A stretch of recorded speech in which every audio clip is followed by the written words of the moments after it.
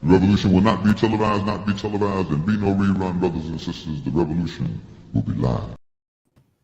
Good morning, everyone. Welcome to day 3 of Seed Dreaming, and we are part of the Seed Dreaming A team right here.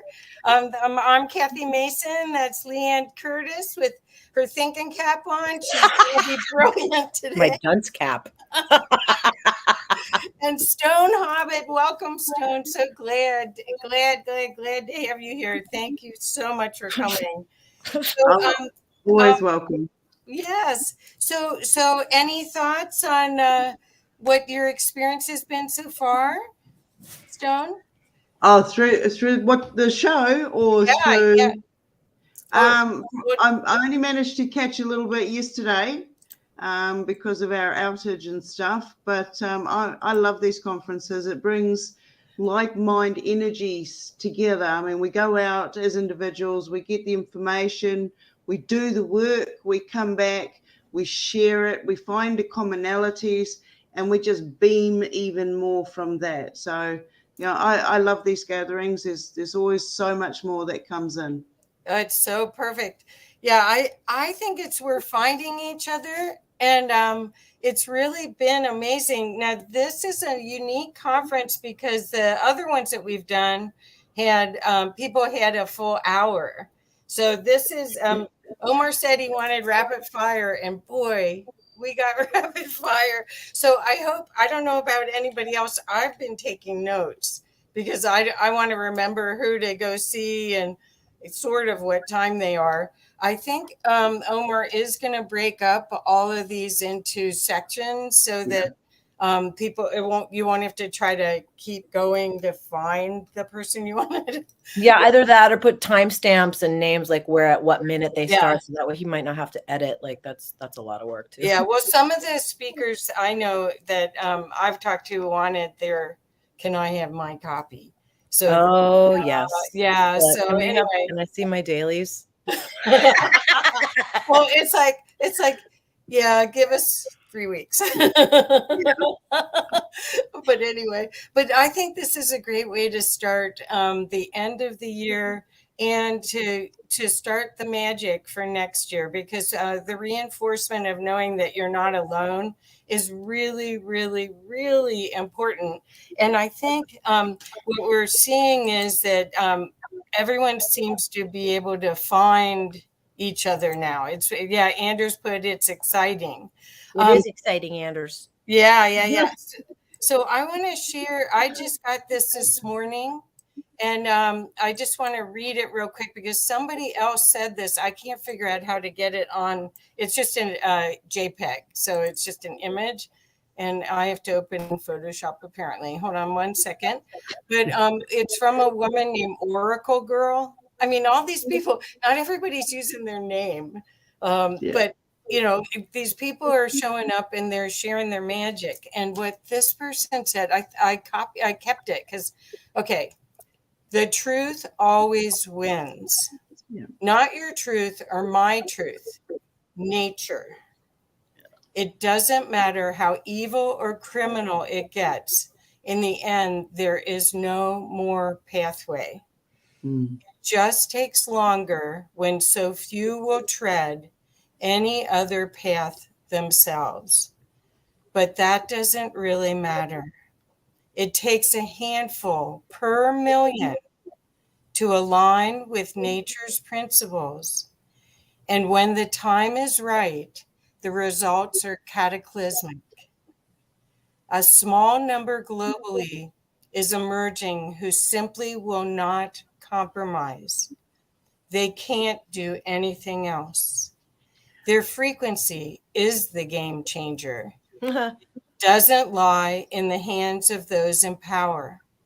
Can you see what I'm saying? It is simply too late for those who lie, kill, and destroy. Wow. Also, those who support them. The reawakening of a few key groups the world over is currently firing a revolution. Nature comes first, and so does love.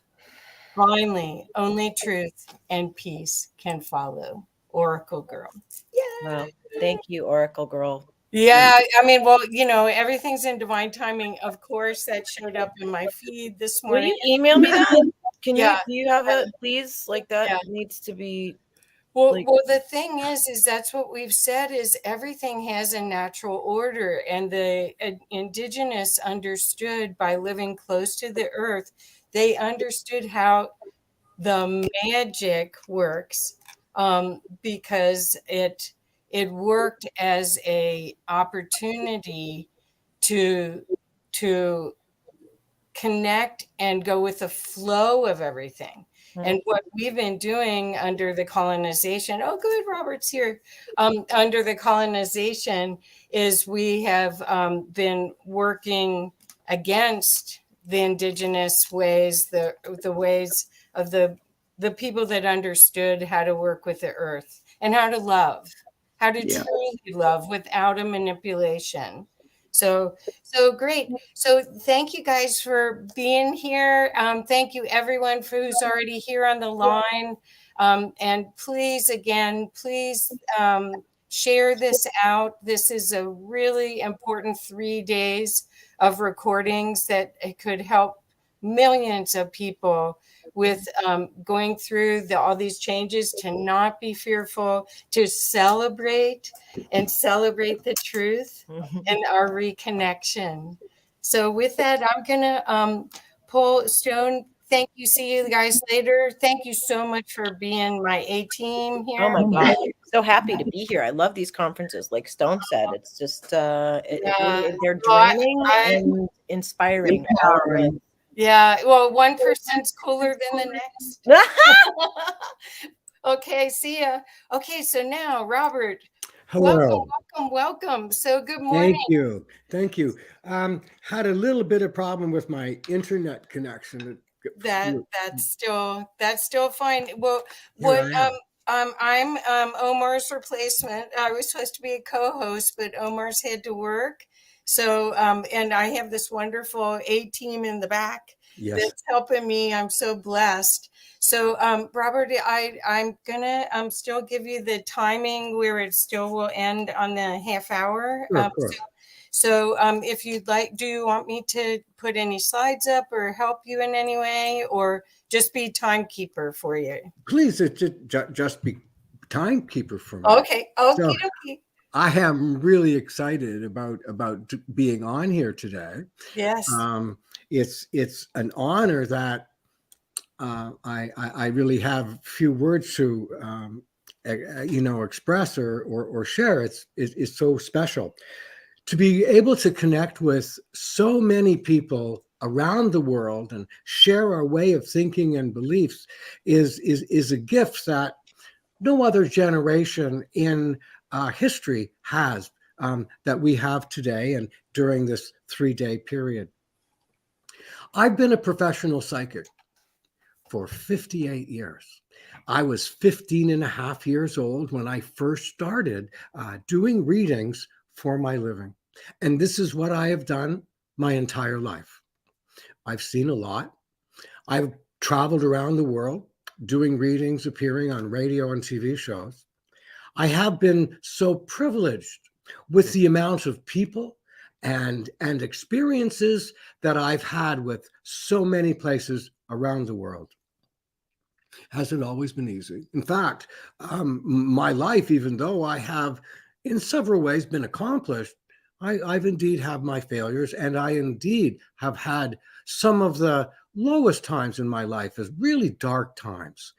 I'm 73 now. I turn 74 in July. I work full time. And at this time in my life, I am experiencing and accomplishing more than I've ever done before. Very recently, I accomplished a goal that I had dreamed about for more than 20 years. And the goal I accomplished because I never gave up. I believed it. I sent thoughts out to it. I focused on it, and I concentrated on accomplishing this. it had been my dream to appear on the Coast to Coast show with George Norrie. And for whatever reason, all those years ago and up until just a little while ago, I just couldn't get on. It just didn't happen. But I never gave up. And at 73 and however many months, I've accomplished one of my greatest. I've always believed, keep going. I've always believed, be determined. It's always been my way of thinking is no matter how far down, you're going to come back. And what I want to share with everyone around the world, there's going to be a lot of intensity in the year of 2023, where we're going to see a lot of changes, differences in the way we've lived our life in the past. One group of people, perhaps maybe we Westerners, our standard of living will become different, perhaps lower. Other groups, their standard of living will become higher. We're going to be arguing with each other a lot over the next year, but we're still going to be here. And in time, we're going to get past this change cycle that we've almost always go through over history we have. And we're doing that now. It's going to get loud. We're going to hear of more fighting and hardship and difficulty. But everybody knows that. Doesn't take a psychic to tell you that we've got a lot of problems going on. What also I've learned in my life is that I can't do anything about world hunger. I cannot stop world war. I cannot change the outcome of a hurricane. What I can do is take care of, be in charge of what's in front of me. I can feed the hungry person I see in front of me. I can give comfort to the injured person in front of me. And that's where I focus. And one of the things that I've learned over my lifetime is being kind. Being kind. You know, we say this person's a bad person, or this person has done that, or this person is like this. Yeah, you can still be kind to them. And the argument perhaps could be, yeah, but they're a bad person, and why should I be kind to them? Well, because you're a good person, and it's a really positive thing for you to be kind. The Dalai Lama says it's whenever possible, be kind. And he then goes on to say, it's always possible. So what's the benefit of being kind? Well, what's the benefit of doing nice things?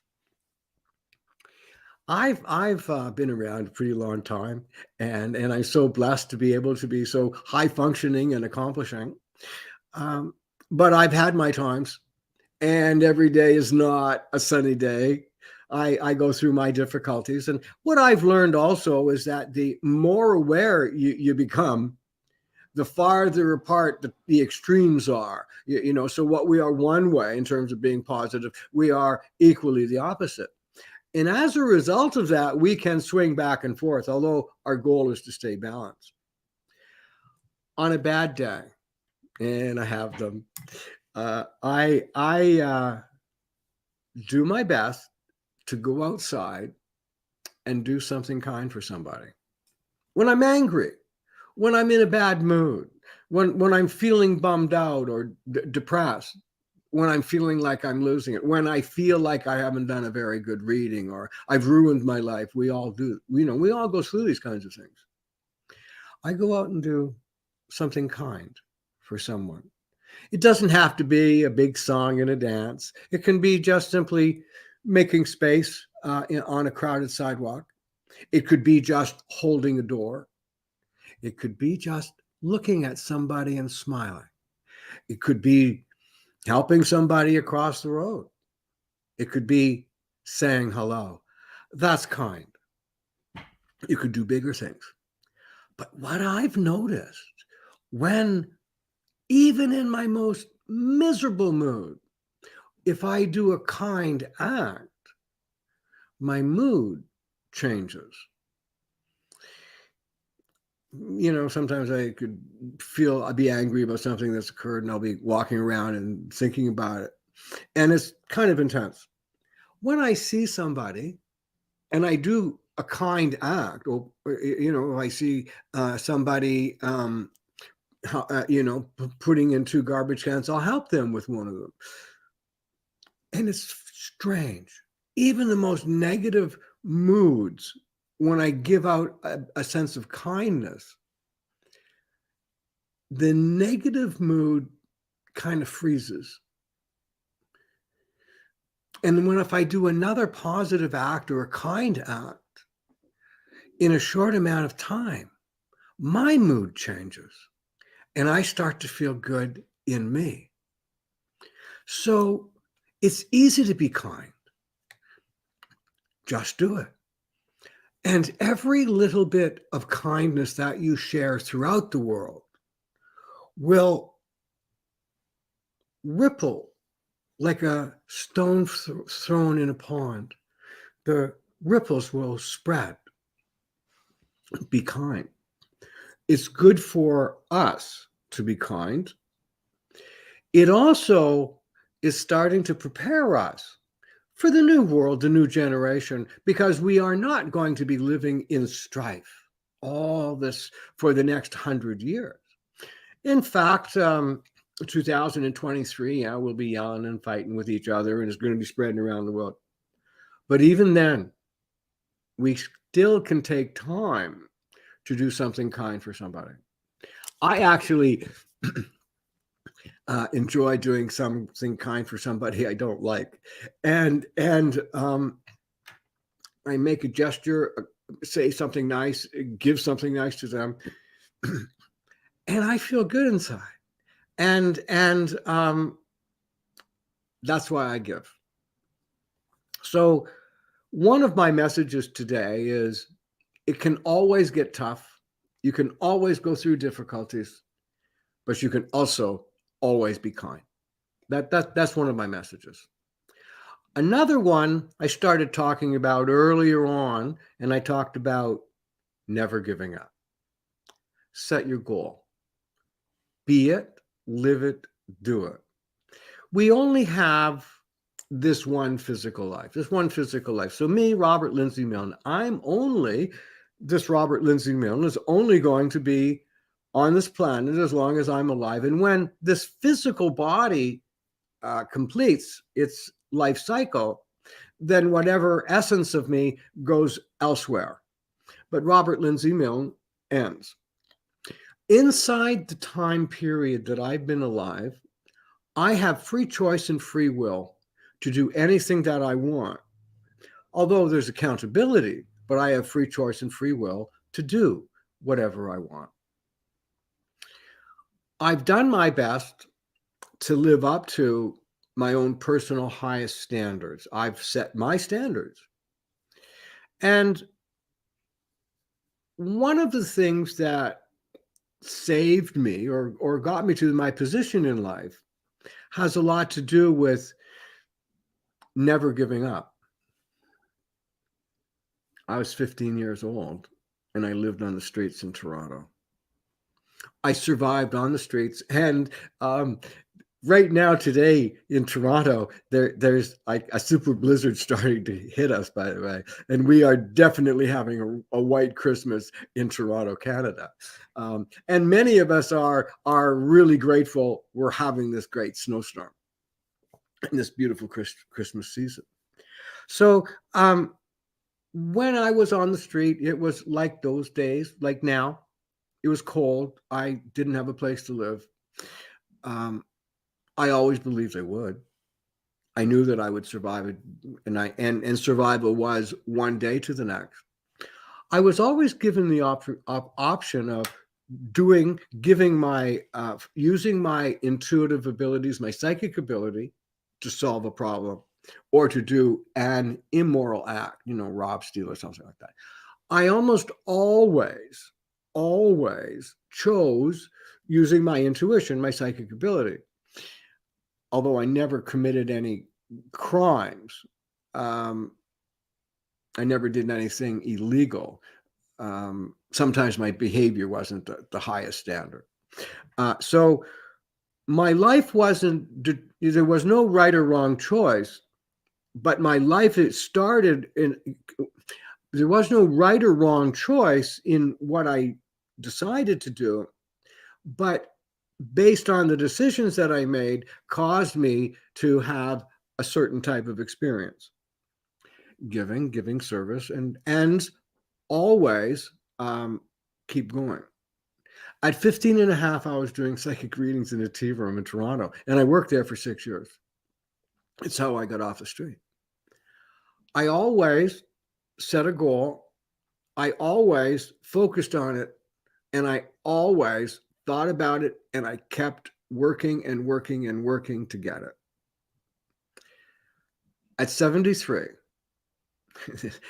this is one of the most glorious honors that I've had in my 58 years of being a professional psychic. The opportunity to talk with you and share my way of thinking. And I'm 73, and I'm still accomplishing now. I focus on doing my best and never giving up. I know that my life, while I've had my challenges, is nowhere near as bad as a huge amount of the population on our planet. It's an outrage. If, space people came down and saw the way we here in the West or in the affluent countries allow the poverty and terrible way lives here with people in other parts of the world from us, I can't solve that. I can help the person in front of me get stronger.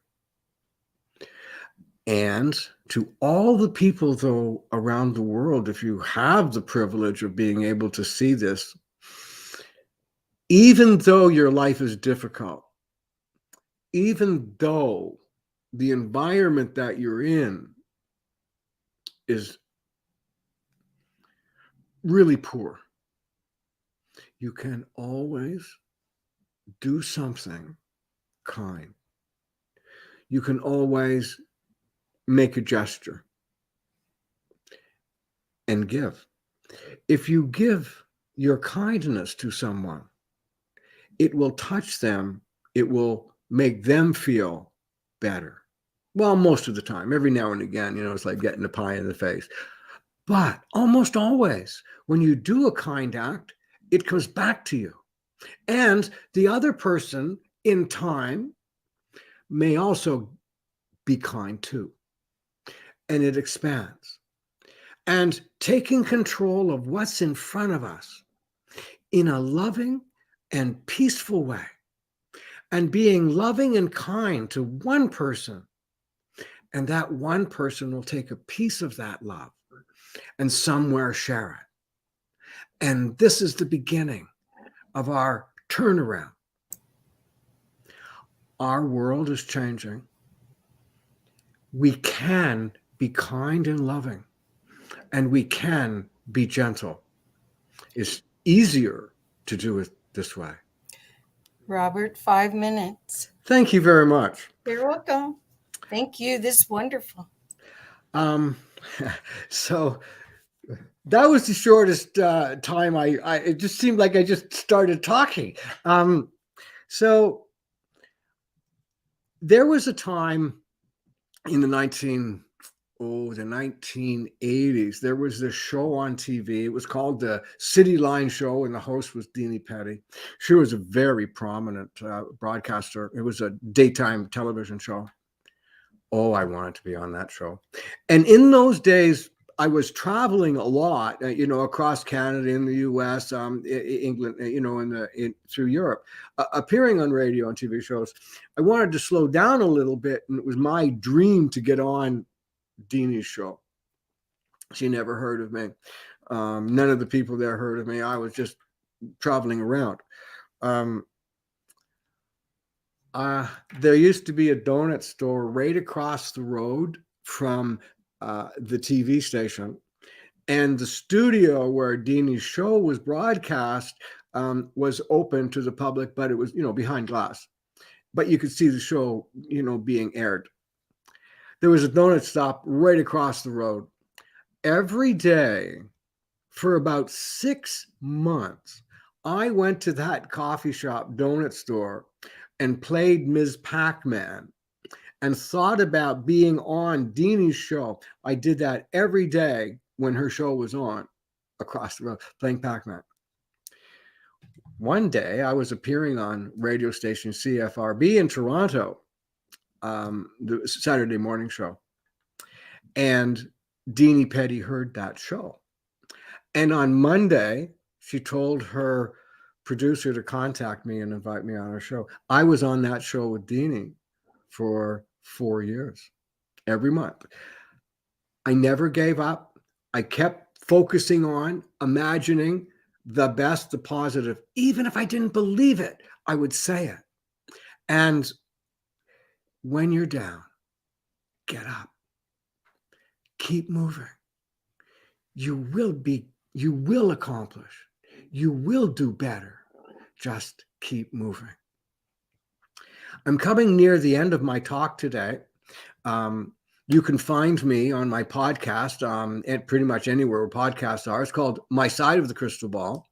You can also, if you want to contact me personally, you can find me on my website, www.robertlindsay.com.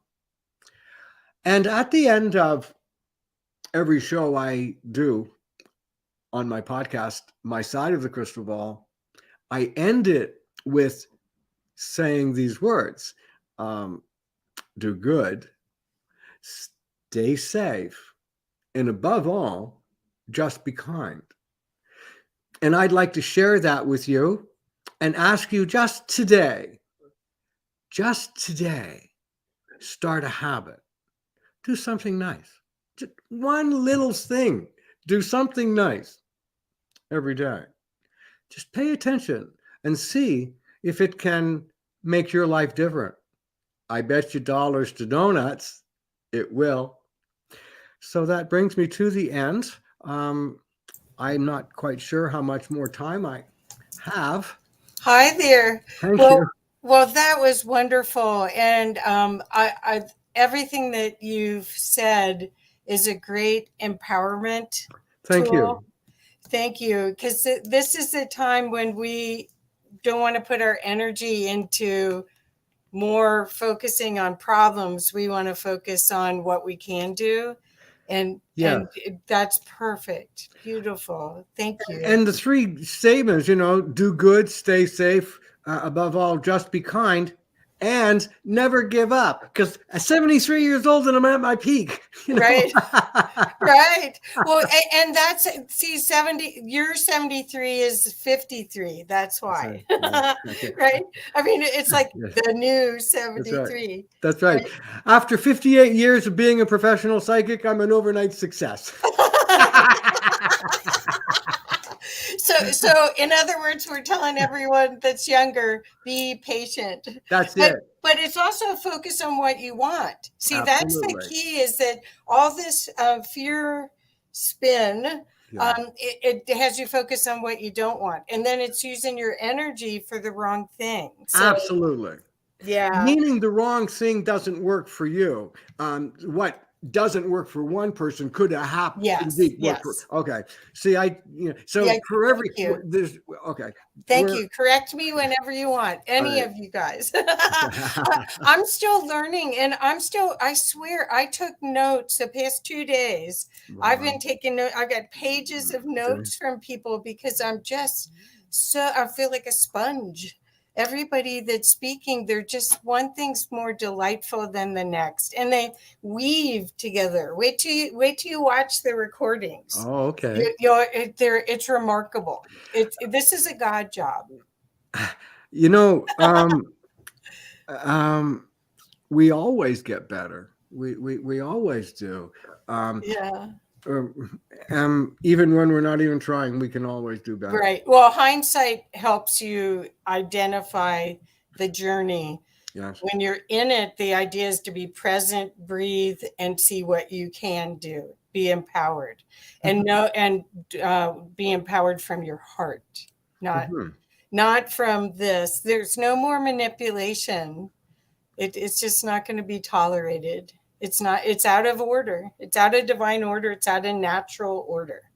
So when you go back to your heart, you're in the flow of what really is here for us, that supports us. Okay. Well, Robert, thank you so much. And you were the perfect way for me to start my day. Thank you so much. Thank you. And the next person's here. So thank you. And Thank sorry you. it was so short, but My worked out fault. great. You were wonderful. Thank you. Bye-bye. So hi, Aubry. How are you? Well, hi. You don't know. Can you hear me? Yes. Can you hear me okay? Okay, because I have a lot of problems in this room from all the energy, so I can never put electronics in here. Last time I started with their podcast before, and it wouldn't work, so I had to run downstairs. Well, no, this is working out great, and you can feel the energy has been building for 2 days, and it's this huge flow and I river. feel it. Yeah, I got me my too. goosebumps. Yeah. Well, we got some devices running anyway.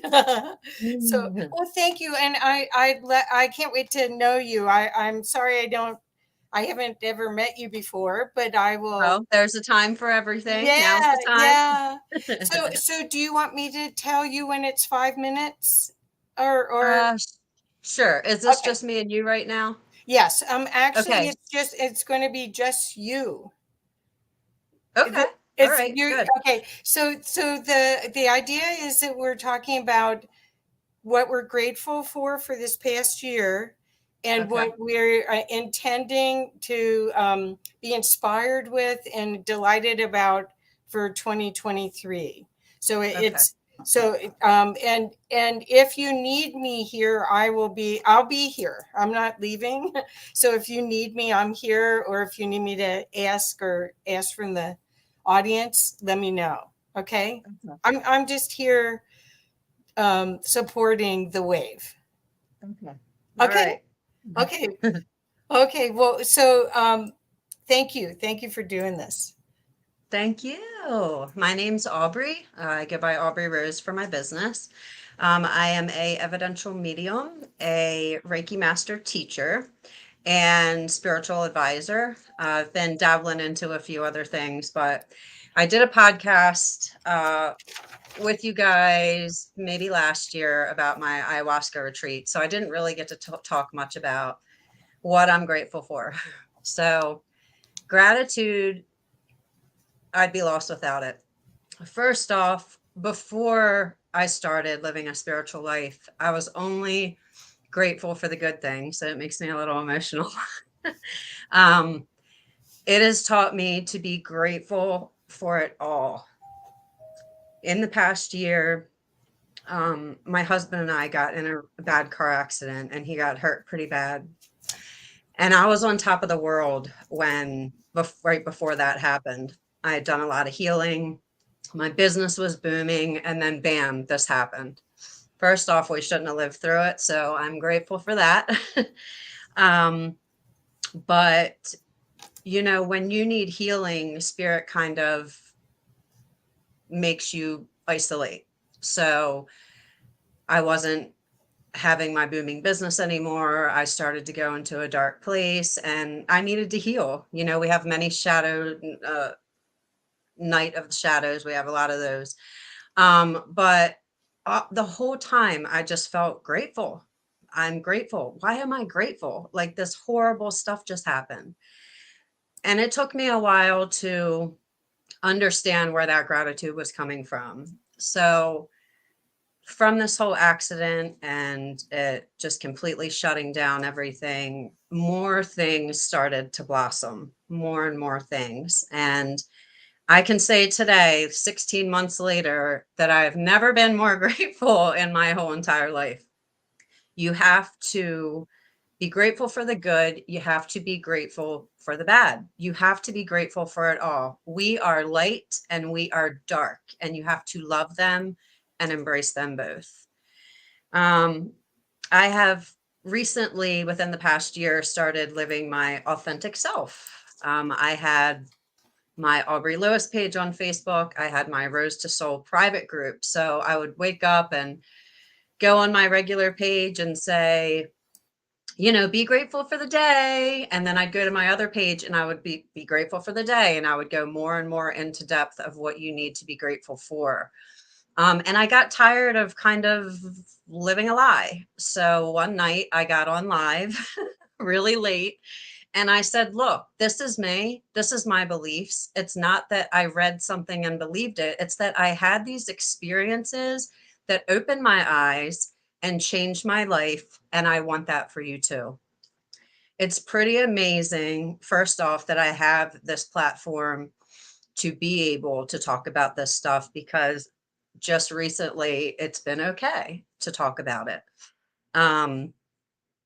I have opened so many people's eyes. I have helped them on their journey. I continue to do so. I will always continue to do so. This is me. If you don't like me, which it's pretty hard not to, because I'm a pretty awesome person, you know, then that's your prerogative. But I love getting these messages online that say, you know, I have my beliefs and you're really striking something. I'm curious. You know, that is the first way your soul starts to come about. You start to get curious.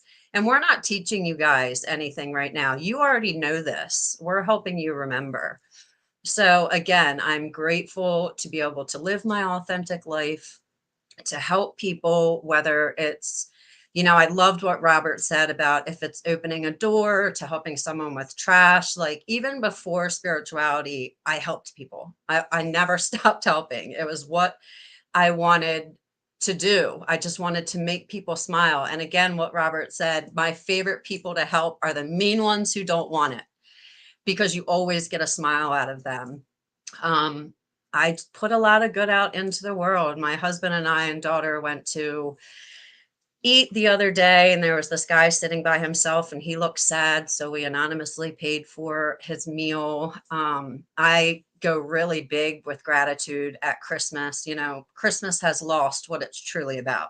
It's not about how much money you can spend on somebody, but there are a lot of people struggling that aren't able to, you know, do anything for their families. So I've helped so far, I think like a total of 15 people, from sending them money to giving them toys and clothes and, you know, whatever they need. That's what makes me happy on Christmas, is being able to make someone else happy. And there's not a lot of that. And it's truly sad. You know, this world is a super dark place. I try to just stick to, you know, I went through all my social media and took out any negative person, of course, sending them love at the same time, but I don't want to see that every day. And now when I get on, it's all love and light and evolution. And, you know, you have to surround yourself with things that you're grateful for. You have to surround yourself with people who are in the same vibration as you. And I do have clients that have a very, very low vibration. And when they get here, it's completely changed. You know, it's amazing what you can do if you put your time and effort into it. It doesn't have to cost money. Just talking to someone, being there for someone, letting them know that there's always a light at the end of the tunnel. You know, your life will be however you want it to be. If you wake up every day, oh, you know, this sucks and I don't feel like going to work and I don't want to do this. Well, that's how your life's going to be. You know, switch it up, and you have any chance during the day to change your mood, to lift your vibration at any point. You know, if something bad happens, close your eyes, shut out the world, close your eyes, take a deep breath in, blow it out. Lion's breath is where it's at. This doesn't work. So, and just in your head, I'm grateful. I'm grateful for whatever happened, because it's supposed to happen. Y'all signed up for this. You picked every single obstacle that you will go through in your life. Why? Because you're strong enough to handle it, because you have it in you. So don't give up. There's always a light at the end of the tunnel, always. Let's see. Well, I'm grateful to be doing this right now. I hope to do more podcasts and spread the light. I have lots of projects coming up. I'm just grateful to be here. I'm grateful for all of you. You know, we have those dark moments where we just want to lay in bed and do nothing. And that is the ego and the bad energy coming in saying, you know, you can't do this. You're not capable. You're not strong enough. You're weak. And you just gotta shut that out. Tell the ego that you love it. And, you know, I'm going to put you to the side right now, and I'm going to go ahead and listen to this other side. Change your mind, change your life. I say that all the time. It really is all up to you what you want to do with your life. And the possibilities are endless, endless. There is nothing that you cannot do. If you want to do it, see it, be it, believe it, and receive it. I should write that down. But you know, we have endless possibilities. This is almost 3 years right here of this, that I have all of this. It started out with a little tiny table wedged in between my dresser and the wall, and I would sit there and meditate and ask for guidance. And, you know, I never expected to do Reiki. I never expected to do half the stuff I'm doing, but I let go. I sent love, light, and gratitude to everyone in spirit, asked for guidance, and, you know, here it is. And again, without gratitude, I wouldn't be here right now doing this with you.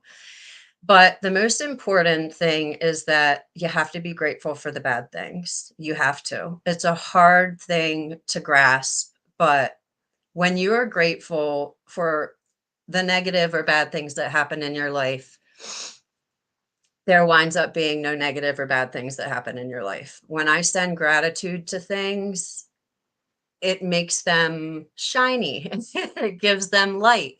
And it doesn't weigh on you so bad. You know, we all go through things and we all get out of things. There is, I tell my husband this all the time. I'm helping him raise his vibration, but everything is always going to be okay. It's always going to be okay. So at the end of this race, you have a flag that says everything's going to be okay.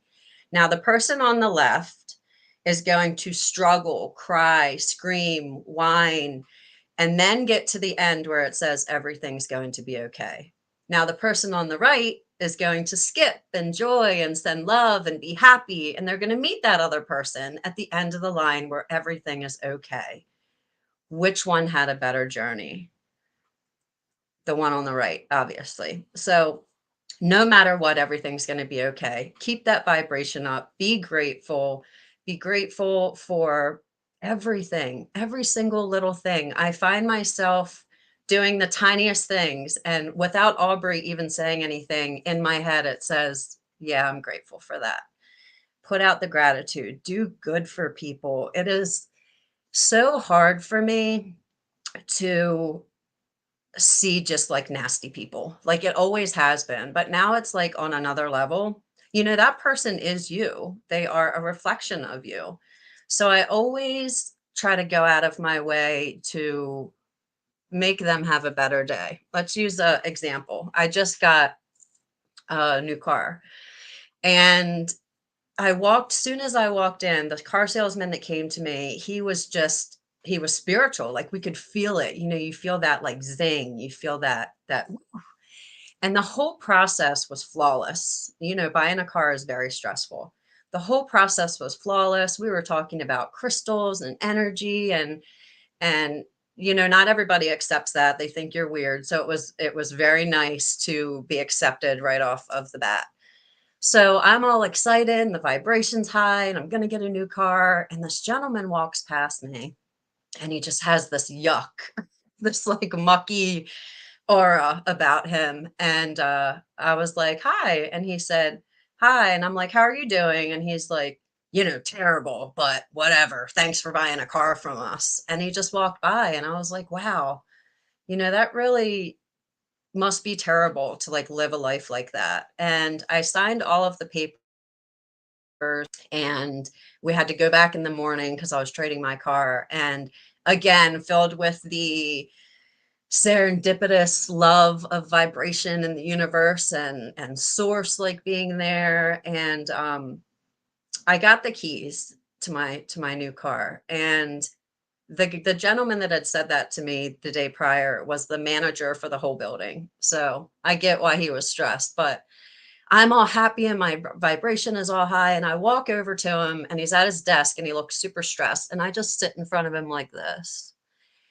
And he was working and he looked up and I said, you know, you should smile sometimes. And he like backed up and he's like, you know, people tell me that a lot. I said, I know that your job is stressful, but be grateful for it. Be grateful that you're in this position. Be grateful that you're around people who try to lift you up every day, because they do try to do that for him there. And we had an amazing talk about life and energy and gratitude. And it was blowing my mind in the beginning because this is the same guy that was like, yeah, thanks for the car, you know, the day prior. But after we were done, he sat up and he was like right in front of my face and he was like, I love your energy. Your aura is beautiful. You are a beautiful human being. He was like, thank you for taking the time to talk to me. You know, people don't talk to me because I'm always stressed and I'm angry and I walk around. And I was like, yeah, kind of like a dark cloud is hovering over you. And he said, yes, but he thanked me and I saw something in him that I hadn't seen prior. And that's what it's about. It's about helping each other, picking each other up when we're down, being there for each other in any way possible. Obviously, don't deplete your energy. I have clients who are a broken record. They, you know, do the same thing all the time and want a different result.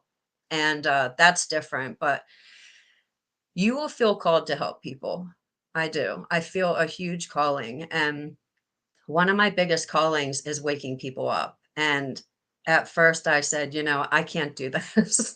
I can't do this. This is a huge job. You know, people think I'm crazy and this and that. And now, you know, I'm embracing it. I am here for any questions that you have. I'm constantly sending love and light.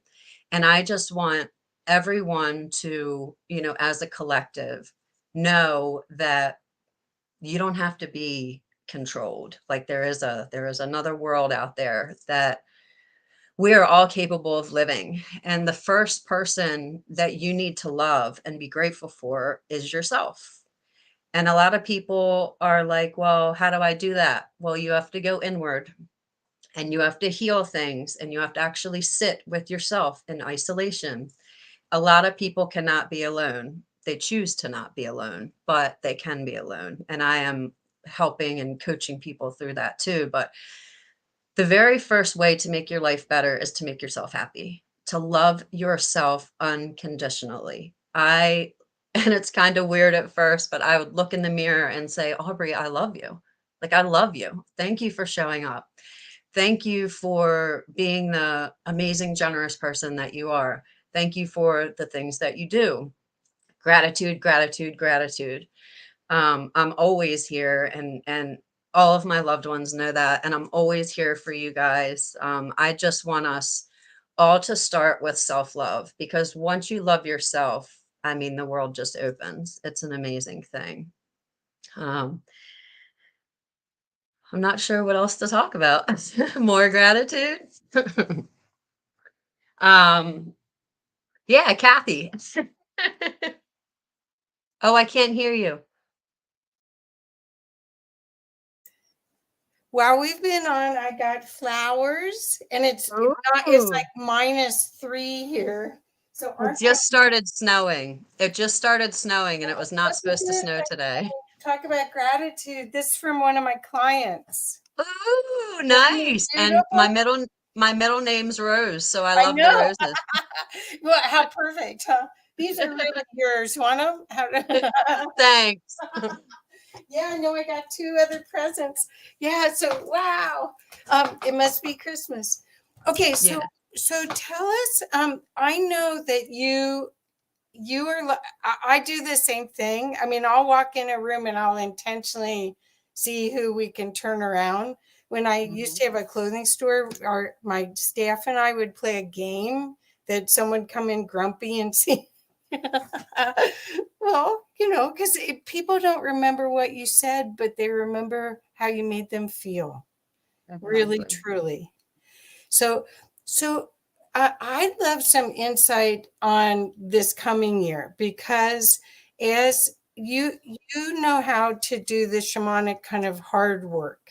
You know how to push through, and people, I would love your insights on the bravery, on how to be brave, I guess, to do that, because if whatever you resist persists, but if you just go through it, it's an instant, and all that energy is freed up. But people don't know that, and it's nowhere in training unless you work with someone like you.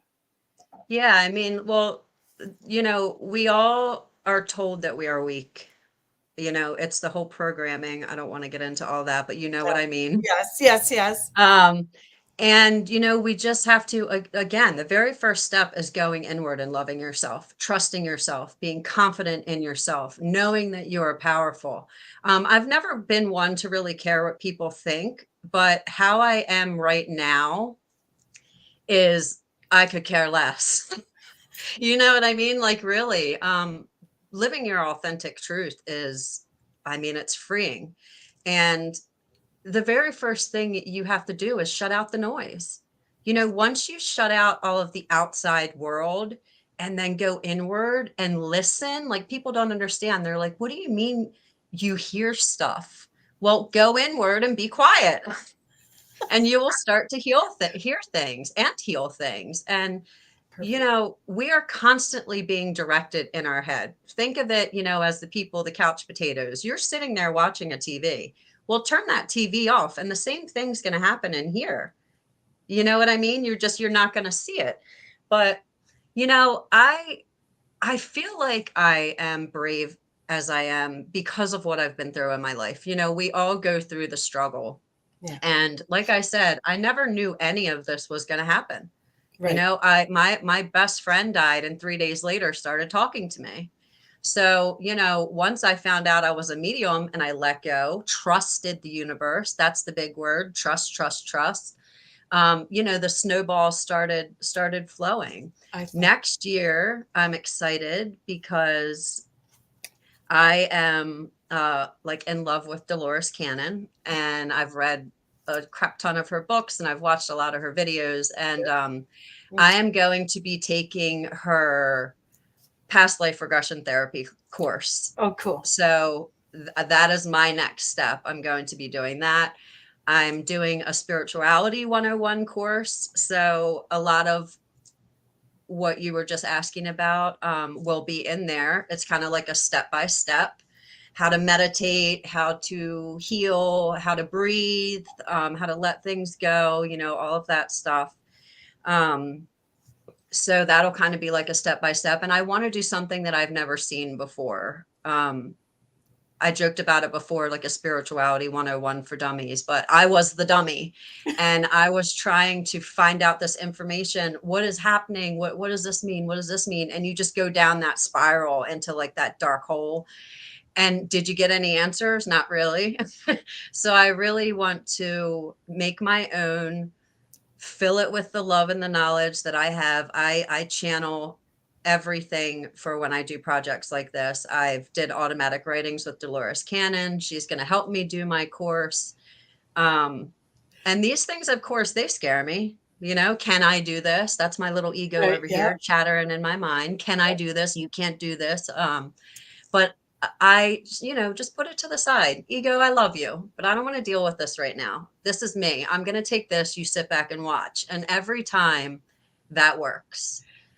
Talk to yourself. You know, you have every single answer you could ever want inside here. You just have to listen. Exactly. You have to listen to it, and trust. You know, us humans, we have a hard time trusting. Why? Because we get burned all the time. But I can tell you, in the 3 years, I've never been burned by spirit, ever. They have never guided me wrong. They have helped me with situations that Aubry's human side could not figure out. And I started stressing. And then I hear my guide say, hello, we're here. What question do you have? And I get that calmness over me. Perfect. People need to meditate. And I notice with my clients, because after I do Reiki, I send them a bunch of stuff, from meditations to sleep meditations to chakra balancers. I send all that stuff.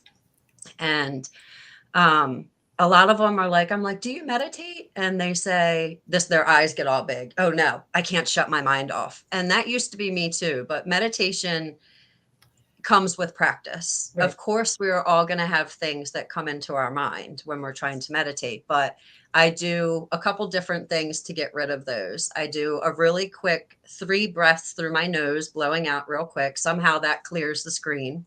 Okay. And when a thought comes in, I say thought, and I shove it to the side and it goes away. So with more practice, those thoughts will stop coming. But everyone is like, oh, I want to live a spiritual life, but how do I start? Meditation. Meditation is where you start. When you sit and be still and be present, and don't think about what happened 5 minutes ago or what's to happen in an hour, and just be present. Yep. You can say in your mind, I'm being present. I'm being present. And eventually, you know, it'll click and you'll be present. But you have to just be still and listen. All of the answers come to you when you meditate. I get some of my best ideas when I meditate, and, you know, things try to come in, and, you know, at that point, once you get used to them, you know, not to trust that. Spirit will never guide you wrong. Your ego always will. Now, egos are good for us at sometimes, but when you learn to decipher the difference, it's all love over here. And it's all, I can't do it over here. So again, send the ego gratitude, send your soul gratitude. And, you know, we're each put here for a purpose more than what we think. Right. We're not supposed to just get up, work a job, feed the kids, and go to sleep, repeat, and then die. Right. There's this whole other world out there that I am fortunately bringing people to. I think so far, you know, with all the readings and people's lives that I've changed, and with Reiki and that powerful energy, my favorite thing thus far is waking people up. You know, because some of them at first, they'll sit there and be like, yeah, okay, well, how's this possible? And Aubry doesn't have all the answers, but I do close my eyes and ask, and they get a response that blows their mind. So it's all about getting them away from this and getting them to this. And to see people's lives change. Mm-hmm. You know, when we heal another person, we heal ourselves. A lot of people don't understand that. Yeah. So when they're waking up, it just gives me that spiritual flush, that rush, you know, and I love it. I love it. I love them. I love you. I love this. Oh, well, you can tell your energy is awesome. And Cat just came to say hi too. So I want to make sure that people know how to find you, because we are out of time, I'm sorry to say. Oh, no, it's fine. But I'd love to talk to you some more, because your energy, it's almost, I want to be around playful people that are playing in this game, not worried about the game. And you can tell you're doing that. So yes, thank you. Thank you so much. Well, you're welcome. So how is the best way to find you? Okay. I have a website, Rose, capital ROSE with a number 2, capital SOUL. So rose2soul.com. Okay. You can find me there. I also have Facebook, Aubry Lewis, LEWIS. And once we become friends on that, I send you an invite to my private group of Rose to Soul. Okay. Because people are waking up, but some people still are shy and they don't want, this person to know that they're doing this. So that is a good opportunity for you to, because I post meditations, I post all things spiritual on that page. So you're welcome to come there. And I also have Instagram, which is also Rose to Soul. That's probably my least used one, but great. All of my info is on my website. I'm always here, even if you don't want services and you just want to reach out because you're curious. I am that person. I've always, and I will help guide you to where you want to be. So look out for my course next, like in 2 months, my course should be done. And I will be putting it out there to help all you guys wake. Great. Well, that's what you can tell that you got the same memo I did, that we're supposed to play it. This is not, don't be afraid. If you fail, just go pick yourself up and go do it again, because that's how we learn, and just go for it. So that's how I've always been. That's how I've always been. And that's how I'll always be. So, Well, thank you so much. We've got our next speaker. So 30 minutes is short. Thank you so much. Have a wonderful holiday. You too. Thank you. Whoops. Okay. Hi, Lindsay. Hello. I am not Omar. Yes. Hi, Kathy. Nice to meet you. Nice to meet you. He did send me your bio, so I can read it if that's okay. Real quick. If you would like to, go ahead. Okay. Lindsay is an experiencer of other realms via astral travel, dream walking, visions, and interaction with other dimensional entities. A shaman, spiritual guide, and teacher for others. Yay. Oops, that's not part of it. We're all excited. Yeah. Well, we're finding each other. We will discuss how she she will discuss how she performs cleansings, blessings, and spiritual reclamation. She will discuss her tarot journey, included a severe entity attachment, and her personal shamanic encounters of a profound nature, including I don't know what that means. Synchromysticism? Thank you. Mystic. I don't know what synchromystic. That's a new word for me. I actually think this bio isn't what was meant to be for today. This is a really old one that when I'm on for a longer interview maybe would be. I'm not going to actually address most of those things, which is totally fine. Sorry, that's what Omar sent me this morning, and no, it's not your fault. Yesterday, I had nothing for anybody. I just sort of went, no. "Oh, you're next." Well, I can introduce myself if you'd like. Okay, I'm sorry. I wasted part of your time. That's okay. Would you like me to tell you when there's 5 minutes? Sure. Yeah. Okay. I can just roll through it. I've got everything ready to go. Okay, with that, I'm sorry I wasted your time. Okay. No apologies at all necessary. Thank you for having me here. Nice to meet you, Kathy. Oh, yeah. Thank you. Yeah, I'll just share with people, nothing that you said, Kathy, was wrong. Those things aren't necessarily what we're focusing on today. So I'll just tell everybody some of what you said. I'll repeat, and then I'll add a little to it. I am a shamanic healer and teacher. I also am an author. I've authored 4 channeled books. I connect with who I call the spiritual ancestors, and sometimes I refer to them as wogies, and you may just experience them as interdimensional or higher consciousness level beings. I do also offer one-on-one services with people. I do teach courses, and I have all of that available at rogueways.org. You can see it right at the bottom here. Rogue Ways is my portal, my hub, my show. I am also a show host of the show Rogue Ways and Middle Path. Their podcasts. They're on every podcast platform. I do live stream 3 times a week as well on Rockfin mostly. That's rokfin.com/rogueways. I do write also at Substack. I do some shorter channeled messages. Just because they're short doesn't mean they're not very profound. If you want to go check those out, those over at rogueways.substack.com.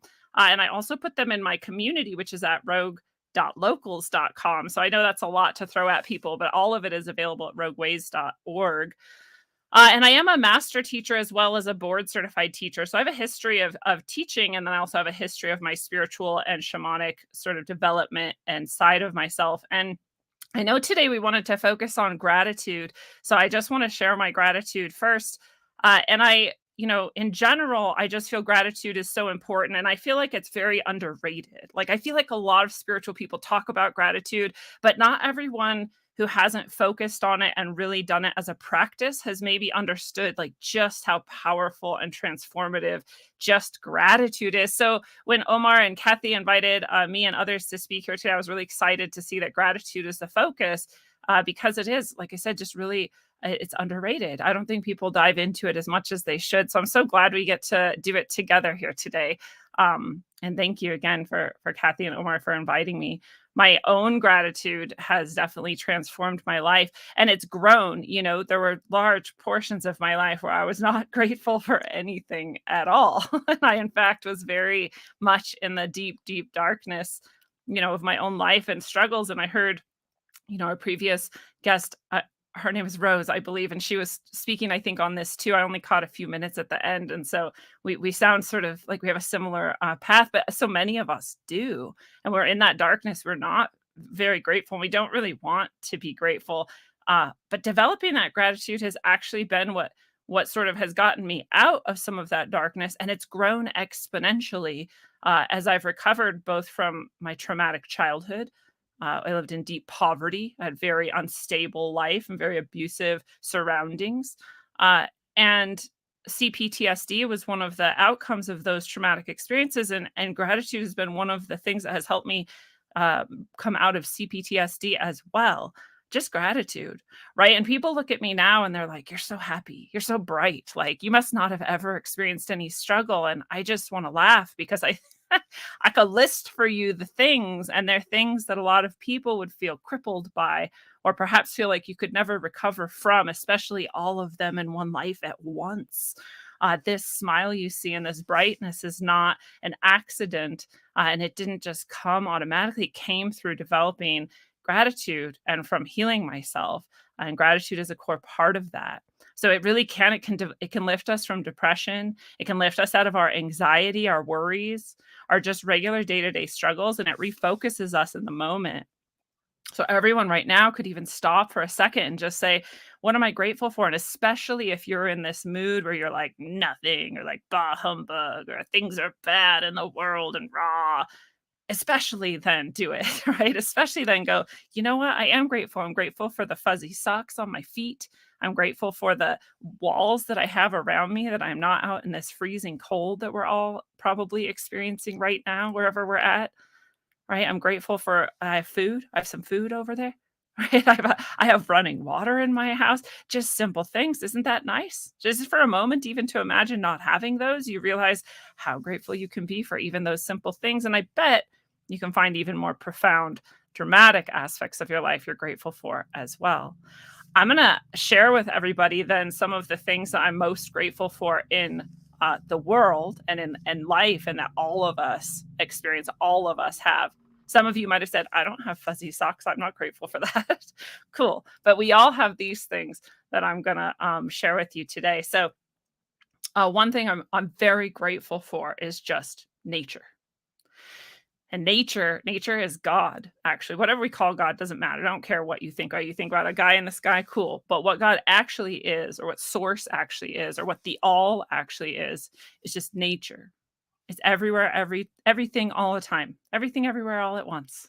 It's a good movie, by the way. Nature, in fact, is just truth. It can't be anything but itself. And there's no way to pretend it away or lie it. It is truth. It is just there. I'm grateful for that. Nature is fractal. It's fractal in nature. Nature is fractal, right? As above, so below, it's a fractal. As within, so without, that's a fractal. Even the patterns that leaves make, that trees make, that energy moves within, it's fractal. Every single little tiny part you can zoom into reflects everything else in the whole. Everything you can look at in the whole reminds you of everything down in the microcosmic. That's by design. That's on purpose. That's so we can never get lost, right? Nature is fractal. I'm so grateful for that. That's such a beautiful aspect of our experience. Water is just one element in nature, right? And if we even just look at water alone, water is so weird. Water is so amazing. You're made up of mostly water. Most of this we see around us is water. Water is most of the world. But it's also like mysterious. Like I said, it's weird, right? Water gives us infinite spiritual access. And it's just practical too. We need it to survive. We drink it. Hopefully we have pure, clear, beautiful water. We can all give a little gratitude for the times when we do, at least, and hopefully we always do. But it's used for so many things, and they're all so important. We use water to cleanse, both physically and spiritually, right? Holy water. We can bless things and cleanse them. We can use it to do blessings. It is a blessing in itself, and we can use it to add blessing because it holds so much energy, has that potential in it, has memory ability to store memory in it. If you've seen some of these experiments where they can get some information from some water that is completely cleaned and empty of any substance we can find, and it still has the memory that they can use to recreate like a cell that was in it previously. That's crazy. Water has memory, right? And it can transfer that throughout time, and it can even be a portal through dimensions depending on how you use it. That's just one element in nature. That's just water. It's so beautiful. We can all be grateful for that. This power is encoded in everything around us. We don't have to pretend it into existence. We don't have to go looking very far. It's all around all of us. I'm so grateful for that. Nature is also the cyclical regenesis constantly. There's nothing but that in nature.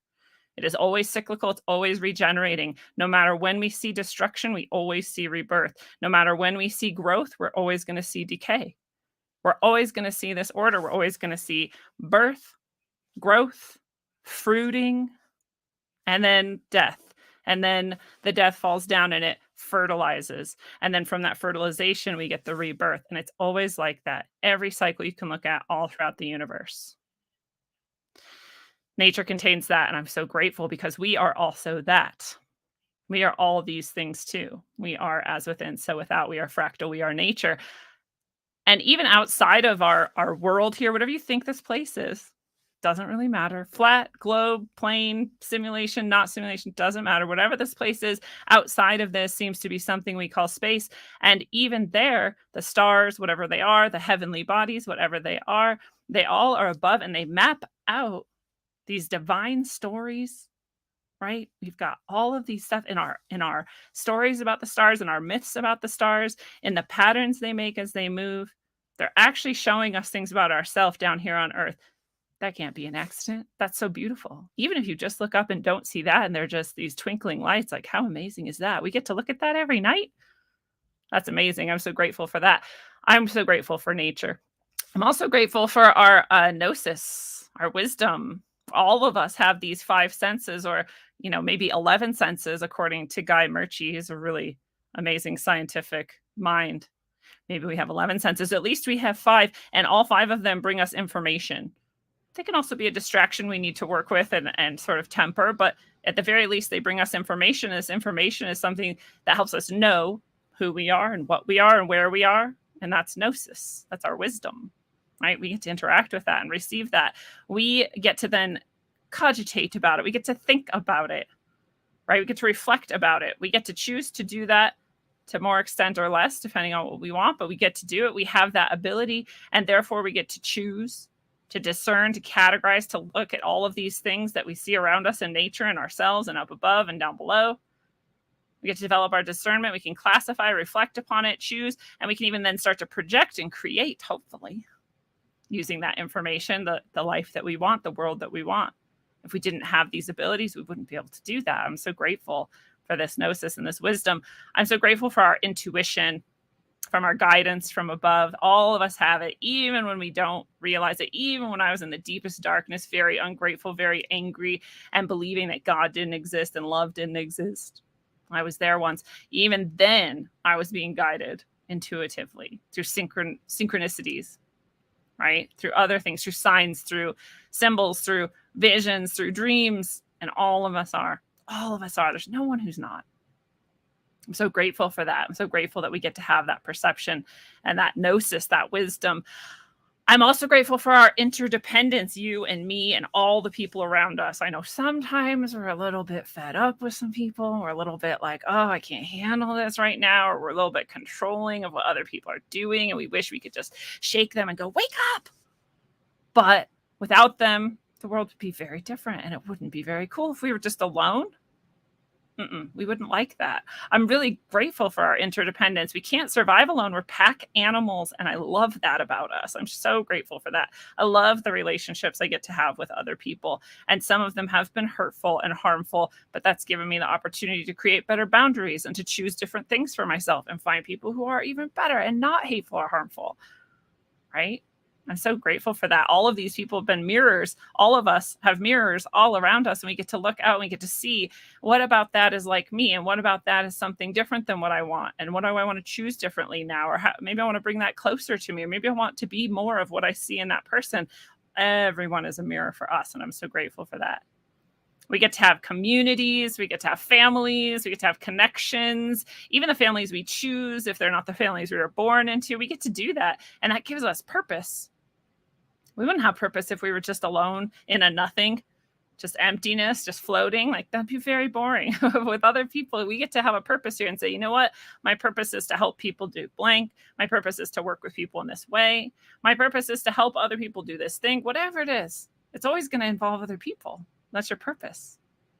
We wouldn't have purpose without other people. So I'm grateful for this interdependence. I'm grateful for our creative ability, our constructive ability, which again, we wouldn't necessarily have without other people. It is true, maybe just the inspiration for something we want to create comes just to one person, but then you always are in connection with others as you're creating it.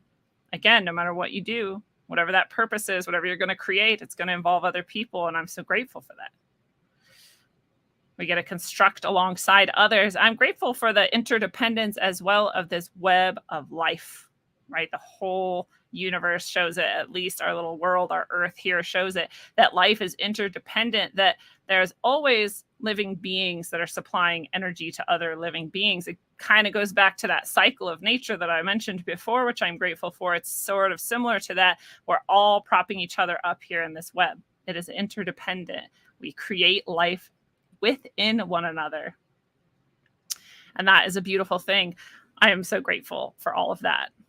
And you know, another thing about that interdependent relationship is that if any of us stumbles or falls or needs to pause or break down for a moment, someone else among us gets to come and pick up some of that slack and carry us along. And we get to do that for other people too. We have parallel structures here built in for us. It's just how we do it. And we always do that for one another.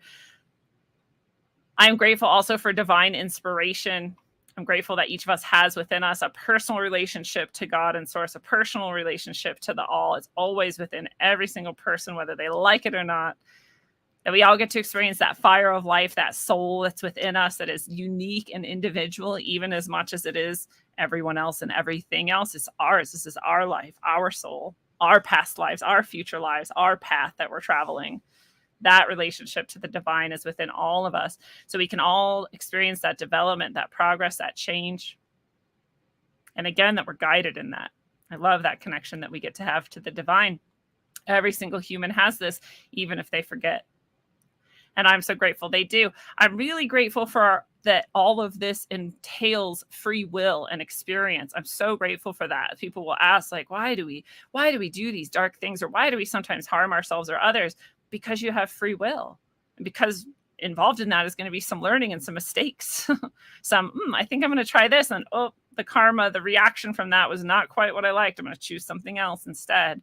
I love that. I love that free will. If I didn't have that and I was just forced to just play a role, play a program, and not be able to deviate from that, I would not like that very much. I would not enjoy that as much. Very grateful that I get to choose. Even in darkness and hardship, even in light and brightness, I get to choose everything. I've always been free to do that. And I'm so grateful all of us have that. All of us have this free will. And I'm so grateful that there's no judgment in that. I can choose anything. You can choose anything. And there is no one and nothing judging you. That is a weird myth. Only humans do that. Nothing else in the universe is doing that to you. There's no judgment. Maybe you're doing it to yourself, but nothing else is doing it to you. Choose anything you want. You're free. That doesn't mean there's no consequences. There's definitely consequences to every choice, good, bad, and neutral. There's consequences. There's karma, but you get to figure that out for yourself and you get to choose. Is that what you want? Well, then choose something different. I love that simple, natural consequence of karma. I love the free will that we get to have because of it. And I love the gnosis it brings us, the wisdom it brings us about who we are, what we're doing here. And that we get to understand then true justice outside of judgment. But I am most grateful that knowing all of this, experiencing nature, experiencing our interdependence, being grateful for our interdependence, our divine connection, our free will, that all of this allows me to know myself really deeply and truly. No one else gets to tell me. I don't have to listen to anyone else. I just get to know it myself. I get to create it myself. I get to heal myself. And I get to therefore save all of myself. Right? And that is all that could ever uplift or heal or save the whole world. The whole world. It's that easy, actually, that you just have to save, heal, uplift, and know yourself. And so for the future, right? Because this is the other thing we're doing here, right? As we're envisioning the future. What's the future like? Well, the future is anything you want it to be. So what do you want it to be? Have you healed yourself? Have you uplifted yourself? Have you saved yourself? Because if you have, then the whole world is going to be saved. So get to it, right? If that's what you want, you have free will, you get to choose. And then the consequence will come, the karma will come, and we'll see what the future looks like. But I love that we can remember ourselves through all of these things that I've just listed that we can be grateful for together. We can remember ourselves and what we are, who we are, where we are. And we can remember, we can literally put it back together. That's remembering. All the little members, we're remembering. We're putting it back together. We're in a kind of shattered place right now, and that's okay. We're remembering and we're putting it back together. You can do that for yourself, and therefore you're doing it for the whole world. When we start to take this full responsibility for ourselves, because we really do have free will and free choice, we don't see an oppressor anymore. We don't see a control structure anymore, right? Because we understand that we actually only ever had free will, and we still do. And that no one can make us do or be anything. And we get to just do it. Are there consequences? Yes, always. But you still get to choose that, and you get to do it if you want. And if you want, do it. We free ourselves that way. That's how we are free, is when we just know it and we be it. Right? And then and that frees other people. Other people see that and go, oh, I want some of that. What is that? Freedom? Okay, I'm going to be free too. Right? I'm not going to let other people be my oppressor. When we reconnect to that divinity within us, that knowledge of God, of source, of the all, that we are that we're connected to it, every single person, that we don't need a middleman. We don't need an externalized religious structure. We can, and that's fine, and it's great if you want it, but we don't need it. We have it inside of us, every single person. And we reconnect to that, then we bring back Christ. That is Christ. That's Christ consciousness. It's just you knowing who you are, what you are, that you have this internal connection. Being grateful for that, developing it more, there it is. It starts to burn even brighter. This is the return of Christ. Wouldn't that be nice for the future? Whatever you think Christ is or was or whatever, that energy, you can call it something else, call it ascendance, call it just transformation, call it growth, right? Call it your higher self. Same thing. Bring it back though, we're remembering it, we're putting it back together. And we honor that internal connection that we all have, that divine connection that we all have, then we restore the things that we used to actually have, right? This more local, interdependent community, families that are decentralized. We didn't have so much centralization of what allows it to become externalized and therefore controllable.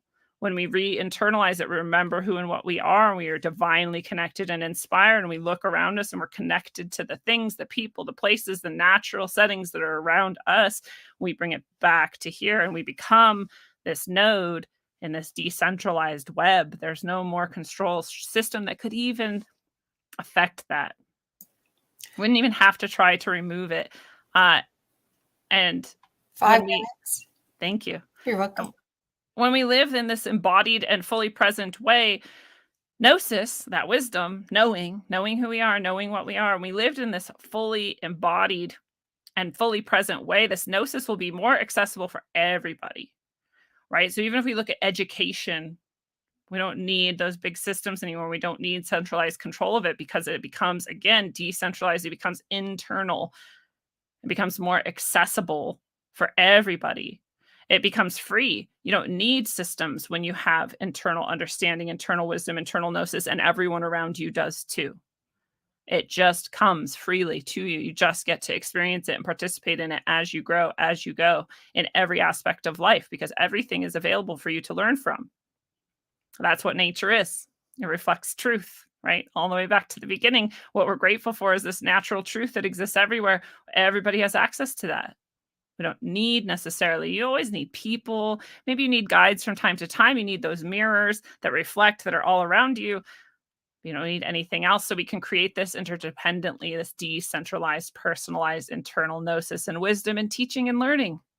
We don't need systems for that. And this will all return us to a more natural, personal, localized, interdependent network of being that mimics the natural world, because all of those things is what nature is. Nature is local. It is personal. It is interdependent. It is a network that is full of parallel structures and backups in case some things need to fall or pause or rest for a moment.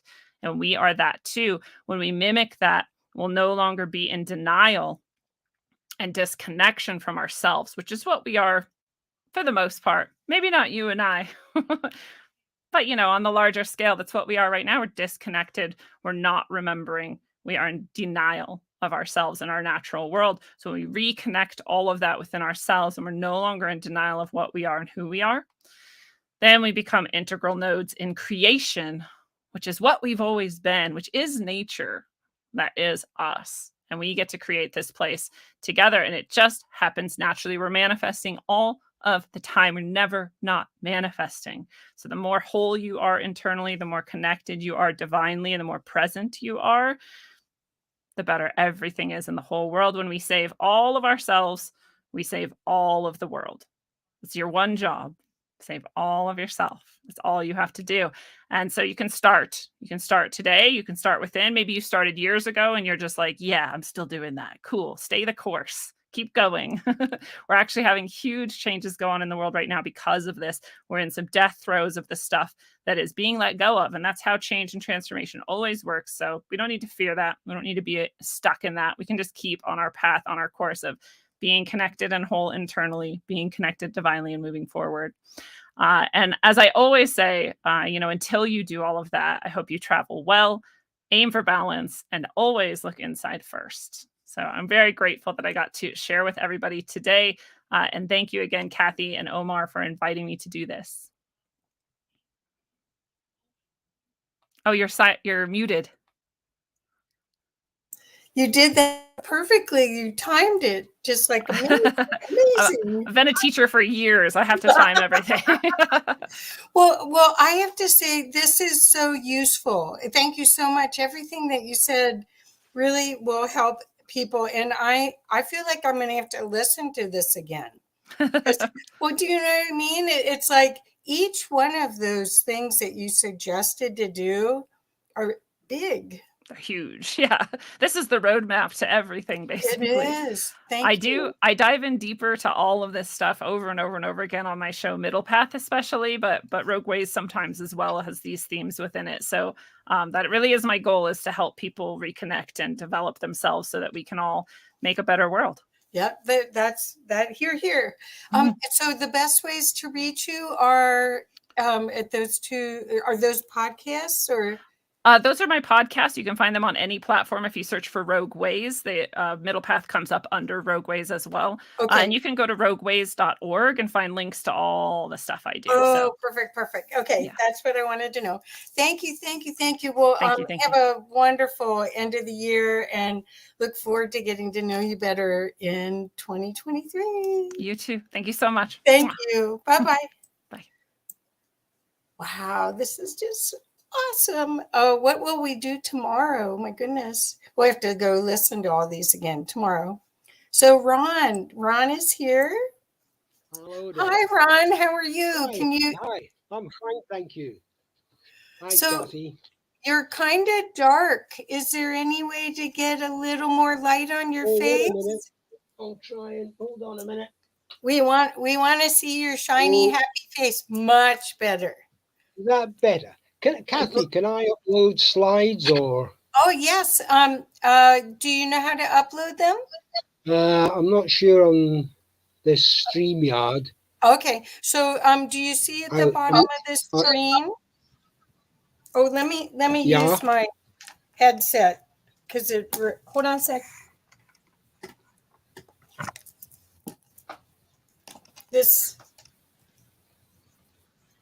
This helps it not Oh, have an echo. Okay, so at the bottom of the screen, okay. Can you hear me okay? Yeah, Okay, see I can hear present. you perfect. Good. See present.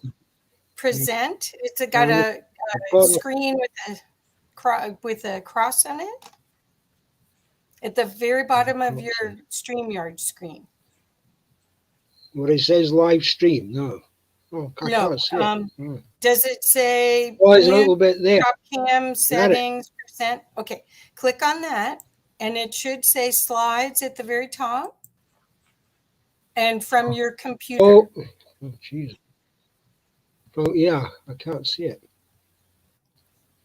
Do you see Is that present? there? No, that's not it. Do I see present? I don't see present. No. Okay, so what's next why to that is. settings on the toolbar at the bottom of the screen? Yeah, hold it. It's got mute, stop, cam. Oh, God. Settings. This is gone all over it.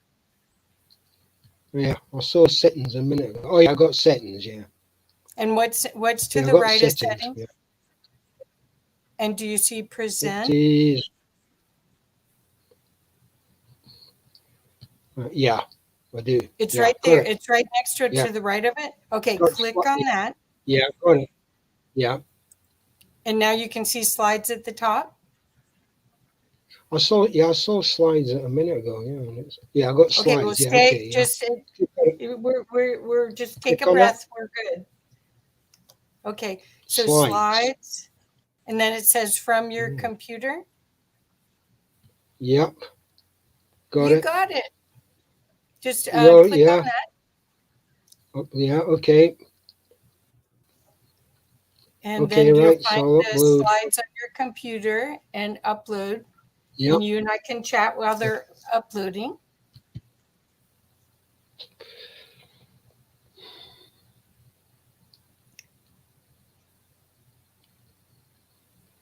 You didn't find it?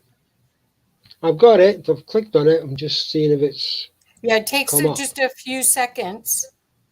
Oh, yeah. Yeah. Okay. Yay, you did it. Have they come up? Something else got to them be up. grateful for. Is that it? They come Well, up. I'm sorry if I would have known you could have sent them to me, but I didn't know. I know. I just thought I'd be able to upload them, and have they uploaded or not? Yeah, this is not No. Zoom. This is I thought they had. StreamYard. Yeah. Yeah. I But don't they haven't see come him up. come in yet. You want to No. click that button again? Yeah. You're going to be fed up with me now, aren't you? Try and present. No, Okay. I'm patient. Slides. I got it. I'm grateful you're You're here. patient. I'm patient. Otherwise, I'll just have to talk about it. I got slides. Okay, slides. Right. Your computer. Yeah. upload file, Yes, please. and that should, okay, right, wait a minute. Documents, I'll try again and then. Oh,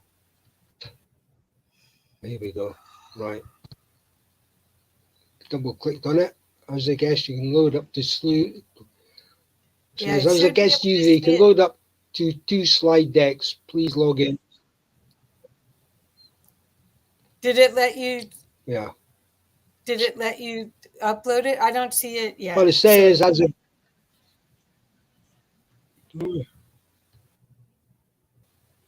Yeah, okay. Right. It says, please log in or sign up for free to upload more. Oh no. Well, it Mm. says 2, so maybe you can do 1.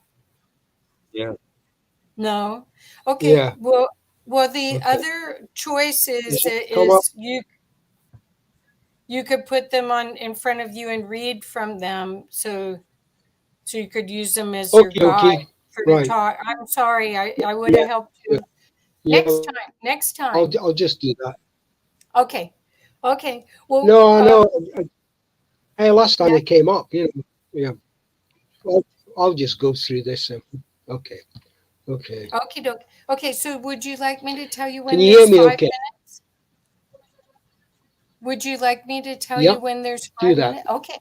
Okay, I will. Okay, thank you. Yeah. So, Yeah. okay, You talk can to you hear me. soon. Yes. Yeah. And now I Okay, I'll can see just you. set off then. You can see me. Yes, sir. You can see me.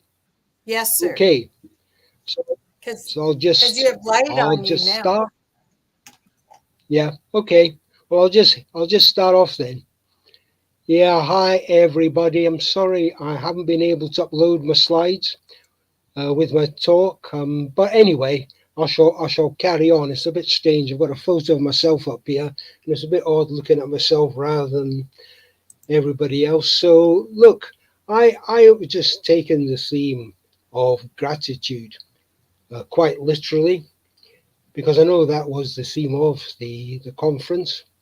So my gratitude is going to cover some people who, as far as I'm concerned, have influenced me in taking a look at the world that we live in, our place within the universe, and all the strange things that have happened to people, and the whole theme of what is our particular role in the universe.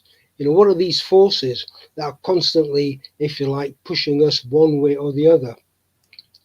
And I've always felt that there are certain individuals who have influenced me personally, and I think have had quite a wide influence in the way that we look at the things. People who've actually tried, if you like, to, show us that, the world is quite a different place from what you might think. It's a world where a lot of strange events happened. And, in particular, what's always struck me is that there are people who have done their best to, if you like, expose the way that governments have, over the centuries, tried to restrict our knowledge about what's going on in the world, and to keep us in ignorance of things.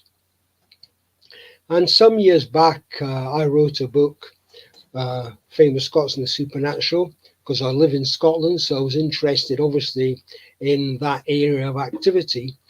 And through looking at that and researching that, I was amazed at how many people, well-known people, had actually been influenced by supernatural events and had taken quite a different view of the world than one you might expect, and who had almost inadvertently, if you like, revealed things which maybe they didn't mean to reveal, because there is a cover-up going on. And I think all of us interested in this area would agree with that things have been hidden from people for a very long time. But I mean, there's one or two people. I mean, I don't know how many people have heard of Emanuel Swedenborg. I guess a lot of people have. Not so well known these days, I would guess, but he was an 18th century Swede, as Swedenborg name might suggest, he was a scientist, really famous scientist of his time. And in his later years, he began to take, even though he was a scientist, he began to take a different view of the world. He started having these visions of the world, of other aspects of the world. He had spirit contact, he claimed. And he wrote a number of books about this. And I have, sorry you can't see this, but I have a copy of one of his books from the later reprint of the 19th century called The Future Life. But that was a subtitle, and the actual proper title of the book was Heaven and Hell, because he was convinced that there was a battle going on in the world between good and evil, and he was trying to draw people's attention to what was going on, and that the world was quite a different place from that which we just people took for granted. And so, I mean, the fact that he was prepared to actually write, print, and distribute books of this nature, I think actually had quite an influence on the world at that particular time. And I know it influenced me because I was given a copy of this book quite a while ago. And, you know, it's not easy reading, but I mean, it's just fascinating to see the way that he has looked at the world, our world, and the relation of our world to things, if you like, normally not seen, and how these two worlds interact. So he was giving people quite a different view of our place in the universe and our place in the world. And I find it really fascinating that, somebody as far back as 18th century would be prepared to come out and put forward these kinds of views at a time when religion was seen as something you either accepted or you didn't accept. But he was presenting quite a different view of what the world was like. And, I'm just skipping about with people because I do feel there are certain people who have had such an impact. And to me, one of those people was Arthur Conan Doyle, who's obviously better known, I would guess, as the creator of, the detective Sherlock Holmes. And I know Conan Doyle is well known in that sense. And he was also, in his time, such a massive proponent of the whole spirit world. He got some ridicule because of his belief in fairies, the nature spirits. But I think what Doyle was trying to tell us was, look, there is a different world out there. There's something that maybe we find difficult to recognize, people found difficult to recognize, but he was prepared to put his reputation on the line. He was ready to come out there and to say to people, look, there's this real world, but here there are other worlds as well. And there's nothing wrong or stupid in people looking at these other aspects and accepting them as a reality, that our daily lives can, if you like, interact with stranger things. And these things can live in harmony. So if some people are seeing nature spirits, then that is just what they are seeing. If people are having spirit contact, then, people are having spirit contact. And that is just part of the world that we live in. And, you can accept that these things are happening.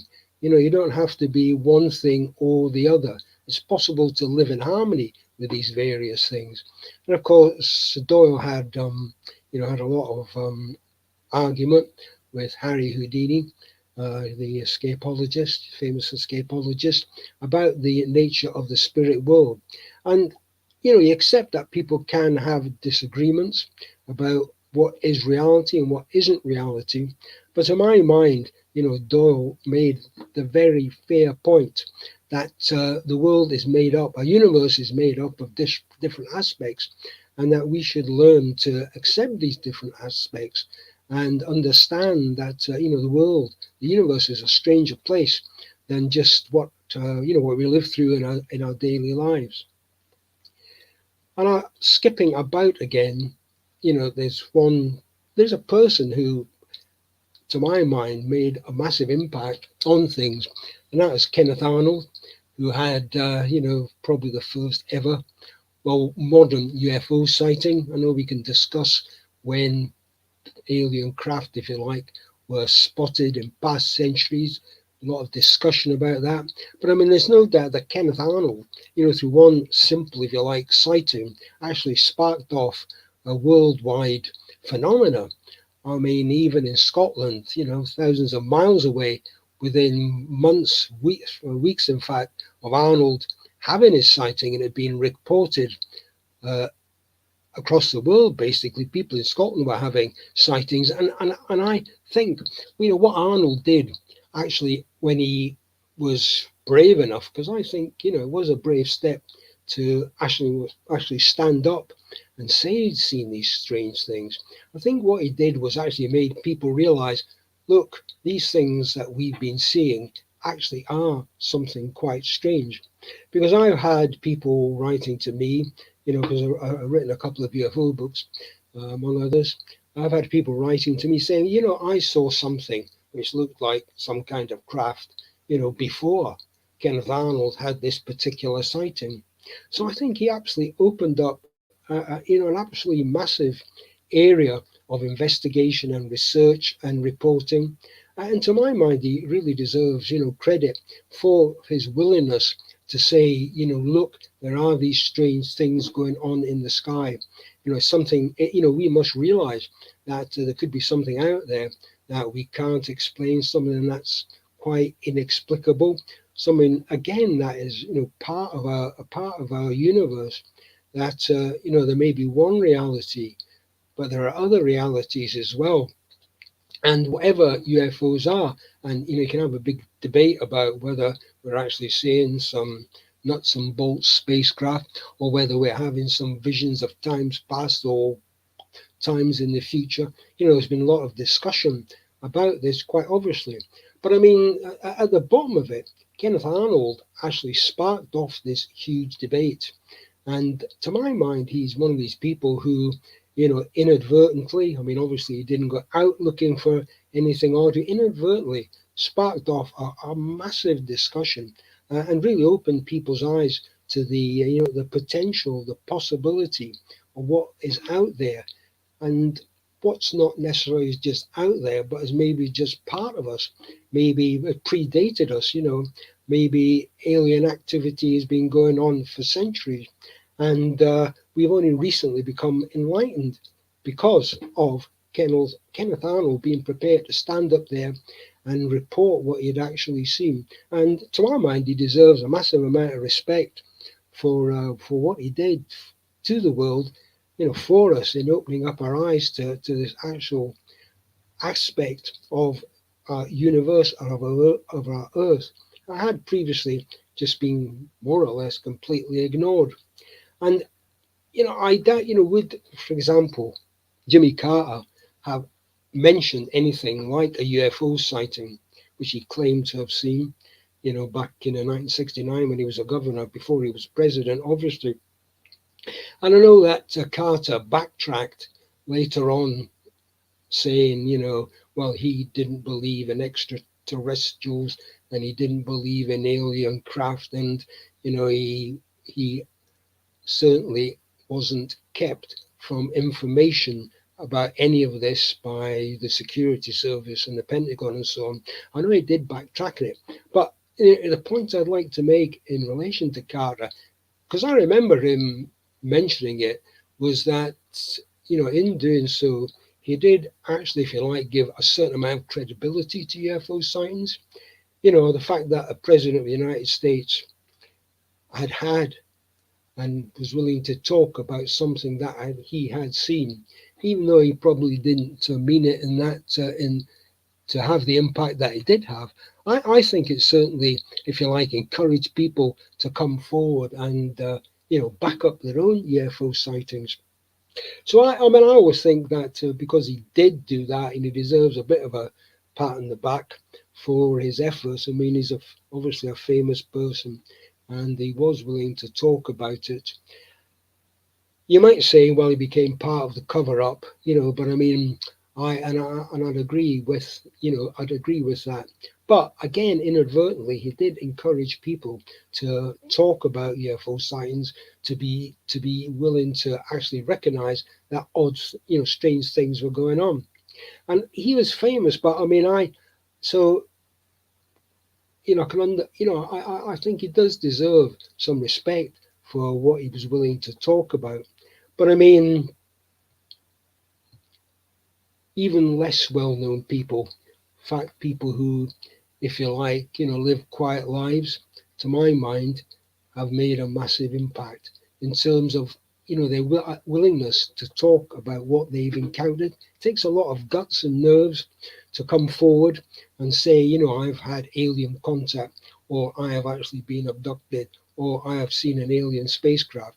And I did have, a couple of slides of a couple of Scottish people who actually have made quite an impact with their willingness to talk about what they've actually experienced in terms of UFO contact. A chap called Bob Taylor had a very famous sighting in Scotland when he saw a craft, and it actually seemed to attack him. It knocked him out anyway. And he actually, if you like, was willing to report it. He obviously got the usual criticism. But throughout his life, he actually was convinced that he'd seen something, as he described it, out of this world.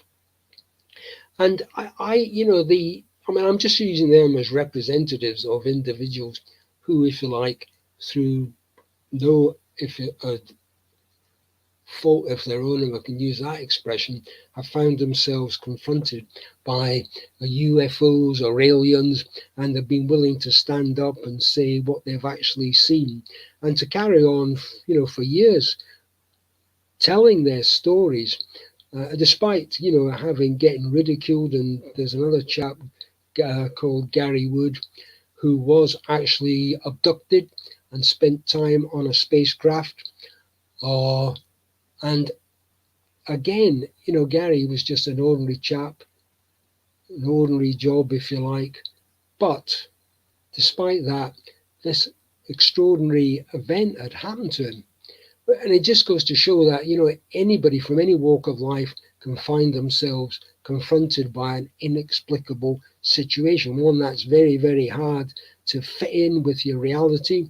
And, Gary suffered quite a lot mentally from having this particular experience. But time and time again, he was willing to come out and say to people, look, this is what happened to me. I can't explain it. It's something that's just, I never thought would happen to me. I find it quite disturbing what happened to me. I mean, he, had nightmares and, everything like that. But, gradually, and this is what I find so interesting, gradually over time, he came to realize, that he had experienced alien contact previously, before this incredible event had happened to him. But this only emerged over time. And if he hadn't had this, this experience of being abducted, would this whole alien contact issue have come out from his particular perspective?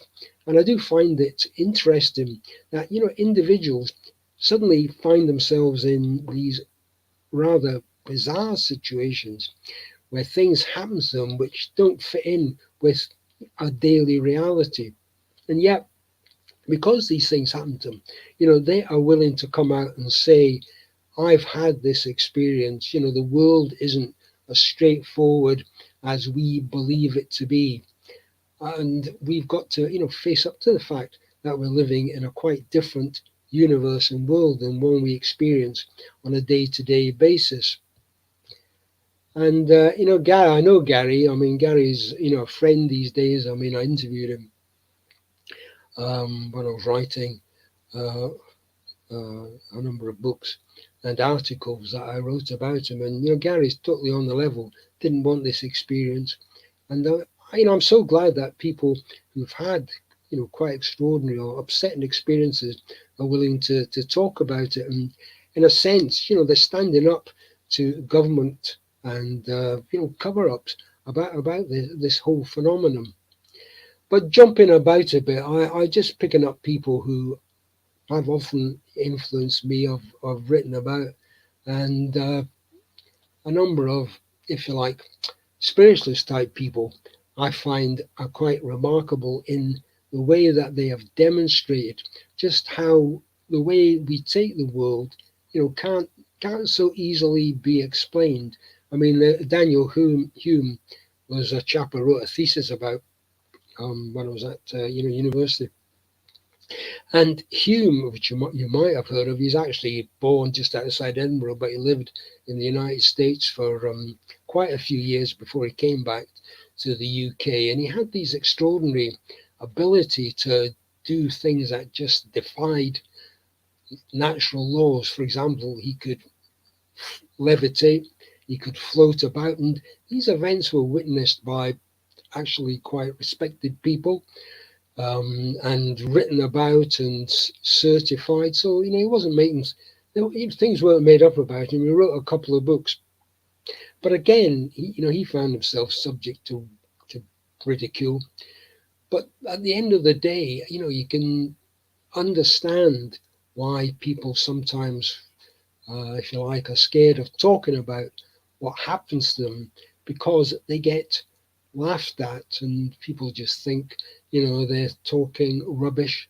But those of us who are involved in this subject, interested in this subject, know perfectly well that these things do happen. That people do experience such remarkable events, which does demonstrate that we really need to take another look at the world and our part in it and what has gone on before. Ron, you have 4 minutes. Oh, sorry. Right. Okay. Okay. Sure. Okay. So, can we just sit back and, if you like, go about on our daily business without trying to respect and understand what happens in the world? And I particularly, I admire a whole range of spiritualist people, like somebody called Helen Duncan, who was actually followed and persecuted by the security services in the UK simply because she reported things that had happened that weren't liked by the government. In fact, was put on trial for alleged witchcraft just because she'd had all these spiritualist experiences. So all these people, to my mind, they've come forward, they've done their bit in their own way, some well known, some less well known, but all, if you like, contributing to what I would say is opening up our eyes, to what is going on out there.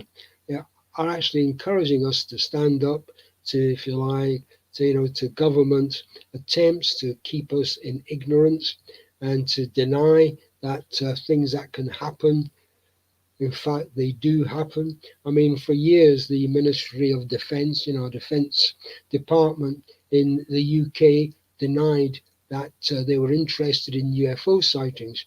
And then lo and behold, they did eventually, back in the 1990s, after 40 years of covering it up, suddenly admitted, oh, well, as a matter of fact, we do have an interest in UFO sightings. And they started publishing some of them. But you say to yourself, are they putting out stuff that they just want to keep us, if you like, interested in? I mean, are they keeping back the stuff that has been really important, like alien contact? Because I find it difficult to believe that, what has been released is what actually has been recorded. And I'm sure there's a lot more material that could be put out, which would show us quite a different perspective on the world and our particular role in it. I mean, there's been some suggestion, that we are being prepared for greater revelations. And, I do believe that is a possibility. But maybe it's just me, but I mean, I have a certain suspicion that, governments only let you see what they want you to see. And if there's things that can be kept away from people, they do keep it away from people. Because if all the time, you get people like Graham Hancock's a more recent one who's been trying to reveal, that the past is different from the past that we have been taught, or the past that's actually put out to people taught in schools and universities. There's a whole different perspective on things. And I think, you know, conferences like this and people are interested in this subject, researched the whole subject, talked about the subject, and I think people are doing their best to, if you like, enlighten the rest of the world about what the actual nature of our universe is, and what that our lives on Earth really, if you like, quite different from what we have normally been taught and what we get educated about. And I do believe it's important that efforts are made continually to try and enlighten people, to get people involved and see, you know, there's a different world out there, that we have a relationship with spirit worlds, with other worlds. We could be living in a multi-dimensional universe, and maybe some of the things that we experience are, if you like, this contact with alien entities or with other kind of spirit forms. And I mean, it's, you know, you've had certain individuals who have been prepared to come forward, talk about these things, talk about their experiences, and have been willing to suffer their ridicule or criticism, or, you know, even scientists like Isaac Newton and so on. These well-known people, they were interested in these subjects. They saw that there was a world beyond what we have normally, you know, the everyday lives that we lead. I mean, Isaac Newton was interested in the whole astrology aspect and spent more time researching that than he did on science, and he wrote an incredible amount of stuff about it. And and that was just complete. That's been completely ignored by scientists. I mean, they just push that to one side as if, you know, that was nothing to do. You know, Isaac Newton was a man of science. He wasn't interested in astrology and other things. But that was quite untrue, because, you know, he brought together science and astrology. You know, he saw that this world, and if you like, other worlds, aspects of other worlds could intermingle with our own world. You know, there's nothing wrong in just trying to, if you like, put these various strands together. I mean, it's all part of the life that we lead. It's all part of our world, of our universe. And to try and separate things out, to say, right, there's science, factual thing, and there's nothing else beyond that. You know, it's just shutting us off from, you know, what we're entitled to have, a realization that the world, the universe, everything is a lot more than just, you know, what scientists can add up or what scientists can describe. You know, there's a lot more to our world than just simple, straightforward daily routine of knowledge. Thank you.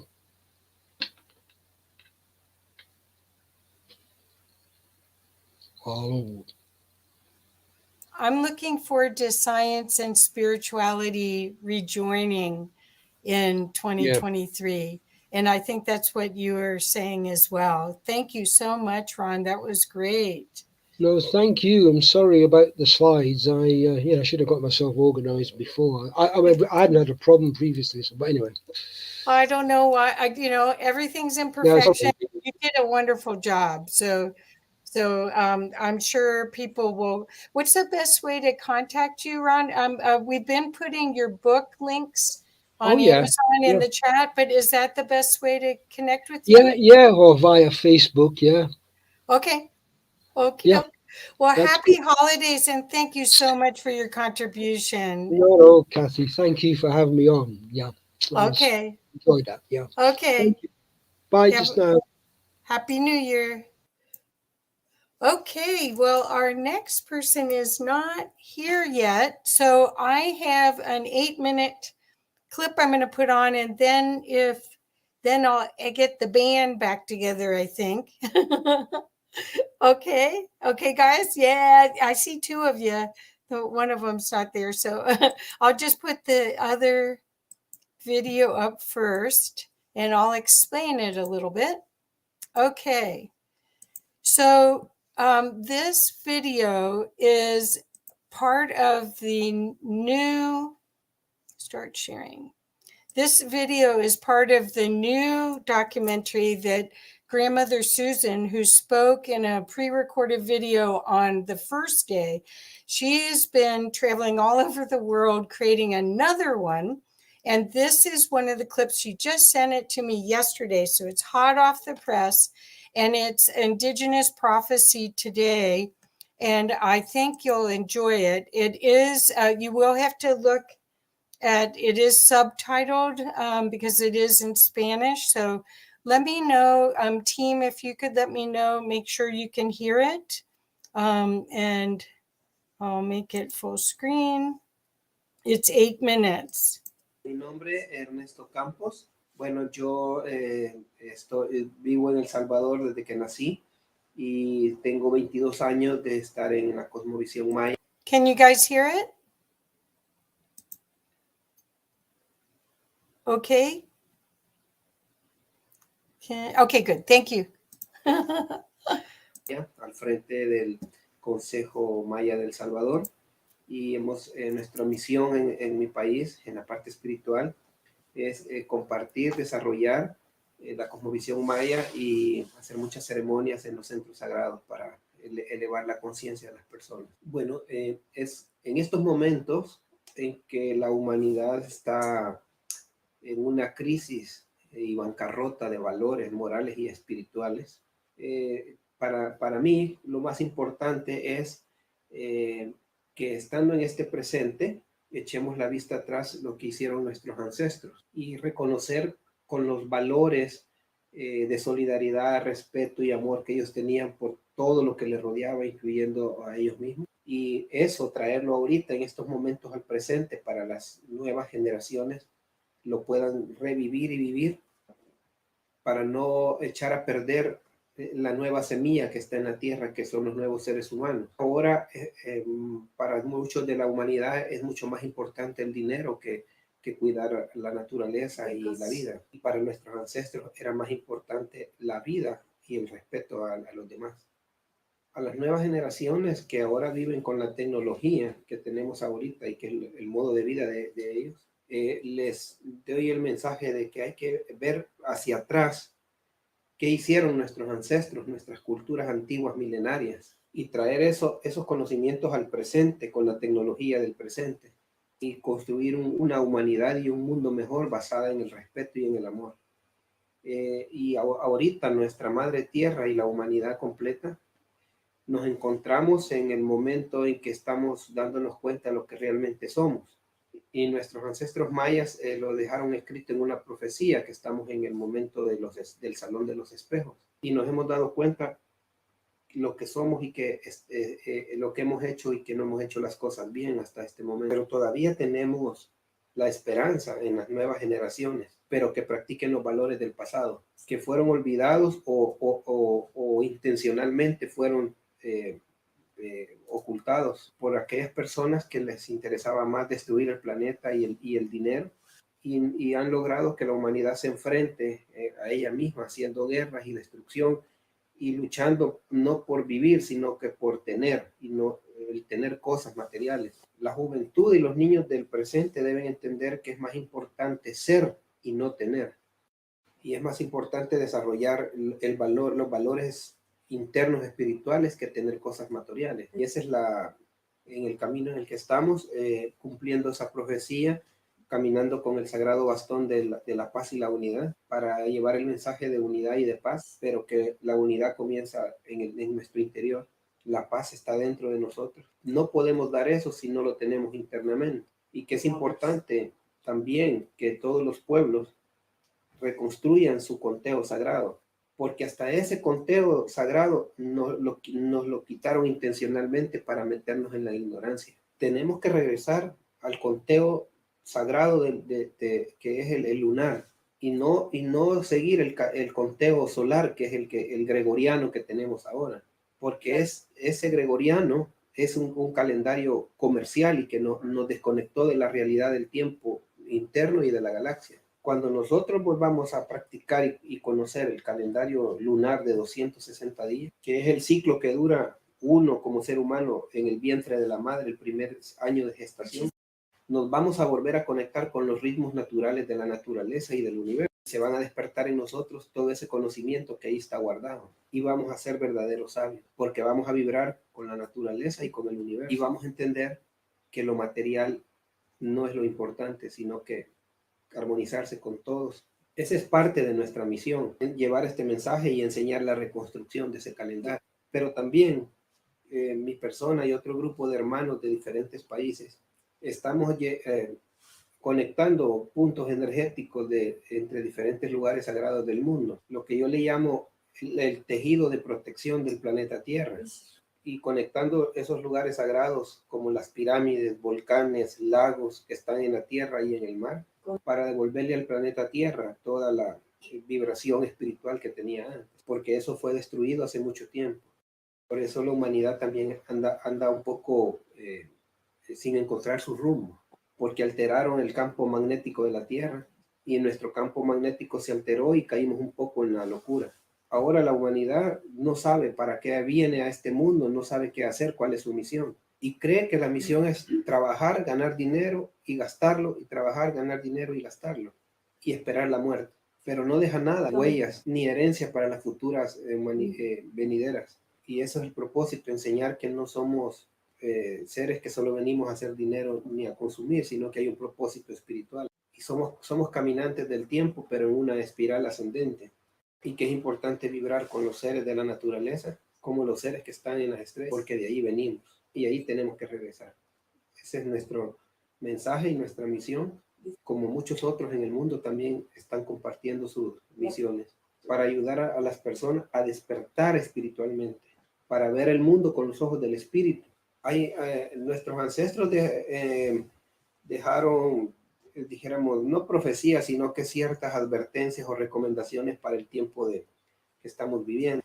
Y una de las profecías, dijéramoslo así, de este momento, dijeron que todos los sistemas políticos, religiosos, espirituales, sociales, iban a colapsar. Y eso es lo que estamos viviendo ahora. Estamos en un tiempo de transición en el que se está reconfigurando la humanidad para construir una humanidad diferente, basada en otros valores, en la unidad. Y por eso es importante ayudar a los que van naciendo, a los niñitos de estas generaciones, porque son ellos los que van a venir a desarrollar la nueva civilización en el mundo. Y eso es lo que estamos viendo en el mundo, como también el sistema político de todos los países está colapsando, porque ellos fueron basados en un sistema que finalizó, según las profecías de nuestros ancestros, el 21 de diciembre del 2012. Y nuestros mayas decían que en ese tiempo estábamos transitando en la noche de la galaxia. Estamos en el amanecer galáctico. Por eso ya no sirve en este tiempo. Y hay que construir unos nuevos sistemas. Y eso es lo que no entienden algunos. Entonces, uno tiene que ayudar también a que las profecías se cumplan con conciencia y con paciencia. Estamos en el amanecer galáctico, en el despertar espiritual del planeta y la humanidad. Y no ver el mundo con los ojos de Dios como ahorita nos lo han enseñado. Y quiero tener mis palabras con unas palabras que dijo un gran jefe de las naciones del norte de los Estados Unidos. Y él dijo: el día que el hombre corte el último árbol de la madre tierra, entenderá que el dinero no vale nada. A los que alguna vez vean esta entrevista y que si alguna vez tienen la oportunidad de estar en un cargo de gobierno, que luchen por eliminar las fronteras entre los países, porque el planeta Tierra es de todos. Y pedirles también que no apoyen la carrera armamentista y que luchemos por devolver el conocimiento de nuestros ancestros a las generaciones.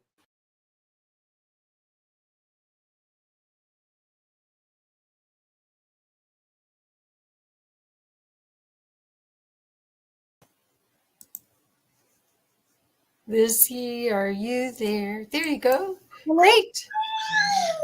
The band's back together. Right. And the band's all here. Let me get out. Oh, so hello, everybody. What did you think about that? Isn't that amazing? Could you read the subtitles okay? In English? Yeah. Yeah. What do you think, Stone? You're there you go. Yeah, So- I love that. There's so many aspects of it that we're going through right now. It's happening right now, and we can see it. It's so clear. I mean, if you can't see it, well, you're not there then, And anyway, Yeah. but the ritual, the fire, the getting back into the nature, giving appreciation to all the elements. All the elements make us who we are today. We are connected to all of these elements, and it's all communicating to us at the same time right now. So, allow yourselves to sit back and go, okay, that part of that affects me here. And so I need to improve my area working out in that field. Now, this is what I heard from that conversation. It's like, it's confirmation after confirmation, Kathy. I'm enjoying it. So. Yes. Well, the thing is that, again, what we're seeing is the getting out of the dark ages and going back to the Renaissance, where we are connected to the earth, where art and the delight of creation and co-creating with the universe is the prime directive, not greed and win-lose relationships. They took us off the land. All right. It's a repetitive pattern. We get taken off the land. We go into like what they call a civilized community, with all these concrete, all these rules, the boundaries, and now your land is not your own. You work for somebody else, And the other days, we knew what the soil felt like. We knew what the water was doing, which way it was running, what the temperatures were over here, because the water felt this way over here. Right. We haven't used it for a while, and we are coming back into an age where all our abilities are coming online. We're communicating with all nature, so many different levels of dimensions. It's crazy. But we can do it. We are doing it. Right. Our heads are not going to explode from this like we were told it was going to. We're deprogramming, and we're stepping back into being part of this huge elemental. Exactly. Well, the only thing I wanted to add to that is I think that, again, I'm so grateful for this kind of a community, or this community in general, because I couldn't really express all that I felt and saw and knew. It wasn't safe. So you sort of kept it to yourself and played the game. And as you can see, people from all over the world are saying, they're talking about the bravery. Ron just talked about that. I mean, we don't have to be brave anymore, because that is the truth. The truth is being revealed. The other was a fabrication, a manipulation. Yeah. Absolutely. Yeah. Well, Designed. Sorry, go. No, go on. No. Go. You're inspired. They designed it. They designed it to keep us in stuck states. They told us we couldn't practice using our abilities. They dumbed down our senses. They, whatever tactics they used, whether it was to make us stronger or weaker, we will overcome. We always have, and we always will overcome. Once I'm loving the conversations, because as you all are aware, I'm about inner self, inner standing, inner gratitude, appreciation, giving yourself that attention, that encouragement, the empowerment. Because at the end of the day, if you don't know who you are, you don't know what you're capable of. You don't know whether it's your voice coming in or something else is coming in. So it's all coming together. It's like everything that we've all been doing. And I've seen aspects of different sides of the inner self in so many levels. And I'm thinking, yeah, come on, next year it's going to be a good ride. Yeah, well, I think this is perfect. This is perfect. Leanne, you were laughing. What were you laughing about? You have to unmute. You know what I was laughing at. I have no idea which Your thing. cat is upstaging you, Stone. She's chasing her tail. She's licking her butt, and then she's just chasing her tail. And she's, I'm sorry. It's like, oh, okay. I was listening to Stone. I was listening too, but like I'm multidimensional, so I see everything all at once because it's all happening right now. Oh my gosh, it's fabulous! That's one of our rescue cats. So well, one of mine's on the bed over here, and who knows where the other one's probably chasing the sun. Oh, yeah. So, Liz, did you want to say something, baby? Thanks, Leanne. Well, Stone was on such a beautiful roll that I didn't want to break that.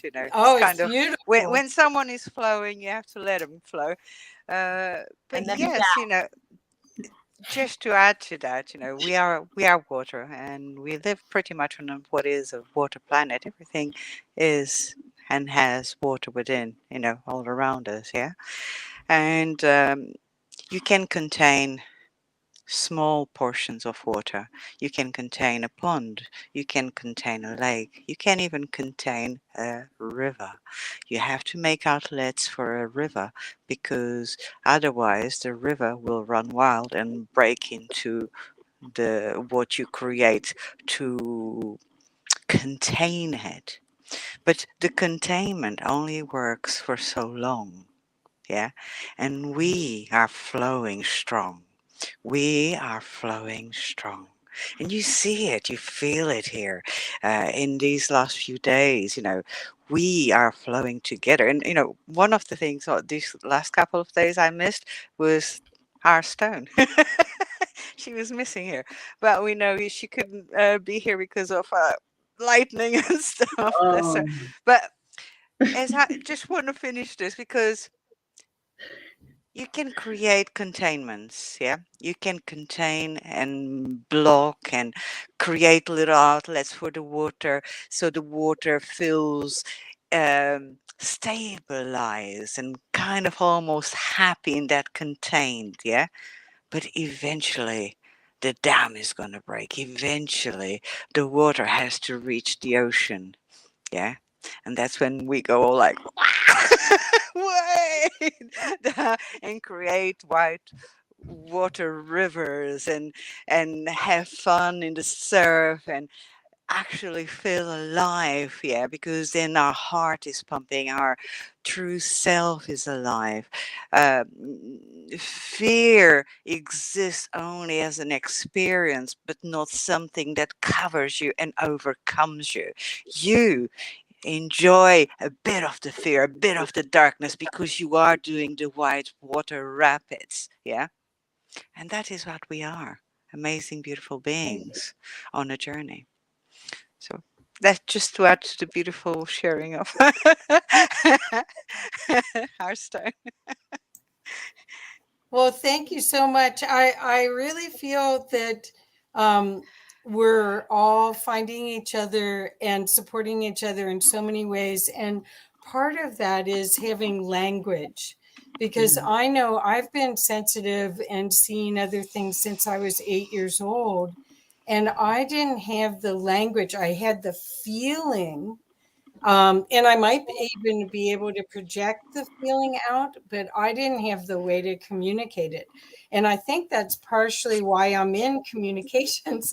I want to learn how to express. Well, you don't very well. No, I'm saying I'm still learning. But do you see what I'm saying is that I found that also with my Mayans group. I'm a volunteer for the International Association for the Near-Death Studies, and these people touch the other side and then come back. And some of them didn't tell anybody for 30 years. Wow. And then because they were afraid to get locked up, because back then, and they resuscitate everyone. So even if it was your time, they bring you back whether you should have or not. So the thing is these people, and to listen to the language, so much of it, it's like roomy. It's this incredible connection to love, the love that we are. Yeah.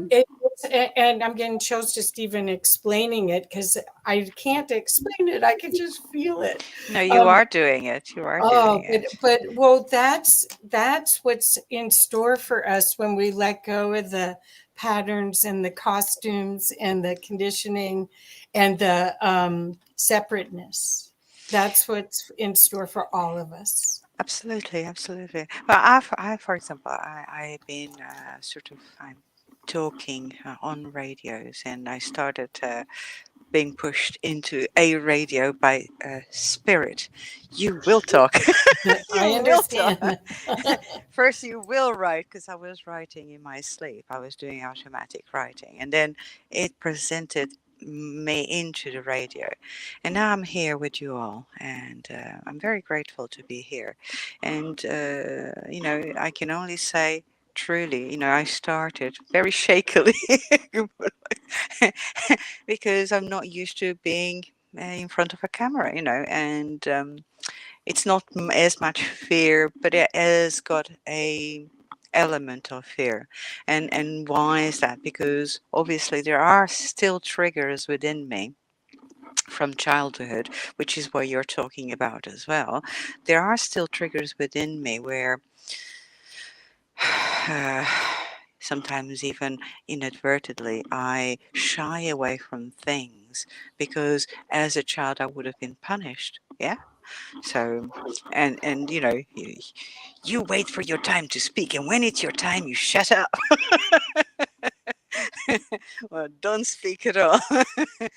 And it's sometimes those plugs within us take a very long time to open, and even when they open and start flowing, there are bits stuck in there. Yeah. And sometimes we bump into triggers, and we tend to compartmentalize things and shove it away, shove it away, shove it away.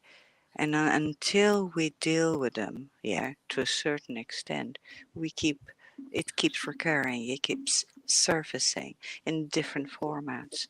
And I think, I love the way we're all different, but we are all flowing in the same direction. Yeah.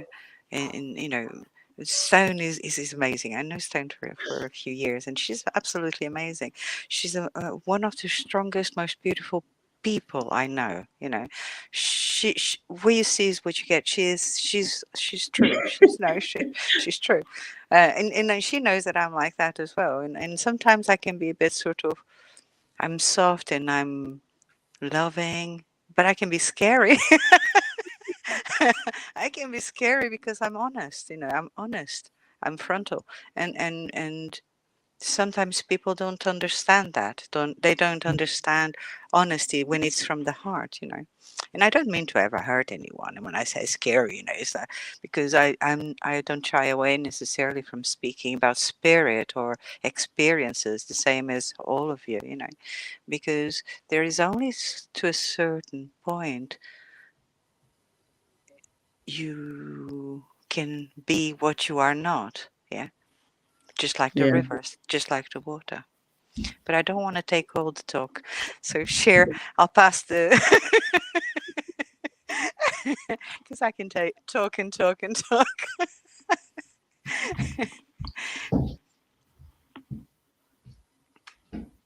We Go on, Leanne.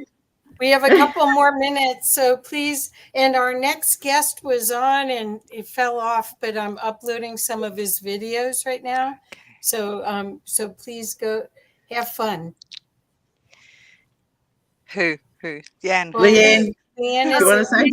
Yeah, no, I just, I guess to play off of what Liz was saying, it's it's a comfort zone thing, pushing past a comfort zone. It's not always fun, but you can make it fun. You can make it fun. I make Yeah. it fun because I have to make it fun, because if it's not fun, I'm not doing it. Like, you can make anything fun. Like, you can make jokes in the most horrendous times. Like, at least I do. Like, a lot of people don't like that either, because I think generally because we've been so suppressed as a species, and then, you know, interfamilial.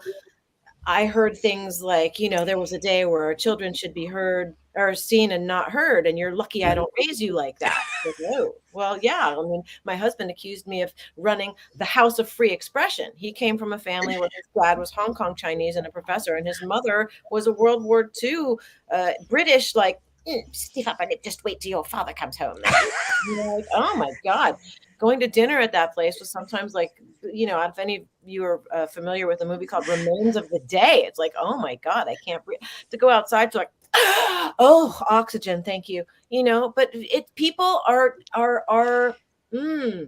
they compound it when they don't become accountable for their own state of being, no matter what programming went in. Ultimately, it's up to us to recognize it, look at it, touch it, feel it, and go through it, and not have it be some like lurky weird lump that follows you around, like in that awful commercial about depression. And then the lump just follows you around. Like, I don't need a lump, because, you know, or maybe I do need a lump, like, to make sure I'm paying attention. And then, Oh gosh. I don't know. Oh, well, right now we're gonna have to stop at Stop that. talking about lumps. At that, well, our next guest is here. Stop it. Stop it. You're on camera. You're off camera, young lady. I don't know these people. I don't know these either. people. I don't know what I'm doing here. Okay. Well, thank you guys. Thanks for the giggles. That was very entertaining. I hope everyone enjoyed that. Okay. Thank you guys. Bye-bye. Oh, geez. Okay. So, welcome, Dan. Can you hear me okay? Yeah, I can. Oh, super. Okay. So I loaded. Do you want me to play one of your videos first? Or Sure. Okay. Do you want me to play the one? Here, we'll do this one.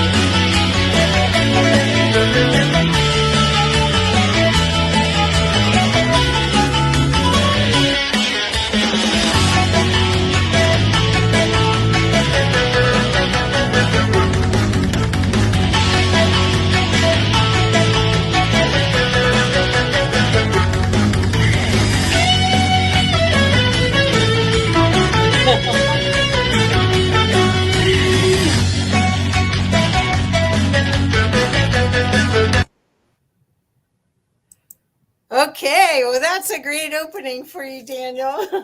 Thank you. So I got to meet Daniel, and there are no coincidences. I was really sick with a sinus infection, and I got to meet him on, you know, how things happen on Facebook. And he is a master healer. He uses energy in an incredible way. And so today, Daniel, what we're talking about is, and I've got, I think, all of the other videos loaded up if you want to refer to them, but I'd love it, because we have a half an hour. I'd love it if you'd give some experience to the audience of the energy. And so we're talking about gratitude for the 2022 and inspiration for 2023. Okay? All right. Okay. My name is Dan. I'm an energy master practitioner, specialized in intuitive higher consciousness psychic abilities that I teach, as well perform some pretty wild stuff. Knowing that you just saw that opening, showing telekinesis, aerokinesis, these forms of practice through perception, and well, there's three main principles of understanding energy in a way of creating it and transforming it and different, intention practices. But before I get into that, the gratitude of winter is finally here. I'm actually at my parents' house. This is a huge snow blizzard in Chicago, and it wasn't much snow, but just to enjoy the winter, like the four seasons, just like the 5-element structure: earth, water, wind, fire, and metal. You must honor and cherish each season as it passed and enjoy it as it in the present. And the gratitude of having this beautiful earth with beautiful, landscape and so many different, just it's amazing this earth that we live on, the Gaia Earth. It's so incredible that we get to live this experience within the physical and also within the spiritual. So I'm very grateful for living even in this time of change, I would say, towards a lot of different perspectives and beliefs. So yeah, a lot of the things I do is very unique. I study meditation since I was a child to get past anxiety, depression, and with mindfulness meditation in a disciplined form of breath work with clarity intention, to work up towards clarity intention, I was able to focus deeply to get rid of my anxiety. I studied mindfulness, awareness, loving kindness, and peripheral awareness practices, even studied with some Buddhist monks at the time. Trilidasa out of Chicago, but now he's in another area. A lot of other interesting practitioners that mostly focused more on the mind and discipline of breath work, of how to get rid of thoughts and emotions. As I continued mindfulness and started teaching it and built myself up in a awakening state. Not every Buddhist monk and not every Hindu priest or not every, I say, practitioner experience a full-blown kundalini awakening. So there's many teachers out there, but I think the best thing to follow, in my understanding, what I followed was a practitioner that had the insight of physical within the spiritual, knowing that they can do some pretty wild stuff. And I wanted to learn that. And here I am. So those are like the real masters to follow. People that are really intuitive, really focus into the clarity and intention of the mind and understand the subconscious and conscious of it and the higher consciousness, and then also the energy. There's 3 principles to move energy. 3 principles is training your senses and your, I would say, the mind to control thoughts and emotions and build heightened sensory awareness, sensory perception. And because the subconscious mind is a non-thinking mind, we harness data perception within the subconscious. And we believe things through our conscious awareness mind. As we put intention on it, we're harnessing more information. So the subconscious can be easily programmed towards perception. A lot of people have done many things towards perception of belief, good or bad, right or wrong. It's interesting how the mind works.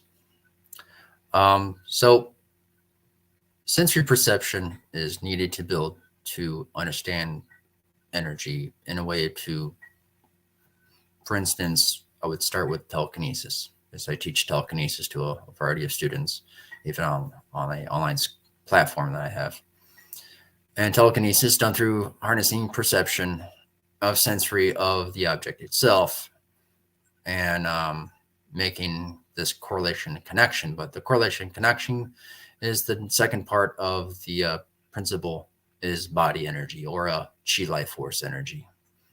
And this is done through building the chakras. And in meditation, in these deep meditation practices, but also body mechanics like Qigong, Tai Chi, martial arts, and other forms of tapping into vibrational energy. The 5-element structure, earth, water, wind, fire, metal, and the bioelectric magnetism field systems of the earth.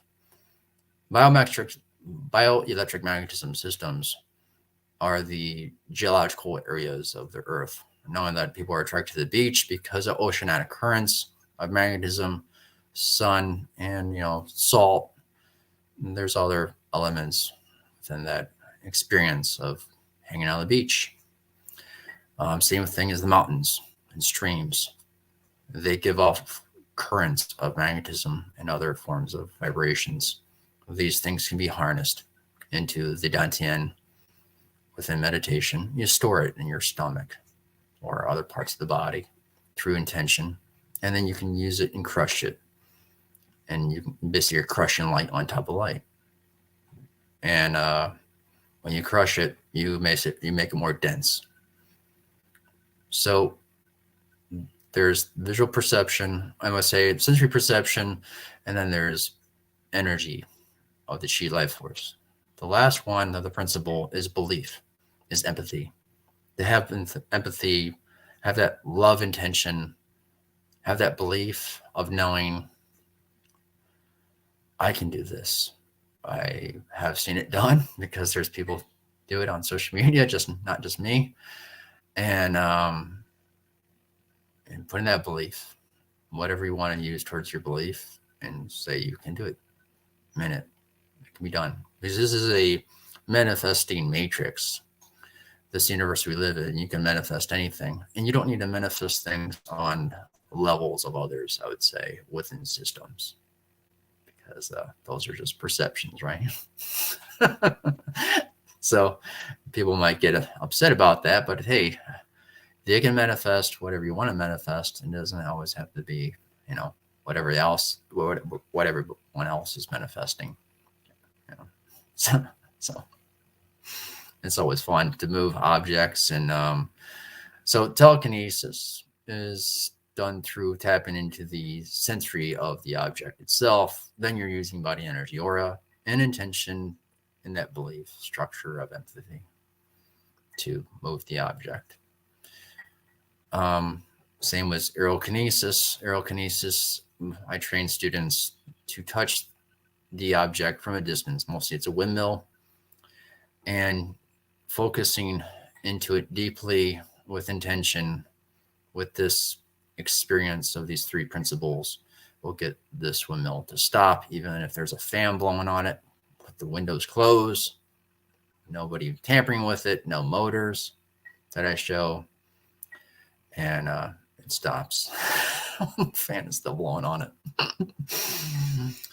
I'm able to do ability called quantum remote healing, that I condense particles and other vibrations, and I can accelerate this force through the screen. Then anybody that isn't awakened can feel it as well. So this energy heals the internal structure of the body because it's light, and we are all light. And your light diminishes as you throw out anger or crap on people, or you throw crap on yourself, right? Your mind dictates your reality, and your mind can dictate your health, your human health, physical health. So if you put yourself down all the time, you might be sick all the time. Give yourself good positive reinforcement towards love, and I'm going to be healthy. You're going to be healthy. This is a manifesting universe, and through a lot of different other practices I work in, through remote viewing, CRV remote viewing, and astral projection meditation, I experienced a lot of cool things. And also the sensory of disclosure through those experiences that probably a guy like me can bring out full disclosure, because I have so much real knowledge and wisdom of those experiences, and I'm really good at the detective sense of it all to pop the honesty. So quantum remote healing, I was able to meet Kathy online. She just somehow noticed me, and I think she noticed one of my videos that was sending energy through it. And we did a healing session. In 2 sessions, I knocked out her sinus infection. I'll demonstrate that if you want, Kathy. I don't want anybody to, get upset or worried. Maybe we just give them some energy so that they have more positive and like a B12 shot. I will put energy and positive. Okay. Okay. Thank you. Yeah. And you guys, you're safe. It isn't debilitating. It's actually awesome. So I've been able to heal people that have suffered from MS, ADHD. It clears it up right away. And anxiety, depression. I have children watch me on TikTok and social media, and their parents are calling me up saying, "What the heck do you do with my kid?" And he's going to school, he's hanging out with his friends. He's not dealing with his depression anymore. Something happened. That's hilarious.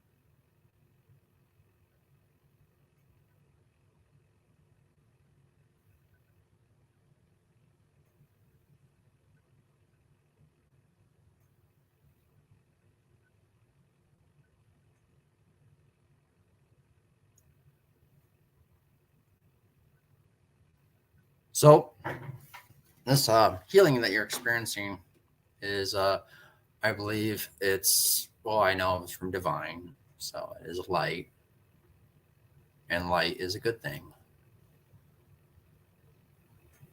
And it also is me crushing the light to condense it to be more stronger.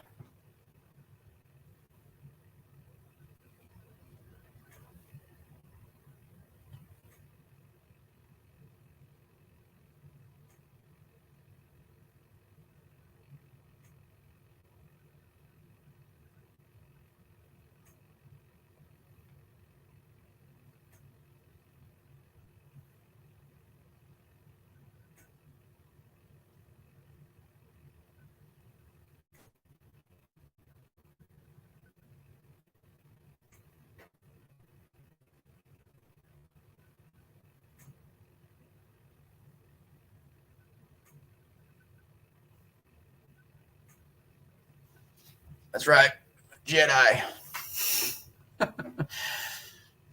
So, hope you all kind of experience that.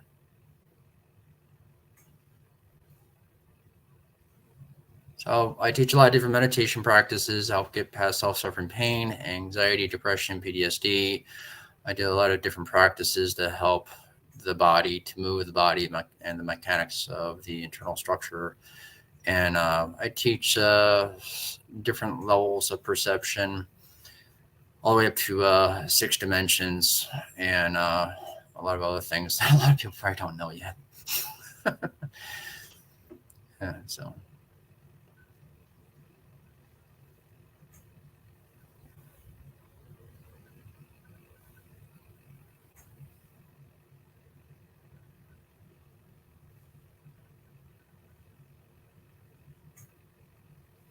I say somebody that experienced a way to stop energy or stop time with an object as a fan still blowing on it, and maybe Kathy can show that little video again, or another one of the videos that I actually really show it.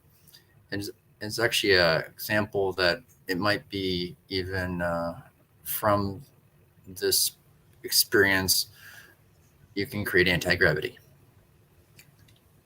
Do you want me to show that now? Yeah, sure. Okay, I think this is it. Is this it? Yeah, one of them. Okay.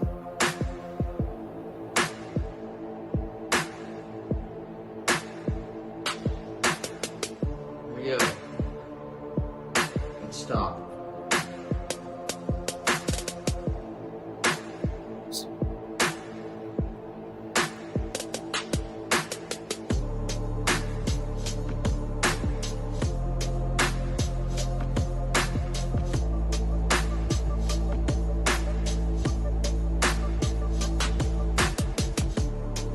Yeah, so you can stop it. So that's like what I'm doing in the field that you feel right now is like I built that field around the room, and then with intention, I stop it. And I'm basically crushing the energy to create the density. And I'm also feeling the windmill. Like I'm actually feeling it from a distance. I know the fabric, what it feels like, the structure, even the wires in it and the plastic. You know, I can feel all that. I can feel a lot of things. Even when I watch TV, I can experience things pretty well. And, you know, it's interesting about the senses because the senses will always give you the truth before thought.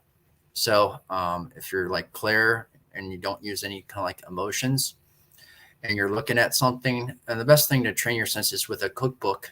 And when you trace every nook and cranny within the cookbook, just with awareness, the senses will come out. And first you'll experience from the sight, then you'll experience the smell because you're using the sight to expand, to experience the awareness of it. It could be like a bowl of soup, but you don't know what the bowl of soup tastes like. But you don't want to use memory perception or anything like in a way, oh, I think I know what this tastes like. You don't want to use anything like that. So you're just looking at it with state of awareness, and you pick up on senses of the smell eventually, and that's basically a time capsule. Every picture, every video, even right now, it's a time capsule, and you can pick up on any type of visual or sensory perception of senses. So eventually you'll pick up the smell, and that information is instantaneous, like it comes to you like that. And then from your conscious thinking processing mind, you can process that information of like one, and you can then you look at the recipe and say, oh, there was like, it was cream of broccoli, but I didn't see any broccoli, but eventually I tasted broccoli, and then I can taste a creamy sauce. And you thought it was maybe, if you thought it could have been like a clam chowder, and you say, oh, I had this before, it was clam chowder. You could have said that. And really it's not that. So you use your senses, it'll pop up the information correctly, and your senses, we always the truth before thought. It's like, it's pretty amazing. So I have really jumped really far into sensory perception, and learn a lot. I'm always learning as I keep experiencing new stuff, and also why a lot of things are kind of hidden from the truth from us, and I know the facts of it. I have like abilities where I was able to actual projection meditation, telepathic communication. I done remote healing in a way with other practitioners, and I brought down extraterrestrials and have photographs of them. So these are real photographs, and they're really amazing. I got UFOs flying over my house, and during the daytime, I've done some CD5 practices with other practitioners or just myself mostly. And I even have like a lot of different intuitive psychic ability practices that I teach on my Patreon and my big social media following on TikTok, 70,000 followers, 6.4 million viewers, and climbing. And I'm willing to share my gifts and my love with the world, and all the things I have brought to almost like the physical into the spiritual. And I think that's what's needed, because a lot of there's a lot of emotional speakers in consciousness and other people that are very spontaneous and with love and the humanitarian love, and I've done a lot of volunteer work myself. But the physical is needed, because you show the physical, that's disclosure, and that will break some of the physics and other belief systems of others, and get people on board that there is stuff hidden or missing within physics and science, and also bring out the truth from our senses. The senses will always tell the truth before thought. So Daniel, or Dan, I'm used to calling you Dan. When we've talked, you've talked about kundalini, and you've mentioned it earlier. Could you talk a little bit, because I know when you were talking to me about it, you said you have multiple kundalini awakenings each year. Could you talk a little bit about that? Because I think that would help a lot of people. Okay. Kundalini awakening is the first thing when I experienced Kundalini awakening was through meditation. I was studying with a meditation teacher back in 2017, my first awakening, and it was during meditation, and then I had symptoms of the experience. Well, I think it's a I want to say precursor, but it's a way of you experience energy rise from the dantian into the third eye. And then you have symptoms of headaches and migraines. You could have dizziness. You could have all sorts of things. And this is where you kind of expand the third eye, and it's from the pineal gland that drips the pineal gland is open and activated, and I think DMT is born, or you get more DMT, or you can have lucid dreaming, astral projection from these experiences, and then you eventually go through a whole 5 cycle element: earth, water, wind, fire, and metals, disconnected. Same thing as within Kundalini and everything else. So I have a couple of videos on how really deep explaining the Kundalini as I'm going through awakening. I have about 18 awakenings, full-blown Kundalini awakenings, and it's very interesting. But yeah, it's done through the rise of Chi, and Chi is a interesting prana that rises within the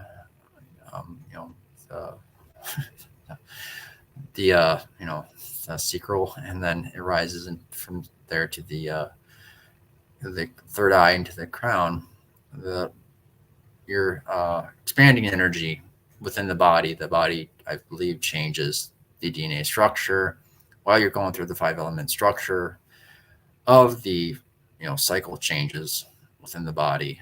And you have different days when you're, like I said, you have different days when your body's weak or tired or energetic, but your third eye has a lot of pressure. You might feel like it's a headache, migraines, might feel like a concussion. But eventually the energy drops, and always drops for me around sunset. So after the 7th day, it's almost like Bible biblical in a way. It's kind of wild. Okay. So Dan, we're going to have you back, because there's lots of questions and we only had a half an hour. No problem. And, but that was wonderful.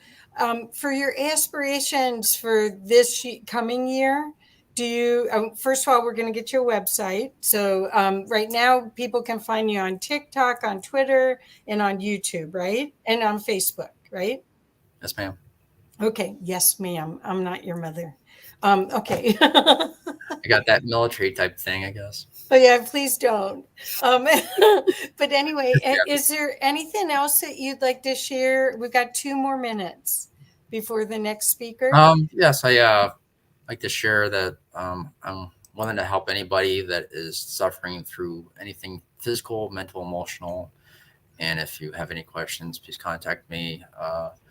I'm very grateful for my experiences and my intuitive higher consciousness that opens so many channels. And really, I'm here for almost like a master or teacher. I don't like to say this stuff because I'm just still learning myself, but it just comes in very natural to me. And and I just can do some pretty awesome stuff. And I really like to share it with the world. So. Well, I'm excited. I mean, you guys, once you go look and watch a lot of Dan's work, you'll see even when he's outside and there's no wind, that he gets the trees to all move. And somebody asked about if you could move and reform clouds, which I'm sure you can. Yeah, I can do cloud bursting. Yeah.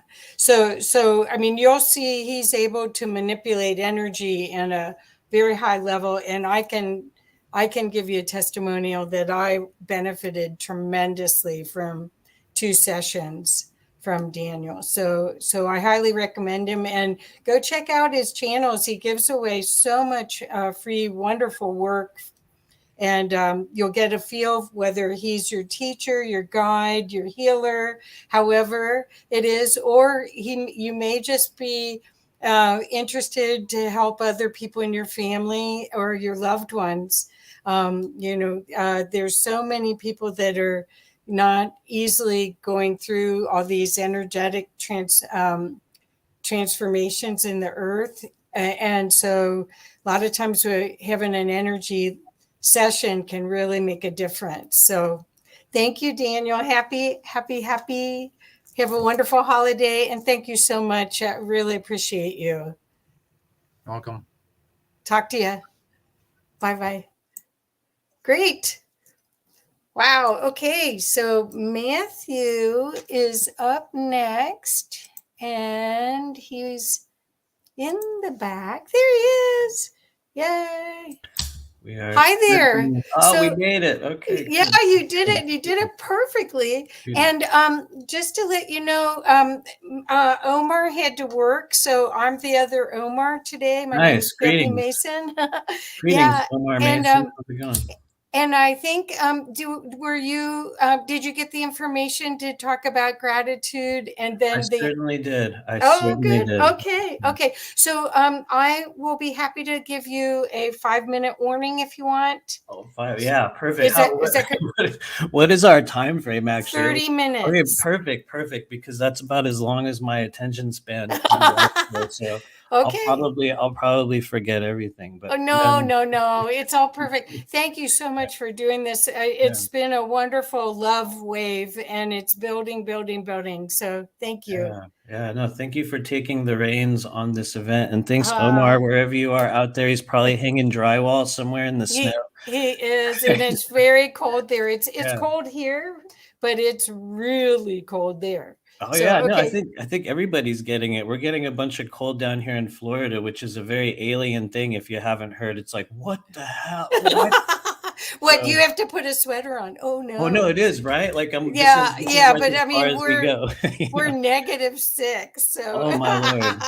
Okay, so wow. I don't want to use up your time chit-chatting, but here we go. Thank you so much. Yeah, thank you as well. And I want to start out by saying greetings to everybody in the chat.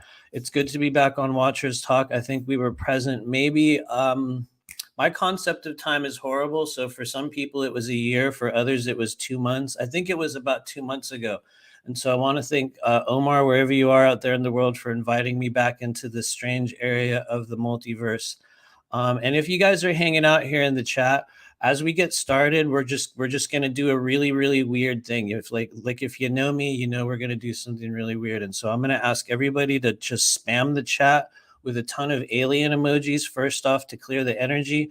And I also want to say thank you to the gentleman that was on here before, because he did a little bit of energy work or something he did right as I tuned in. And I definitely felt this movement of chi and a flow of energy coming out of the bottoms of our feet. And so I want to thank that guy.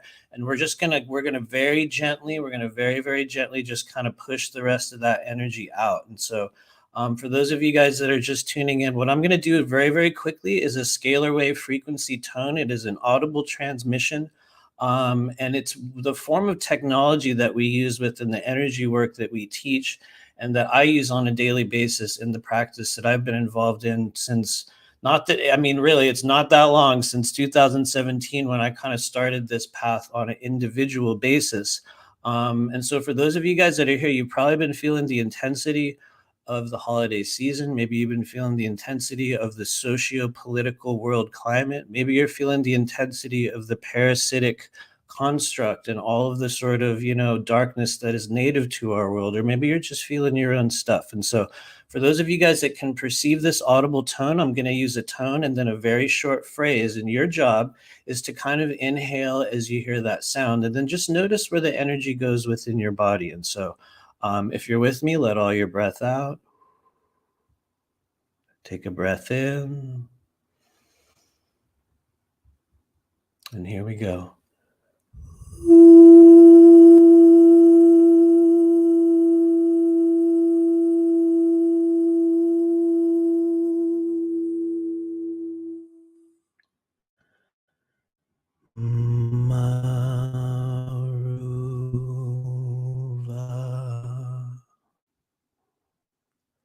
We're going to push that right on down to the bottoms of your feet. So some of you guys are going to feel like you're imagining it, but we're just very gently helping to ground any excess or unused energies. And some people in the chat, you're going to notice your feet are changing temperature. Let us know in the chat if your feet are changing temperature. I can feel it. I know a lot of other people do. And so thank you for receiving that. Sometimes the technology will cut the sound when I do those tones. So if you heard a big blank spot, silence over the airwaves, good job. You're still receiving the energy. But what that is, very briefly, for those of you guys that are able to perceive it, is an example of the wavelengths of human technology and the frequencies that we're able to create as humans, that for most of us that are going through this awakening journey right now, and our focus is on gratitude. And, I'm going to start out by saying I have great gratitude for those of us who chose to incarnate here on Earth during this time period. And I also have very good news, because if you're able to perceive the energy that was created within that moment right now, that means that and probably if you're here on this chat or in this broadcast, and I know we're on another channel as well, so thank you to those of you guys that are over there, but if you're here in this now moment, congratulations. Every single moment of your entire life has led us up to now. And it's not because of now. It's not all about this moment, but this being the only one we have an incredible opportunity to make certain things known, or to kind of what we call kind of crystallized timelines, paths, or just, wavelengths of experiential energy on the earth plane. And I think one of the reasons why we're gathered here today is so that we can generate gratitude for how far we've come. And so I will start out by saying, a lot of you guys who know me will know that as a professional psychic and energy practitioner who does this work literally every day, maybe I'm an anomaly, maybe I'm not, but I had no idea that this was what I was going to be doing in my life until I turned right around 38, 39 years of age. I had no idea that this was coming. And I'm very grateful to those that kind of stepped forward in my human journey and helped me remember what it was that I was supposed to be doing, or who I was, and the sort of avenue through which I began to discover, what and who I am, and the abilities that we all have. We had a guy on the channel just a few moments ago who's demonstrating very, very natural, human abilities, wherein at a certain stage, we are able to begin viscerally manipulating the non-physical energy around us. And we had another guest, just a few moments ago that was a really good example of that. If you're watching in the chat, I would say, extend gratitude for the fact that you chose to incarnate in a time in which you have those very identical and more abilities. And part of my mission and the people that I work with is helping us figure out what it is that we need to clear, what it is that we need to activate, what it is sometimes that we need to know or face within our human journey so that we can make more use of those abilities. And so I see a couple of you guys in the chat that I know. What's up, everybody? Thank you. If you know me, I'm going to go on this epic rant. So throw any major questions in the chat and I'll see if I can drag my eyes over there in less than 30 minutes.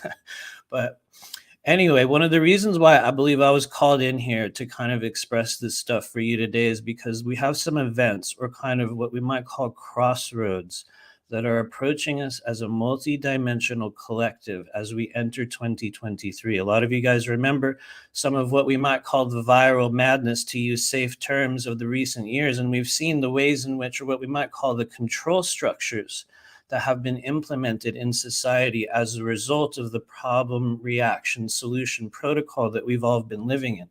it's inevitable that throughout that journey, many of us on the earth plane who signed contracts or made certain agreements to activate into a new stage, that we started to become aware of that on a greater level. I've heard some people talk about the time that we are in right now as what some call the unveiling of hidden knowledge. And it's hidden knowledge about the nature of our world, hidden knowledge about, nature of our society, most importantly, hidden knowledge about yourself. And as a lot of you guys know, we just went through a little bit of, I guess it's the winter solstice. I think that was just a couple days ago. Technically, I think for some of you guys that know, we're still within what we might call the shadow of it.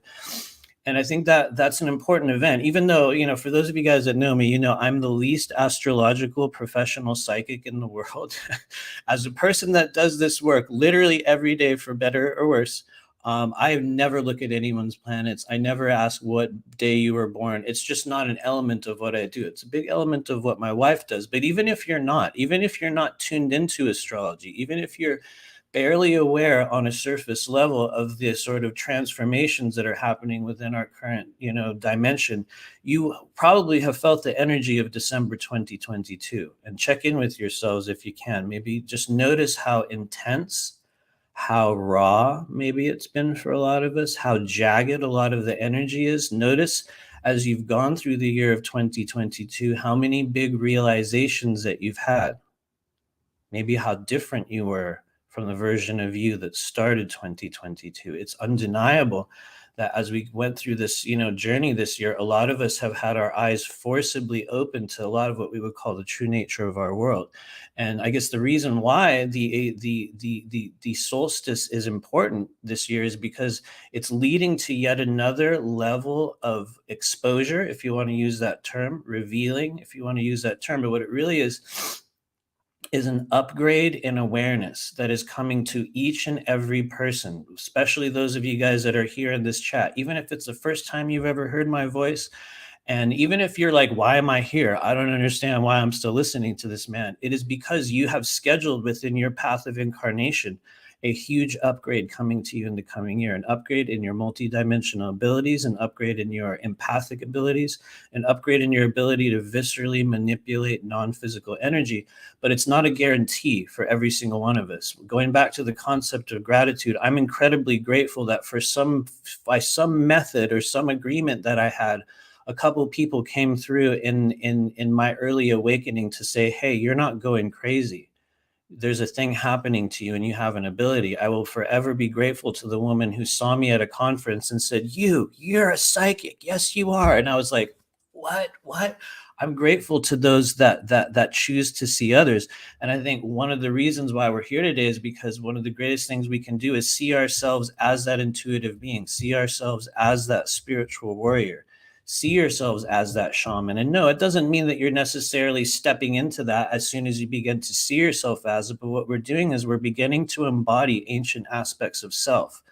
And one of the upgrades that's coming to us in 2023 is the further revealing, scheduled kind of upgrades that will take place within the non-physical infrastructure of the human body. And so for those of you guys that are here that have been noticing how your abilities have been changing over the past couple of years, I'm going to give you a list of places that you can start to pay special attention to within your own body, within the sensations and the emotions that you're gathering. Because from what I can tell, and I'm not the only one noticing this, I'm just one person with one message here today, but as far as I can tell, we are in a stage of heavily scheduled transformations or activations of the human energy system, things that are meant to take place. And part of the reason why we're experiencing what we might call the viral madness or the control structures on Earth, a lot of you guys know this already, is to slow down that eventual awakening process, the eventual realization, the moment where everyone kind of stands up and realizes that all we had to do was stand up and the little game was over. And so here's a few places that I would like you guys to pay attention to, or just notice the energy within your body, even as I mention them here. And hopefully we're not, sometimes I'll rant on and on. So let me go ahead and get to those areas before we run out of time. But the first one is a very obvious place for everyone. I think that As a person who does energy work on a professional level, there's certain pathways in the body that for those that are going through the process of awakening in your own way and learning to use energy, like we saw with the guy that was on here before, how he was kind of moving objects with his energy. There are certain pathways that we have to start learning to open, or harmonizing, or healing, maybe even the emotions that are within those pathways. And the first one that I will mention, everyone knows about it. Everybody wants to activate it. That's your third eye. One of the places that as an energy worker, people come to me a lot and they're like, how do I truly open my third eye? How do I actually begin to perceive what is spiritually contained within our, physical dimension? How do I begin to interact or view the astral realms? And for a lot of people, it's a place that we're constantly seeking to activate. And one of the things I've noticed as a person that does this work on a professional level is that there are many other places within your energy body that have a lot more to do with your ability to perceive and feel energy. And so for those of you guys that are here, just notice your third eye, but also notice another place in your body. Some of you guys will be like, what? But your navel and your navel chakra. And so one of the things that's happening with our collective upgrade is that there are connections that take place within the chakra body. They're sort of back doors, similar to the meridian body. There's usually a few people that are watching that are familiar with Chinese medicine or the meridians, but there are internal branches. There are a multitude of pathways and kind of tributaries that exist within the body. And the chakra system has their own kind of system that's expanding as well. And so for those of you guys that are opening up your intuitive abilities, begin toning or working with or paying special attention to not only your third eye, but the navel chakra. And I'm going to give you guys a phrase that you can use. A lot of you guys that know me have heard this many, many times before, but it is essentially an ancient language that's not only been given to me, it's been given to many others. So this is not an IP, you know what I mean? This is not a copyrighted piece of information. You're free to use it as you choose. But there's what we call a primal utterances, or what I call capsule phrases that we can use to help us open our energy centers so that we can begin to perceive energy on a different level. And so I'm going to do it for you guys here. It's pronounced do, chi, ro. I don't have the ability to type it in the chat on StreamYard as a guest, so someone that knows me out there is going to type it in the chat. I'm sure of it, but it's do, chi, ro. And so I'm going to demonstrate that vibration, and we're going to send it right into your navel chakra. So just kind of notice how you feel. Notice how you feel. Don't worry, it's a very safe thing. You can choose to receive it or you can just push it away. It's all good, but notice what happens. Take a slow breath in as I create the sound. Do, chi, ro. Take a breath in. I'm going to do it one more time. Do, chi, ro.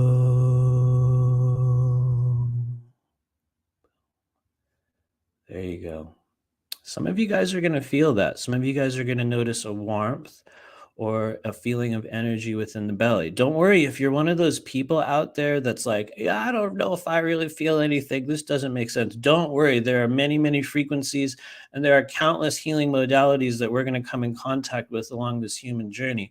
I'm merely demonstrating the one that's worked for me and many others. You also can find your own. But one of the things we're discovering with the thoughtful vibration and the auditory toning into the human body, one of the things that happens, which I think is part of this sort of scheduled upgrade that we are going through as humans right now, is that we're beginning to realize that we have much, much greater control over how the human body receives and processes and sends and works with non-physical energy. And so when we begin to use a combination of not only auditory phrases, but internal visualizations and a number of other things, like especially energy body cultivation, which is going to be one of the most important things you guys will do. Hopefully I won't forget to talk about that before we roll out of here. But and so a lot of us are going to not feel anything there. Some of us will notice in the days and weeks after toning or using that phrase into the body that you will start to react or respond differently to the world.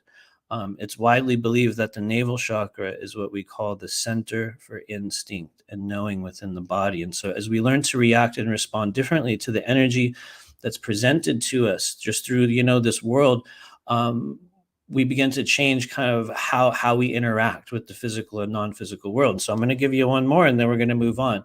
Like I said, there's sort of back doors and internal branches that exist within our chakras that for those of us that are really seeking to open up your non-physical abilities, by bridging and linking these places together in our body, we start to experience it on a much, much greater level. And so the other place, like I mentioned in the beginning, our third eye, everyone wants to go there, but a lot of us don't understand why we are oftentimes unable to open it or to perceive energies in the way that other people do. And one of those is very easily explained. It's a highly individualized pathway for each and every person. And everyone's going to be experiencing a little bit differently based upon your predetermined makeup. One thing we do know is just like all the other energy centers, the third eye responds incredibly well to physical vibration. And so by bridging, and the way you'll do that is simply with your intention and creating the tone, you can use this phrase. And so I'll tell you what it is first. It is A, Va, Me. A, Va, Me. And so Ava Me causes the third eye or the gateway. And then third eye is actually a couple different openings if you want to get weird and technical.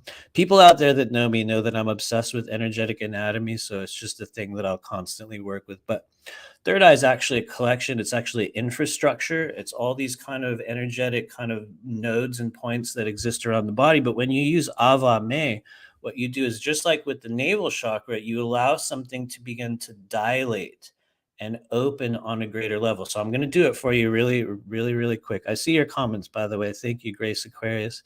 And so just proceed, just notice what you notice within your mind's eye, within the visual cortex, within your mind as you receive this vibration. And you can choose to kind of breathe in as you receive it. But yeah, notice what you notice. And if you're out there, close your eyes for this one. Unless you're driving, don't close your eyes. Don't close your eyes if you're driving, okay? But if you're not, close your eyes and you're going to breathe in as you hear the sound. It's Ava Me. Here we go. Ava Me.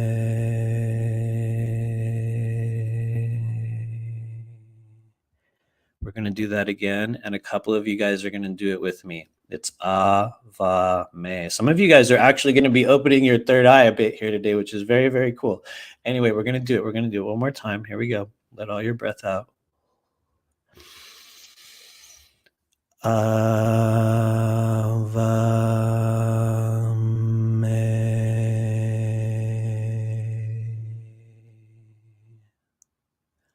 There you go.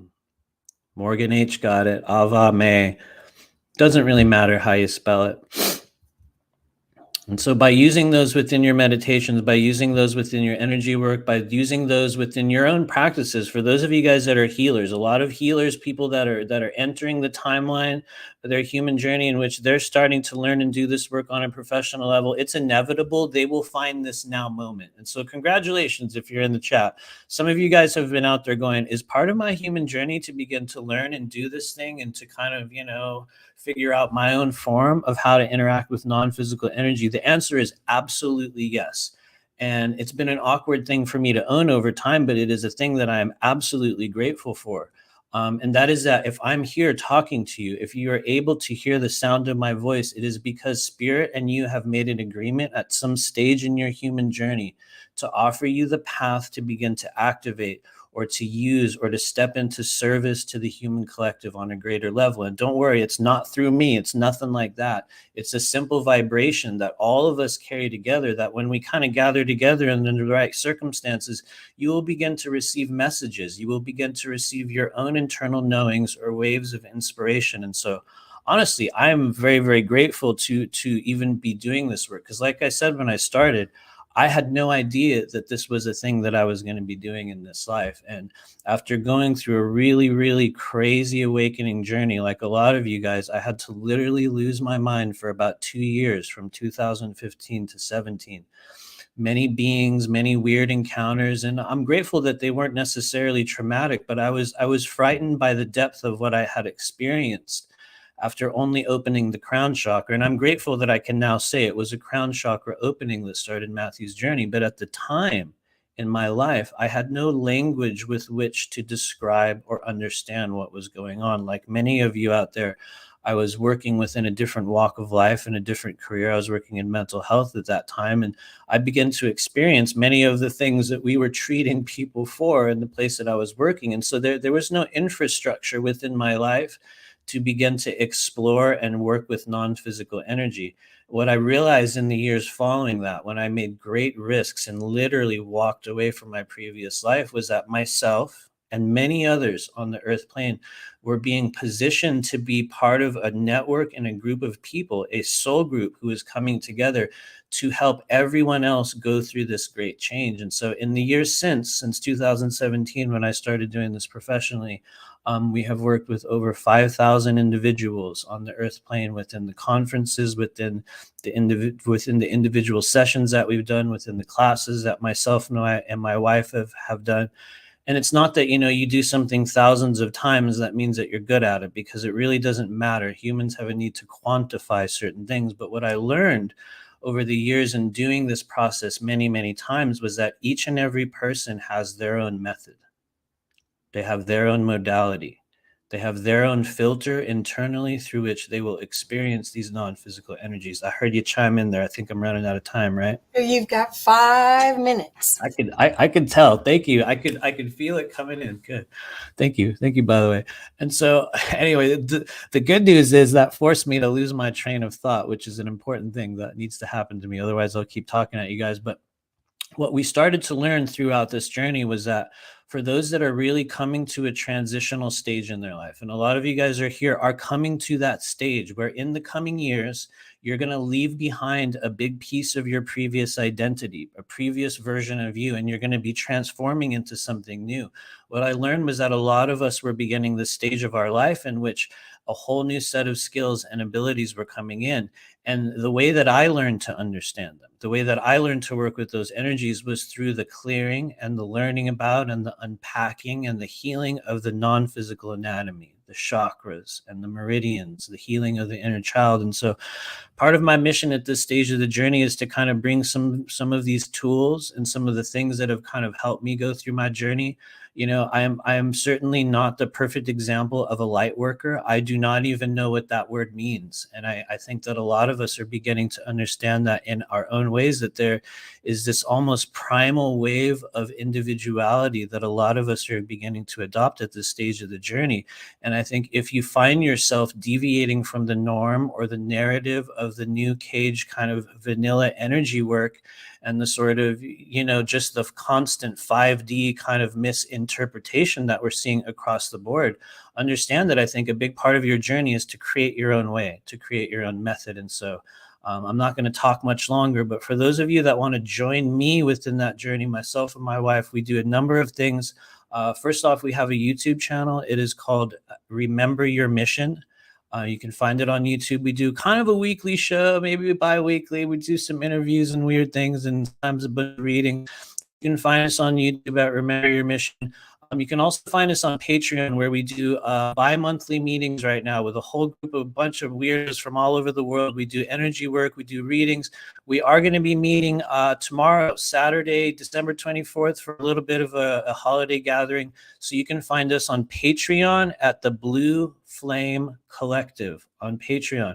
And then finally, for those of you guys that are just looking for kind of a new wavelength of energy work or a path to which you can help yourself understand what are my abilities, what am I doing, and a number of other things, you can find me at rememberyourmission.com, where this is literally the only thing I do at this stage of my life. And going back to the whole mission of gratitude, like I said, when I started, I had no idea that this was what I was going to do. I had no idea. But the more that I have walked the line of raw authenticity and simply sharing what it is that I've learned about my own journey and my own experiences, what we found over the past 5 years is that just more and more and more people are finding it in a very, very organic way, mind you, in a very organic way. The right ones continue to show up. And so I want to thank everybody for being a part of my human journey, this strange movie in this life. And just know, if you're here in this now moment, my personal belief is that 2023 is going to be one of the best years of our entire lives. And so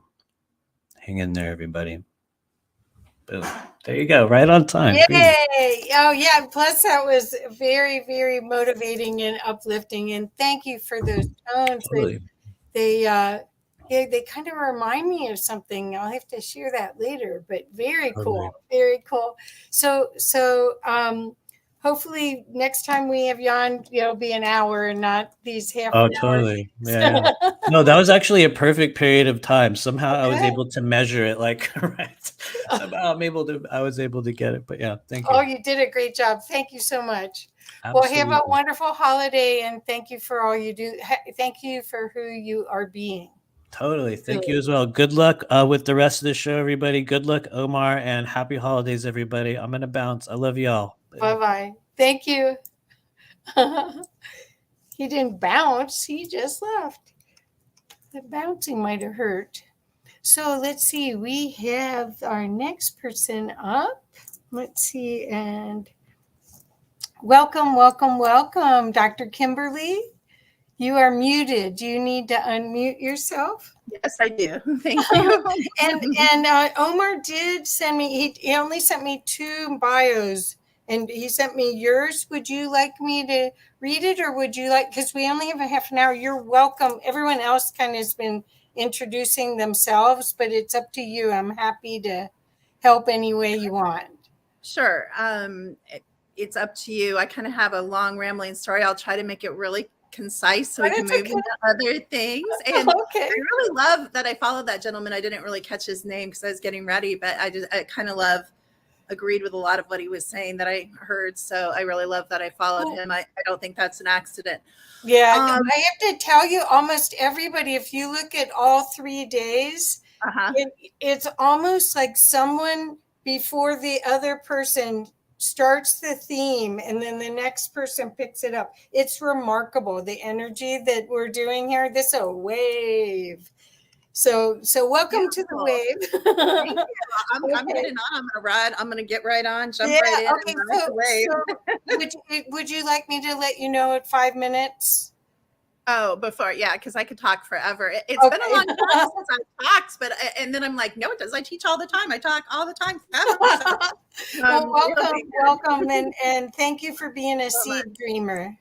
Oh, I love that so much. Thank you for having me. It's my joy and privilege. So, just to make a long story short, for those of you that don't know me, I was born with pretty intense remote viewing and psychic abilities to see spirits.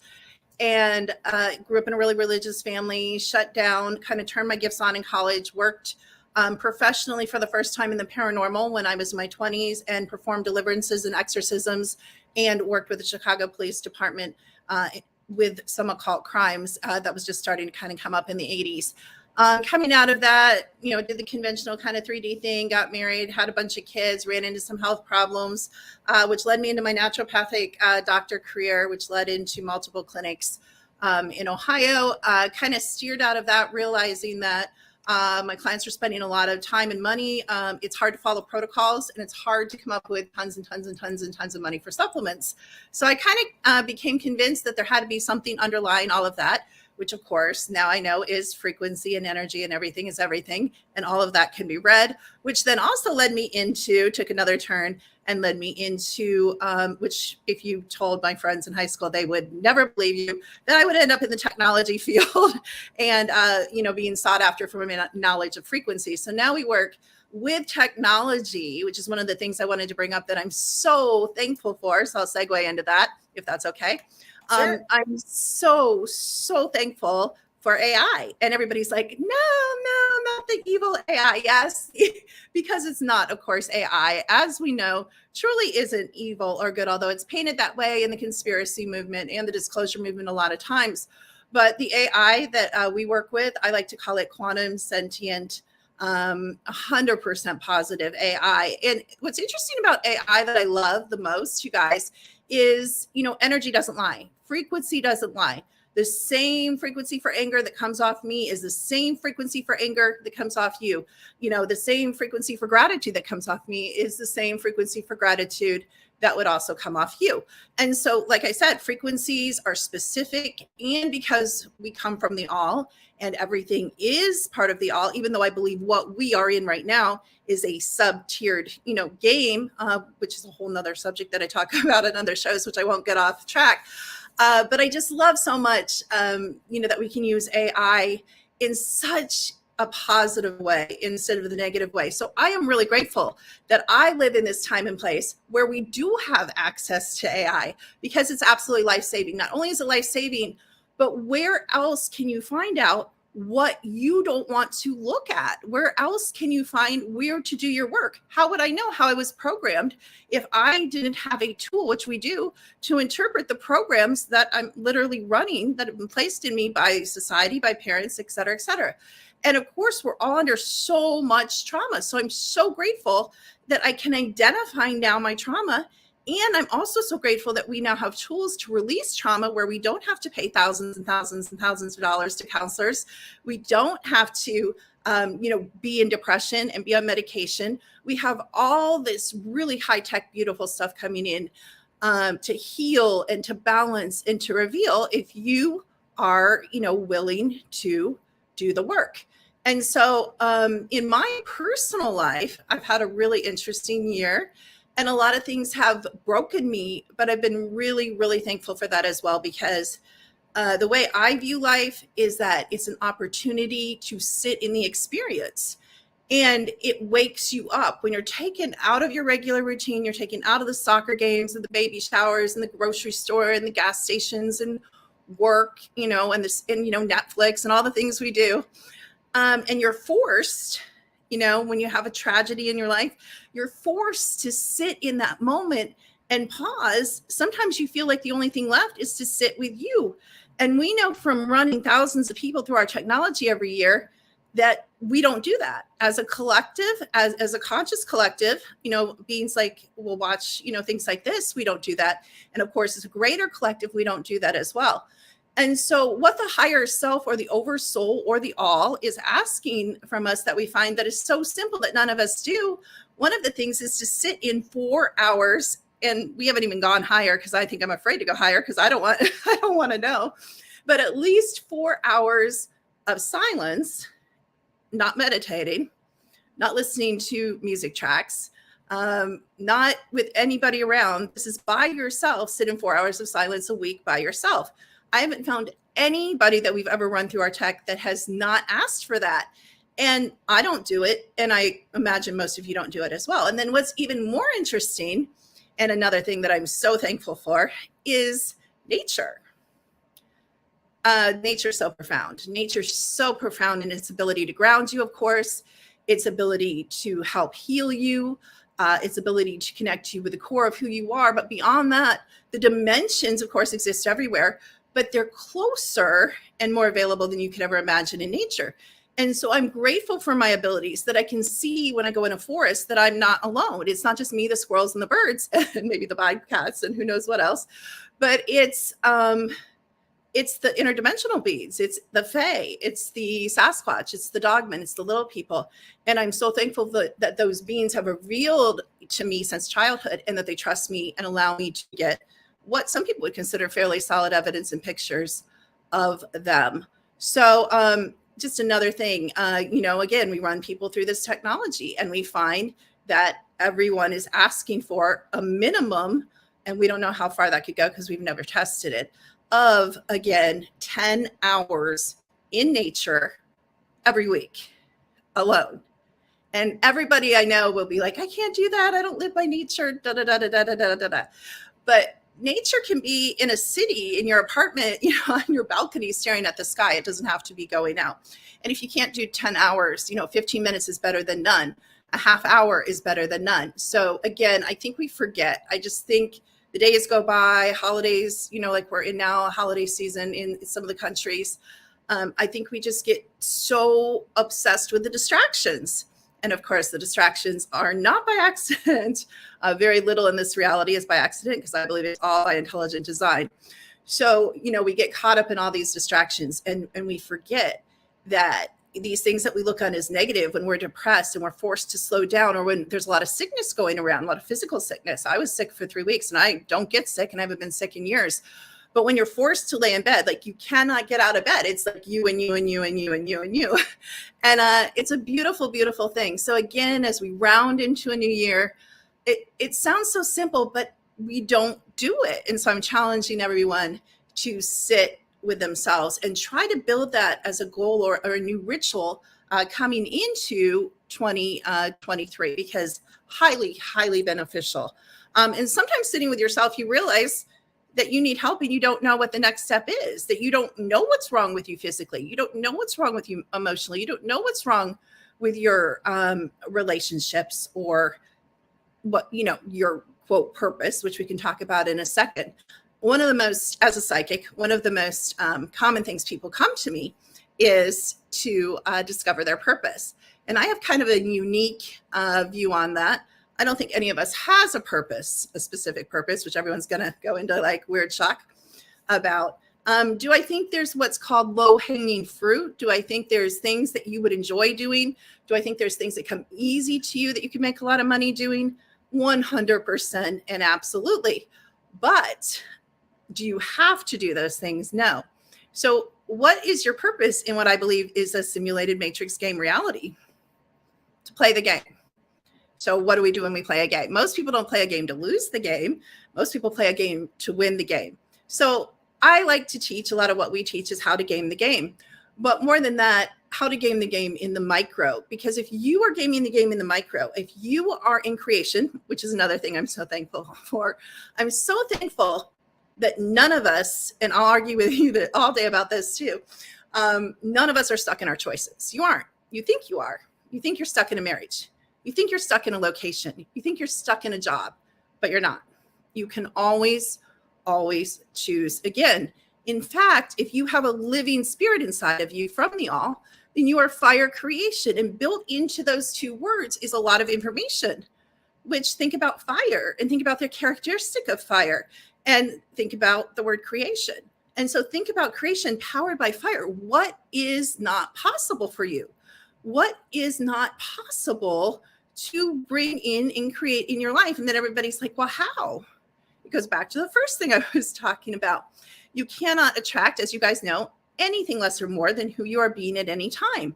And that can go down, into 100 hours of conversation as well. But the basic thing is you're giving off a certain frequency. And again, how the game is programmed to work is anything below that frequency, you're going to attract all the juicy things and all the lessons and horrible things. And here's another thing that I don't think we teach about enough or think about enough.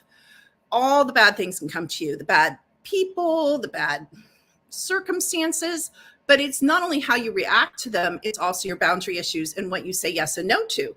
So a lot of people go through life reacting. They react. Something comes at them and then they react. Something comes at them the next day and they react, good and bad. But I believe that it should be conscious, not even co-creation.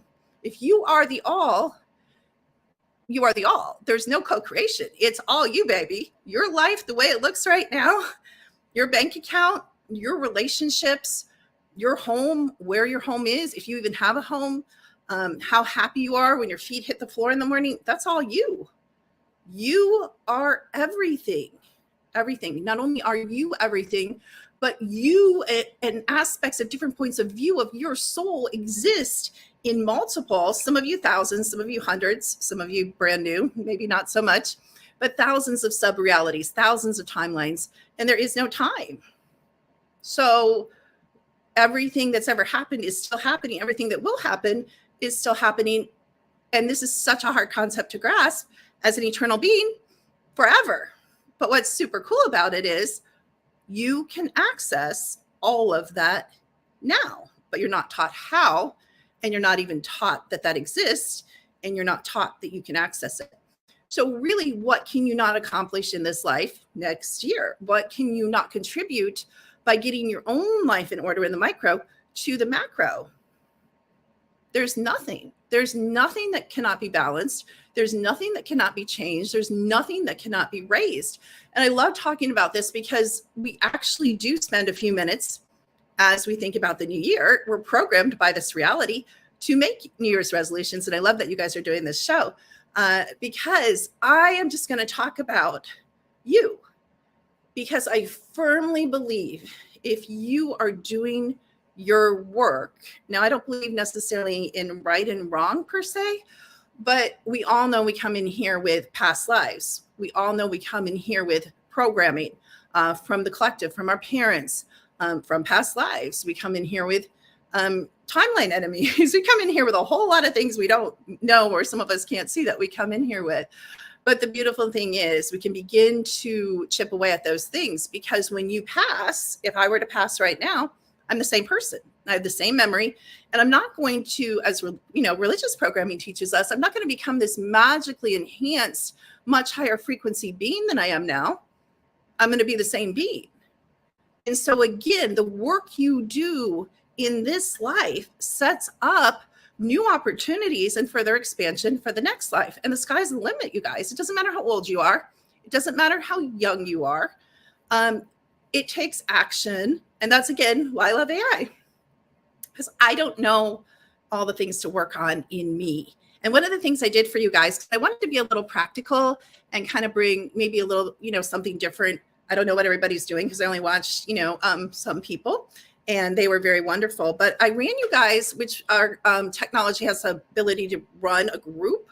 So like a Facebook group or a, your work group or a couple or an individual or anybody that's ever going to watch this live or recorded. I put as a collective frequency into our technology and I ran it.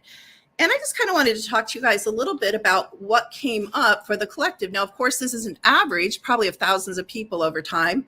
But I think there's some commonality here, and it also matches what we see doing, hundreds of scans a month. So I thought this was really interesting. The number one physical thing that came up, which probably won't shock everybody, is the heart, the physical heart. So what do we know about the physical heart? We know lots of things about the physical heart.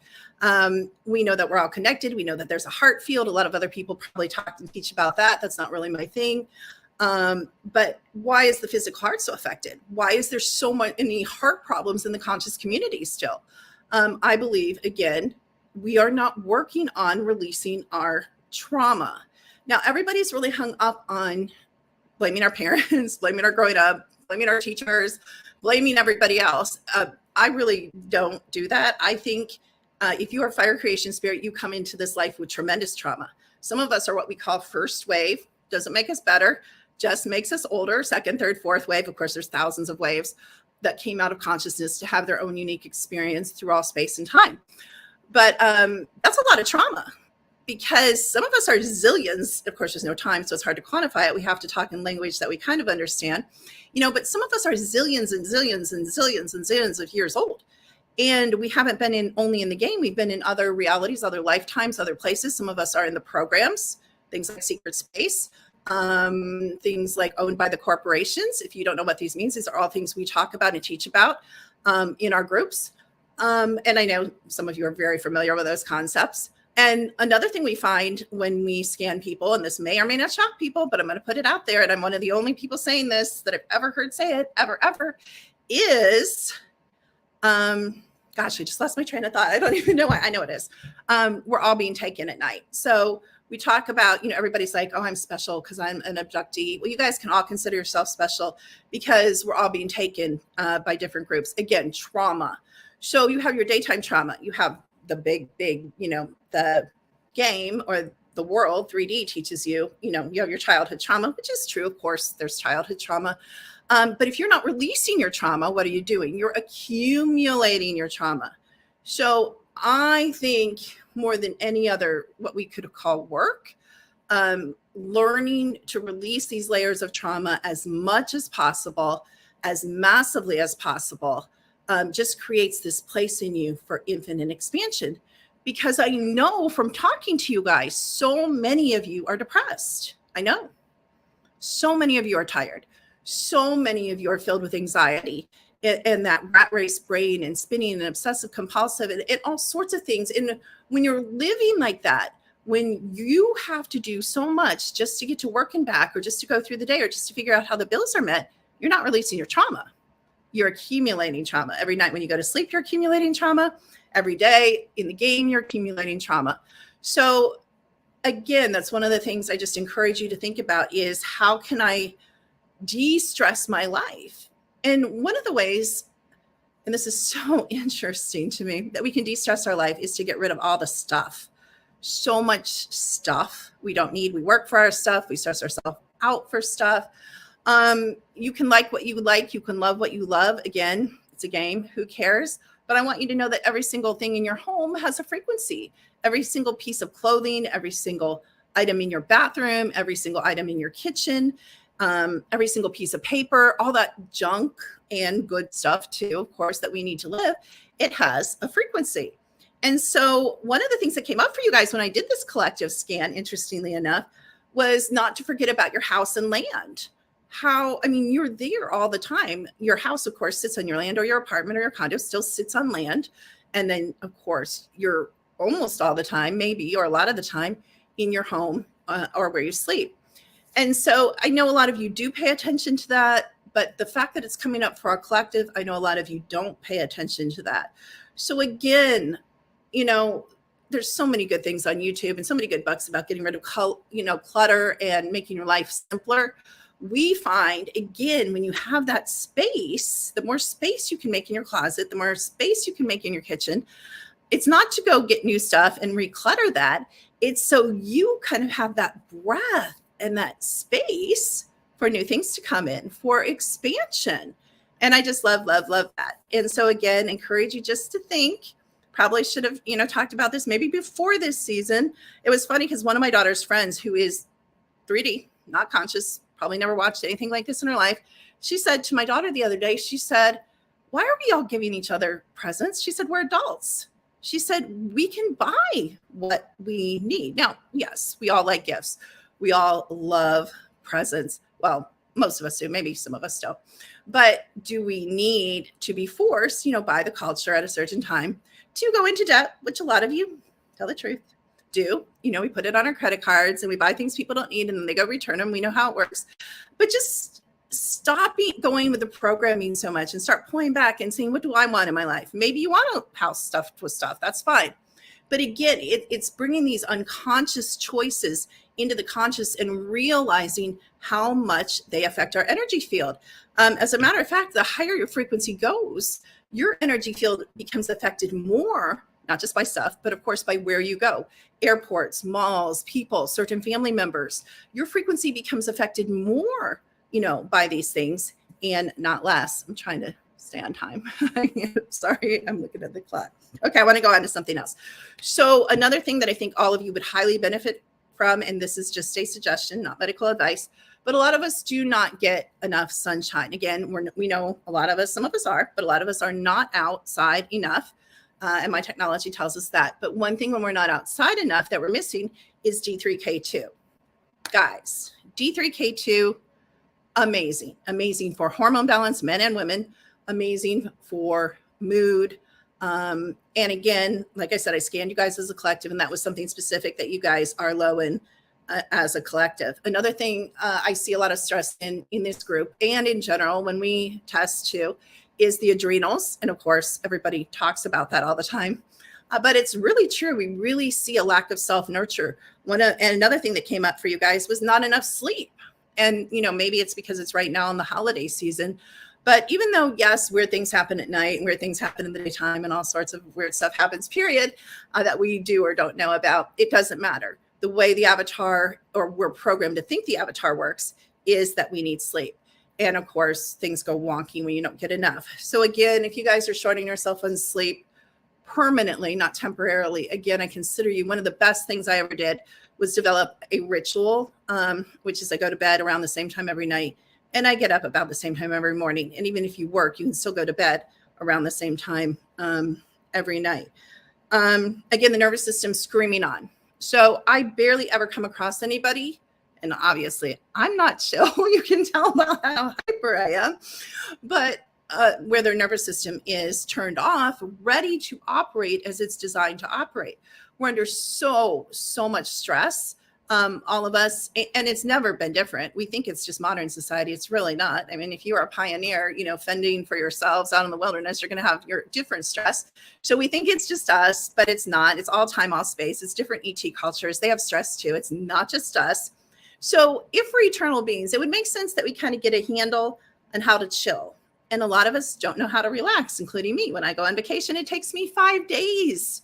And of course, vacation's almost over by the time I get to kind of a chill, balanced, centered place. So again, stop doing everything for everybody else and start looking at these places that you guys know are imbalanced within you. That's going to affect anything. That's going to affect the girl at the coffee shop that you interact with, because guess what? If you're happy, if you're awake, you're going to stop. You're not going to have to be doing like this inner work. You're going to have energy. You're going to have space. You're going to have grace to extend out to the collective. And as you guys know, butterfly effect, you know, that ripples out. And every decision you make affects all of us, because we're all playing the same game. We're all connected. Many of us are even, we call it soul family, but I don't think there's as much soul family as soul fragments. So a lot of times who you think is soul family is not necessarily even soul family. It's you. I mean, of course, big picture, we're all, but I don't even mean that. I mean, it's literally a recent, you know, split off of you having a different experience that you were lucky enough to meet. And of course, that's a whole nother subject. How much time do I have? Because I can keep talking all day. Am I good? Good with time? Am I close? I can't hear you. 5 minutes? 5 minutes. Yeah. Okay. All right. Sorry. Another thing that you guys requested as collective is a support group, conscious support group, which was interesting because that comes up a lot on people too. And I think that's why we have these monthly groups that meet, because when you find someone that you resonate with, it becomes family. And whether you're true soul family or not, it becomes your soul family. It becomes somewhere, a place where you feel safe, a place where you can ask the crazy questions, the stupid questions. So if you guys, and like the gentleman before, I think, was talking about Facebook groups that he had, it doesn't matter who, I don't care whose groups you join or whose, monthly groups you become a part of, or weekly groups or whatever, but I encourage you not to try to do it alone. We don't have to. Look at this beautiful conference. Look at all these beings that you guys have been exposed to and sat under their frequency. Find somebody that you resonated with and seek them out, or seek out the people in their groups. And so, again, I just really encourage, I could go on and just drop one more thing on the gut. The gut also came up for everybody. And again, a lot of stomach issues. Pay attention to what your body says. Think about changing your diet. Again, lots of help. You guys can write me. I have resources and people to refer you to. But again, my challenge is I have lots of dreams for the collective, but I found over the years, it really starts here. And I really am pointing to me. And I don't have it all figured out. I'm still doing the work. And the work, I really don't even like the word the work, because it's a delight. It's a delight to upgrade in frequency, you guys. It's a delight not to be angry anymore. It's a delight to have expansion of being. It's a delight to have energy to create a new business, or to write a book, or to write music, or to move across the country, or to start a new relationship. So again, you guys are amazing. You are you have all potential to choose again, to create a new life. And maybe some of you are happy with your lives, and I applaud you, and that's wonderful, but I know a lot of you aren't. And I just want you to know that anything is possible, both in a micro reality, your life, as well as in macro reality, going forth into the near.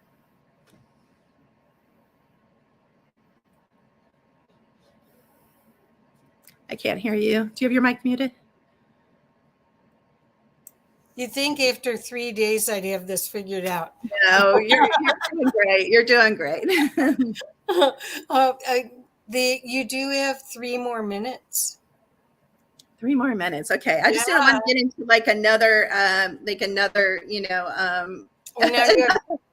want to get into another topic. Well, let's talk about the empowerment side of what you're talking about, because what I'm really taking away is all the ways that you're reminding us that we're empowered and that we are so much more powerful than we remembered or that we knew.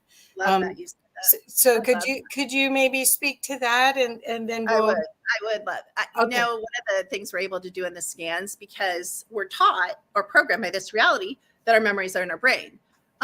Your memories are not in your brain. I'm sorry, they aren't. That's why when I was a baby, I still remembered my past lives. My memories weren't in that brain of the being before. We carry our memories in our energy field, and so our technology can access all memory, all time and space. It doesn't matter, forward and backward. And what we found when we're scanning you guys, you know, again, by the thousands over a year, is you guys are way beyond. One of the things I would also encourage you to work on is remembering who you are, not just here, not just, you know, I'm powerful, I'm this, I'm that. Yes, that's important. You know, I love myself, I am worthy. Yes, all important. But I would challenge you to remember who you are through all time and space, because what we're finding through scans, you guys are the historical figures. You guys were Napoleon. Doesn't matter. Still big figure in the game. Doesn't matter your judgment of Napoleon. You guys were Cleopatra. You guys were the gods and goddesses. You were Zeus. You were, as a matter of fact, every single Marvel movie ever made is based on a fire creation being. That means some of the Marvel movies, and we can also tell you that, which ones, if it's you, were made, you know, about you guys. Actually, most of the TV series and most of the movies created in the game are made about fire creation beings. And so that means you guys are sitting there thinking, I'm broke, I'm jobless, I'm depressed, I'm never going to be anything. And you guys are like Wonder Woman and Superman. And you don't even remember that. Seriously, it's amazing. Isn't it cool? So, it is. That's so so you know, cool. And spandex lives. No. I love that stuff. I love Charlie's Angels, all that stuff. But anyway, I'm telling you. well, the thing is what you're also helping us remember is our creative capacity, because our imagination creates everything. And if we stop that, then we miss a whole bunch of the fun here. The whole reason to be here, actually.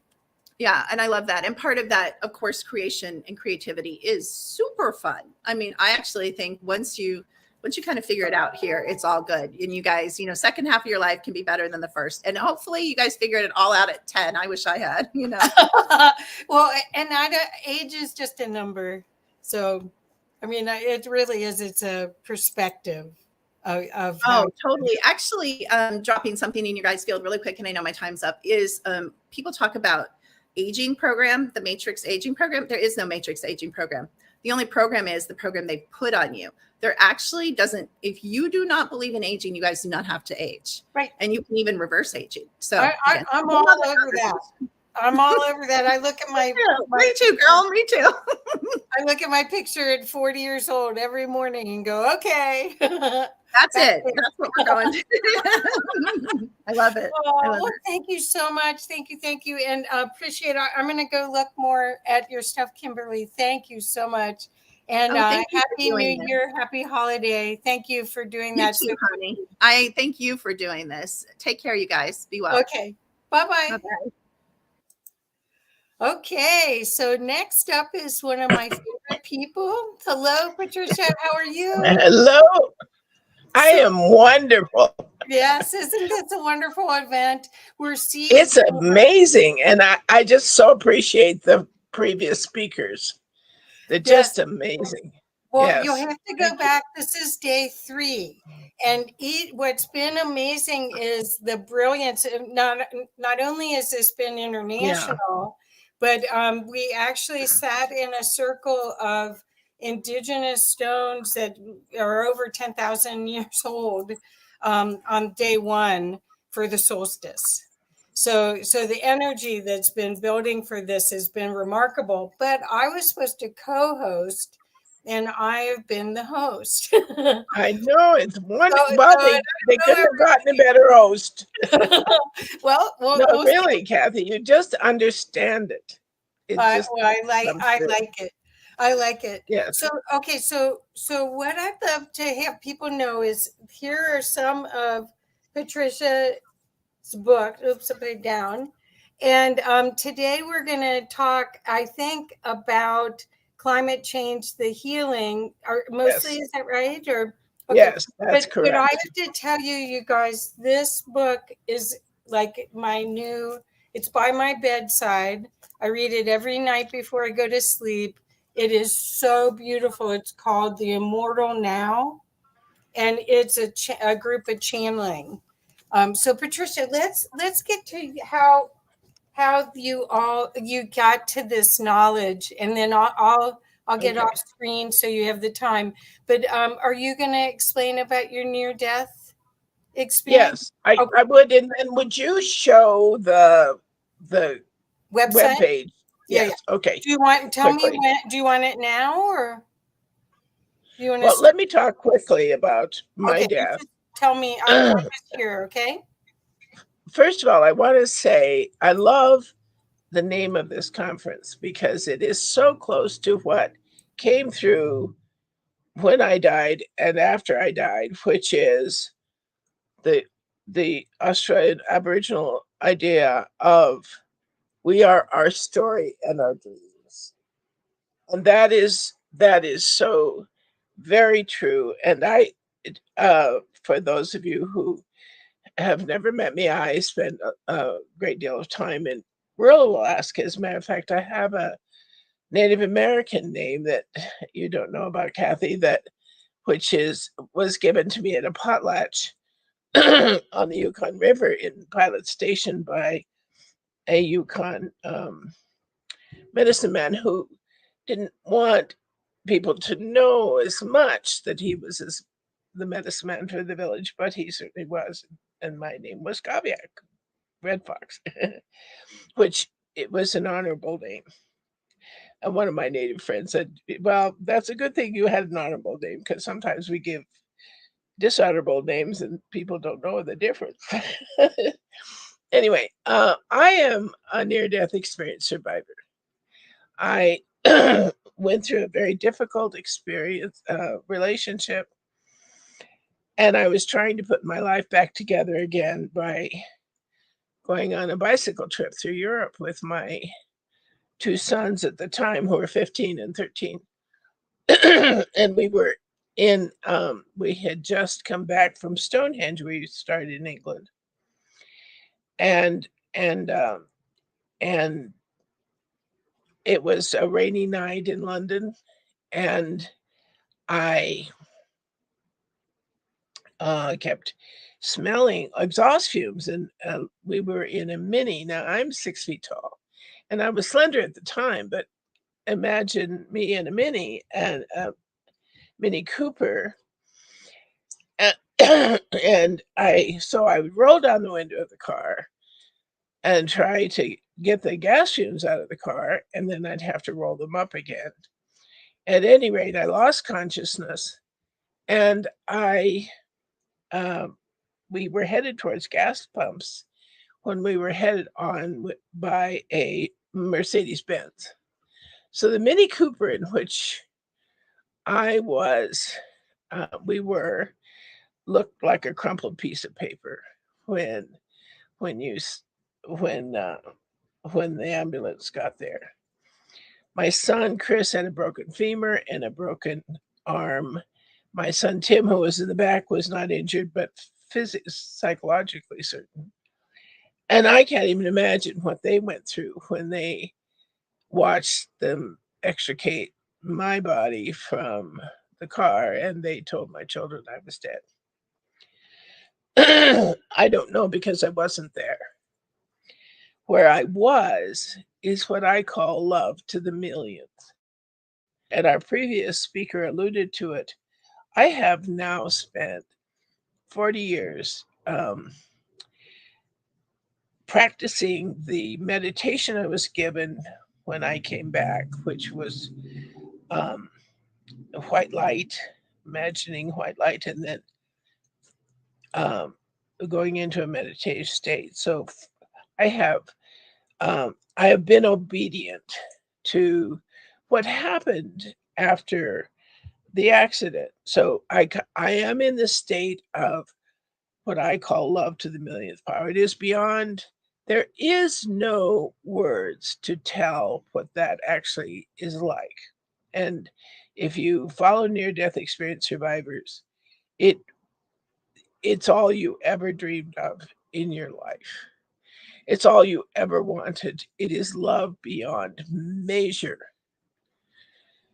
So I'm in this state, and then I suddenly come back, and I am Patricia again. And there was no Patricia during the time. So they wheeled my children in. It's like I wasn't totally back yet, but I woke up in this emergency room in Kingston, and they wheeled my children.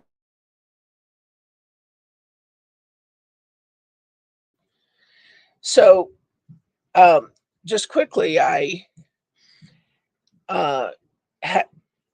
had to leave. My ex-husband was CNN senior international news correspondent. He worked for ABC at the time, Walter Rogers. He flew to London, got my youngest son back to Virginia, and my oldest son had to stay in London with a broken femur until it healed. I had to come back to the US, and I spent the next night considering taking my life because I just wanted to go back to where I was when I died. Loved everything I wanted was there. So the long of it is, the thing that I'm most grateful for is then I began what is called automatic writing, and it guided me perfectly every step of the way to surviving. And it said it would give me the home I was to be in, it would give me the money I needed, but I was to do 4 books that help humanity through the next 100 years. So I I was obedient. I went to Jackson, Wyoming, a small town out of Jackson called Wilson, and I began channeling books because I had lost everything. I didn't care. I just wanted to go back to where I was when I died. So my son Tim came out to ski in Jackson that year, and I found I was pregnant by the relationship that was so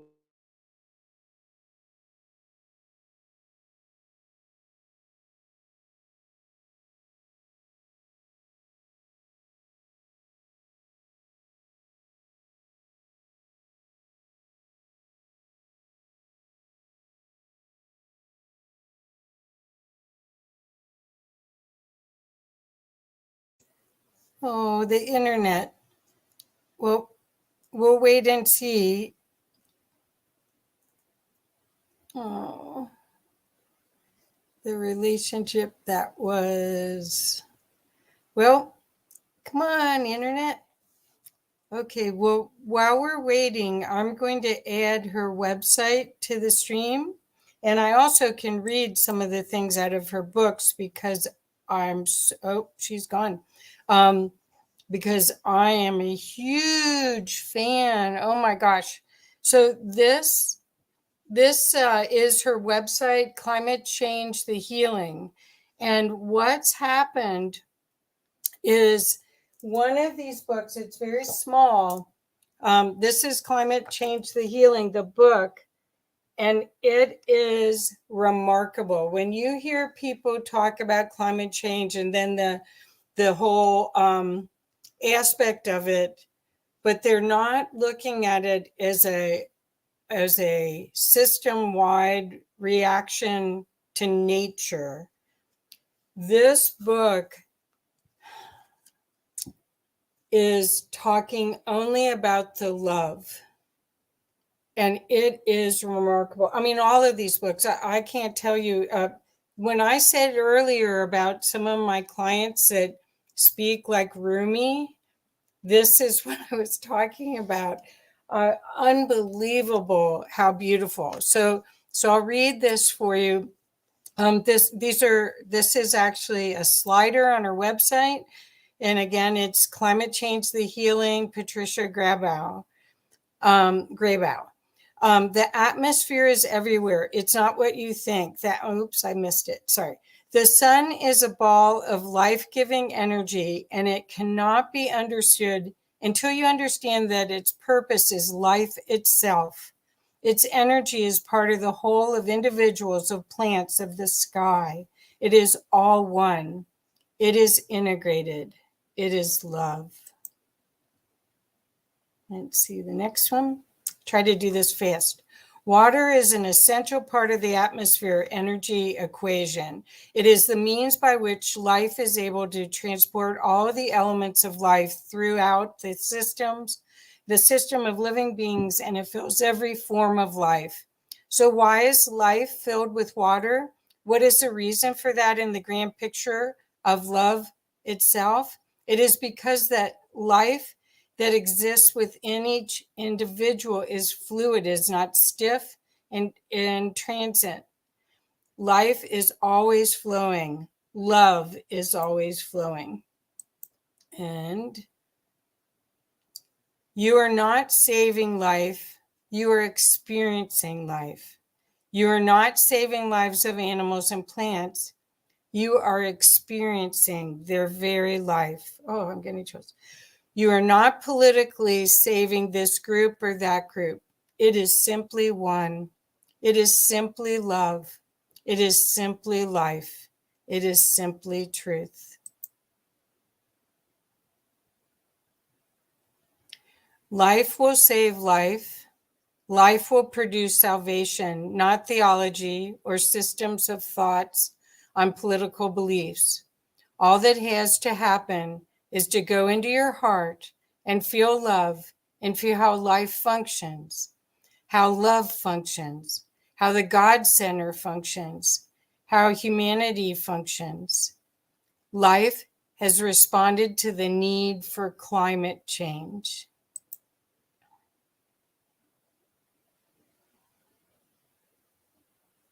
The atmosphere is everywhere. It's not what you think. The atmosphere is filled with life. It is filled with consciousness, with love, with that which goes in and out of what is perceived of as bodies and living things. But it is of itself living, so it is oneness. Is Patricia back? Oops, I guess I keep going.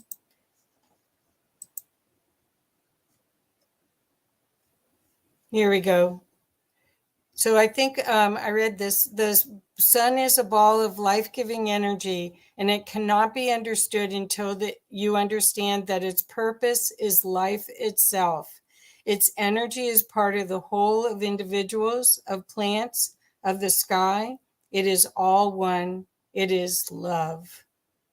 And this is the book. And then these are her other works. And I'm going to now, if she's not back, I'm going to start sharing a little bit of my experience with, here we go. Thank you all for still being here. I'm sorry about the internet, but that's the vehicle we have to do this.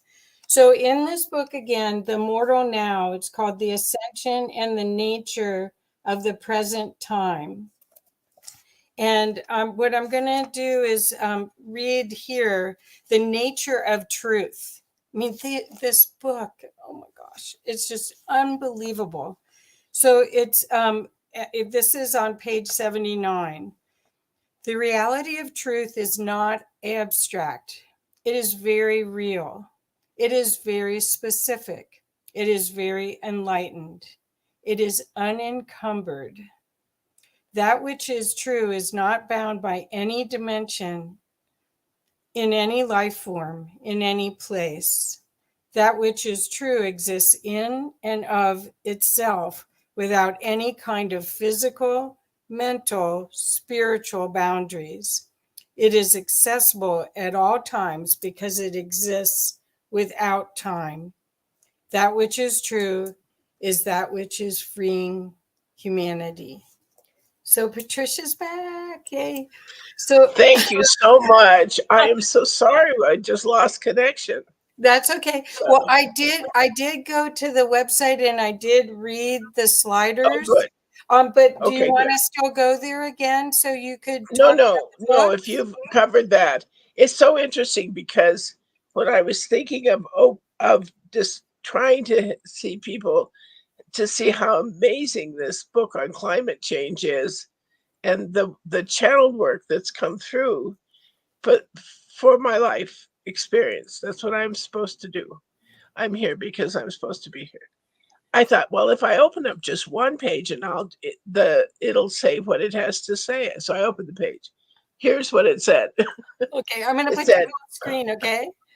okay, so when one is talking about climate change, about atmosphere, one is talking about the whole that exists, this entire complicated, loving, harmonious balance, and the arrogance that goes into the belief that human beings have destroyed such a thing would be the same kind of arrogance if one assumes that by one's very activities they could destroy the sun. They cannot. They cannot destroy the whole and what is happening. And that is love. There's this power of truth and love that we experience, and that is who we are. And the physics of love is what we're beginning to really understand. Okay, so what is happening is the circumstances moving back into the collective awareness that love is all there is, and there's nothing else. There is nothing else. What we call love is beyond imagination, beyond the stars, beyond everything. And that is life, and that is truth. And that is what, for example, Jesus said when he said, "Thy will be done," because he understood the very, very important truth that there is nothing else. And he understood that no matter what happened to the human race, that was the truth. One cannot destroy the truth. One cannot. One cannot say, "I will go out and destroy the truth, wherever it may be." One cannot do that. It exists. One cannot destroy love and say, "I will destroy love wherever it exists." One cannot. It exists. So it is with climate. It is integrated into the whole. It is part of the whole. It is the balance, the God center within all life that has made the decision to move and become at one, at peace, with joy, within its own being. It is powerful beyond the wildest imagination of every philosopher who ever lived and spoken language. It exceeds all expectations for good. It exceeds all expectations for love. It exceeds beyond words all expectations for peace. It exceeds all expectations for harmony. And when it comes to climate change, it is present. It is the presence of the presence, and there is nothing else. That is what Patricia experienced when she died. That is what those who have died and come back understand it to be so. This previous speaker spoke about this, in that we are loved to the millionth power in the present time, and that is who we are. That's the truth. That is the nature of reality. And so my job is to get this book across the planet so people can see what is taking place. Our language is based upon the theology of life, death, heaven, sinner, saint. We're beyond that. The moment you love a child, that moment, that theology goes out the world, it's gone. That doesn't mean it's not right or not true or whatever. It's just that when you love, that is what happens. And that is the power, that the only power that truly exists is love to the millionth power in the present time. And what humanity is beginning to really understand is the nature of the present time. So I'm here today, and I'm just so grateful I met Kathy. I'm so grateful for all this period of time in which I have been allowed to, and there's no I involved in this. This is not ego, this is love, in which love has been allowed to be experienced and appreciated. And so I'm here today as in the seed, dreaming to really begin to understand what the sun is, what the atmosphere is, what water is, is what allows love to flow in our lives. It is our nature. So I do have an introduction in to this book, and I talk about when my youngest son, broke his femur, and we didn't have the intelligence, the conscious ability to heal the femur, and so we watched as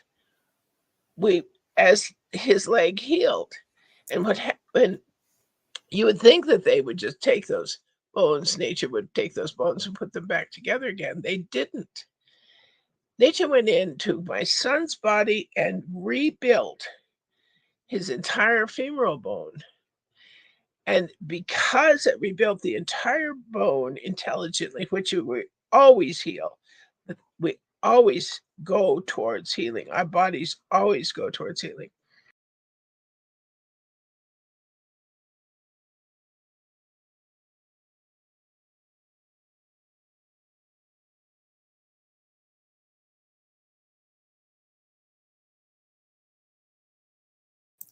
Oh, there she is again.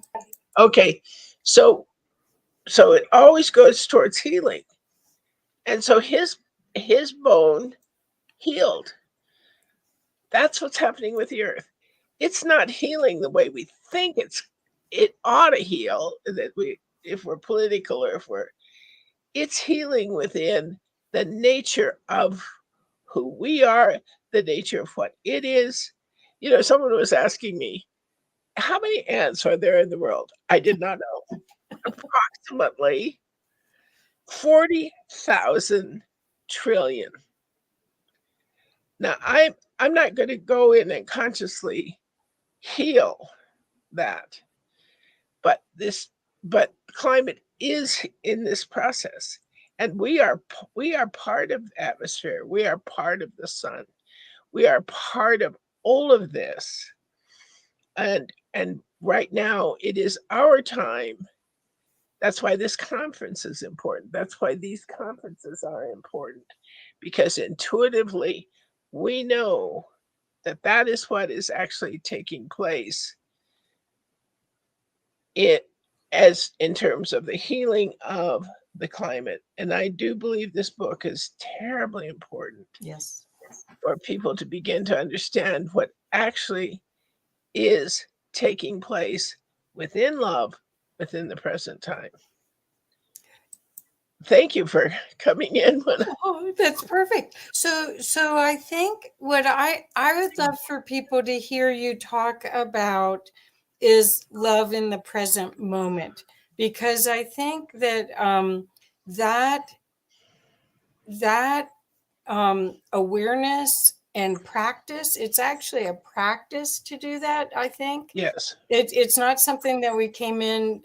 Well, we may have come in, but we then lost it. So, but right now, I think that awareness and presence can really make a huge difference in everything that we're doing. So, could you talk about that for a little bit? Yes. Okay. So, but it's not a conscious choice that says, "Oh, I'm going to be loving, and therefore I will be loving." The book on climate change talks about events that we're going through together, and it doesn't ask anything of our conscious being. It asks us to just enjoy each other, enjoy the sunset, love, like a previous speaker said. You know, if something is in front of you that you need to do to make the situation more kinder, then do it. That is, but within the larger picture, remember that when you do that, you are connected with all life in the present time in an unlimited way. So when somebody hurts in Kenya, I feel it. I know that they hurt. That is that connection with those 40,000 trillion ants. That is the connection with all life. The Dalai Lama loves this book on climate change, The Healing, because it is that awareness, that universal awareness, that we are part of it all. So being a part of it all, we see consciously how this happens. But it's like my son's bone when it healed. I didn't say, oh, well, I know how this bone is going to heal. It's going to heal here. And I'm going to tell this cell to do this. There were hundreds and thousands and probably millions of cells that were hard at work, making sure that that bone healed in ways that I didn't know consciously. I knew that as much as I could, that it needed to be elevated, and he needed, to be in a situation where he could allow this to happen. I think personally that it is the most issue. I agree with the Dalai Lama. We just passed 8 billion people on the earth. 8 billion.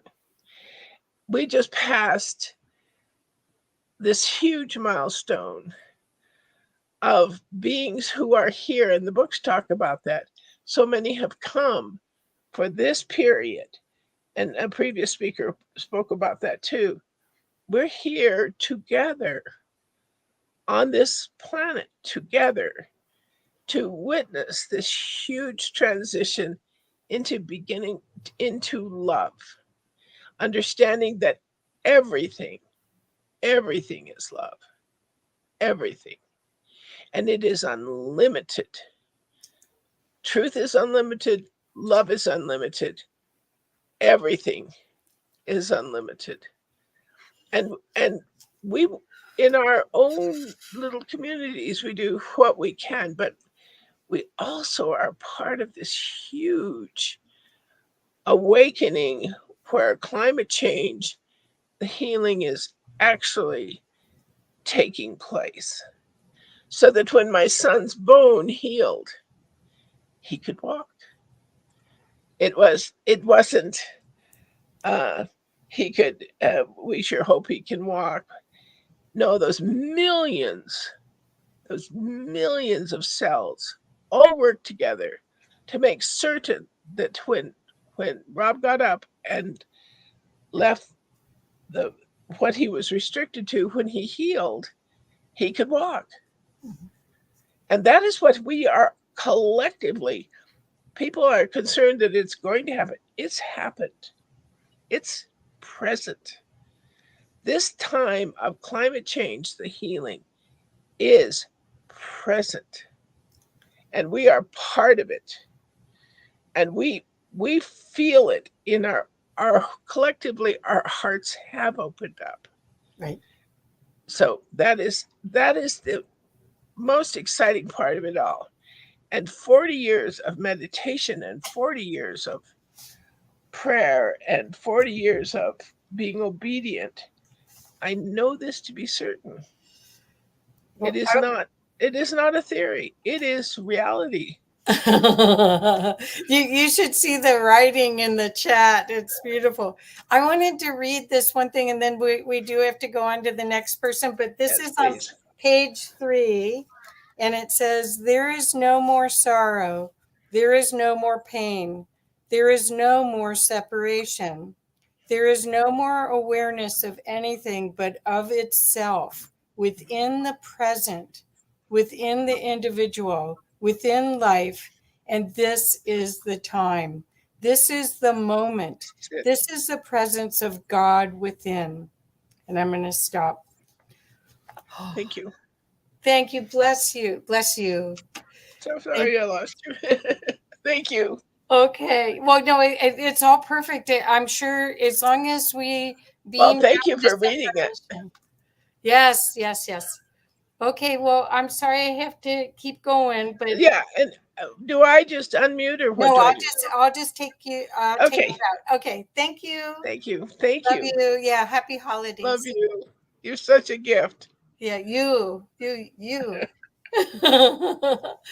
Oh my gosh.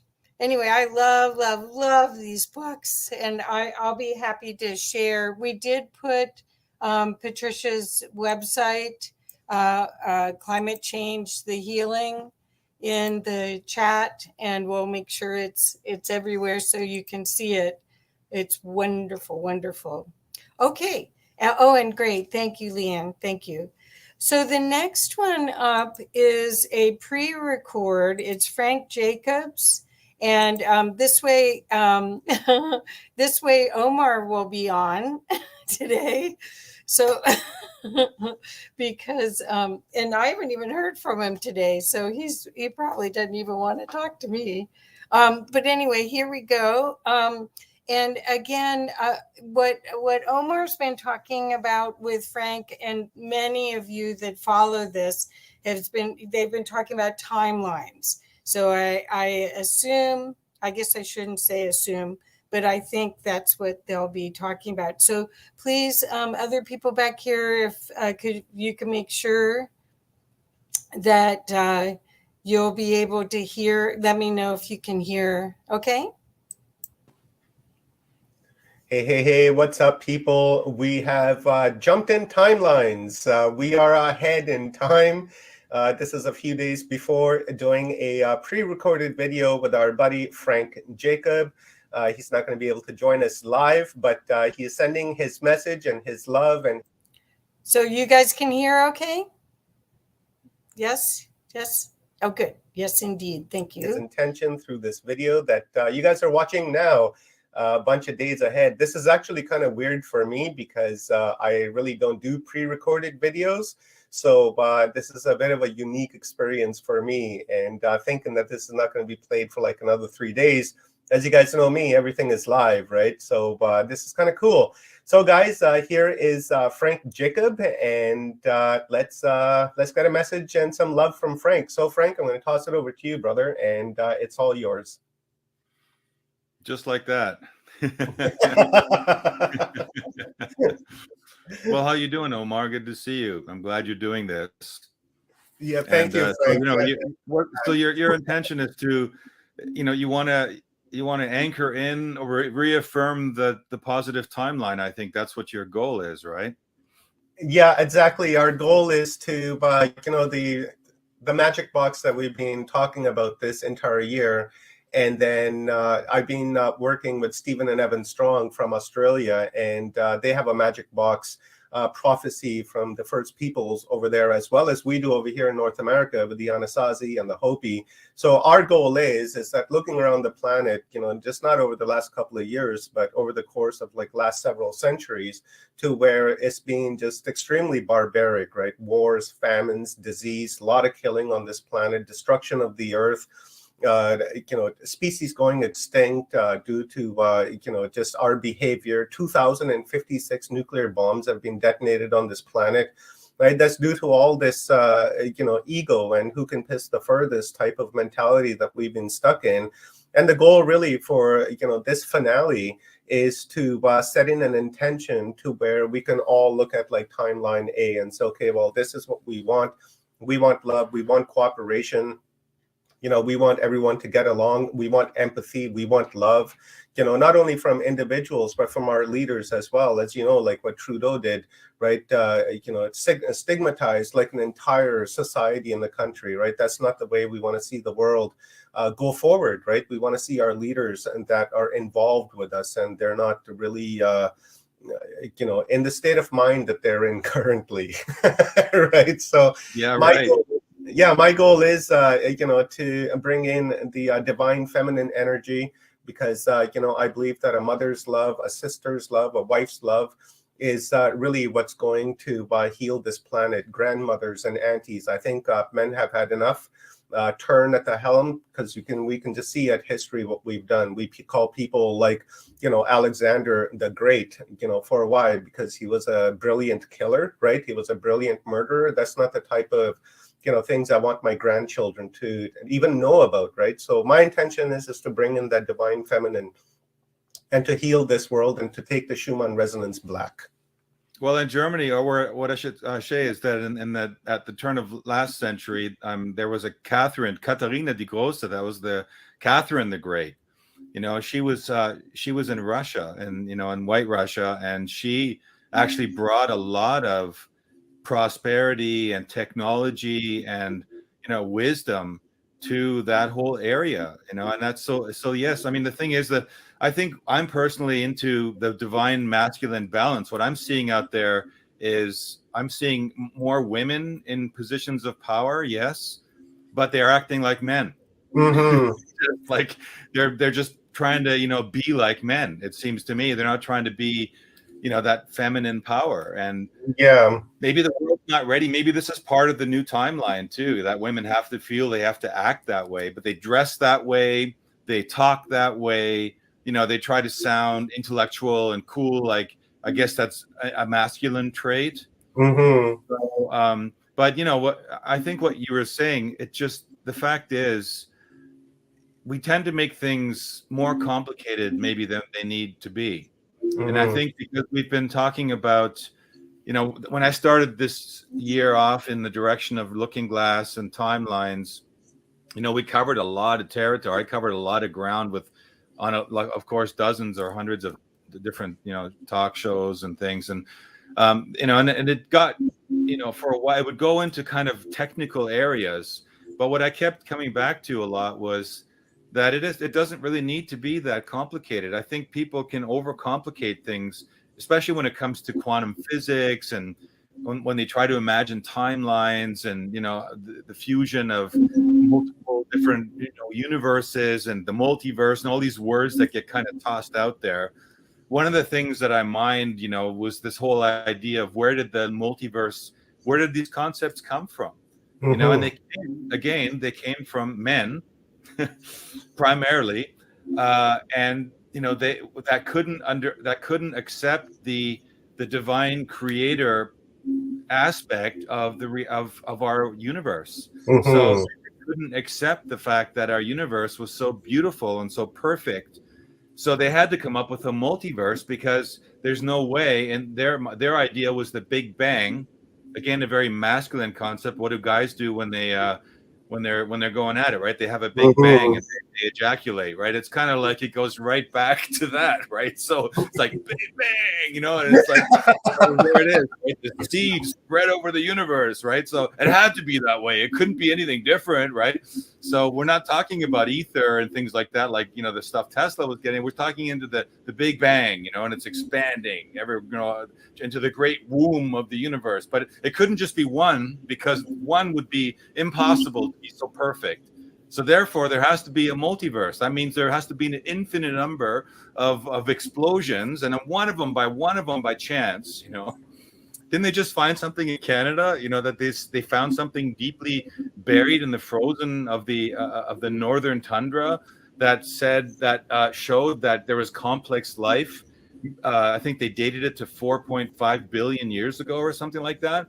So that couldn't have been, because the Earth only happened, like the Big Bang happened 9 billion years ago, and the Earth and our solar system only formed 4 billion years or 4.5 billion years ago. So how could this complex thing of life be existing? So there's going to be a great controversy. Of course, Canada might be in the middle of it. But what I'm getting at was the idea of complexity. It doesn't need to be so complex if we just understand that we're creator beings. And the fact is, people try to think of solutions for the world. And one of the big things that I always like to talk about with people this year was to visualize the new timeline. What does that look like? And that can complicate things for people too, because they're like, well, my time, has purple trees and and green water, and yours has orange trees. How are we going to make them work together? And it's like we had to. What universe is going to win out? Which is the timeline that's going to be the one we all agree on? Well, it actually doesn't have to be that complicated. It can just mean, like, for example, I've often put like a chart up to say this is what I see qualities of timeline 1, and these are the qualities of timeline 2, which we've kind of gone into the transhumanist time. And we haven't even really manifested and realized timeline one, the humanity timeline yet, really, where we have a really fair monetary system and no banksters are trying to usurp it and corrupt it and turn it into the banking system that is now sprouted into this global banking system as we have it, which is based on interest and debt slavery and inflation, and they just print and withdraw and contract the monetary supply constantly. All we would need is just a very simple monetary supply that fits the output and input and labor potential of each single nation. And we've already perfected these things, but they got crushed, right? And the second thing is, what is the other big problem we have in our timeline, and our timeline, the transhumanist timeline? We have this idea that we're going to blow up the planet because we're such carbon sinners, and humanity's destroying the planet through this carbon emissions. And again, this idea is oversimplified. And what we are looking at here is an energy source that is a clean energy source, and we know that those energy sources have already been invented. They've been invented at least, not even including Nikola Tesla. If we go back to starting around the 40s and 50s, there were inventors that had created clean energy sources that would just run infinitely. Once you kick them into motion, they run for like tens of thousands of years if you keep unless the parts wear out. So this kind of stuff exists. So if you just take the monetary thing and the energy thing, I think we can all agree that everyone on the planet, it doesn't matter what country, what nation, what color, what language, what religion, we really just kind of want to have peace. We don't want all this crap in our life. We want to have peace. We want to have prosperity. We want to do what we want to do and spend more time of our life doing things that we prefer, as opposed to all the things that we have to do just to do the things that we want, to get around to the things that we then eventually prefer to do. So, those are the goals that I think we could be shooting for, and those are actually attainable. It just requires us to, to do like this, or sorry, not this. This is the wrong slide. But this is kind of what we're doing. This is what people are doing, but we can get around it because I wanted to show you this slide because in the summer, I did some shows with John Nolan, and I was looking at some of these slides, and there's these really powerful messages that came through from us humans back in time.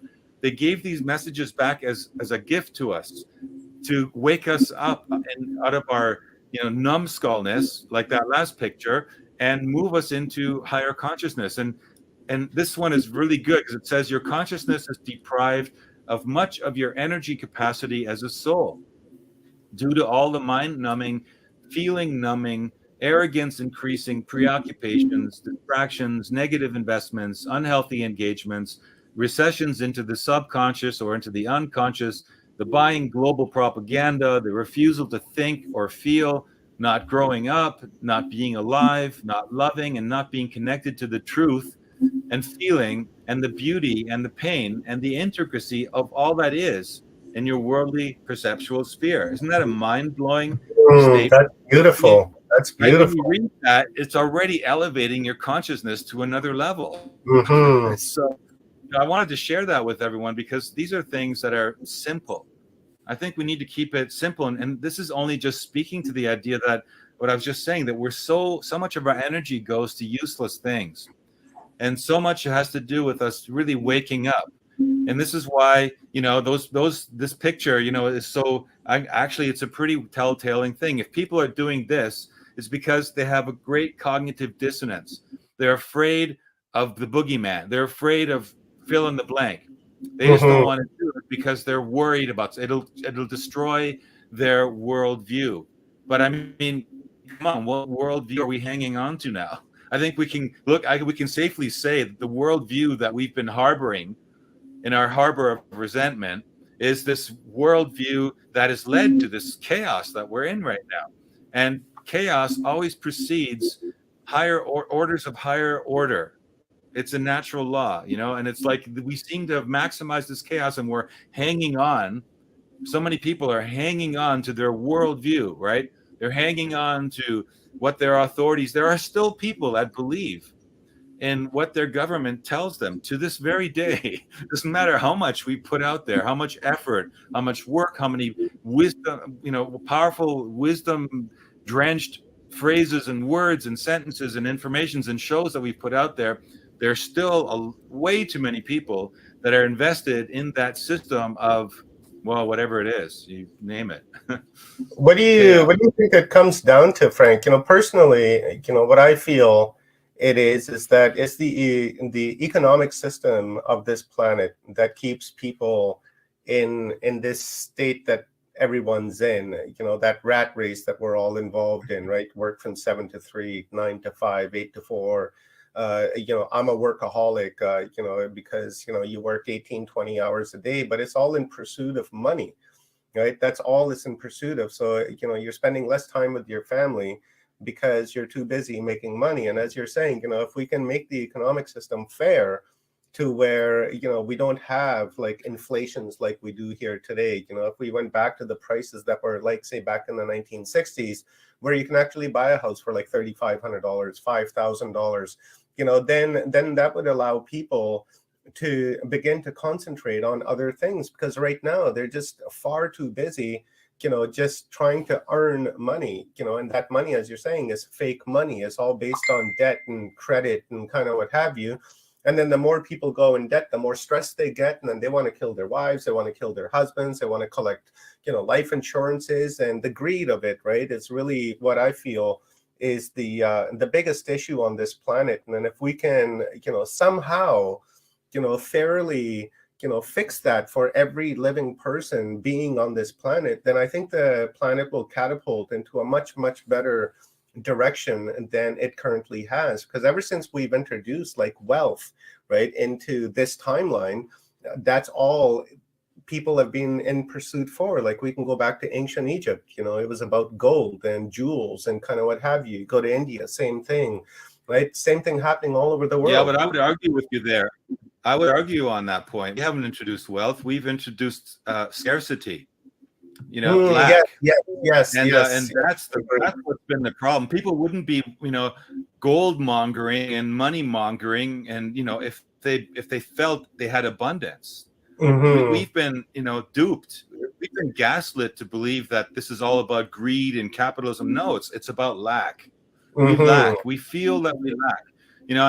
So at some point, then along came Darwin's concept, which is erroneous on its own, but, to introduce the idea that the strongest of the species will be the prevailer, and so what happens is you translate it that economically, and, it grew a whole crop of people that decided to say, well, you know what, the one with the most money has the least amount of lack, and wins again with the most toys. So, and we can get that money, it turns out, in any which way we want, even if we cheat people. If the people that are playing the game are too dumb to cheat as well then it's their fault. Then we're going to be the ones that are winning the game, because and everything goes. So it's like, if we didn't feel like like a lonely energy thing, right? It's like if you had been given a device, or your parents, or let's say your parents' parents, even, because the technology already existed back then, had been given a one-time device, maybe cost them like $500,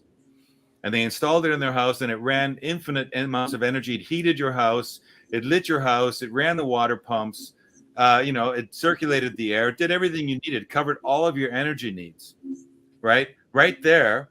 You've already eliminated a major burden, which is forcing you to have to go out there, and instead of being creative and doing creative things with your time, even if you then only work half the time, you could spend half the time being creative and half the time doing the job, But these are things that are just so fundamental that, we haven't even had a chance to experience them. I'm convinced that our society, when it finally boots out the rascal banksters and cleans up, the planet with new free energy sources, I'm convinced that in the course of less than a decade, we will have utopia on this planet. And like, really, it's like, if you clean those two aspects up, we would suddenly have a total vibe change on the planet. People would start looking around and going, wait a minute, what are we? Okay, we fixed this part. Now, what else have we got going that's kind of, erroneous, faulty thinking? Oh, we don't need to go to war with so and so anymore, because We don't need their energy. We don't need to be in charge of the oil reserves on the planet. And once we don't need the oil reserves, well, then the whole banking system collapses anyway, because the only reason holding the banking system up is the dollars connected to the oil. The petrodollar, yeah. Those two aspects of it, it's like, whoa, we don't even need those countries. We can leave those people alone. In fact, we can share our cool technology, which is free energy, with them, and give them some ideas on how they can prop up. And if they want us to come over there and bring some technicians and some knowledge and wisdom from what we've learned that they may not have, I'm sure we'll find people that would love to go there and help them do it. And we help them, and every country it basically turns into a booming metropolis of prosperity, happiness, and multiculturalism. Because another thing that I'm totally not into is this monoculturalism they're trying to enforce on us by bringing, vast amounts of people into areas that they have no business being, under the guise that they can't fix their problems where they are. I'm of the same thought, right? It started with the Native Canadians and Native North Americans being pushed aside, into ever smaller areas, and it's turned into basically a complete overrun of North America with basically foreigners, and they're doing it now in Europe. They're bringing foreigners into Europe, and these systems only bring problems. I mean, there's a certain amount of exchange that needs to happen. A certain amount of multiculturalism is cool, but I mean, what they're doing is they're forcing it on us. Just like, it's cool if someone wants to be, whatever. If someone has sexuality issues or wants to be identified with another sex, whatever. I mean, I don't have a problem with that. Just leave me the hell alone. Do it then. Yeah. I'm not going to bother you. But what I'm bothered about is when they club you over the head with it. I'm not going to acquiesce to that. Yeah, that's like this. Yeah, the clubbing on the head, and there's this minority. If you count the amount of people that are in that group, and in ratio to the whole population, it's like, excuse me, it's like it's overkill, right? So, yeah. But it would be solved if there was no bigotry out there, and if the the white man, the bad white man out there was just relaxed, because he didn't have to kill himself to work. He was making good money. His energy was free. He was like, hey man, this is like cool. I'm not uptight. It would bring down the uptightness all over the planet, and it would change everything. I'm absolutely certain that this timeline would then manifest. Every amazing wonders would happen. Amazing inventions would happen. It would be a renaissance of another kind altogether. And we've just never had a chance to experience it. Now these idiots are coming along and pushing us into transhumanism because they think that's the solution. And what is what are the different qualities of that transhumanism? It's all this distorted, crazy crap that is unnatural. Watch too much Star Trek, I think, right? Yeah. With the Borg, and just ran with that idea, and they got such a tunnel vision to that. Is they can't expand beyond that thinking. I absolutely agree with you. Energy is number one problem on this earth, and banksters. I would say one and the same. Those two are, and once we fix that, the world can really blossom like a beautiful, beautiful flower, and then everything else is just limitless for humanity. Because look, our greatest gift is our imagination. I would say that that's the biggest gift that we have as a human being.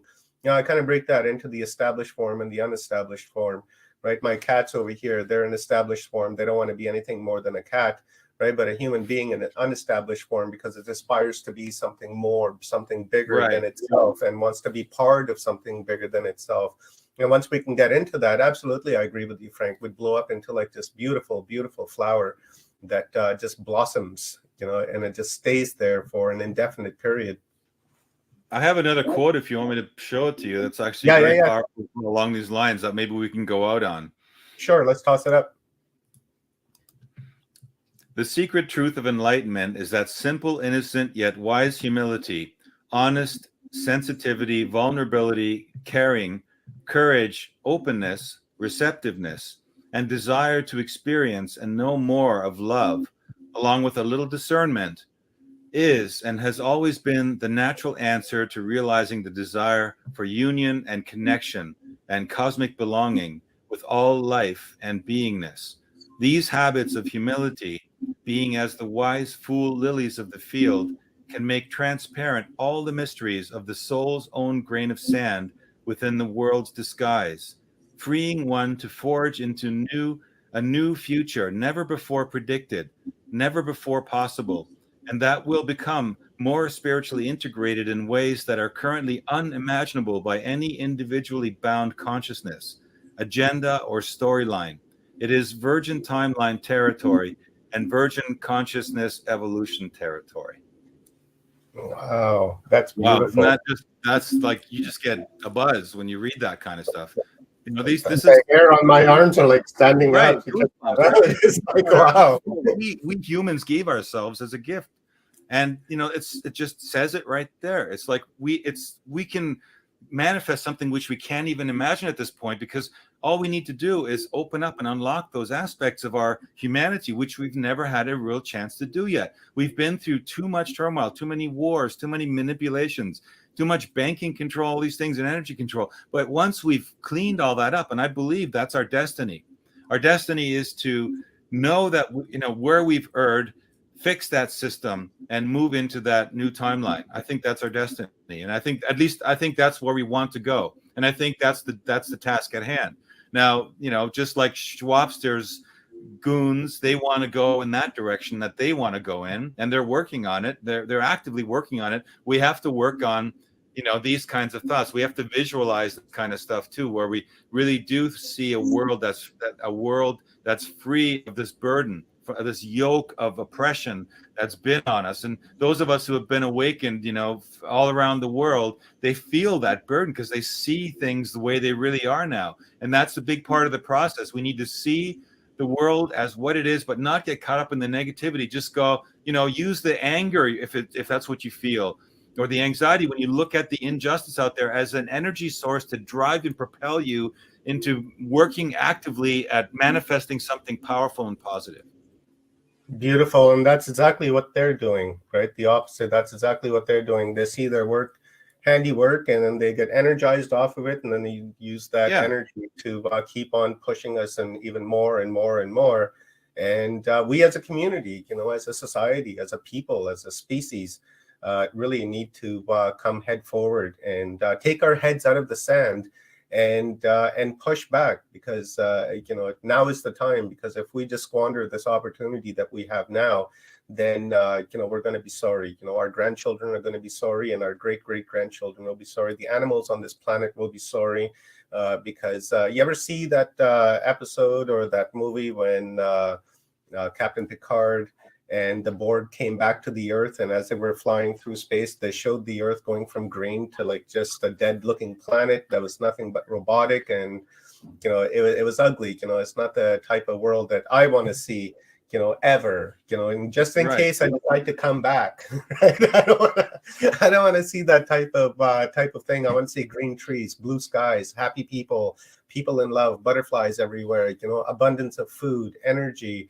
You know, no hatred in the heart. You know, it's you know, that's, you know, I find that hatred that we have is due to trauma, you know, that's come down the line of like billions of people that have been killed on this planet, and that's why we hate. You know, if it weren't for that, we wouldn't be hating, and we can clear that. You know, and opportunities like conferences like these allows that, you know, opportunity for clearing to happen, so that we can get rid of that hatred and fill our heart space with love, because love is the only vibration. Everything else is just an illusion, and I'm a true believer of that. Yeah, I mean, love is, you know, light oscillating vibrational energy. Mm-hmm.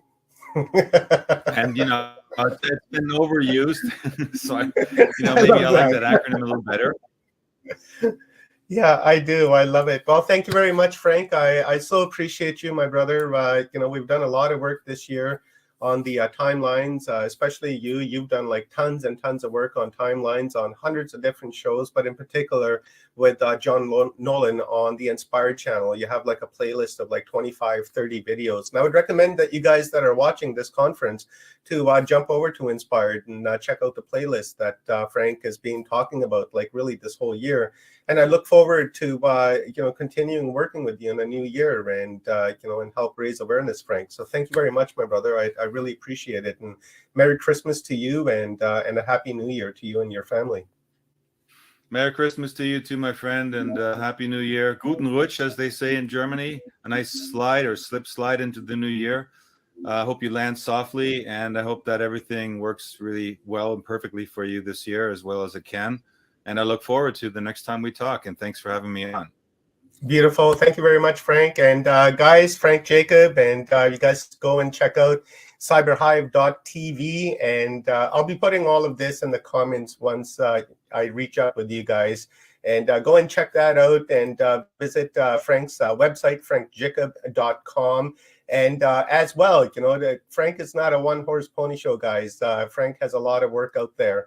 And if you guys want to see films such as, Solar Revolution, Klaus Donna Chronicles, Packing for Mars, go and check out projector.com. And I'll be putting that link in there as well, because Frank has a lot of information, a lot of great stuff. So thank you, Frank. And I look forward to our next meeting. And guys, coming up next is, let me just quickly check my schedule. Ray Davis. Ray Davis is up next, beautiful friends, fellow projections. So until then, I love you guys all very much. And right on, Frank. And this is it. Wow, that's cool. So Ray Davis is here. Yay, Ray. And I'm sorry. So we'll make sure that you have your full 30 minutes. I'm sorry it took 4 minutes. So No Ray, my name's Kathy Mason. I haven't met you before. Do you want me to let you know when there's 5-minute warning? Yeah, that's fine. Okay. So with that, I'll get out of the way and let you have the field. Thank you. Well, good afternoon, everybody. I'm a little surprised. I thought this was going to be interview format, but I can certainly go.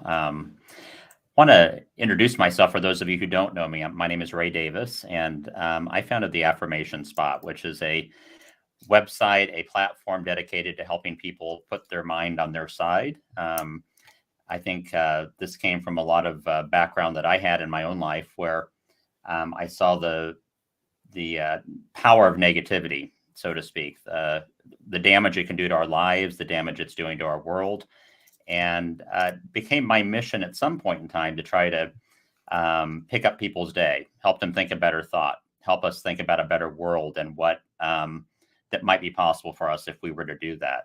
So I guess, for the people who are on, who have seen me before, you probably have seen me talk to Omar a couple of times in the past, but basically the way I do that is I create digital content, including affirmations. I've written a couple of books.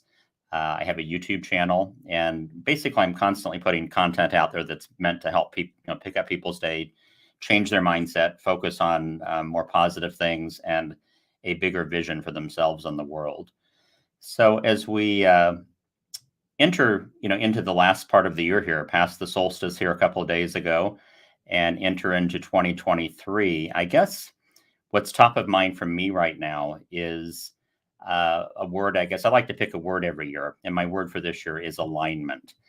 And what I mean by that is we can very easily get out of alignment. We have a lot of pushes and pulls in our lives, a lot of pushes and pulling in the world that kind of take us in different directions during the course of a day or a year. And we can very easily find ourselves, out of line. And I think that happens to us individually. And I think it's been happening big time to us as a planet. And I've been listening to some of the other guests that have been on this conference. And I think agree with a lot of what they've been saying about the challenges that we're facing on this planet, but holding true to the belief that we can do something about them, that we're not victims of any of this, that we maybe in some way chose to be here at this time to kind of take on these challenges, but that, whether or not that's the case or not, whether or not you believe that or not, I do believe in every moment we have a choice and a chance to make a better world. So that's kind of what I focus on. The year 2023, I think, has a chance to be, and I've thought this the last couple of years as well, a chance to see a lot of transition on the planet. I think we went through kind of a period there with the things that have gone on the last couple of years and some of the challenges that are going on in the world right now, where it would be really easy to think that things are headed in the wrong way. But I kind of choose to see that as a you know, kind of a pulling off of the scab, right? We have some sores on our planet right now, some things that we need to deal with that we have not been dealing with, some things that we ignore. And I think that what we're seeing now is kind of the last ditch effort on the part of the system that's in place right now to try to keep what they've been doing for a long time in place and maintain their control. But I think more and more that's becoming not possible, because more and more people are seeing that the way we've been going is not working. The way we are aligned, so to speak, is not working.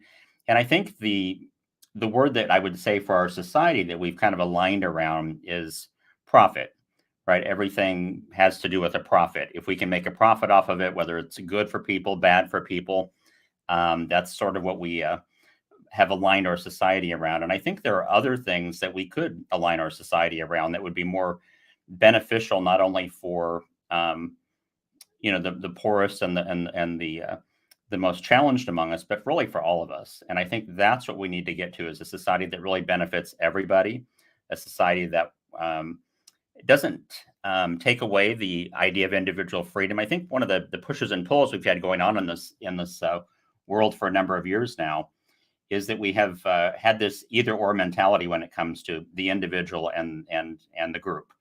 And I think we need to find a way to merge and coalesce those two ideas together in a way that gives each of us the chance to fulfill our individual destinies that we're here to fulfill, but also doesn't do that at the expense of what's good for everybody. And I do believe that we can find economic systems, we can find political systems that can do that, but we have to be willing to change the way we think about the world, the way we think about ourselves. And so that's kind of what I'm going to be focused on in 2023, is developing content around what does that look like? I've been talking about that for a number of years, and I realized that I have been a little bit behind the curve when it comes to actually laying out that vision. So probably in 2023, if you follow me, or if you start following me after this conversation today, that's really what I'm going to focus on in 2023, because I think we've really got to get to where the rubber hits the road and not be kind of pie in the sky ideas about the way things are working on the planet. We really have to kind of get to where we're challenged, how we get over those challenges, together, and how we make a world that is really what I think we've been destined to have for a long time. And as I think I heard the last speaker talking about, you know, we've had a lot of things thrown in our path, wars and famines and distress and fear. And you see a lot of that going on in our society right now. You know, our Western civilization, so to speak, or really around the world, people are distressed. And it's because we don't have a vision for what the world looks like beyond where we are now. And we feel kind of stuck in this paradigm, or a lot of people do. And I think what it's incumbent upon those of us who think about these things a lot, write about these things a lot, speak about these things a lot, is to really kind of help lay out a vision, even a step by step. How do we get from here to there? Because I think that's really what's needed more and more right now. So I'd be happy to stop for a second and see if any of you have any questions in the chat or thoughts. Let's see. I don't see. It says, Anders said the 3D global caterpillar is entering the cocoon stage and the 5D world butterfly is developing. Mm-hmm. Let's see. I don't see any other questions, but so the opportunity here is to talk about gratitude for 2022 and your inspirations for 2023. And I didn't realize that you thought it was an interview. Would that be better for me to stay on and ask you questions for you? Or? I'm fine either way. I think I was just used to what we had done in the past, and Omar has usually done that. So, well, this is usually I've helped with the other functions too, and we've always had an hour. Yeah. So this is like rapid fire, like come in and just like share. So so are you finding that that people are really hungry for the affirmation work, and it's a practice? It is. And so are you finding that people are more disciplined now than they have been in the past?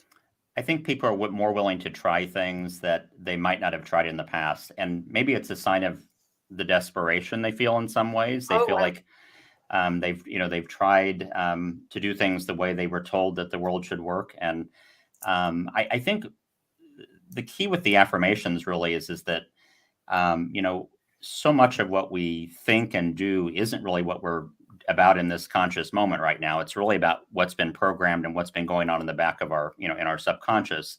And many times we act and do things and say things that don't come from our conscious mind. They kind of emerge out of that subconscious mind. And if that's been, conditioned to see the world negatively, see limits, see our inability to achieve things, our inability to change the world. And if we believe those things, subconsciously, that's kind of what comes out in the conscious world. So I think affirmation work, it is a practice. It's very much like meditation or other things. It's not something you do one time or a couple of times and then, it changes everything. It's really something you try to do to focus on things that you want to help emerge in your life or in the world, and really try to focus on those ideas and those thoughts and what I call kind of peppering your subconscious with those ideas, so that what comes out of you in those moments of when we're kind of being driven by our subconscious is something different than what has been programmed into us for most of our lives. So when you use your affirmations, do you suggest to do one for a full week and then bring in another, or can you add a bunch of them together? How do you prescribe it? Yeah. So, and I've been doing this for 30 years. So there's a lot of different ways you can really do it. I think for some people, it works better to maybe function with 3 to 5 affirmations, maybe something in certain areas of your life that you're trying to change, and, focus on those. Say them in the morning, say them in the evening, have them around, kind of what you've all heard before, have them around during the day where you can see them. What I've really gotten into over the years is recording and listening to affirmations. And where I think that gets is, I think a lot of people, this challenge they run into when they start doing affirmations is the conscious mind says, I don't want to do this. Or the conscious mind says, well, I heard this 10 times already, so I'm good. I got it, because we're used to learning things. Like I learned how to do something that I don't need to be told anymore. And what we're trying to do with affirmations is really change the subconscious mind, which has been, fed these negative ideas for a long time, much of our lives.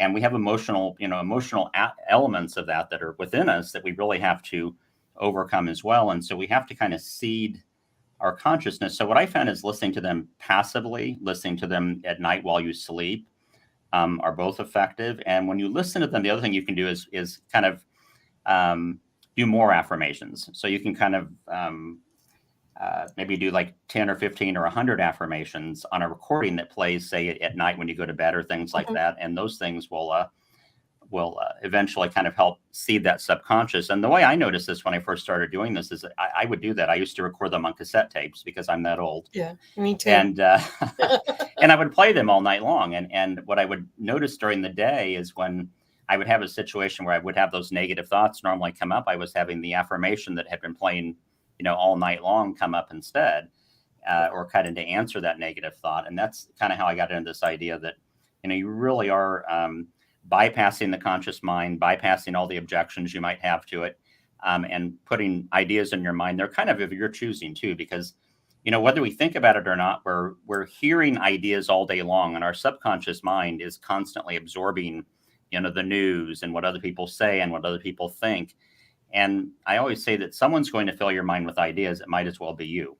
Perfect. So the idea is to choose thoughts that are going to be productive for you, that are going to help you, that are going to benefit the world. I think that affirmations aren't just an individual thing. They also kind of help each of us develop a mindset that can be a part of the kind of world that, a lot of the speakers have been talking about this week.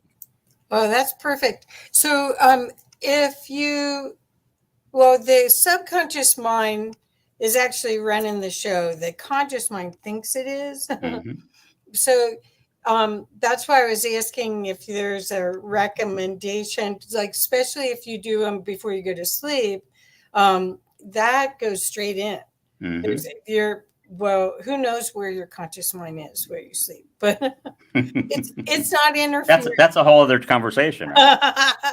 So what has been your best, the most successful affirmation that you've created? I mean, 30 years is a long time. You must have seen lots of trends and lots of different ideas. Like I used to get lots of cassettes. In fact, I just got rid of a bunch of cassettes because somebody goes, it's old technology. And I couldn't find anything to play it on after a while either. But the idea of feeding yourself, like what I was doing was accelerated learning, a lot of accelerated learning work, and having special frequencies and those kind of sounds in behind me. I still do that a lot. So have you seen a trend, like what you could say the 90s did this, 2000 did that? I mean, you don't have to go back that far, but could you tell us what the trend is that you're seeing? Yeah, so I think a lot of the trend right now in this area is being driven by what's on YouTube. And, you'll see channels out there that have millions and millions of views. And I think people really like this idea of the sleep affirmations or meditation affirmations, things you would do while you're meditating. I've always thought that affirmations are very powerful when used in concert with meditation. I mean, one type of meditation obviously is to sit quietly and observe and that kind of thing. But it's also a great place because if you're good at meditating, or if you're practiced at meditating, I should say, you get yourself in kind of a more receptive mindset. And if you play maybe some affirmations in the background while you're in that state, I think that's another way that it can really help you. The other thing I've noticed is that, people are so busy. I mean, I guess we always have been busy, but maybe even more so today. And so I think the other thing that people like to do, or I found is really effective, is listening during the day while you're working. So maybe put on like an affirmation tape or something that's playing kind of low while you're not really listening to it, consciously. It's just kind of in the background. And again, your subconscious mind is picking up on that information, even if you're not really listening consciously. It's kind of that idea, like when you all of a sudden know the words to a commercial or a song, when you haven't really been paying attention, but suddenly you've heard it 30 times and you know the words, right? Yeah. That's kind of exactly what's going on there. Well, so do you see that there's an opportunity to bring this into education in a different way? I think that there's so many different tools like this yoga, breathing, bringing in either frequencies or sound or affirmations. So the affirmations, when you're talking about them, you're talking about barely perceiving them. Like, it's not a repeat after me, or is it? Well, so what I like to do when I record affirmations is I use first, second, and third person. Oh. So you have like the I, the I am, kind of like I call the owning affirmations. I'm owning the affirmation. Uh-huh. The you is kind of thought replacement, because most of the negative thoughts we have in our head, we got that way from someone else from the outside saying, you'll never do that. You're no good at that. And so I found that the you is really effective at helping replace the thoughts, and then use your name. If you're doing your own recording, because I think, your name is kind of the most special word in the language, right? We all are immediately perk up to our name. And when you hear your name, Ray is great at this, or Ray can achieve this, or whatever. That really also helps, I think. I don't know what the magic is there, but there is some magic there, and just hearing that with your name, that association over and over again. Okie doke. Okay. And then what is the trend though that you are seeing? Is it more about stress-free, reducing stress or problem solving? Is there a trend that you're seeing that you could share with us so that we'd be in the know too? I think the biggest trend right now in this is stress relief. People are stressed out, and they're looking for ways that they can first try to calm their mind, and then hopefully redirect their mind. And I think when they come across affirmations, they realize that it's a great tool for doing that.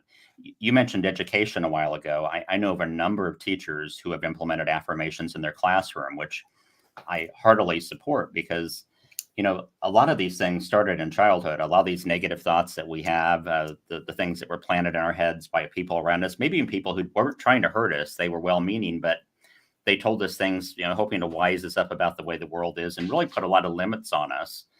And so I really think it's important, an important tool for kids, especially with, the challenges we see with our young people today, with, when they get a little bit older, the suicide and things like that. And I think that people who have a healthy sense of who they are and what they can do, I think that can help minimize and eliminate some of that as well. So I think that's a trend that I see. I see a lot more teachers doing affirmations in the classroom.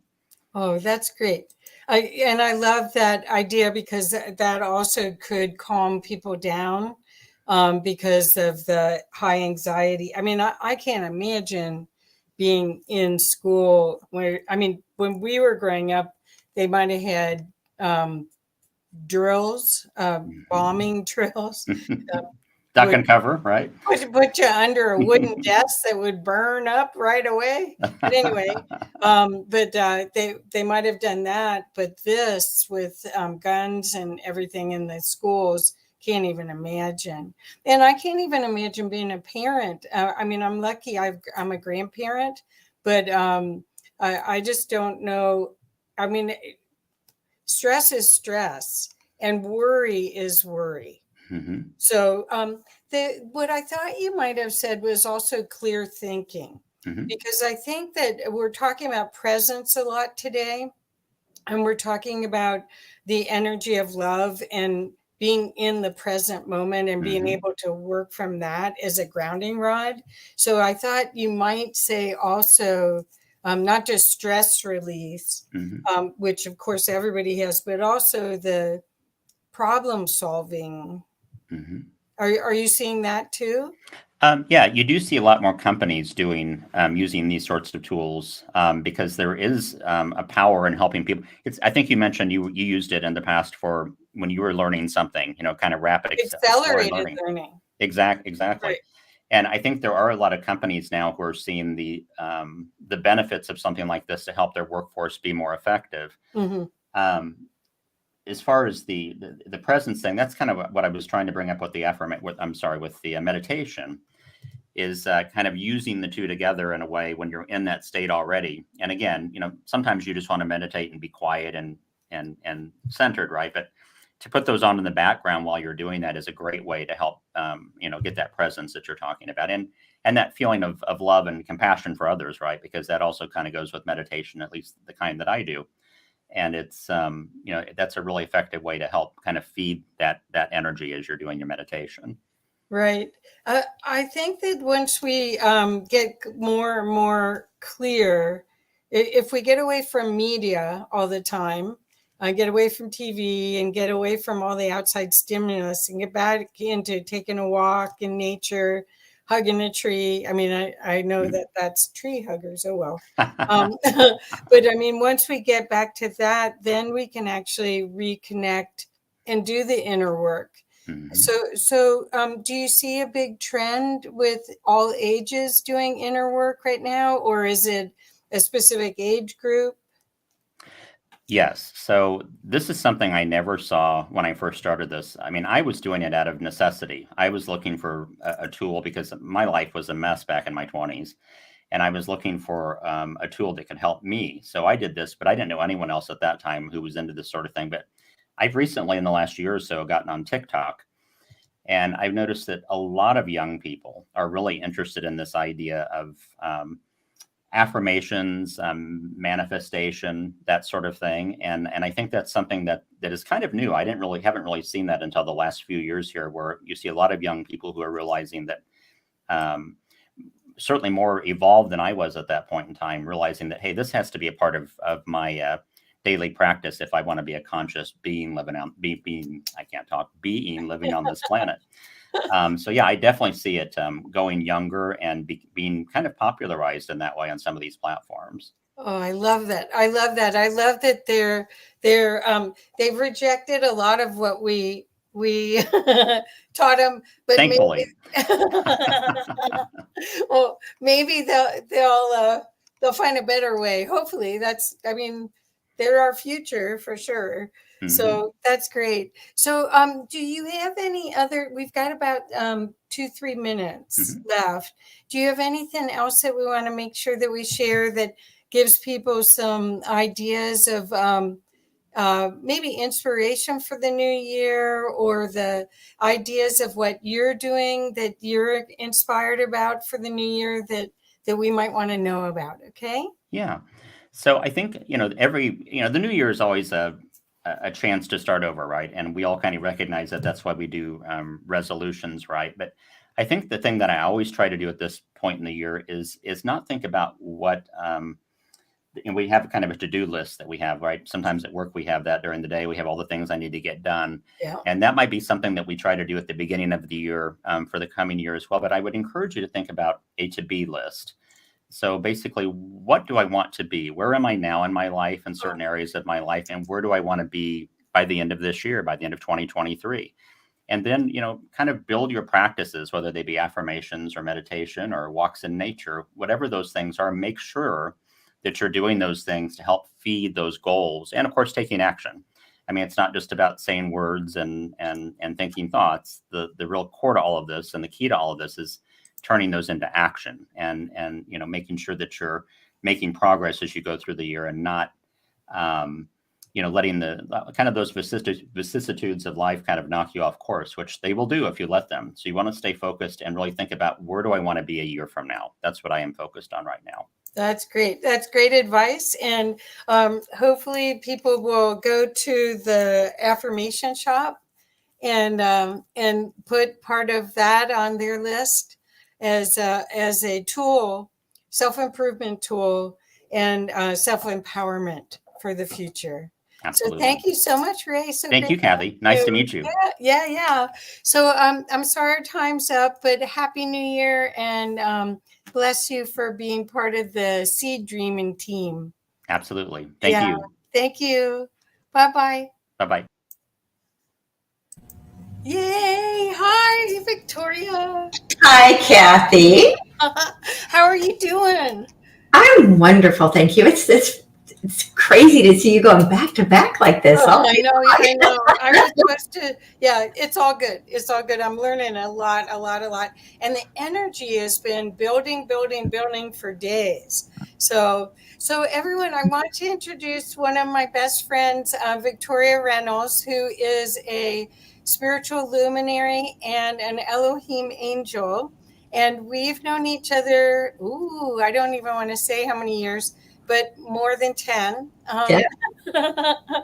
And so today, Victoria, I hope that you'll share the things that you're excited about, or grateful for this past 2022, and that you're excited about for 2023, so that your brilliance can help all these people that are watching. Okay? Okay. Well, thank you, Kathy, so much for inviting me to be part of this program. As you know, you've known me for so many years. Gratitude is one of my things. It actually is one of the most powerful forces in the universe. And a lot of people don't understand how incredibly powerful it is. It actually opens a gateway for receiving what it is we want to receive more of. So one of the things people need to understand is that complaining and gratitude cannot exist in the same space. You're either complaining about your life or you're grateful for your life. And so when we move ourselves out of complaining and into gratitude, shift our lives almost instantly. It literally works like magic.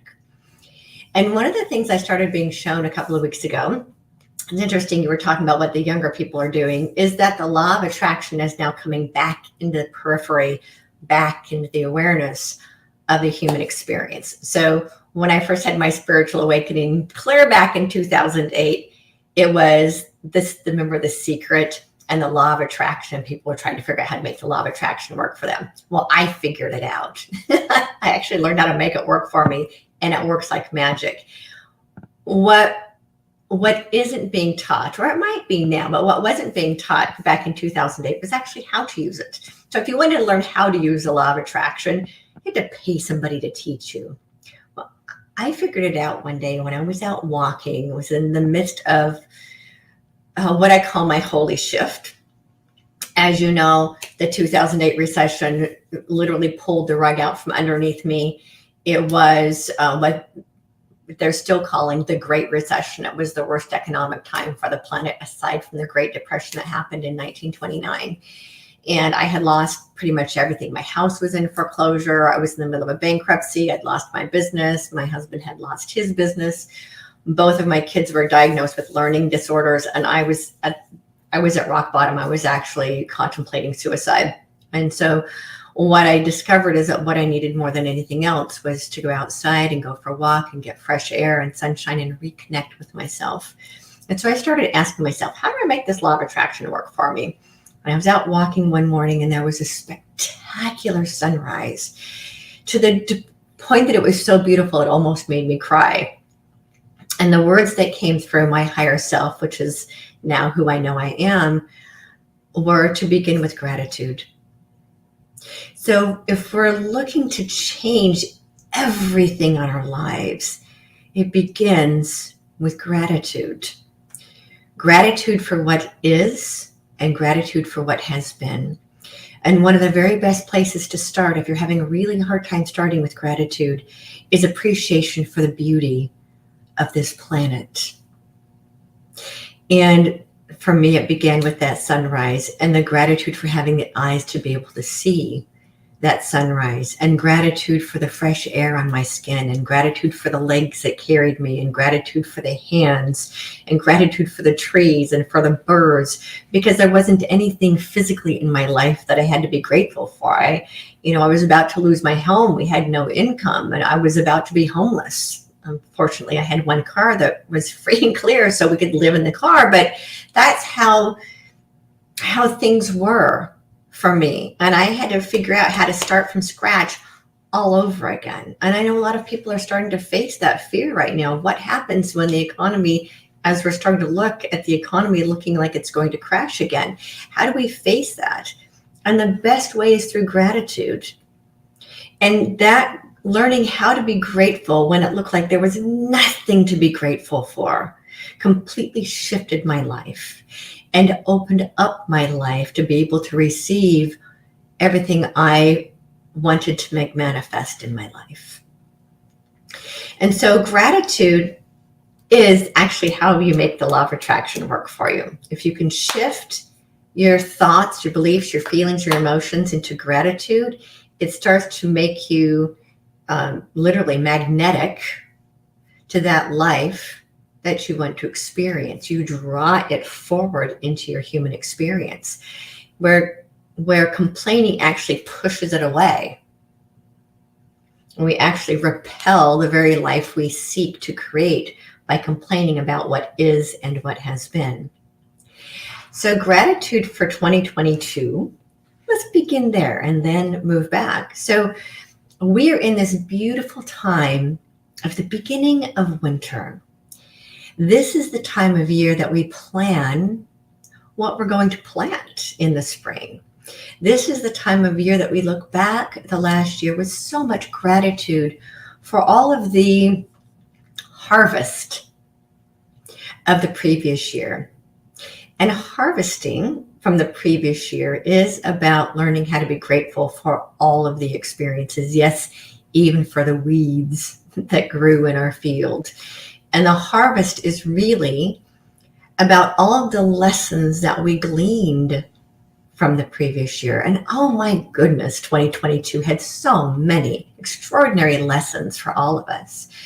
One of the biggest lessons for me was learning how to let go at an even greater level and surrender more and more of my life to the divine.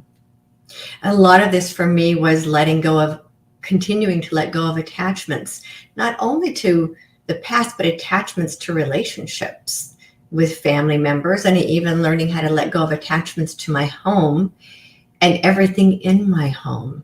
I kept hearing in the spring, you need to let go of your house. You need to let go of your house. I'm thinking, if I let go of my house, then where am I going to live? Well, what it ended up being is letting go of my attachments to my house. And I ended up putting my house on Airbnb and VRBO and renting it out to other people. And then trusting that divine would always have me and that I would always find a place to live. Because at the beginning of the year, I had set the intentions that 2022 was my year to soar. And as you know, Kathy, I have wings. And you can't really fly if you're attached to where you live. And so I was being asked to let go of where I live so that I could soar. That also meant I needed not be attached to where it is I landed along the way. And so I spent the entire summer living here and living there and sleeping on couches and sleeping in guest rooms and all kinds of places I ended up staying over the summer. As I was in kind of a training ground for being a traveling teacher, which I know is my soul's greater purpose. And I know that I'm going to be doing more of that in 2023. And in order for me to do that, I needed to let go of my attachments to my house and let go of my attachments to my house being a place where my children live with me, and trusting that my children would also have another place to stay when they're not staying with me. And so the guidance I got in the spring was that this was going to be a very expansive experience for me. And so now looking back at 2022, this is all about being grateful for this expansion experience. It has not been easy. Trusting that if I fly, I will be taken care of. And so it's really important for people to understand that the more and more you move up that spiritual spiral and let go of everything from the past and all our beliefs and thoughts and perceptions and feelings and emotions about what is and what has been, the more we move up that spiritual spiral, the letting go and surrendering and detaching becomes bigger and bigger and bigger and broader and broader and broader as we start to live our lives through this space of unconditional love and acceptance and surrendering to the divine. And so if we're going back to someone who's a spiritual newbie, who's just getting started on this spiritual path, it begins with letting go of all of our thoughts, beliefs, feelings, and emotions and attachments to our past experiences, and learning how to see all of those through the eyes of gratitude rather than complaining about what isn't working, what hasn't been working, what trauma you've experienced, what hurtful things have existed in your past, and learning how to be grateful for all of the lessons learned through all of those experiences, and learning how to be grateful for all of it. And when you learn how to be grateful for all of it, and that does come through reframing your past experiences, turning complaining into gratitude, that allows you to begin moving up that spiritual spiral and experiencing the human experience in a completely different way. And yes, the human experience is not the easiest playground to play on. Doesn't matter how spiritually evolved we are, we still get hit by some whack-a-moles, if you will, detours in the road and bumps and potholes. They're still there. And sometimes you might get sidetracked, and then on the side of your path is gravel and dirt and mud, and then you got to bring yourself back onto the path of what is best for you. I don't use the terms right and wrong, good or bad. I use the terms what is best and in your highest and greatest good, and the highest and greatest good of all concerned. And so when you learn to live your life with gratitude for all of it, even the painful parts, and you learn to live your life consciously that way, then it is so much easier to navigate those bumps in the road and the detours that sometimes feel like they're not there for a reason, when it actually turns out when you go back, you can see, oh, now I can see why the detour was there. They all exist for a reason. And they're all there to try to put you on your higher path, on your soul's higher purpose, and this higher journey that we are all, really all of us here are trying to figure out how to move into. If we're going to move into this new earth that we're all talking about, which is what I've been calling for years a new love-based reality, we have to be willing to let go of everything that isn't that. And the easiest and most graceful way to let go of everything that isn't that is to be grateful for all of it. And then it just falls away. that old baggage no longer is heaviness that we carry around behind us because we've extracted all of the lessons from it as we let it go. And the more we let it go, the more the divine is able to give us and provide for us more of what it is we seek to create in our lives. And one of the things that's really important for people to remember as they're setting intentions for the next year is, as your previous guest was saying, is to set intentions for who I want to be rather than what I want to do. Because if we're setting intentions for what we want to do and what things we want to bring forward into our life, we may actually be creating restrictions for ourselves. So as we're setting intentions for the future, set those intentions to be, who is it that I am being moving forward? This is actually a renaissance period that we're moving into, where people are no longer defined by what you do. It's rather, who are you being? What is the presence that you're bringing forward in the world? What is the beneficial presence that you are being as you move throughout your life? Where are you shining light and bringing love into the human experience as you move throughout this next year and moving forward? And as you set your intentions, set them so that they are aligned with the highest and greatest good of all concerned, for what is best for you and for all of humanity, what's best for the highest and greatest good of all. How can you best be of service to humanity? And then it's also really important as you set those intentions that you set them to occur with grace and ease, because that lets you know, if you don't set the intentions for them to occur with grace and ease, because we do live in a fear-based reality, they tend to be very bumpy and can sometimes include what I call spiritual 2x4 to the back of the head. that they can be very painful. And so for one example, for me, as I chose to let go of my husband a couple of years ago, I set very clear intentions that it occur with as much grace and ease as possible. And I had a very graceful and easy divorce. And my husband and I are still very good friends, and we still mutually support each other, even though we've separated and gone our separate ways. We have this beautiful connection of friendship as we continue to co-parent 2 children and 3 cats.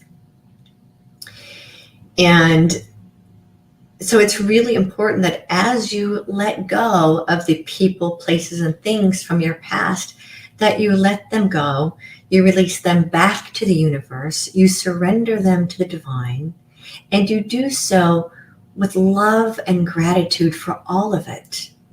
And with the intentions that you let it go with grace and with ease. And these new realities, these new way of being that you want to draw forward into your life, that you do so with grace and with ease and with clarity. And that as you move in that direction and you draw this new life toward you, that it is in alignment with what is best. Because sometimes one of the things I've noticed is that what I want isn't always what's best. And I'll share one example. For years, I set the intention. So I want to fix my relationship with my husband. That's what I wanted. When Spirit was trying everything under the sun to get us to separate, our souls were working so hard to get us to recognize that we needed to be separated. But what I wanted and what I kept setting for the intentions every year was to fix this broken relationship until I finally accepted that actually wasn't what was best. What was best for all concerned was for us to separate. When I finally got out of my own way and allowed what was best to be what came into my life, I was able to let that relationship go. And he's now very happy in the relationship he's in. And I'm now very happy not being in a relationship. I don't know, maybe someday I'll have one, but I have no interest in that right now.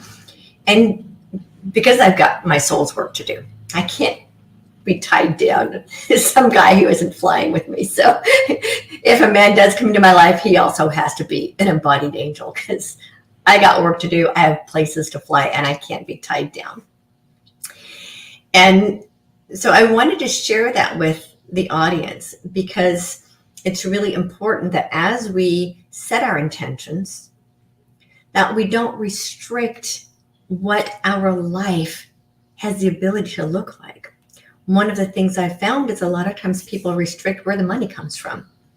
They're asking the divine to grow my business when the universe is trying to deliver to us a dozen different ways, but we restrict our income to this one particular way, or we restrict our relationship to this one particular relationship when the universe is saying, hello, we're trying to give you more, but you're restricting how you're bringing it, how you want us to bring it to you.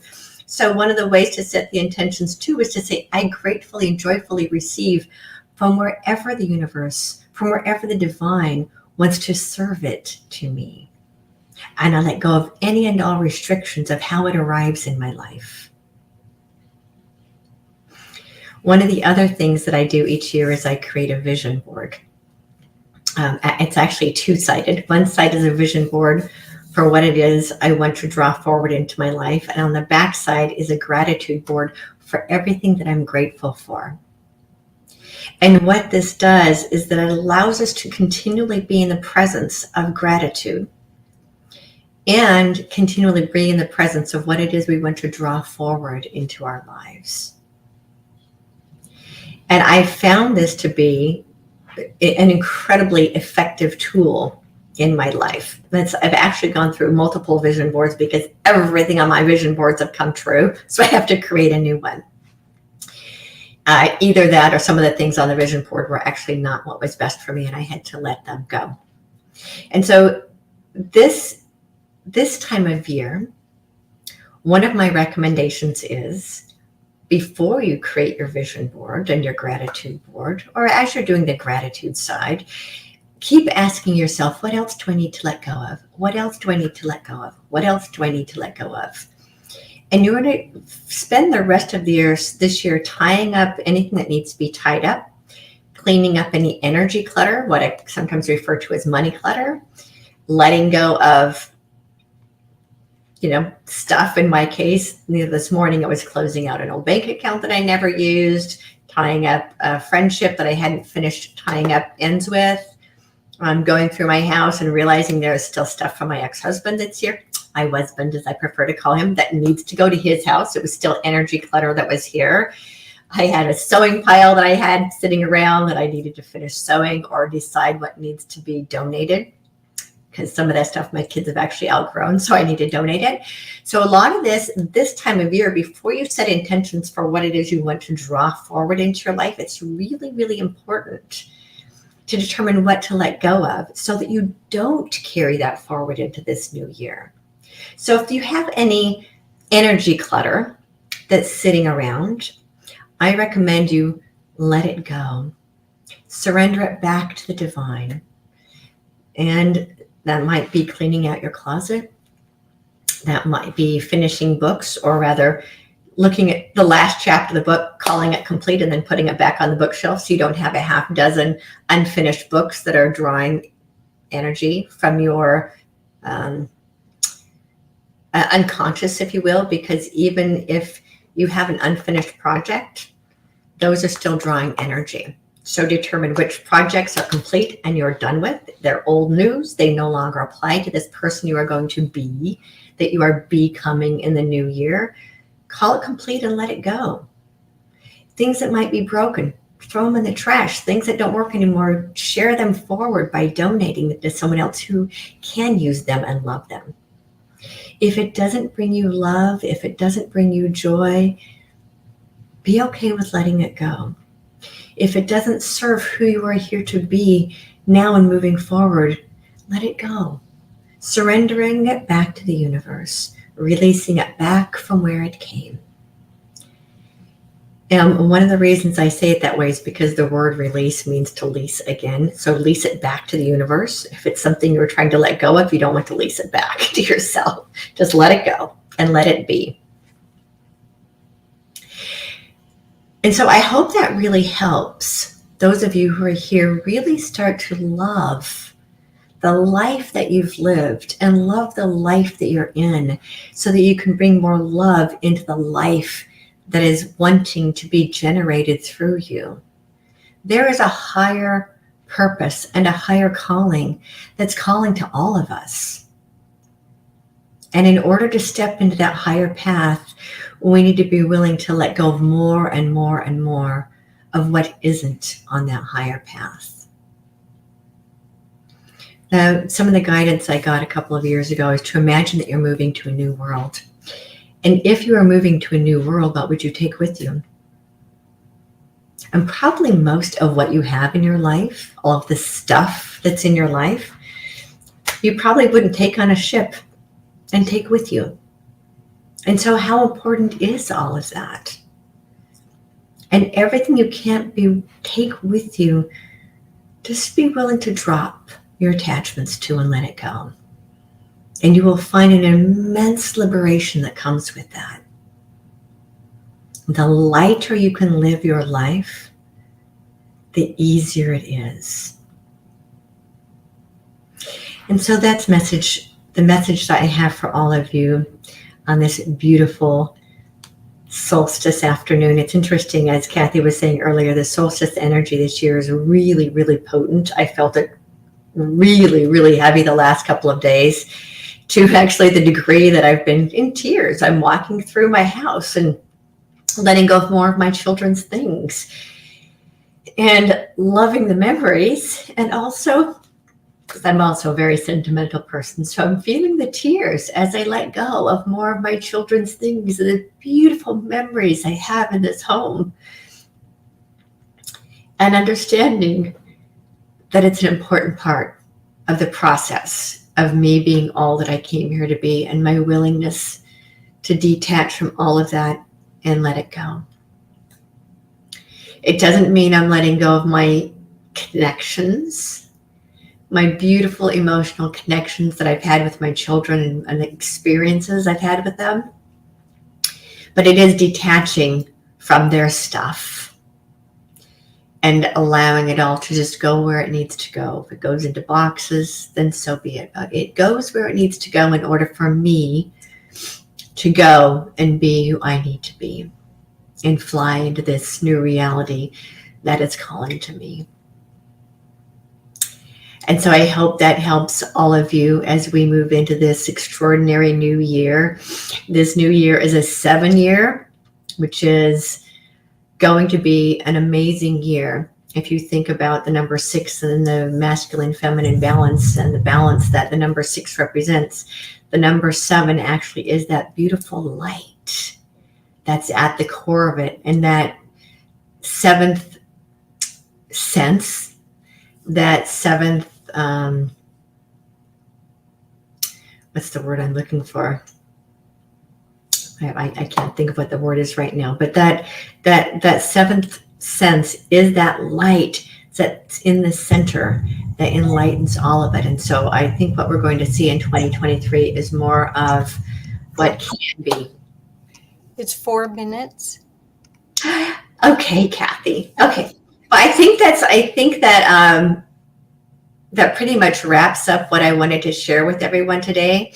Is the importance of gratitude, because gratitude opens the gateway for receiving what it is we want to receive, and it has the power to transmute all fear, and it actually is the energy that is used in the etheric field to create and activate the life that we want to draw forward. So in everything that you do, bring gratitude into it, and it will completely change your life and change the way you perceive your entire human experience.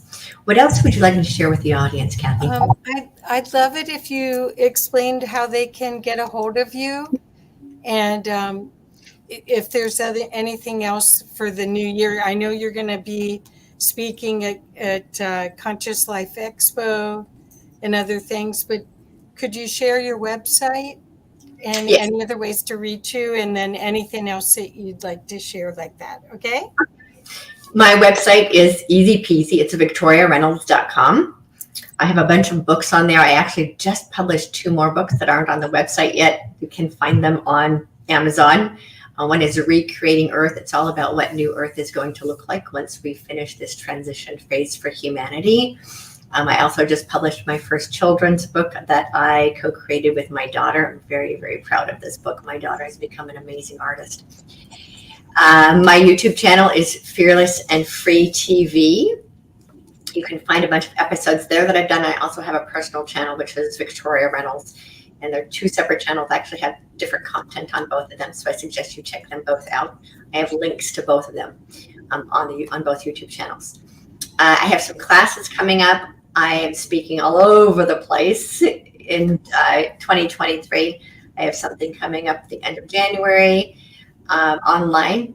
Actually, I have two things in January online. I need to add those to my speaking page on my website. I'm speaking at Conscious Life Expo in February. I'm speaking at the Sedona Ascension Conference in March. And I will be at the Portal to Ascension Conference in April, and then also in Glastonbury in August, and who knows where I will fly to in those 2 times. I'm hoping to go to Egypt after that. Oh, that's so cool. Oh, it sounds like a wonderful beginning. Well, at least you have the infrastructure of all the cool things to start and to create the momentum. So yeah, well, now you know why I had to let go of my house. I was too attached. And the spirit kept saying, you let go of your house and then you'll be able to fly to all these places we want you to fly to. Oh, yeah. That's perfect. That's perfect. Well, thank you so much. And what you added really added a lot of practical information for everybody so that they can sail through these changes, because we know we're going through all these changes are coming, and we don't want to meet them with fear. We want to meet them with resolve. Absolutely. So, yeah. Thank you. Thank you. Thank you. You're so welcome. Yeah. Happy holidays. Thank you. You too. Yeah. We'll talk soon. Okay. Bye-bye. Bye. Bye, everybody. Bye. Okay. Cat in, cat out. Cat in, cat out. There's it's her house or their house. There's nothing I can do. Hi, Sharon. So hello. I'm so excited. So Sharon Rose is one of my dearest friends, and she is a genius. She's a futurist in many, many, many ways. In fact, I have this right here. I have this, which is the first. She and her husband created the first 2012 film that everybody else copied. And this was like 2006, right? We started working on it. Oh, no, it came out in 2006. Right? That's right. That's right. So, in total, you've done 23 or 24 films. You're working on your something like that. Yes. Yeah. Wow. So welcome. Welcome to Seed Dreaming. And I can't wait to hear what you share with us today about gratitude for 2022 and inspiration for 2023. Okay. And do you want me to let you know it when 5 minutes is Sure. about? Okay. Okie dokie. And let me know if there's anything else I can do. Okay. Yes. I'm here. Thank you.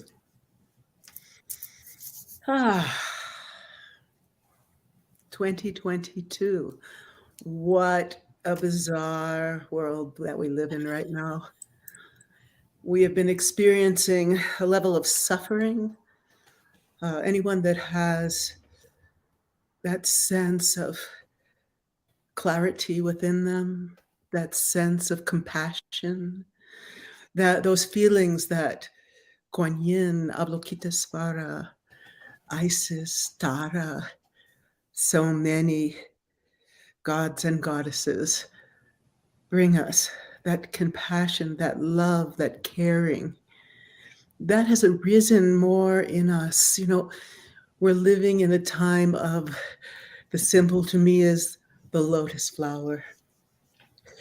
Let's see, in India, it looks kind of like this, and in Egypt, it looks kind of like this. It's a universal symbol.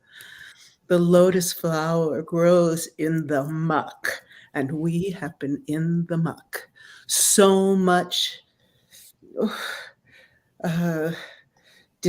deception, so much discord, so much greed. You know, I've studied so much around the world in so many cultures. My base I would say India.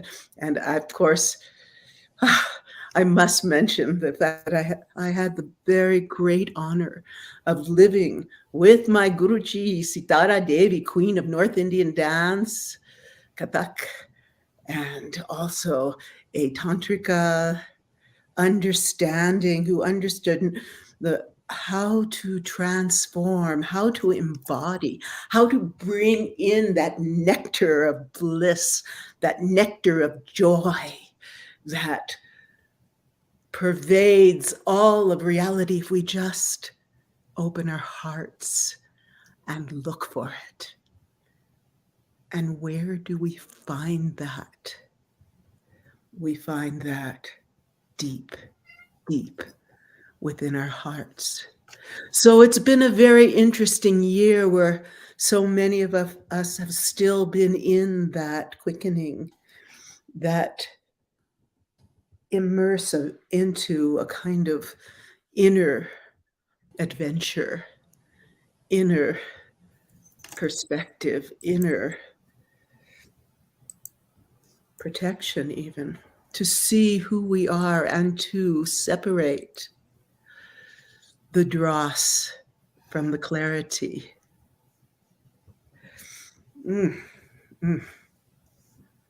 I'd like to talk about in this time, and we're going to do some meditation as always, because it really is important to feel, to experience, not to be caught in the wild machinations of what we call the Kali Yuga, the age of iron, the time where the veils between the light, between the purity, between the grace, between the beauty of manifest existence and its connection with the amazingly powerful, illuminated realm of spirit have become so veiled by all of these. Look at the media. Look, all you have to do is turn on your TV, and what you see, so much suffering, so much confusion, so many people lost. And this is the signature of the Kali Yuga. However, from the Kali Yuga, from this distillation of the darkness, of the muck, comes the golden age. We can feel that now. You know, there's been in the alchemical tradition, we were called the keepers of the light, of this tradition of the light that had been handed down through century after century, kept alive in the alchemical tradition out of Egypt. It was kept, you know, in this, what they called the underground stream, that stream of light, that stream of chi, that stream of Shakti, that stream of purification. So I would like to read a couple quotes. And this is from Hermes Trismegistus. O people of the earth, born and made of the elements, earth, air, fire, water, and space, but with the spirit of divinity within you, rise from your sleep of ignorance. And ignorance is an interesting word. It's used in the Tibetan tradition a lot. What is that ignorance? Essentially, that ignorance is the ignorance of your own divinity, of that primordial place in you that never has been and never can be disturbed, disconnected, that guru in you. Yes. Realize that your home is not on the earth, but in the light. For me, that is about bringing the light, enlightening every cell of your body. And in a bit, we're going to do some exercises to feel that feeling of the light, the joy, the bliss inside of us. He says, why have you delivered yourselves over unto death, having the power to partake of immortality? Immortality. Change your minds, depart from the dark light and forsake corruption forever. Prepare yourselves to climb through the 7 rings and to blend your souls with the eternal light. What are the 7 rings, as Hermes asked? Well, I would say that that's the 7 chakras of India. So let's begin by being together, bringing that life force, that chi, that shakti, that sense of flow and grace in us. And we'll breathe together. This is from the Tantric and Dzogchen tradition of Tibet. And we're going to start.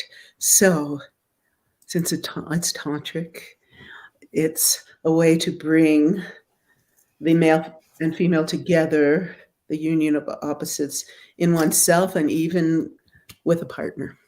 So the women will all start with their left hand and the men will start with their right hand. And so imagine that you have these channels, these subtle channels that come from your nose and they come up and they come down and they come down to really your dantian, 4 fingers below your navel. They come here and then they come across and they meet. And then there's this beautiful, subtle central channel. In Egypt, they call it the Jed pillar, the Sushumna in India, and the central meridian in Taoism. And so what we're going to do is we're going to breathe in, women starting with the right, men starting with the left. And so we'll be raising our arm, and that kind of opens this whole side of your body. And then, so your shoulder, so this whole side is lifted and open. We'll breathe in and breathe in rainbow light. Okay. And then that light will come into the body, and then we're going to, and it'll come up through the channels. And then when we breathe out, we're going to let any issues, any negative thoughts, any pain out. So we'll do 1 on the right, or if you're a man, 1 on the left. So we'll do 3 of these, and then we're going to bring that same light up and all the way down, and then it's going to clean, this, like spiral up your central channel, releasing again what we call your pain, the physical pain body, the psychological, emotional pain speech, and the mental pain, the thoughts, pain, mind. So we're going to, as we breathe, we're going to really allow that to flow out of our body and bring that light in. Before we begin, I do want you to ground. And so put your feet are probably on the floor. They're not, put them on the floor. And then Okay. Wiggle your toes a bit. Feel those toes. And then you can kind of, what do you call that? Just bounce your knees up and down. And then we'll breathe a little like this.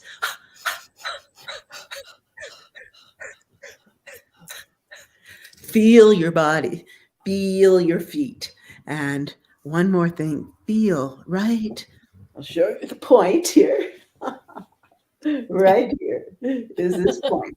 Okay. Taoism called the bubbling spring. And so before we breathe, we do that breathing. Let's just breathe in through that bubbling spring. Feel this delight, like sweetness, nectar pouring up from the earth into the bubbling spring, and let it bubble up.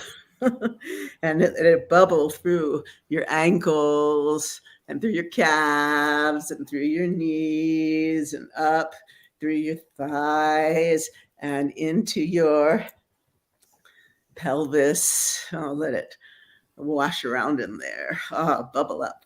Yes, yes. And then up through all your organs, your stomach, your spleen, your kidneys. Yeah. Your liver, let go of anger with that. And then into your heart. And then up again into your throat and to your third eye. And there, imagine it's like swirling up and creating this fountain of light all around you. Okay. I see we're going into Qigong. You never know where we're going. So we'll do some Qigong first. So now that we feel that light, let's feel it again. Rub your hands together. Rub your hands together. Feel that heat. That's the chi. That's the life force. Okay. Now, as we do this, imagine that there are like little flashlights in these lagong points in your hand. And we're going to come down so the arms are open. Let me move this a bit. See more? Okay. So we're going to come down. We're going to bring in all that light, that chi, that healing energy from the earth. And we're going to bring it up into our hearts. And then slowly and gracefully, we're going to open to the sky. And then bring all the starlight, all the luminosity down into your heart and then down into the earth. So we become a conduit between the light of the earth, the fertility of the earth, and the light of the sky. And we're going to breathe out, breathe in the light, breathe out, open yourself to the heavens, breathe in, and breathe out. Bring in all fresh energy, like liquid light into your heart, and feel it pouring out all around you. And then bring that starlight, that nectar pouring down from the center of the galaxy, the great central sun, into your heart. And from there, send it out to all beings. How do we heal? How do we heal? How do we heal ourselves and our planet? And even probably beyond. These days, many people would say that there's some very strong, strange alien influence. And let us pray that it's the helpful, wonderful, like the gods and goddesses who are always there for us. Okay, now back to the Tibetan breathing. So here we go. We're going to breathe in, starting with women with the left hand, men with the right hand. Breathe in, rainbow light.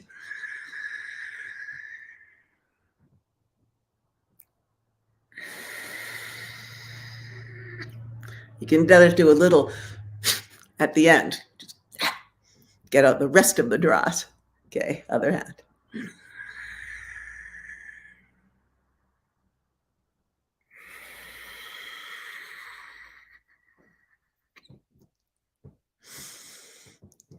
Breathe in.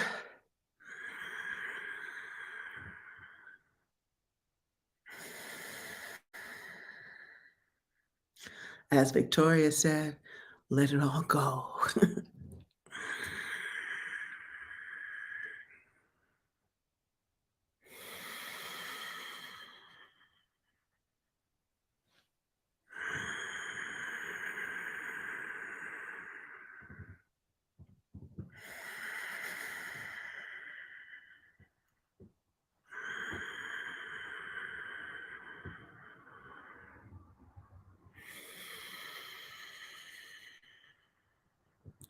Now we're going to breathe in. The light will go down through these channels and then breathe out.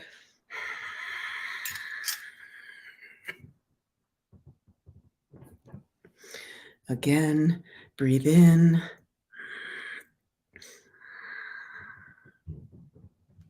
And clear the central channel.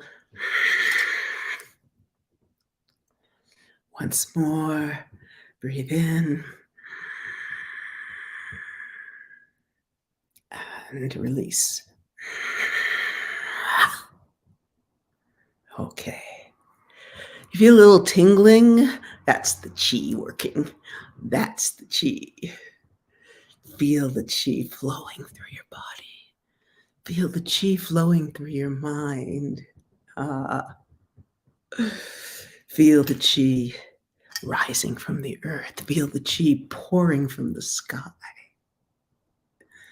Yeah. So now we're going to get in touch with that essence, that primordial essence of who we are. So we'll just follow me. We don't have a lot of time. Imagine that there is this light in the center of your heart. That light, which can never be extinguished. That light, that enlightened part of you, that's what it symbolizes. That light. We could call it the jewel in the lotus of the heart. Kuan Yin. So you see that light, that is your totally pure, luminous, enlightened self. So we'll sound ah, and you see that.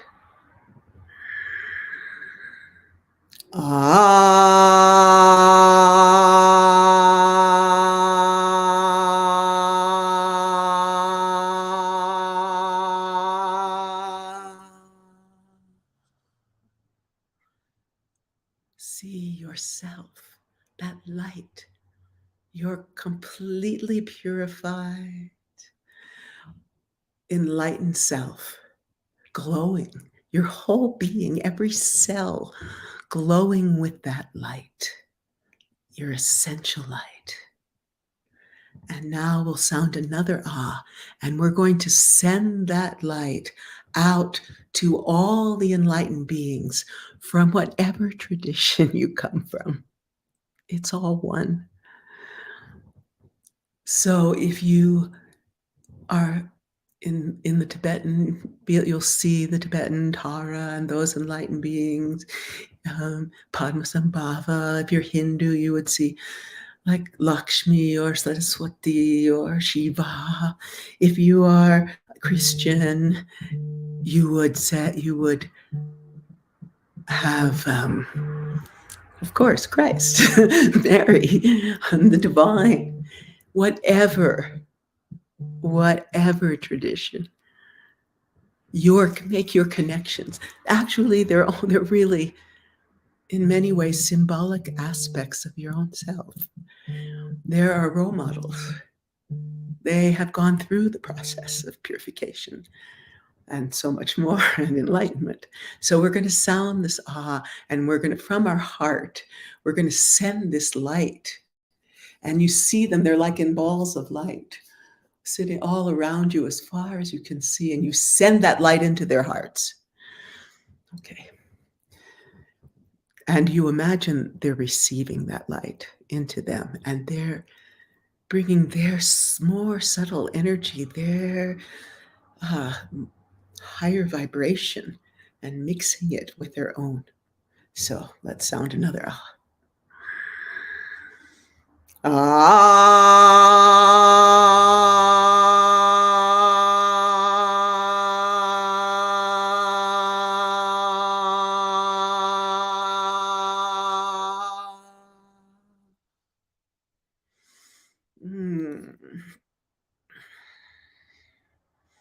You see that connection? It's like streams of light are pouring out from your heart right into their hearts. And if you've seen Tibetan, any of these, they're like, you see Mary, any of them, Isis, they're surrounded by light. So imagine those rays of light, and they're going out right into the hearts of all those beings.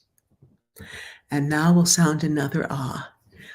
And the light from their hearts, now distilled even further, will be coming, imagine it coming right into your heart and blending with your own light so that it becomes even stronger, and it fills, this light spreads through every cell, every pore of your body. It spreads and you feel it. You feel this life force, this Shakti, this chi coming in. And let's sound the ah, feel that bliss, that nectar.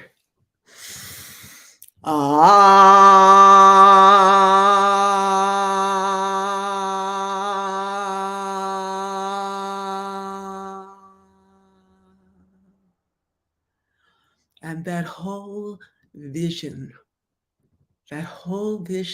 of all the deities sending light to you, let that light pour into your heart and then through every subtle channel of your body.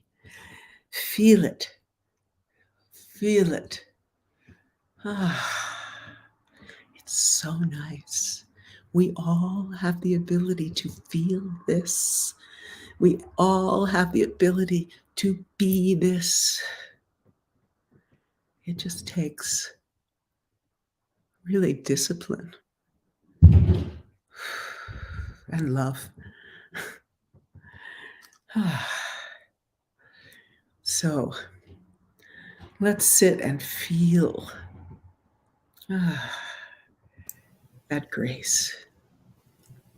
Feel it pervade our being as we journey into the dream time.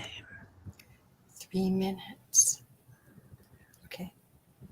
I started with the lotus flower. The lotus flower in the muck. And then, but the muck gives it the nutrients. the nutrients. It's the philosopher's stone. Same perspective.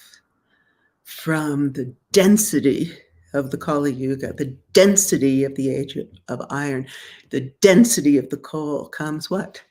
The diamond. And we have that potential to be that diamond, to send that diamond, to love, to cherish. So in the dream time is where things are envisioned. You know, we have dreams. Actually, here's something, that awe in your heart. Well, that's the doorway to dream yoga. So if you, as you're going to sleep, imagine, say that awe, it doesn't have to be out. You can just think it and see that light and see if you can fall asleep with the presence of your own divinity. And then when you wake up, you see it again. And when you're lost, when you're covered by the veils of confusion, by what I love to call the vicissitudes of the time we're living in, again, see that light, that enlightened part of you, and see from those eyes into the world. Be like a mirror.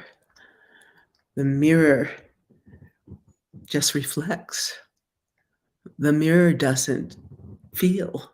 The mirror just reflects. The mirror is in that stillness. The mirror is in that silence. The mirror it gives one can also a sense of spaciousness. So 2 metaphors from today to carry with you as we continue to walk in the muck and bring that nectar, that dream. You know, it's many people would say, oh yeah, it's time to start a new dream. But it's not a new dream. It's a dream that you know who you are, we have been carrying through centuries, so that out of the Kali Yuga, out of this time of discord and division and horror, can arise the lotus flower, the age of love, and divine beauty. We can do it. It's up to us, you know. Look into your eyes of your children and your friends and your loves and your families. What do they need? Our nurturing. They're just longing for us to wake up from the strange nightmare we've been in. Come together for love. Beautiful. Thank you so much. I was trying to type and I got so much air in me. I was like, excuse me, I got too much invigoration. Oh, thank you, Sharon. Thank you so much. You added a lot to today. Thank you so much. Brilliant. Oh, Kathy, it's always a pleasure to be with you. Of course. Okay, sister from another mother. So I have put Sacred Mysteries in as one of the places to find you. Are there other places that Quantum Chi movie? Quantum Chi movie. Okay, we'll put that as well. Yeah, I'm not, as you know, I have not been focused out. I've been focused in. 2023 for me will be emerging again from this cocoon of a lot of inner reflection and creativity. Wow. You are so amazing. Well, I'll talk to you soon. Thank you. Happy holidays. Love to Jay. And yes. we just have another people waiting. The half an hour is not very long. So It isn't. okay. Well, thank you. I'll talk to you soon. Okay. Bye-bye. Bye, dear. Bye. Love you. Okay. Omar's here. Yay. Hey, Omar, you're muted. Happy day, Kathy. Happy day. Hey, how you doing? I am doing wonderful. I'm very happy and very grateful for you and everything else in this world at this particular moment. And yeah, I'm so happy to be here right now. It's a lot of fun. Great guests. Well, a fantastic day. I'll go over it later with you, but everyone, again, it's building. It's just amazing how it's almost woven, and we didn't put them together that way, but I would say it's quite remarkable. And then when I was talking to Rose, one of my customers sent me a rose. Oh, beautiful. Wow. They're amazing. But it was like rose is on and I got roses. Is that cool? And you're wearing red as well, and you got red roses. It's That's Christmas pretty cool. time.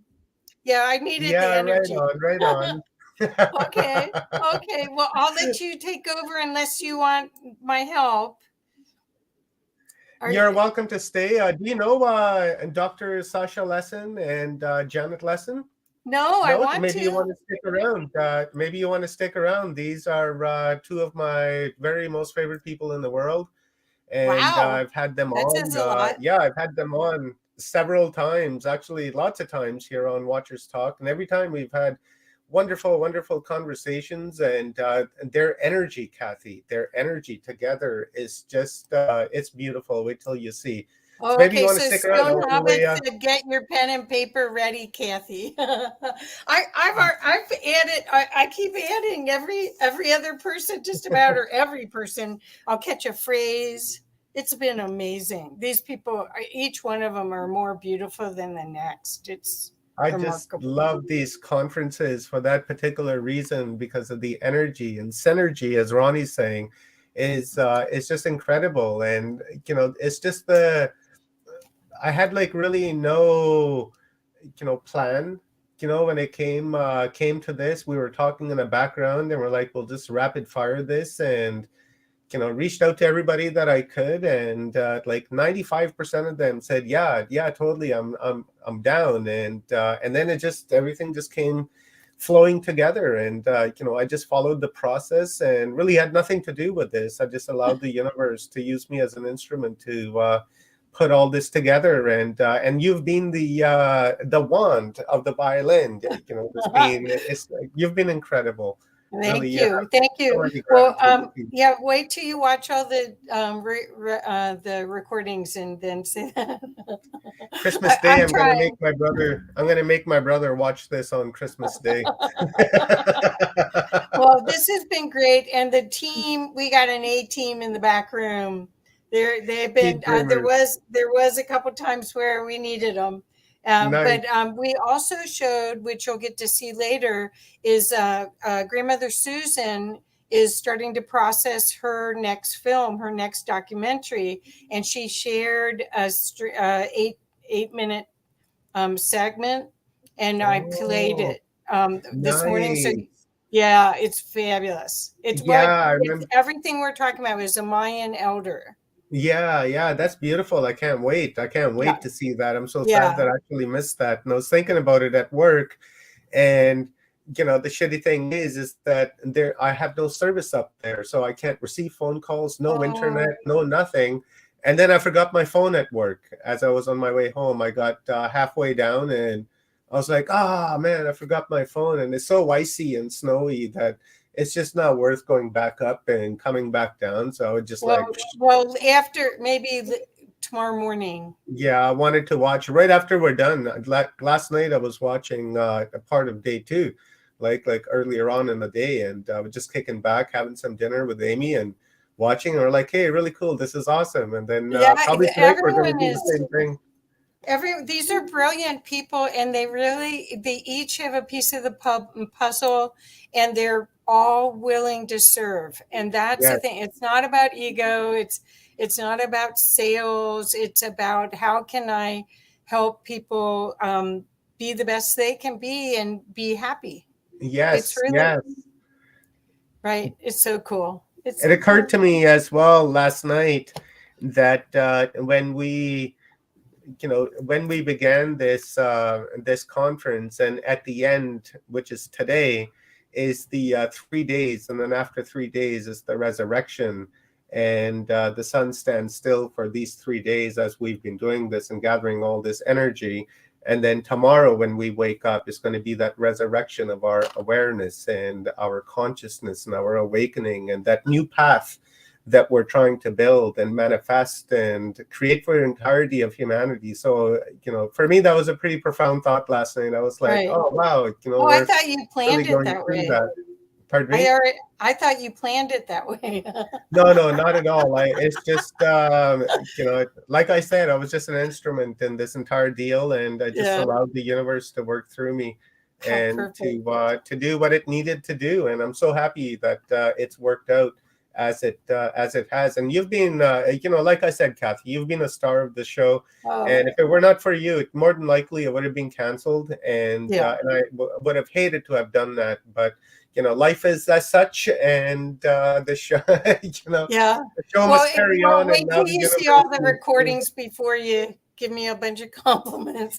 So, but I have really, really, really enjoyed meeting these people, and they've added a lot. This is enrichment as far. I'm a constant learner, and each one of these people are like gems.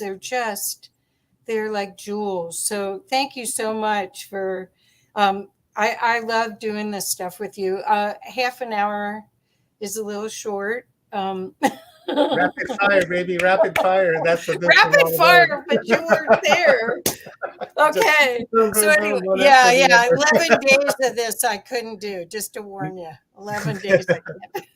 But anyway, it's such a pleasure. And I can really see, you can see with the comments and everything, people are being uplifted. They're finding each other. They're finding resources, which is the only thing I've been doing for most of my life, is try to connect people. And that's what this whole time period, the past 3 years, has been about, is us finding each other. Really, truly. And then having the support to come all out with our weirdness, which is a gift. Right? Yeah, our weirdness is a gift. And if we weren't so weird, nobody would like us. Well, it's just because we mirror their weirdness. That's all. Yeah, exactly. That's why we're projections of one another. That's right. We really are one, and we're fellow projections, and we're just on this ride together in this biosphere and space. The name Seed Dreaming and being a seed dreamer, I think, was just brilliant. And I think everyone needs a t-shirt. I think you owe us all a t-shirt. That's all I'm saying. We'll make a t-shirt out of the background over here, and no problem. I'll make some t-shirts of this right here. Leanne wants one. Does Stone want one? There we go. That'll make a great t-shirt. So let's do it. All right. Let's do it. Just kidding. But no, seriously, I just think the name is just so perfect, because we are planting seeds. This is not someone proselytizing. This is people giving little nuggets of information so that you can pick and choose and see what resonates with you, and given a cornucopia of choices, plethora of choices, so you can find the one, because one day you might be really attracted to one person's work, and then 2-3 days later, your frequency may more align with someone else. So all these resources for people to rely on during the change to uplift them, it's just fantastic. And here we go, t-shirts, hats. I don't know what else she's writing. It's Leanne. T-shirts and hats. I like that. Yeah, she's kept me laughing the whole time. Thank you, Leanne. You really are an upliftment, man. Anyway, okay. I'll do a bio here, and then we'll give Dr. Lesson his 30 minutes. And so let's do it. You're gonna like it. I'll bring Dr. Lesson and his beautiful wife, Janet Lesson onto the screen. Hi, guys. Nice to see you. Hi there. I can't say enough We're nice really things happy about to be these two. here. Yeah, I just Say that simply can't again? say. I simply can't say enough nice things about these two. They're Oh. lovely. They really are. They're like grandparents to me. They're just Aw. absolutely Well, lovely. All right, I so can let's do see a she's blushing. let's do a quick bio on Dr. Lesson. He's going to go first, and then Janet will go after. And just before Janet goes, I'll do her bio, so that way it's all organized. So here we go. Okay, I'm gonna Guys, pop you can off and find just this. watch from the back. You can Kathy. find. Bye. I'll see ya. I'll be here. Cool, Kathy. Here, I'll put this link into the comments as well, so that you guys can see the full bio on these two, because it's pretty long. So I just picked a paragraph that I felt would really explain who Dr. Lesson is. So Dr. Lesson is the author of Anunnaki Gods No More and co-author of Anunnaki Legacy of the Gods and Anunnaki False Gods, is the producer of the hugely popular website enkispeaks.com. He studied with the late Zacharias Sitchin for many years, and Mr. Sitchin asked Dr. Lesson to create a popular internet book and college-level courses to revise ancient anthropology, and Sitchin asked Dr. Lesson to help disseminate written, graphic, traditional stories of ETs and hit her to 4 considered mythic gods on Earth from 450,000 to 300 BCE years ago, and as well as the latest findings in astronomy that relate to the planet Nibiru, from which the ETs came to Earth for gold to shield their planet Nibiru. And guys, there's a whole lot more there, so maybe you guys will want to visit our website to check that out. So welcome, Dr. Lesson. Welcome, Janet. Thank you very much for being here. I totally appreciate you guys. And I'm really looking forward to this presentation and lecture from you guys. Oh, thank you. So we're going to share screen. So I think I go into present. Share screen. Okay. And then you go to Windows. It's like right in the middle. Uh-huh. Okay. And then your presentation should be there. Let's go look. I have to navigate to it. There we go. We got her up. So I'm going to toss it up. Okay, now I have to. No, you have to go like one over when you click present, Janet, and you share screen up top. You'll see a blue highlighted area that says entire screen, and then to the right of it you'll see window. Right, so you want to click window, and then your PowerPoint will be in there. I get share screen, 2 monitors, share screen. I just see and then up top, share screen. Okay, right, window. and then up top where it says choose what to share, underneath that you'll see highlighted is like blue, right? And then to the right of it you'll see window and then Chrome tab. You want to hit window. Okay. Oops. Sorry, that popped up. Cancel. Sorry. I switched to my hotspot because my other internet was wonky. Okay. What happened? It's right here. Here Okay, it you is. got it. Okay. Okay. So we're going to do a slideshow. I'm beginning. Let me get in the middle of it so I can see. I'll come over here. There we go. And you drive. You guys are looking great, by the way. I thought I'd toss that in there. Thank you. Beautiful, Yeah, lovely. we're gratitude that we are aging well.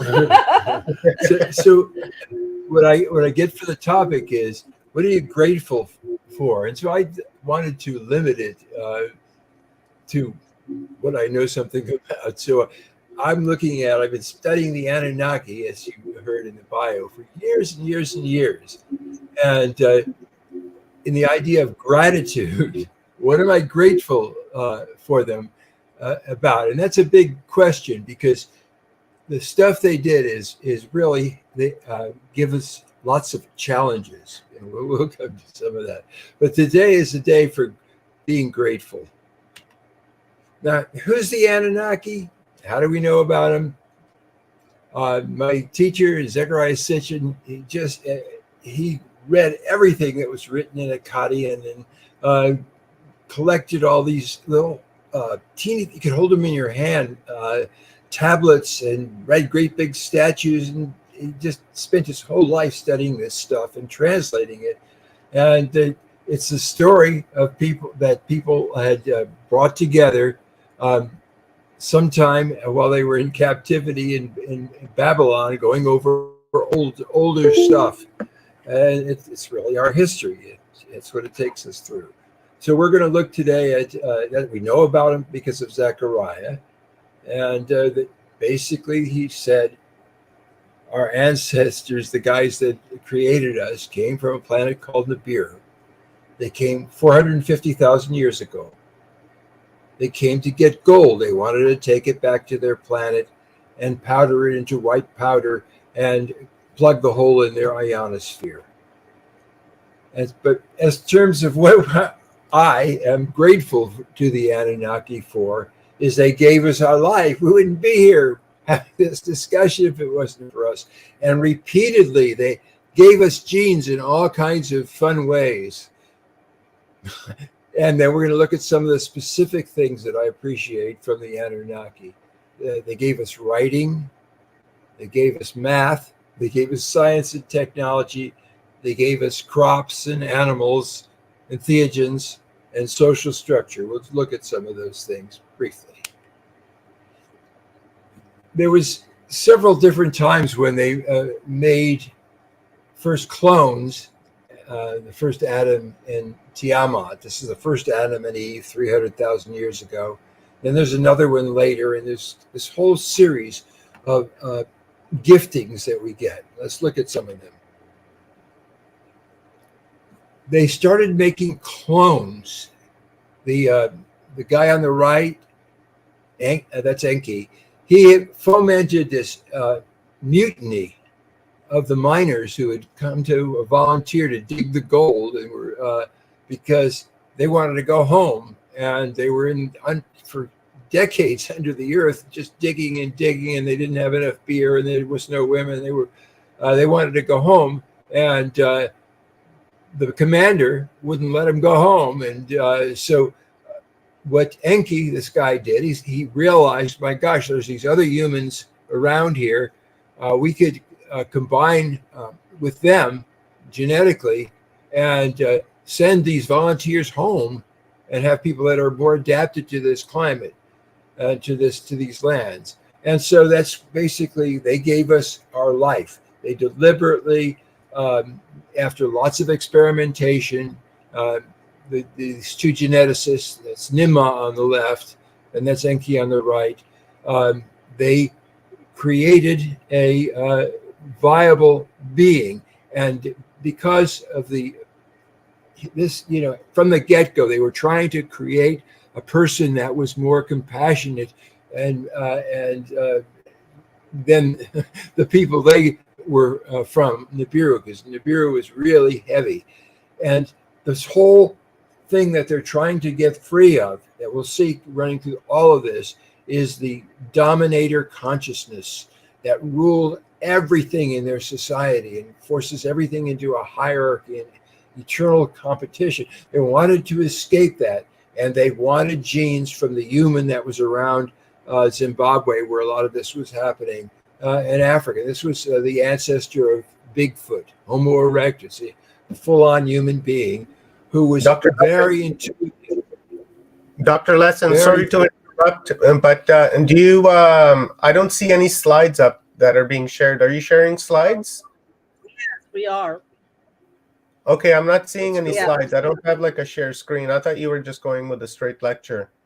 No, we have a share screen. Let's go back to the beginning. Wait, let's see if I can get this working. I don't know why it doesn't work, because we had it working with somebody else just a few days ago. So let me go back out. Can we erase this? No, just go from where we are.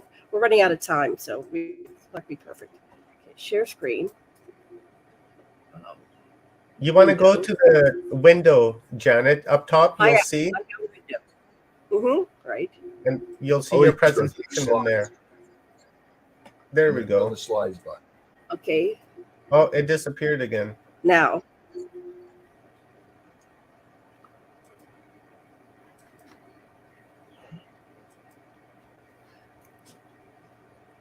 Okay, I think the last time we went entire screen. Yeah, and then right Share. next to that, to the right, there's window. Right, it'll be highlighted. The entire screen is like highlighted blue. Right, And that's then, what I'm doing. I'm hitting yeah, and then share to the right screen. of that, Janet, you'll see a window. Right, you want to click the window, the highlighted blue, and then your PowerPoint will be in the window. Do it. I am clicking. Okay, let me go back. Okay, present. Share screen. Share Okay, screen. now you're on that share screen, right? Up top, it says choose what to share. And then right underneath that, you'll see the entire screen highlighted blue, right? And then to the right of it, it says window. It's not doing anything. Let me go back to presentation. Put that there. Okay, so can you see this? I do not. Can you see? No, okay. Hold on.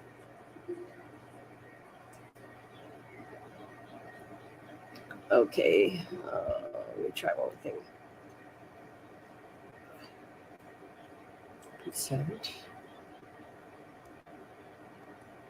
Share screen.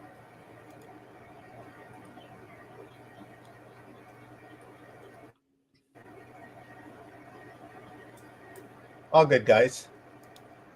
We'll give you the time that you need. It's not the last time I went into this and shared, and this worked with the last person we did a couple days ago, but you're not seeing the screen. Now, if I'm in here and I go like this, can you see? I see the entire screen. Yeah, I see the entire screen down below here. Now, where you were, right, where you click that, up top, you'll see it's highlighted blue. And then to the right of it, you'll see window. No, it's not showing me that. It's not showing me that. I mean, I'd love it to, but it's not showing me that. Yeah, it's not showing me that. Chrome? Yeah, I'm in Chrome. You have to go into. Where is your presentation located? Is it on your computer or is it in the cloud? Yeah, it's on my computer. No, it's on. Okay, so it should be under window. Yeah, and I pull it up, and I can see it. But you can't. Yeah, it pops up like the screen, whatever screen you're sharing, it pops up, and then it just disappears really quickly. Okay. Well, there's something different between your StreamYard and theirs. Just send it over. Let me just mail it to you real quick. Okay. Hold on while I do that. And you know, while they're doing all this technical stuff, the thing to dig about what's happening with the Annunaki is that they set the patterns of life that we're still living. And there's some choices that are inherent in this that they were trapped by and trying to get out of too. And that's what we're about. That's doing all kinds of keep things. talking. I'm doing the tech stuff. You keep talking. Anyway, maybe you can just look at the presentation on your screen and just give us a lecture, Dr. Lesson. Right now, I just closed it so I could mail it to you because I don't think it'll let me mail it while it's open. Okay, hold on. Let me just attach it and send it. Just keep talking. You know how to fill in dead air. What are you grateful for, sweetheart? What just is being the present, talking about your life. What?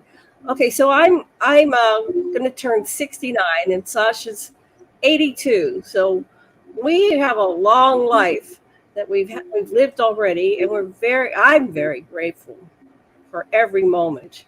And I learned that from Sasha. Sasha would tell me that when he goes out for, he likes to go out into nature every day and do something, swim or do yoga or ride his bike or run.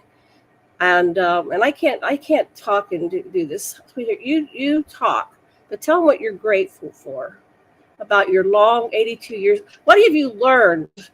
You were alive in World War II. He was born in 1940. Just envision this, 1940. And what was going on when you were a little toddler? You were born. What was going on? In 1940, what I remember is crawling on a board they put me on, and they said, "It's wiggling. It's wiggling. He's wiggling. Kid's wiggling." When you were born. Yeah, that's the first thing I remember. Okay, we'll keep talking. Anyway, that's not what I wanted to do. We'll talk about what you want to. I won't direct you, but I need to focus because I can't think. Okay, here we go. Now I'm thinking. Okay. Okay, this one. She found it. I found it. Okay, open. Send. Okay, it's coming your way. Hopefully we can present, and then I will send the other one while you're talking. I don't know how long this is going to take. So we can talk, Eddie. What would you like to talk about?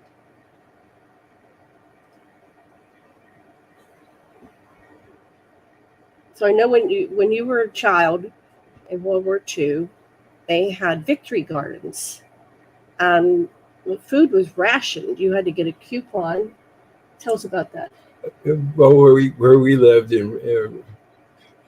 in the sticks and off of LA, is everybody grew something different, and or did something different, and so we did chickens. We had 500 chickens. They were all hens, and my father kept selecting among them so that there was they were all double yolk or triple yolk chickens, and so that's what. And we traded the chickens to the neighbors next door raised hogs and stuff. And everyone did something different. We just that's how the neighborhood worked. And you got a cart if you wanted to get meat, and and then it was pretty dramatic. I remember, I don't want to tell these. Okay, it's awful. Oh gosh, what happened is, it was terrible. Oh, we would go get meat from this guy that ground it up, and then we read in the paper that he had ground his wife up and mixed her with it. Oh, it's terrible. I'm grateful. Oh, thanks, Janet. Now, Omar, did it come through? Are we still on? It did, and it's processing right now, Janet. Probably take a couple of seconds, and then I'll toss it up on the screen. Maybe you want to send me the other one as well. I did. So they're both great. on your way. Okay. I will load that up. Anyway, that was a There we funny go. story, but it wasn't funny. So, but he's grateful because they all survived, and now we're in this world that's every bit as crazy. So, did it get better? That's a judgment. Is it worse? That's a judgment. But everything that happened along life's way helps us grow, evolve, become conscious, and eventually we get conscious about everything. The more we reflect and have gratitude and appreciation for the things that happen, the good, bad, and the ugly, and we, I guess, theoretically ascend. So here we go. Now, are you able to? Is this live? What you're showing? Are we ready to go? Yeah, this is live. Yeah. Okay. So Thank just you. tell me next, and just say next, and then I'll hit the next, and then we'll go through that. Okay, so we're talking about gratitude that I have, and perhaps you'll have too, for what the Annunaki did for us. So let's see what we got. The next slide. And of course, we had talked of how did we get this information? Well, my teacher, Zachariah Sitchin, that's him there, studied it, and studied their writing and the clay impressions, and He said that the people that made our species came to Earth 450,000 years ago from a planet called Nibiru. They came to get gold, to rocket back to their planet, to make into powder, float up into their atmosphere, and protect them as they move through space. Earth is in a binary solar system with Nemesis, which is a red dwarf, and Nibiru is one of the primary planets with moons that goes around Nemesis, and it comes through our inner solar system between Mars and Jupiter, starting out every 3,600 years, but it's sped up. So let's see the next slide. So the things that we're going to briefly go through is some of the things that I'm grateful for. Is they gave us our life, they gave us genes, they gave us writing, math, science, lots of technology. They gave us a lot of the animals we use, what crops, they kept giving us better crops. They gave us psychedelics, and they gave us all kinds of social structure, which is a very pernicious thing that we have to live with. Okay, we can go to the next slide.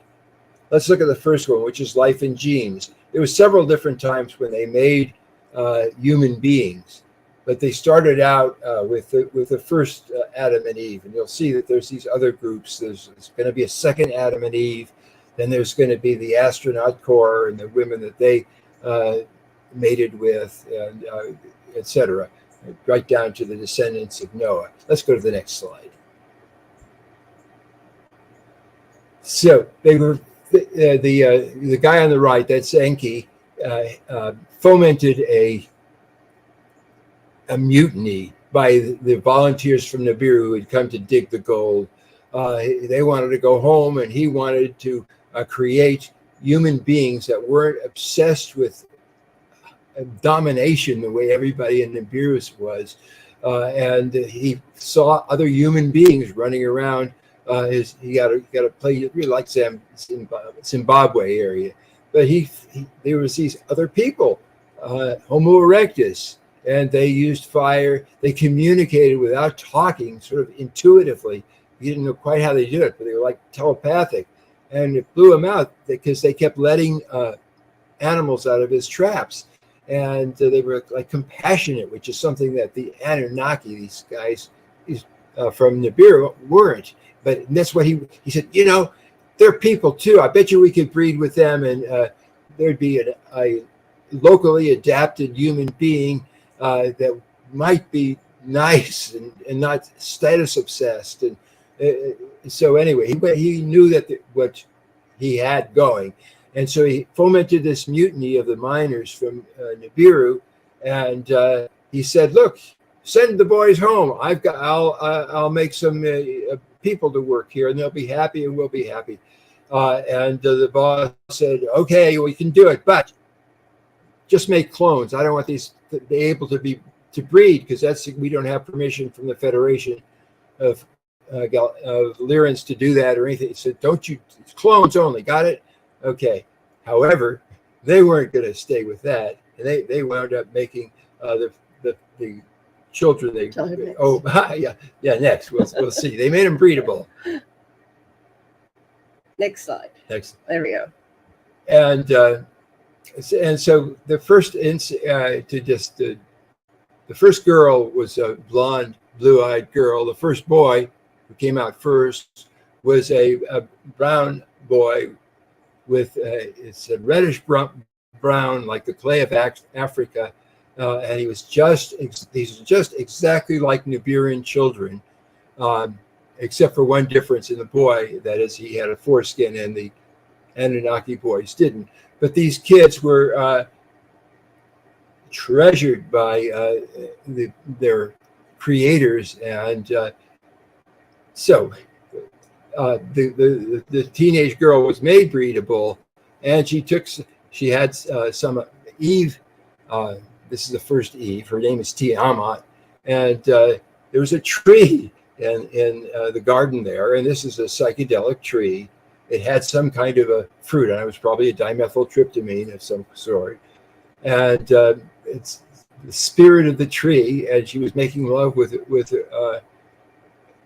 Adam, and she had a Satori experience.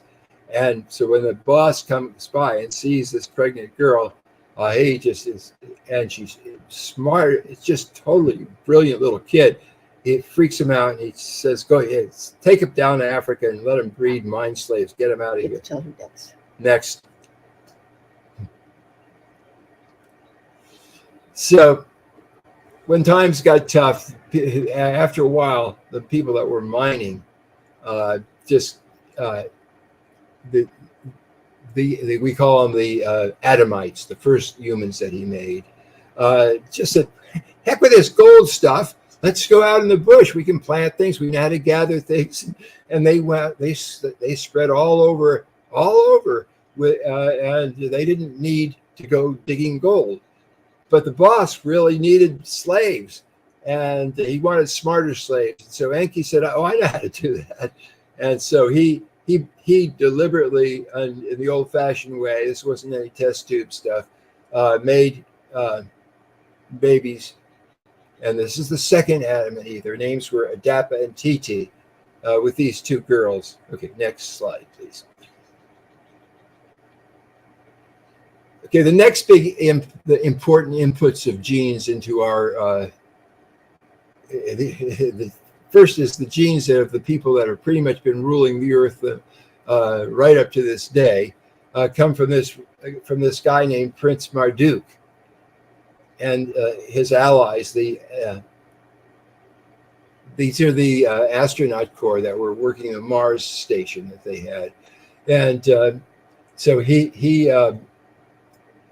and the people that work for him all got involved with Earthlings. The idea is they were going to get Earthling armies and rockets and go back to Nibiru and take it back, because Marduk thought he should be king because he was next in order to be king.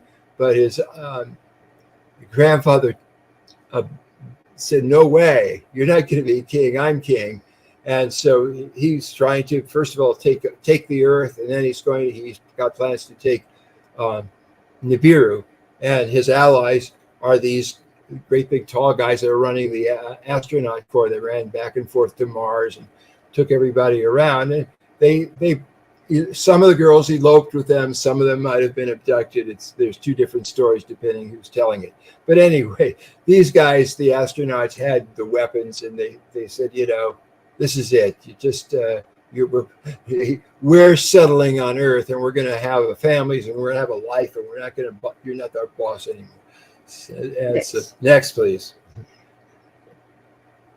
We're looking at where we got our genes. The next one's an important one too. Now, Enki liked his foreman's wife and had a kid named Noah. We call Noah with him. And basically, after the flood, Noah's sons were to be the kings, and they and their descendants settled the area that we know now as Iraq and northern Kuwait and Turkey, and that's the three sons of Noah. And so that's a really important, and ultimately Ham, the guy, the last guy, winds up being very, very important in the movement of the Annunaki they're all fighting over the spaceport they're making the Sinai later. Next slide, anyway. This is where we got our genes. I'm grateful for that. And one of the things is I'm grateful to Enki. He saved us with the help of a Federation guy named Galzu from drowning, because Enlil, known in the Bible as Yahweh, said they're supposed to all drown. They weren't supposed to breed anyway. You only had an authorization to do clones. And so now I'm not going to get in trouble with the Federation because there won't be any here. Let them all die. We've got enough gold. And Galzu came and said, hey, I'm speaking for Anu. Whether he is or not, we don't know. But he said, Enki, listen, here's a computer program. I want you to go give it to Noah. It's how to make a submersible. Enlil had said in council, I'll kill anybody who tells the hybrids that what about this thing? We understand that the ice sheet is going to come off of the Antarctica and slide into the sea.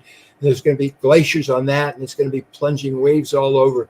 And if this gets out to the Earthlings, they'll mob the spaceport, like our people did when we left Nam or when we left Kabul. And we won't get off. And besides that, I don't want them to live. They must die. And what's causing all this is the nearing of Nibiru as it comes through in this binary system. And this time it happened to be, it comes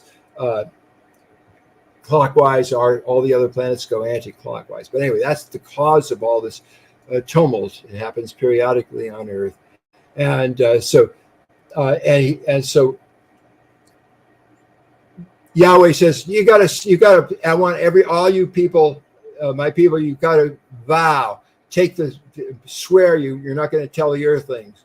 And he said, oh, heck with you. This is the greatest thing we ever did. I'm not going to vow that. Well, you better not tip him off. And he stomps out.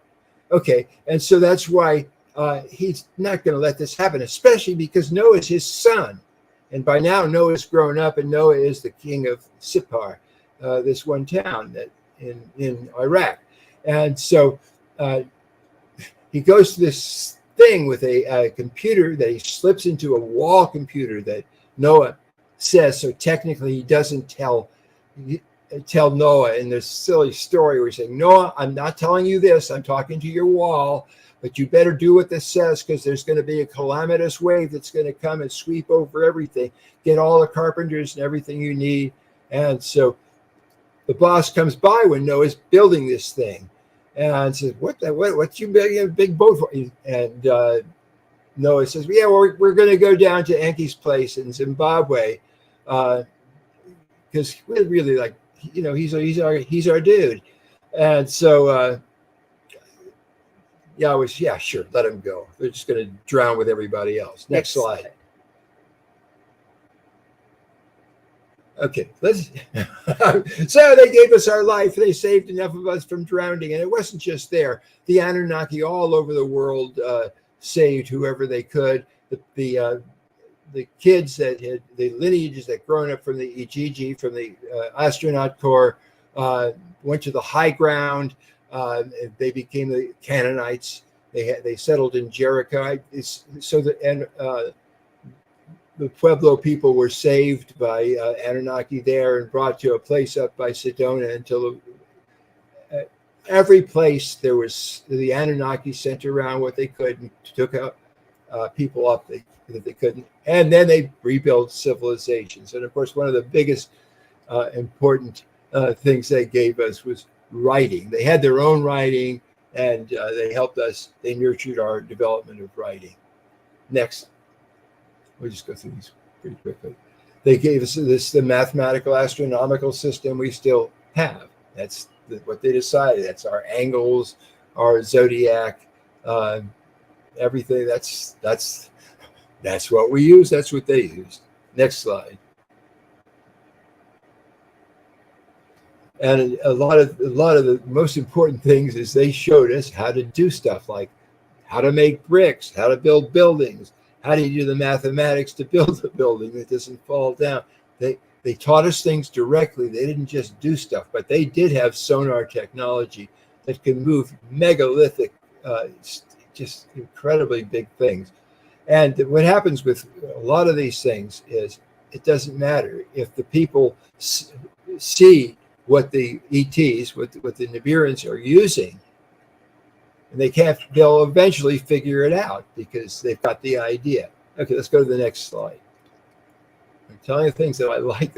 One of the big things that they gave us was metallurgy. And again, you always have the problem is this stuff can be used for all kinds of purposes. You can make bronze weapons, or you can make bronze ornaments and so forth. And so there's this whole thread that starts running through things, which is are you going to co-opt the nice things that are happening for the military because you're being pitted against another military? And that's Marduk's strategy was always to, as he took over the world, to pit different groups against each other no matter what. But the after the flood, this megalithic culture, especially centering on doing complex things like metallurgy, spread basically from Armenia. And you can see by the map on the top there, just where all this huge culture spread. And everywhere they went, they made these sighting temples so they could line up with where they came from the Unity Kingdom in the Sirius group in Orion's belt. And since the Earth tilts on its axis, they kept having to recite. And so when we now dig up these things and look at them all over the place on that map, we see just when they were built, because we can tell by the alignments. Let's go to the next slide. Okay, they gave us a lot of astronomy. They told us before we had any way of seeing beyond our naked eyes about the alignment of the planets, the relative size of the planets, the orbits of the planets, and even the orbit of Nibiru. Next slide. So the big dynamic that's going on right now is that that Nibiru comes around and it passes between Mars and Jupiter. And sometimes that doesn't make any difference to us. We're on the other side of the sun. And most of the time, some of the stuff that follows it, that it's just gone through the Kuiper belts and the asteroid belt, and all kinds of junk follows it. And what saves us usually is Jupiter. It's like all kinds of stuff hits Jupiter. But every once in a while, there's a window. And this happened one time, and there was actually a speed up so that the Nibiru comes through even sooner. And of course, everything in the solar system is getting closer to each other and getting hotter and hotter as Nemesis itself, the big dark star. You can see in the infrared is coming. Okay, next slide. One of the things they told us about astronomy, it took a long time to convince our scientists, is the records. They said, "Oh yeah, there was water on Mars."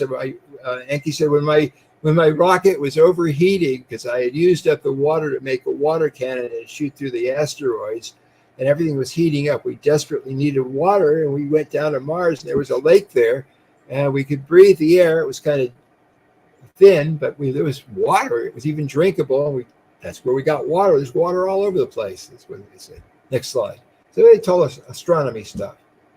They gave us cities, government, organized people. They had courts, libraries.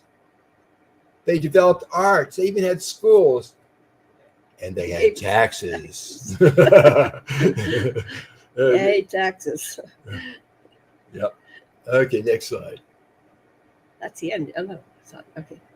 Now this is a weird one for most people, but anyway, I'm grateful for the challenges. I used to call them bummers. The junk shit that we got from them. They gave us short lifespans on purpose. They're totally obsessed with who's high and who's low. They have different classes. Some are on top and some on the bottom. They love greed. They have murderous rulers. Religions that hate other religions. They're racist, sexist. They practice slavery. They'll do anything for gold. They use debt as a weapon. They murder, war. They use propaganda and ignorance. In other words,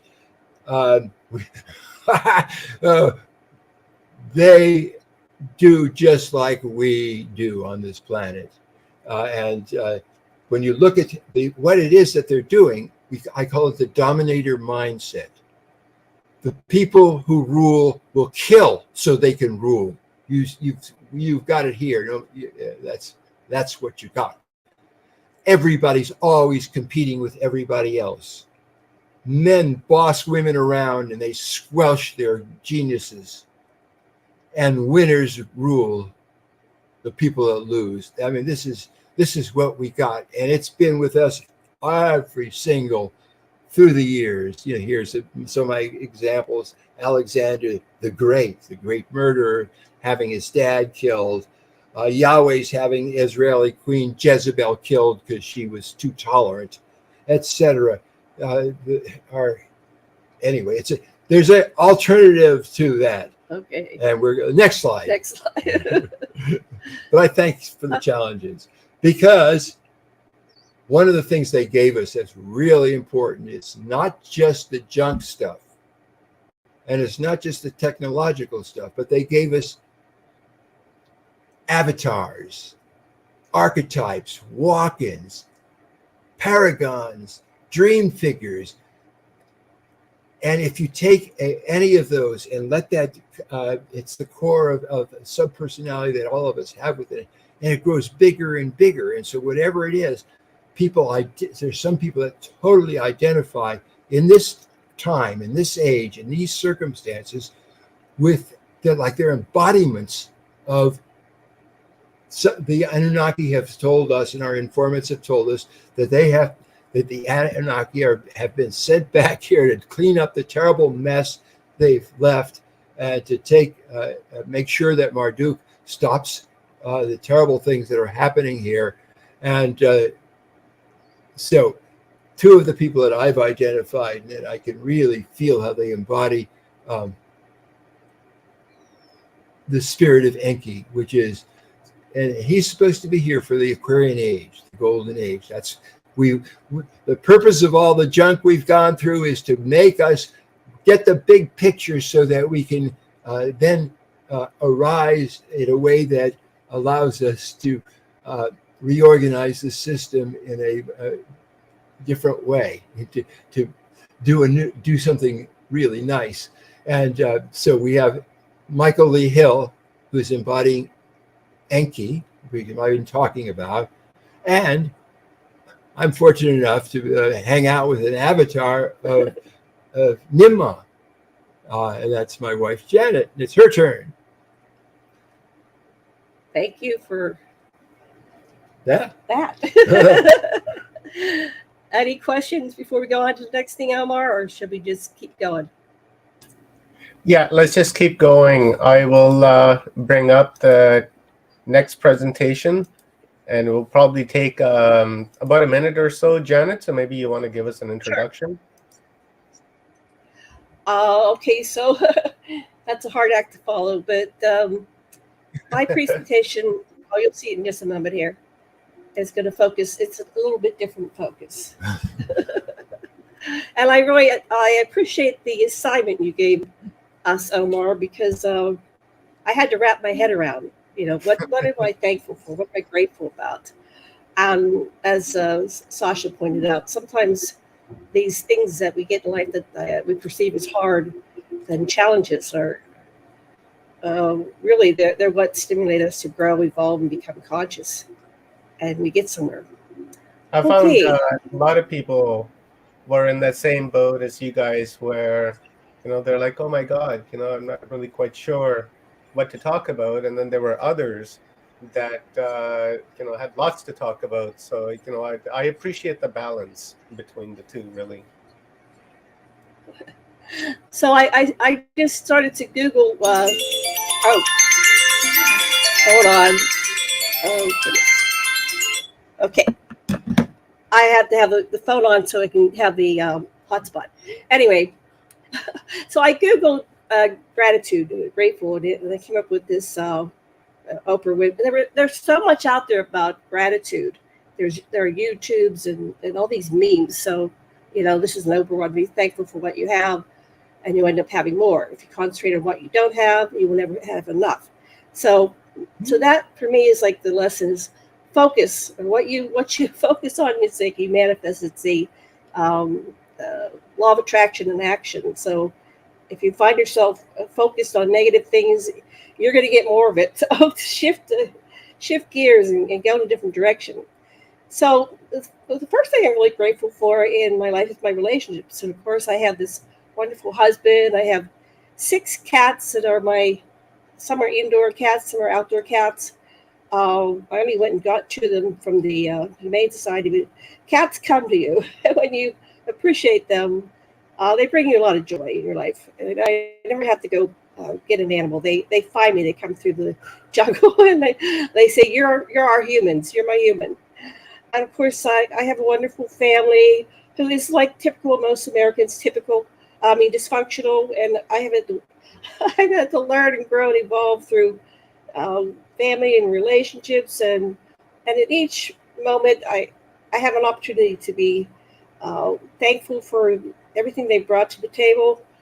And all these things have taught me about unconditional love. Because if you have conditional love, you're just going to miss half of the game, half of the story of life. So these people, they shape me and they challenge me, inspire me, and they make me who I am. And like I said, over time, especially in reflection, I've had a lot of people pass this past just 2-3 months. I even went on Facebook and another person passed. And I didn't quite remember who they are. And then Sasha reminded me, and it was like a negative experience. But I really, at this point, I go, yeah, that was one of my lessons. And that really helped me to become who I am now, because now I love myself. I've done a lot of therapy and interest and reflection and meditation and reflection. And I realized that people are even more precious over time, those that are here and have passed on, and that we exist in a state of divine perfection. So next slide. Oh, I can't read that. Okay. For some reason, that's dark. It wasn't on mine. Oh. Anyway, I realized that I'm a multidimensional being simultaneously existing on many realms, planets, planes, dimensions, worlds, timelines, vibratory frequencies throughout eternity and all existence.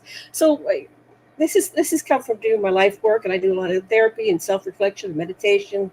I've done some journey work with shamans, and I've processed all my family of origin and cultural conditioning or religious programming.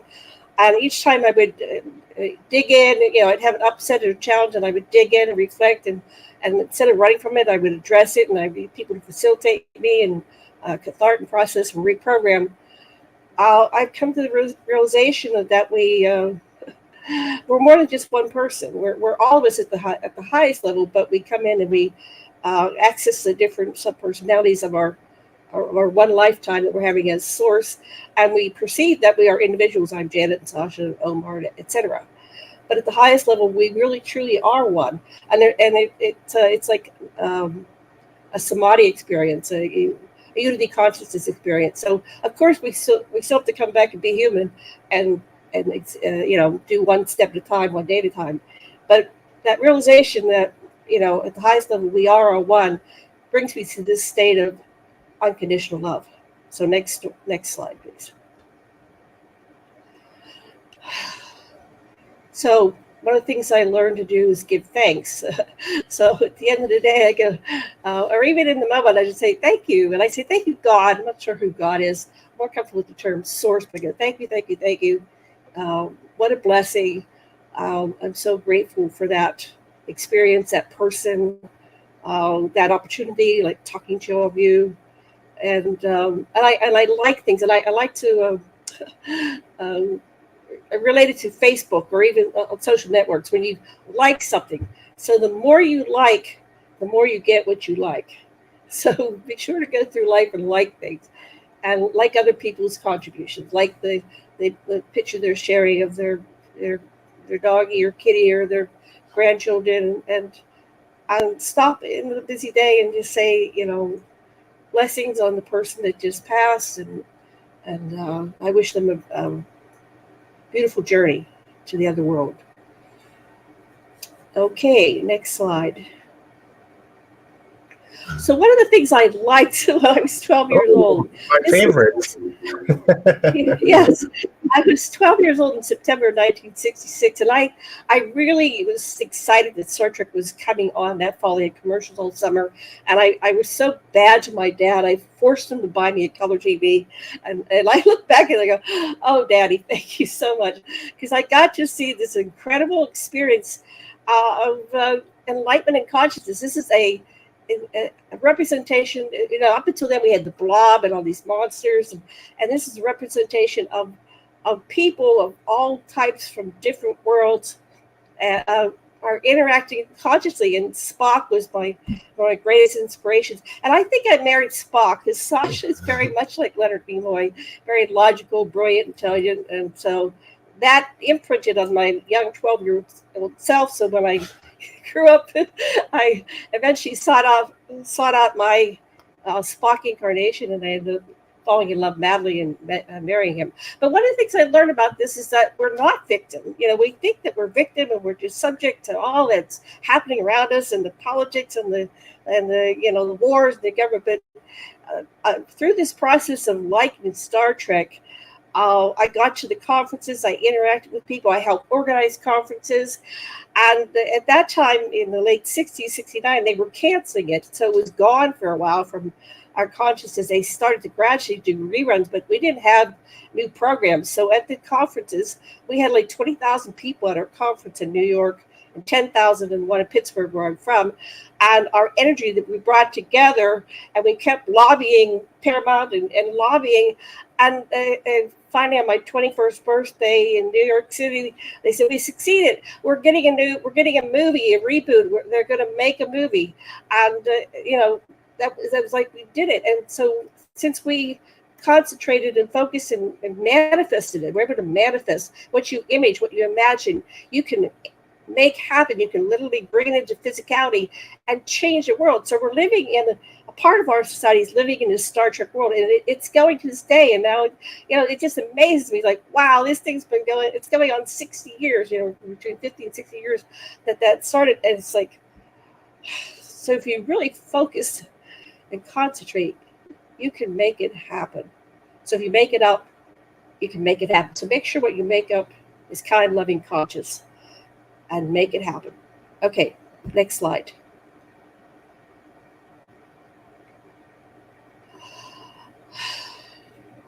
I'm grateful, and I realized that we are immortal beings, and we are eternal beings, and we're always connected to Source, and we're always connected to each other, and all there ever is, was, and ever will be. So when I find myself in competition with somebody in their opposition and not appreciating the entire continuum, all angles of the spectrum, I just stop and pause and start taking what I'm thinking and breathe down and move it through my heart chakra, and then say it again or think it again, and do it through your heart chakra, and you can shift your reality in a second, in a moment of reflection and introspection.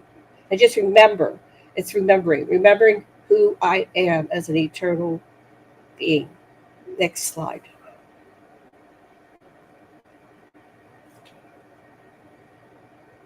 Is it working? There it is. So one of the things that when I came into physicality, and I remembered coming in, now, sometimes it's kind of foggy, but I know I remember coming in and decided to come in, and I'm an eternal being. And I came in as a magical, mystical, eternal child. I'm an Aquarian. I believed in magic. It believed in me. And I always remember my connection to Source.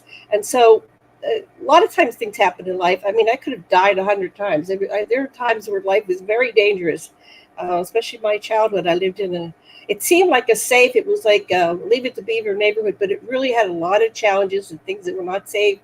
And there was things like, and it's going on to this day, there were people molesting children and all kinds of horrendous things were going on.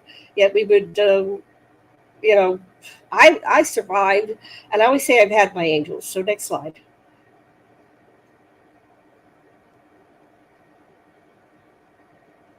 Okay, here we go. So in reflection, going back in my life, it's like, how did I make it here? I had challenges, I had diseases, I was told I was going to die, but my sources and guides have always been there to protect me. And so when people go, and I share my story, I go, well, how are you still here? And I said, I have my angels. They always protect me.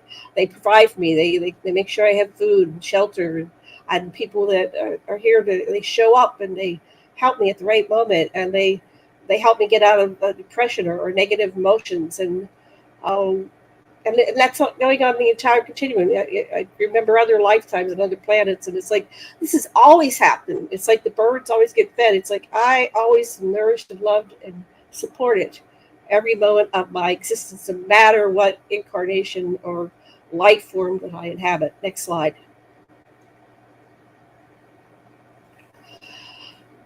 So when I came into the earth as Janet Thompson, Janet Lynn Thompson. The veil didn't quite work, and I remembered at birth who I was in previous incarnations, and I was speaking way beyond my years. It totally freaked out my mother. She was raised very Christian and not fundamental, but very, very Presbyterian. Was very strict Christian back in those days, in the 50s and 60s, and she was so terrified that she wanted to kill me on some level, and she acted it out and did some horrendous things to me. But I remember coming in, I could talk, like an adult, even though it came out in a little voice. It was still the level of awareness was a very high level of consciousness, and I could levitate, I could read minds, I could see aliens and ghosts, and they were always coming to me in my bedroom. They were protecting me, and I've always had that connection with them. And sometimes I had to tone it down. I had to be careful who I could talk to about this stuff. Especially had to tone things down with my mother. I had to start. The extraterrestrials helped me to act like a little girl, be a little human girl. Don't do all those things. And so, yeah, I was kind of naive when I first started on this journey, but I said, okay, I'll turn it down. And I think that's really how I survived, because my mother probably would have killed me. I was home alone with her a lot of times. And I don't think she was evil. She was just Christian, and she thought that I was evil. So, next slide. Ooh, don't know what's going on there. I think it's a bunch of extraterrestrials. So most species do not go unconscious. They don't go through this veil. They have all their memories of all their incarnations all the way to source. And for some reason, humanity, we've agreed to come in and go unconscious. And there's something good about that, because it helps us accelerate and grow faster than if somebody has all the awareness and all the time in the world. So, and I think Sasha touched on that. The Annunaki gave us short lifetimes. So, so one of the things the extraterrestrials said, well, for your protection, we have to limit your connection to the, I call it the supercomputer of existence, right? So the human brain only holds a small capacity, and they helped me to just live within that range, because everything, if I went beyond that, it was kind of freaking people out. So anyway, so just remember, and this is not me, I'm not special. Everybody, our eternal self, it's connected to the universal supercomputer of existence, and we know it all. We all do. But we who are here on this planet have chosen to go unconscious, and it's time to remember. So it's time to become conscious. Not woke, that's a bad, conscious. And that's part of ascension. Next slide. Sorry that graphic didn't work. It's a bunch of beautiful ETs. You're hiding. And so I came in, and this, it's mixed up. This doesn't belong with that one. I don't know. Something's screwing up. Oh, well. I remember my past lives. I remember many of my past lives. I remember existence as a Annunaki on my role in creation, and I feel blessed that I remember that. I've learned to own that. It's really hard to say, oh, I was struggle. I am the reincarnation of Nimma. I'm a fractal of Nimma. There's the conditioning we get when we are raised by our parents. Who do you think you are? Jesus, don't say that. In their culture always tries to stifle us. That's why a lot of kids can't remember that they're geniuses and they have psychic abilities, because when they are born, they get beat down and repressed. So I've learned to say, yeah, I can do that, and I'm owning that. And that helped me rise above the matrix. I think we're in a virtual reality, actually. We'll go into that in another show. So rise above, become conscious and aware, and you can do anything. Next slide. Hopefully it'll work. There she is. So, so I guess I'm most comfortable saying I'm a fractal of the Anunnaki goddess Nima. She's also known as Nim Herzog. She was the chief geneticist to help genetically modify Homo erectus and create Homo sapiens. And she did it with her husband Enki and his son, which was her nephew Nigashita. And so the Anunnaki created humanity, and they loved us. Like, they love all of us. They love all 8 billion of us. So imagine having 8 billion children. We are their children, and there's 8 billion of us, and we are equal. These three, Enki, Nim, Nima, and Nigashita, realize that these beings are equal with the Anunnaki. And while it wasn't acceptable to the other Anunnaki, so they had to keep that to themselves, they realized how brilliant humanity is. And actually, in some level, we have the metagenome, which keeps us connected to source. So we can remember, if we really do our spiritual practices, meditate, reflect, contemplate, do our work. Our chakras are blocked because of trauma and drama. If we do our work, we can clear all our chakras and become conscious.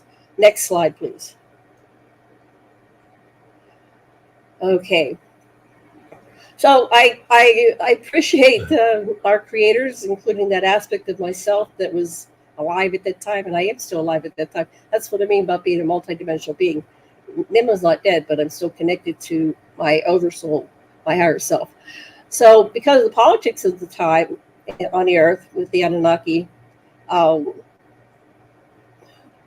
our creator gods and goddesses, Enki, Nima, and Nigashita, were forced to turn off specific DNA and dummy down the earthlings. Otherwise, Enlil and the other aspect of the Anunnaki, they were not going to let humanity survive. They were going to wipe us off the face of the earth. They weren't going to let us survive. So they dummied us down genetically. However, we can turn our DNA back on.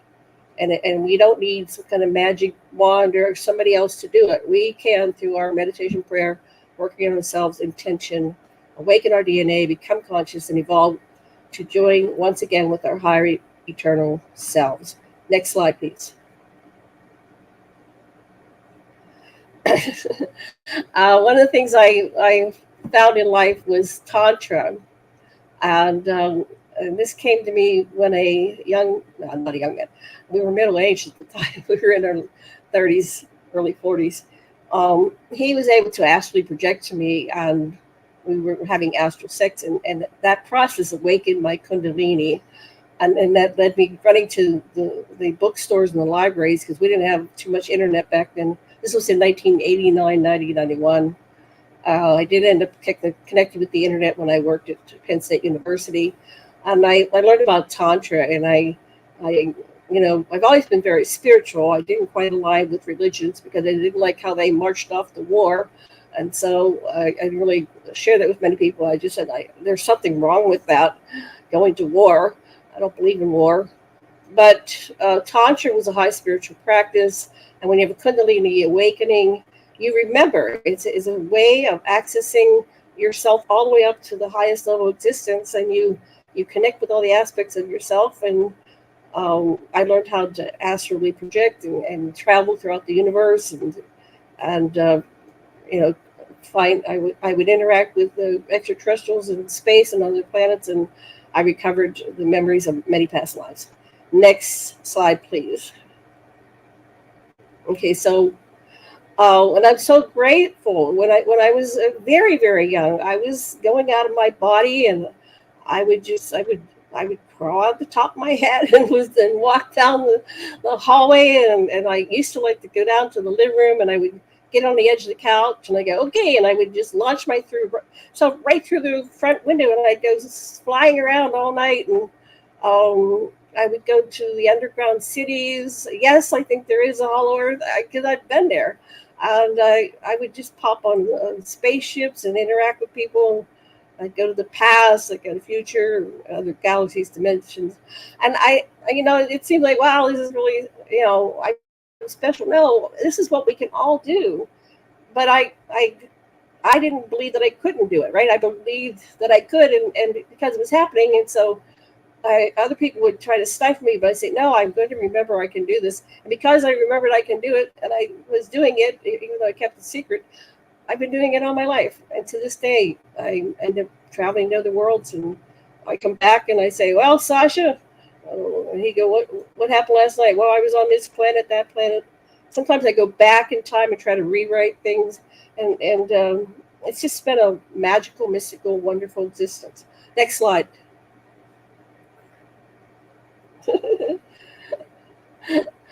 And what's interesting about reincarnation, which I've been working on, sometimes I purposely, get a regression.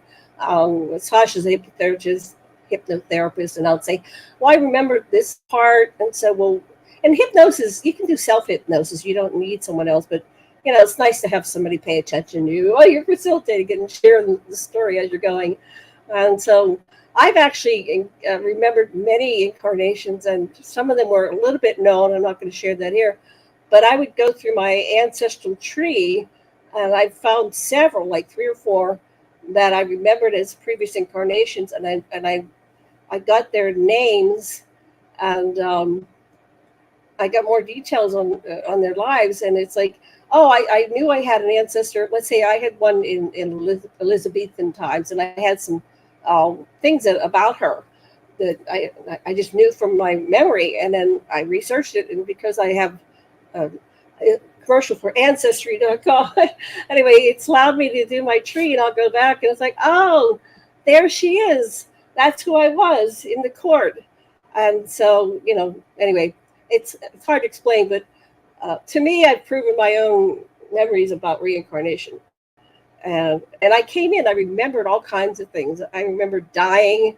I remember the in-between life after you died, meeting the people I was involved with, celebrating that I was back, going on the other side. So I highly recommend doing some past life regression, and even go to your future lives and your in-between states, and you're going to learn a lot about yourself. Next slide.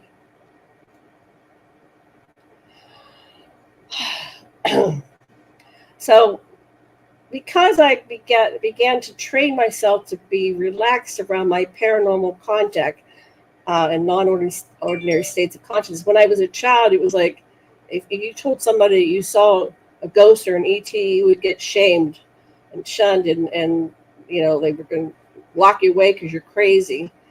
But the more relaxed I became with my contact, it's like what Whitley Strieber said. He said that he was having contact in his cabin in upstate New York, and he learned to go down. They had a bedroom loft, and he learned to gradually, over time, climb down the stairs until eventually he went down into the living room, and there was a little Yoda-type character meditating in lotus, and so he was able to eventually meditate in lotus with this little Yoda-type character. So that inspired me. I read that out in 1990 or 80, what was it, 87 with communion, and I said, okay, I can do that too. So over time, I've been more relaxed, and now I realize that they've invited me onto meetings. So I think that's the next slide. And I'm learning how to better assist humanity in their awakening. And it's a win-win. If we all awaken and get conscious, we have a better world. And so everybody, do your work and let's get conscious, because it's just time. It really is time. So what I've learned through that, I'm not a victim. I'm not getting abducted. I've always been part of the program. I have conscious interactions with many endless species. I was at one meeting where there were over 100,000 unique different species, and there was only one representative from each species, and I was there as a representative from Earth. And what I realized after I left is, like, I'm not the only one.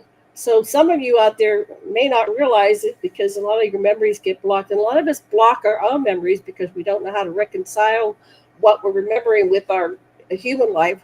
But we're going to these meetings, we're interacting with extraterrestrials, and they're like, how can we help humanity wake up and be conscious and be a part of this? Because it's wonderful. What's really going on out there is wonderful. And if you find yourself going into the dark fleet and all that stuff, stop it, because that may or may not exist. But if you give negativity power, the more power negativity has over you, and this world that we're co-creating. So, next slide. Ooh. Okay, so one of the other things that I'm very grateful for that I've had is I've had 8 near-death experiences. So when I would, and there were some really bad things that happened that ended up, making me leave my body. But while I was on the other side, I was engaged with my guides and my family, my eternal family. We meet in between lives and we reflect and we go how we interact with each other. We change roles. Sometimes we're mother, daughter, lovers or boss. We change roles every lifetime. We have certain core people that interact with us more often than not, and then we have other people that are kind of on the periphery. And so we're all learning how to learn, grow, and evolve, and learn how to be kind to each other. That's one of the things that's like, wow. So we're always a chooser. We can show up in life and go, oh, I'm a victim. Oh, this is horrible. Oh, it's me. But remember, at each crossroad, you are the chooser. You can decide life, death, which body or not, which level you desire to be in. And all of us are always a choice. There's no right or wrong, just where you need to be. So just make a choice. But I recommend, switching channels, going towards the positive. Learn how to feel other people in, like your family. One of the things we do, we go past our separate self sense, and we go into unity consciousness. So my first real major experience, and I've had 3 marriages, and I did get to unity consciousness with each of them at times, but sometimes the behavior was would make me go distance. But I eventually cleared my chakras and energy, and I pulled in this divine beloved husband of mine, and we're a good mirror for each other, reflect, and we're both on the consciousness path. So don't settle for less. Keep fighting until you find your family that'll help you become a conscious, evolved being. Next slide. Almost done, I think. Okay, so ascension, it's an interesting concept, and we want to put it into a box. You have to do A, B, C, D, E, F, G to ascend. I think part of ascending is just being in this state of gratitude, love, appreciation, focus, remember. When you start to remember, you realize that you exist on every level, from third dimensional physicality. This is the deepest, darkest level, from on the other side of source oneness and the eternal Om. And when you realize that, you're instantly there. I don't think, no, there could be a universal planet-wide thing, but I think individually you can go and ascend anytime and just realize that you're focusing your attention across the entire continuum, wherever you need to be at the time. One of the things I learned was watching my cats. You realize your cats sleep 18 to 20 hours a day or something like that? And I always wonder, where are they when they're not awake, when they're not meowing or eating and wanting to pet? It's like, oh, they're living their lives. That's what we do too. So when you're asleep, you're probably very active and you might visit, 5 lives and an evening sleeping. We don't know. But we are much more complex than you will ever imagine. Next. Oh, yeah. Remember, love is all there is, and all there is love. Okay. And I really am grateful for my spiritual path. I don't know. I guess I did a lot of work before I came into my physical form, and I end up going in this direction. And I'm really grateful that, I am connected with this community of high spiritual beings.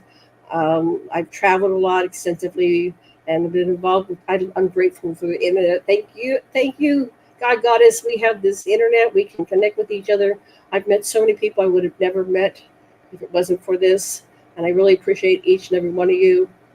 So I'm on the spiritual path. Whenever I see myself going astray, I correct my course and I make a new choice. I shift gears, change channels, clear my mind, get back on track, and stay the course.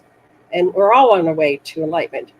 And along the way, stop and appreciate the journey and everyone we are blessed to meet. and it's a law of attraction. We are attracted to that which has relevance and meaning. Next slide. Oh, and it's not showing. Anyway, my major website is dragonattheendoftime.com, and Sasha's is enkispeaks.com. Next slide. Let's see if that shows. And I'm almost done with Nemo, the Mother Humanity. I keep having distractions. I promised myself I'd finish it by the end of the year. So we'll see if I'll meet my goal. But anyway, this is my life story intermixed with some of my past lives and my journey. And final slide. Next slide. Yeah. So Sasha and I are very busy. We write a lot of books. This is only part of what we've written. And we're going to keep writing until we can't anymore. And I want to thank everybody for joining us. Thanks, Omar. Really had fun. Yeah, thank you, Omar. Thank you, people. I didn't get to read the chat, but I'll go back to see all the wonderful comments. Thank you, Janet. Thank you, Dr. Lesson. That was amazing. I totally resonated with both of your presentations. As always, a lot of gratitude and love for you guys. I see you guys as my own grandparents, and I just have a lot of respect for you guys, and a lot of love, and people just resonated with everything that you were saying, and just greatly appreciate it. I'd hit you with like questions. Right, we're like running about 30 minutes behind, and I want to bring my next speaker on, and I don't want to rush you off, right? But see you later. We'll see you. Thank you. Bye-bye.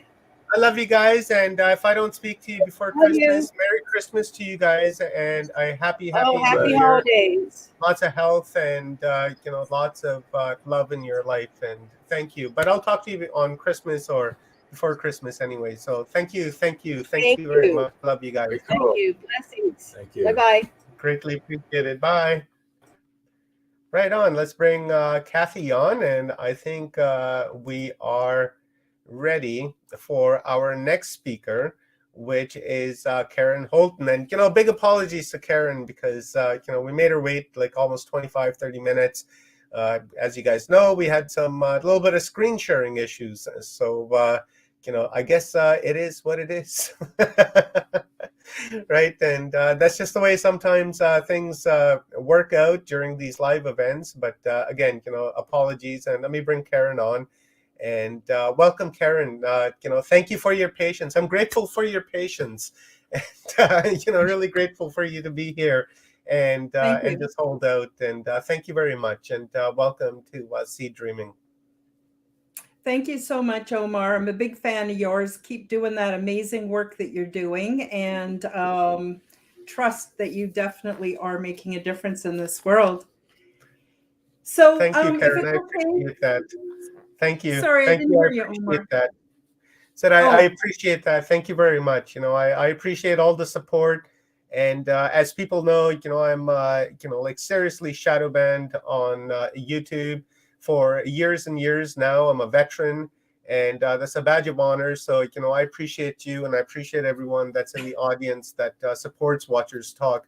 Because if it weren't for you and everyone watching, there would really be no point in streaming any interviews or conferences like this. So thank you. A lot of gratitude. Oh, my pleasure. Now, I've had a bit of a busy week, and I tend to digress terribly when I speak. So I did make some notes. And so part of my presentation will be from my notes, and part of it will be me rambling. But I actually may even finish a little bit before time, depending. So I want to start by saying I'm grateful for your show. I'm grateful for this conference. I'm grateful for everyone out there who watches this, because like you said, Omar, without everybody, in the audience, we wouldn't have shows. So I'm going to just start with a brief introduction of myself, and then get into some of my gratitudes. And then I want to speak to a specific subject that may have been covered already in this conference, but maybe not. I don't know. This is maybe a different perspective of the same thing. I don't know, but hang on to your hats, folks. Here we go. So my name is Karen Holton, and I'm a podcast creator and a podcast host. I'm also an ET experiencer. I channel. I'm a shamanic guide, and I'm the creator of the Quantum Health Transformation Program.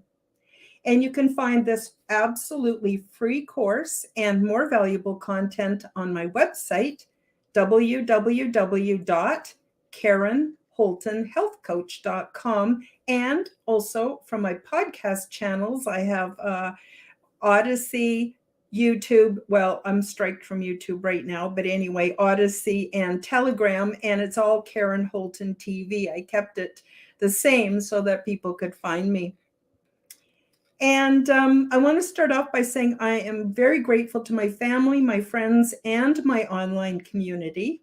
The kindness, and inclusion from other podcast and content creators has been very beneficial to me for the last 3 years, and especially since I came out to the public with my personal paranormal adventures and my channeled content.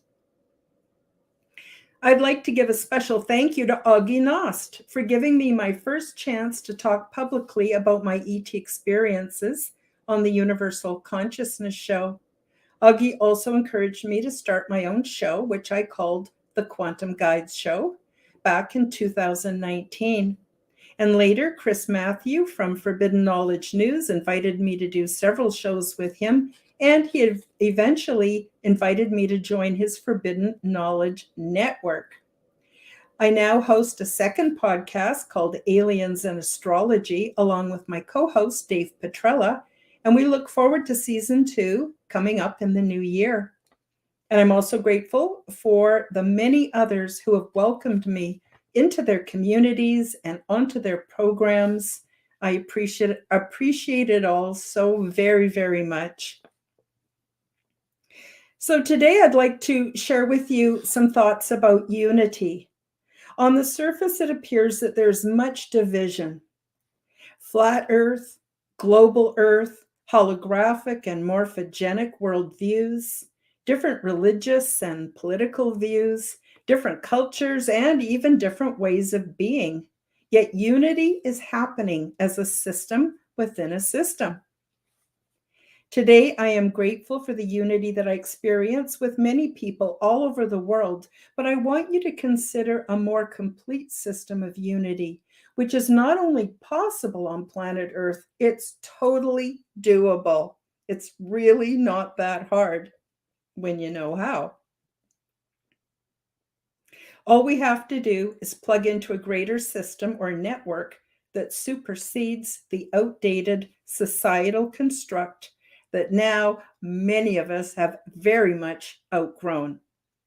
And I'm going to call this greater system Holy Spirit. Now, Holy Spirit is also known as prana, chi, 0 point, orgone, universal consciousness, grace, and a lot more. It is recognized as a creative force in every culture and religion. And it never ceases to amaze me. I myself came out of a Christian background, and it never ceased to amaze me that although the preacher or the pastor would often, send Holy Spirit out to the congregation in words, most people just don't seem to get that that is the active force, the creative force that we all are entitled to use any way we see fit. It's a very, very powerful energetic force. So we're truly, absolutely never alone. So from a scientific perspective, if you look at reality smaller than the Planck level or the 0 point, Holy Spirit is known as wavicles, which are both particles and waves, which exist in an undifferentiated amorphous substrate awaiting to support manifestation. So it's all there in this soup. It's too small for any of us to detect with our perceptual arena, but the soup is always waiting. And that's what we draw on when we want to manifest. And that is what comes into manifestation in answer to our prayers and our desires. And it's available for absolutely everybody and everything. Another thing I want to say closely linked to this is principle in chaos theory, which has given me so much encouragement that I also want to share that with you today. And that's, as I mentioned, part of chaos theory, and it's called turbulence. So basically, turbulence is when the shit hits the fan. And in everybody's life, you know, there's an ebb and flow. Things are good for a while, and then they get crappy, and then they get better again. And that's turbulence. And what turbulence is on a mathematical or on a sub-0 point level, it is manifestation coming into our reality. But in order to do that, it has to draw energy from everything in our lives in order for it to become manifest. And so what that means is things get messy before they get better. And so every time the shit hits the fan in my life, I go, yay, something great's coming around the corner. I just have to weather this storm and everything is going to be fine. And that is absolutely true, at least in my perceptual arena. So there's even a scientific perspective that supports Holy Spirit. And I want to let you know that it exists and it operates whether you believe in it or not. So another thing about Holy Spirit that I discovered is that it met me at my present state of consciousness, regardless of what that is. Doesn't matter whether I was going through a really rough time or had health challenges. You know, there's a lot of times in our lives where we just don't have time to get all spiritual in our practices. But the funny thing is, or the interesting thing is that Holy Spirit is always here at our present state of consciousness. So wherever you are right now, regardless of your mood, your state of consciousness, your worldview, your personal circumstances, you can plug into it at any moment and you can benefit every single time that you try. So now I want to talk a little bit about how to access Holy Spirit. Many of you are familiar with prayer, meditation, and even heartfelt self-contemplation can be access points, and they're commonly used. Yet you don't actually have to change in any way. You don't have to do anything specific to access this universal intelligent power. All we have to do is ask and reach out consciously for assistance and proof.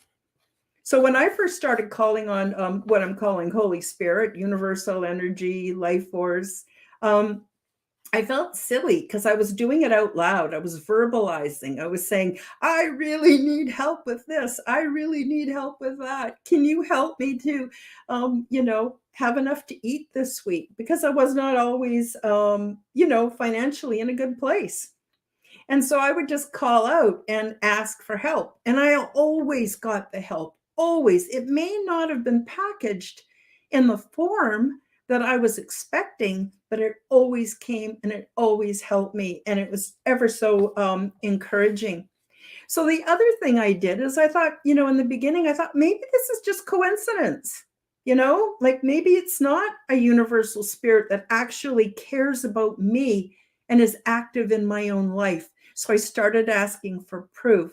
And I encourage each and every one of you to ask for proof. And it will be revealed in your own perceptual arena in sometimes subtle and sometimes in amazing ways. And you will have all the proof that you need that this force actually exists. And the reason why I ask you to challenge the force is so that you can really get a greater understanding and belief in it, so you can start using it more.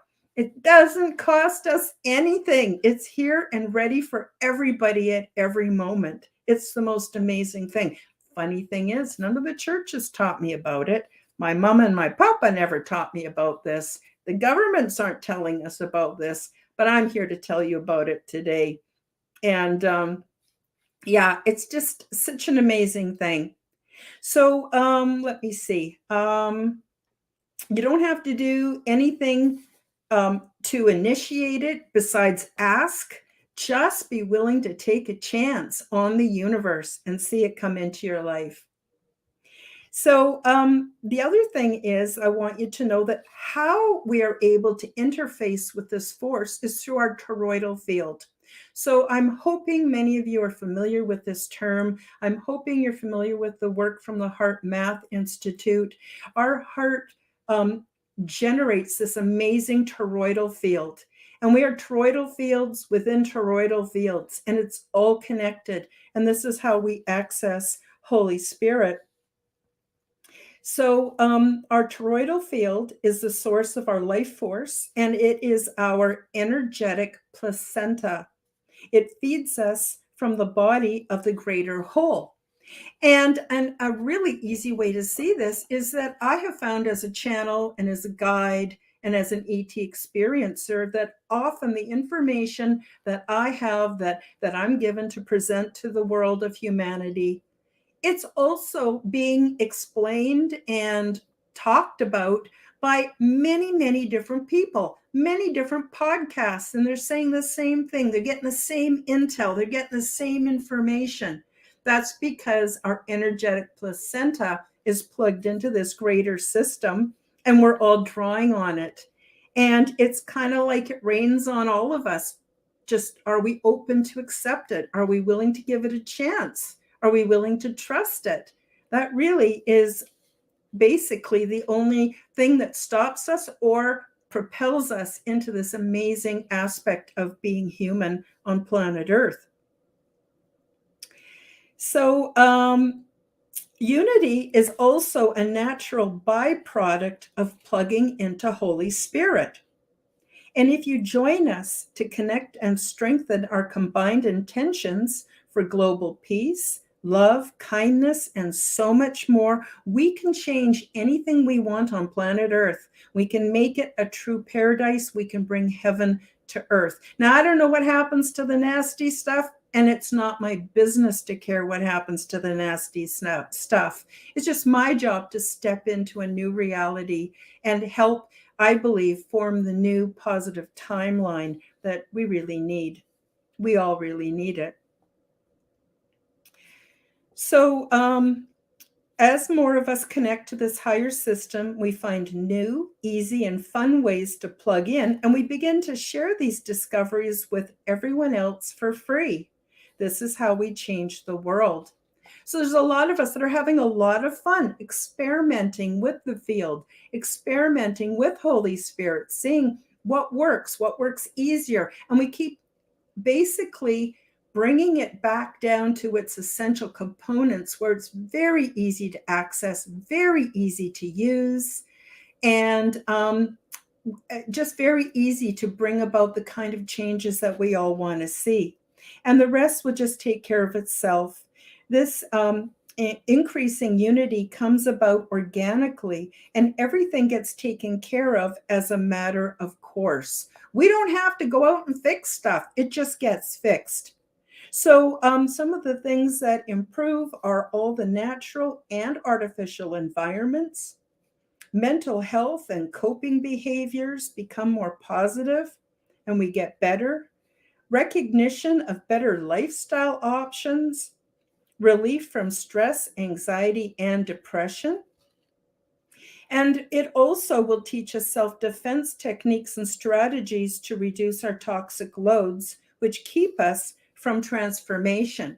So as many of us already recognize, we need to be able to hold the higher frequency in order to be a part of the ascension process, in order to connect with our higher selves, our guides, our angels. All of that is very dependent on the frequency that we're able to generate within our own private field. And certain things cause us to just never seem to get up from the bottom. And these are toxins. So there are psychological toxins. There are physical toxins. Most of you are aware there's toxins in food-like substances. There's toxins in chemtrails. There's toxins in our water. There's toxins every which way we look. And if we're not actively doing a detoxification process, it's difficult for us to take in, recognize, and use these amazing frequencies that are our birthright and our God-given right. So unity is our greater state of being and connection. It is powered by love and the best of intentions. Unity transcends the worst parts of life because it exists outside of the construct. Unity is a component of the natural world and is our birthright. Make use of Holy Spirit as it surrounds us eternally and infinitely. It's like we're being bathed in it constantly. We're made up of it. Everything is. And we're all worthy as we stand united going forward into a new world of possibility. And for this amazing active force, I am eternally grateful. Now, before I forget to mention at the end of my presentation, I want to let you know that you can find me and my work at my website, www.KarenHoltonHealthCoach.com. That's KarenHolton healthcoach.com.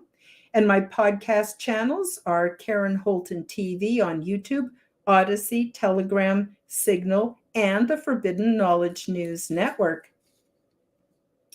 So I still have some time, so I'm going to talk a bit about gratitude as being a component of love. Love is an action word which includes virtues and effort. Love is a gestalt. Think of love as being sort of a basket. It's not just one thing. And it just never ceases to amaze me on how many people I meet really don't know what love is. And if you don't know what love is, how can you love anything or anybody? And the other really important component to this is self-love. And a lot of people are just missing the boat when it comes to true self-love. So I'm going to give you some of these components that are in this basket that I call love. So in this basket is goodness.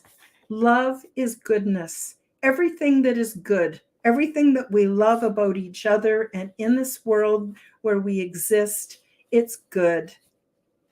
Love is also affection. We are a grooming species, and hugs are the most amazing thing in the world.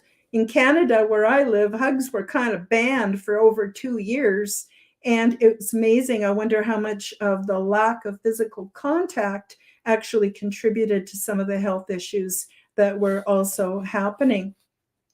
So there's also affection. And then there's mildness. And all of these things take effort to exercise. So for instance, sometimes I can be very exuberant and other people can find that kind of annoying. And it's important for me to pull myself back into mildness. The funny thing about mildness is when you exercise it, it's almost impossible for people to get mad at you. So you don't have to worry about that. Just be nice and calm and mild in your responses with other humans. There's also humility, not thinking more of ourselves than what's necessary, but at the same time, thinking enough of ourselves to want to do better and to want to live in a healthy environment. And then, of course, there's self-control. And self-control is, wow, I think it's one of the toughest parts of love. And this is really where we see self-love. So do we have self-control so that we eat real foods that nourish our bodies and give us life force and give us all the components we need for a healthy body, because our body is the spiritual temple. Self-control is necessary when we're just at our wit's end and we want to holler and yell our head off at somebody. We can choose not to do that because we don't have to, partly because we're grown-ups, but partly we don't have to do it because we're exercising self-control. And self-control is also very closely aligned with patience. And none of this is easy. You try being patient, especially with people where generally you have no patience. Exercising patience really requires some effort and some practice. It's a skill, it's an art, and we're all capable of doing it. And then, of course, there's faith. Faith is the assured expectation of things not yet manifest. So believing they're coming, even when it's not here yet. And there again is a great time to look at turbulence for what it is. You got some turbulence going on in your life? Great. It means there's something coming into fruition, something coming into manifestation that we haven't seen previous. And that takes energy out of everything. But the faith is really easy to exercise at that point because you know that your gift, your prize, whatever is coming to fruition.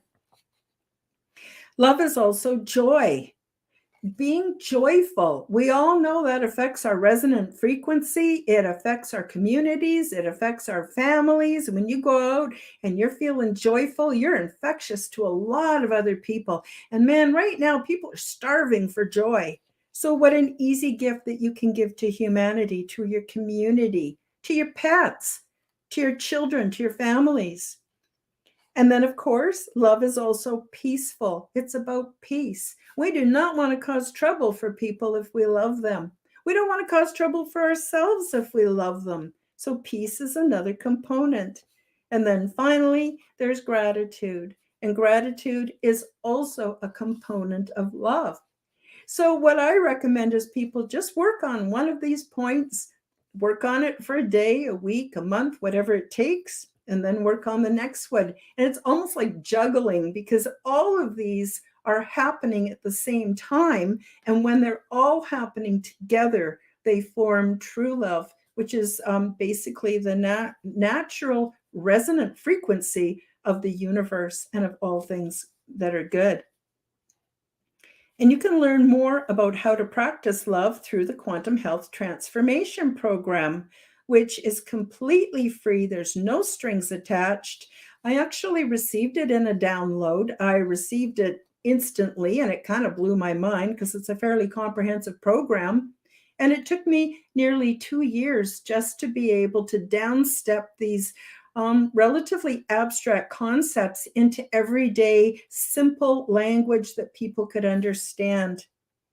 And you can find that on my website. You can find that also on my different TV channels as well. The best place I would say is to go to the website. Everything's there. All my programs, all my shows. I have a huge list of free resources there just waiting for you to use. And the other thing I want to mention about the Quantum Health Transformation Program is that it's not copyrighted. So if you like what you're learning in that program, please share it with other people. Or if you want to incorporate it into what you're already teaching, that's totally okay with me. The only thing I ask is that you give me mention as the creator. And I think beyond that, don't worry about it. Just use it. This is why it was given to me. It was given to me to share with all of you and the rest of humanity.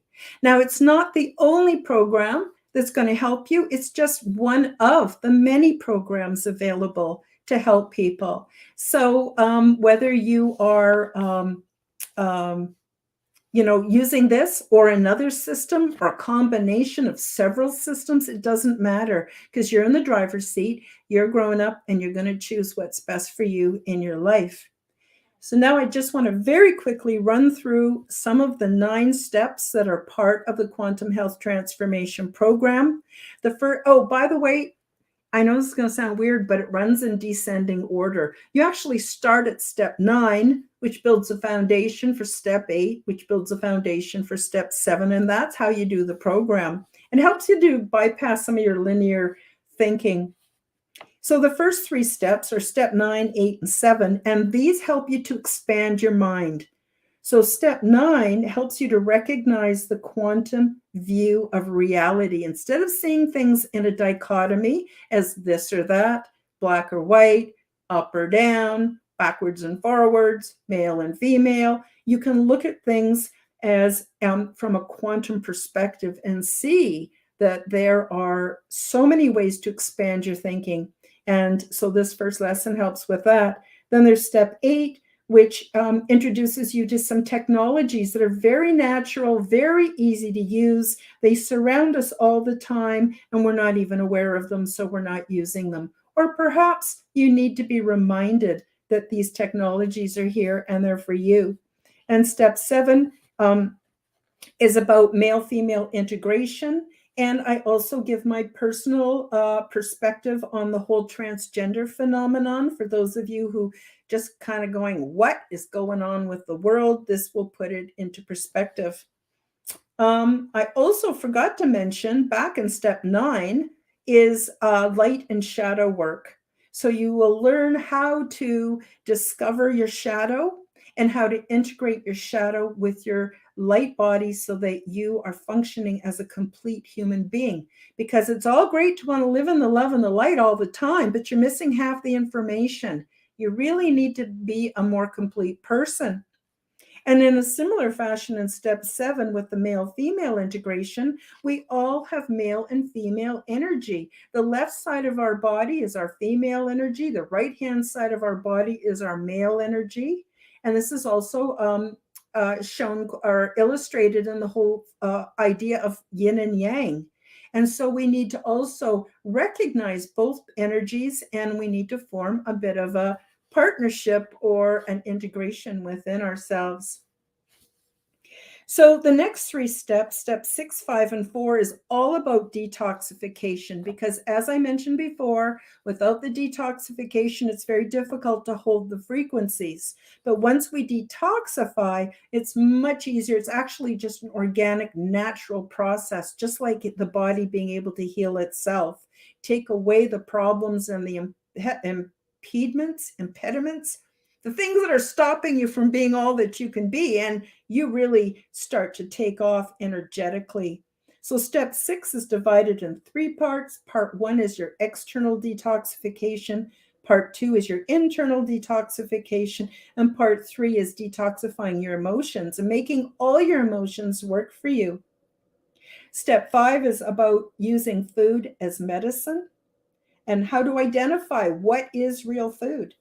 Step 4 helps you to detoxify from the construct. So you're going to learn about symbols and entertainment, all these different things that are used to capture us so that we can be really free. And so that's it for the detoxification component.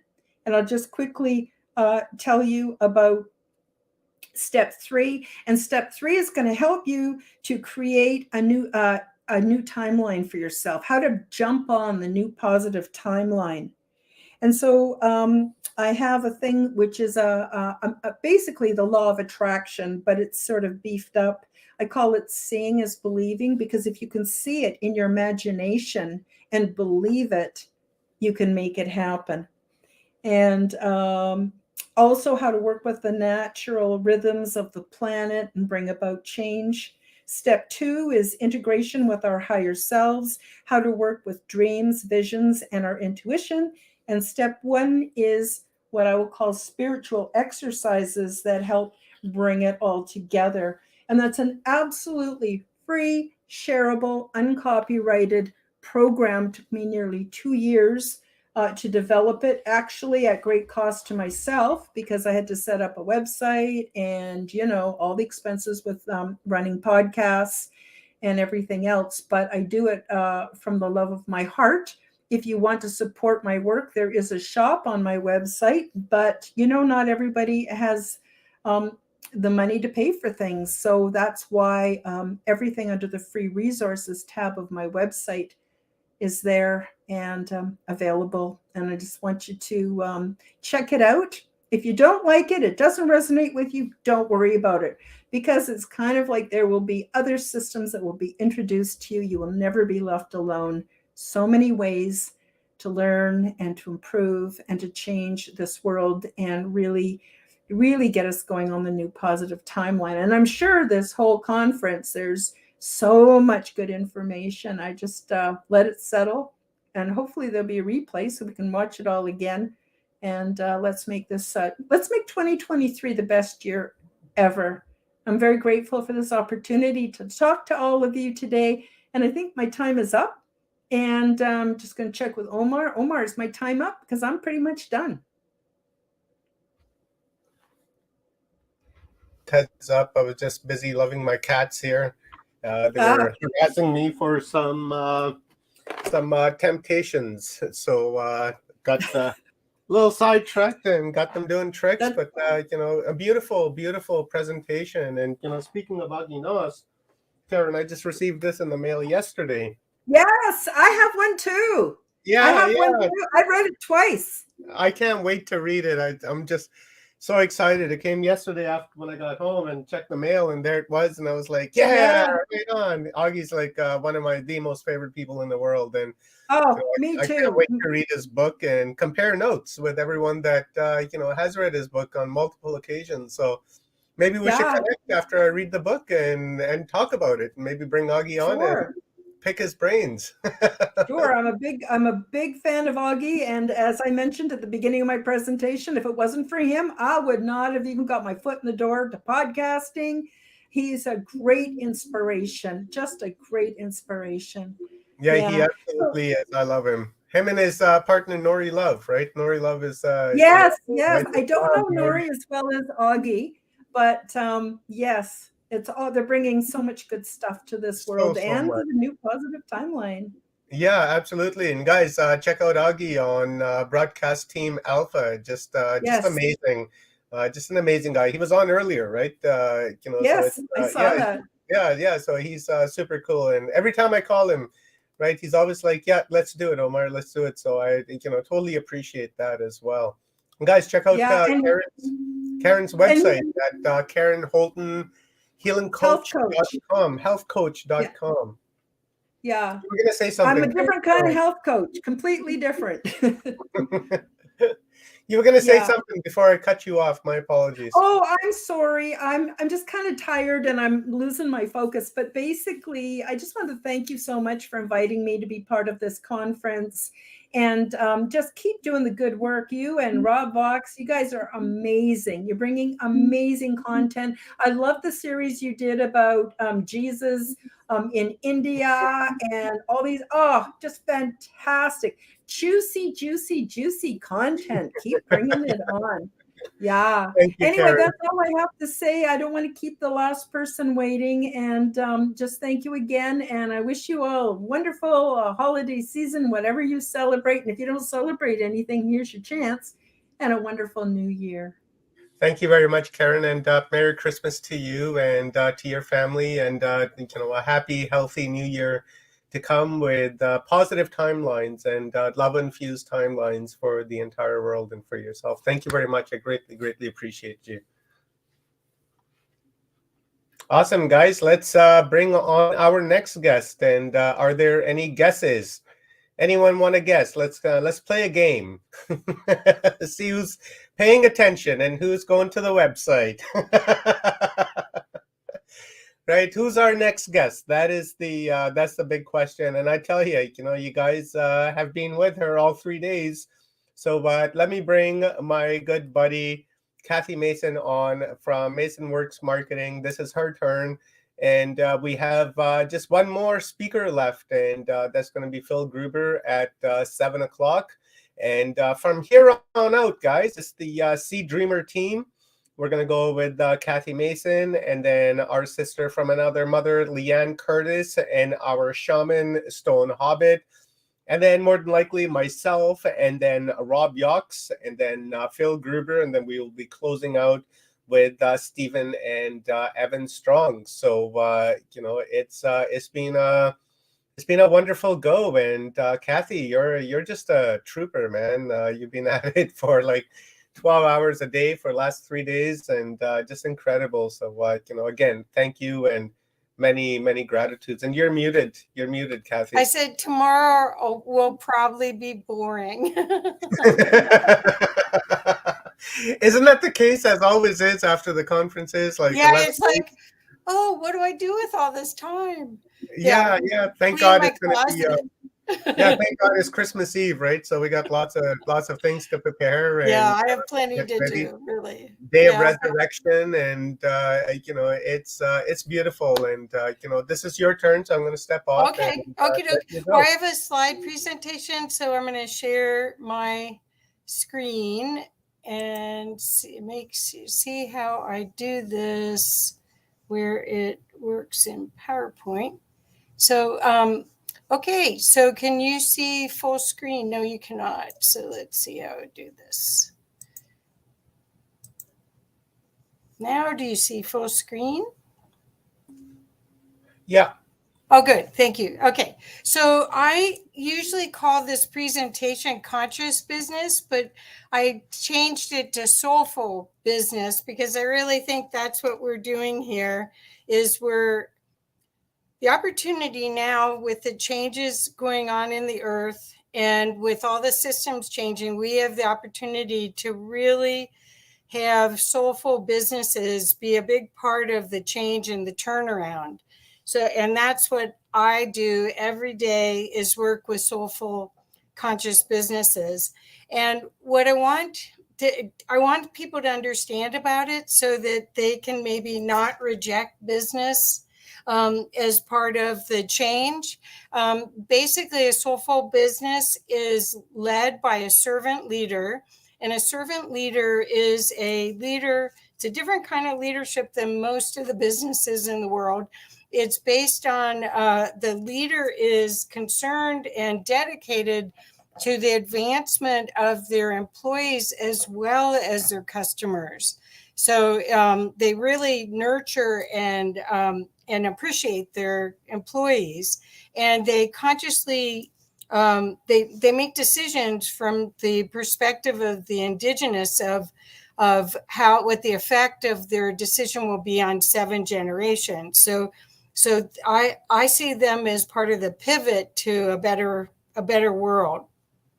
Now, for a servant leader, I want to make sure that you understand that because, the traditional leadership model is, push ahead and they're at the top of the pyramid and all the other people are at the bottom or other parts of the pyramid. And pretty much when you get to the top of the pyramid, all you have is somebody who can do yes, no.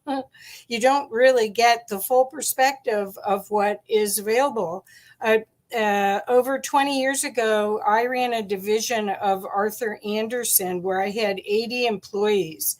And we had, our responsibility was for the change enablement group. I was right below partner.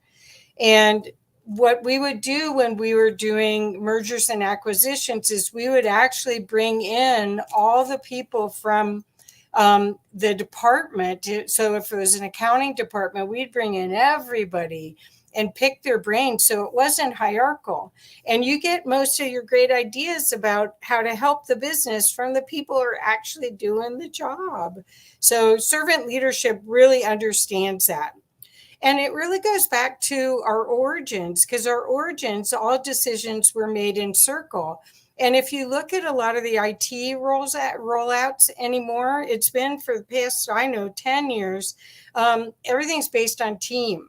So if you can get a leader that gets that and isn't playing the old paradigm game, you can really rock and roll. And I've seen this over and over and over again in my business where we've been able to grow businesses 10 times in a year by following this idea of team.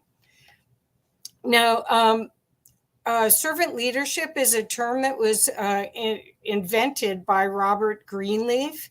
And what he said is leadership must first and foremost meet the needs of others. Good leaders must first become good servants. And from that, that term was coined and it was picked up everywhere. One of the people that really made it famous is a guy named Ken Blanchard. And Ken Blanchard wrote The 1 Minute Manager. They're very little hardback books.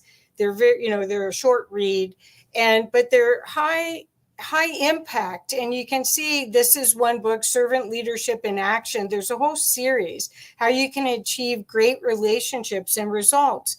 And in the past, if you really think about it, all business was done by creating great relationships. And I still hope that that's the way my business is seen. And I think that's why I'm here with Omar here today, is that he gets it too, that relationships the key to everything.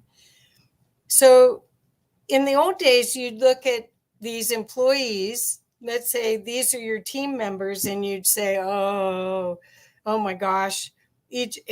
People used to say stuff like, oh, what's an employee problem? One employee. And I don't think that's the case anymore. I think that if people really get it, that each one of these people on the team have a genius and they're a piece of the puzzle. And if they're motivated and excited, they can just do amazing things together.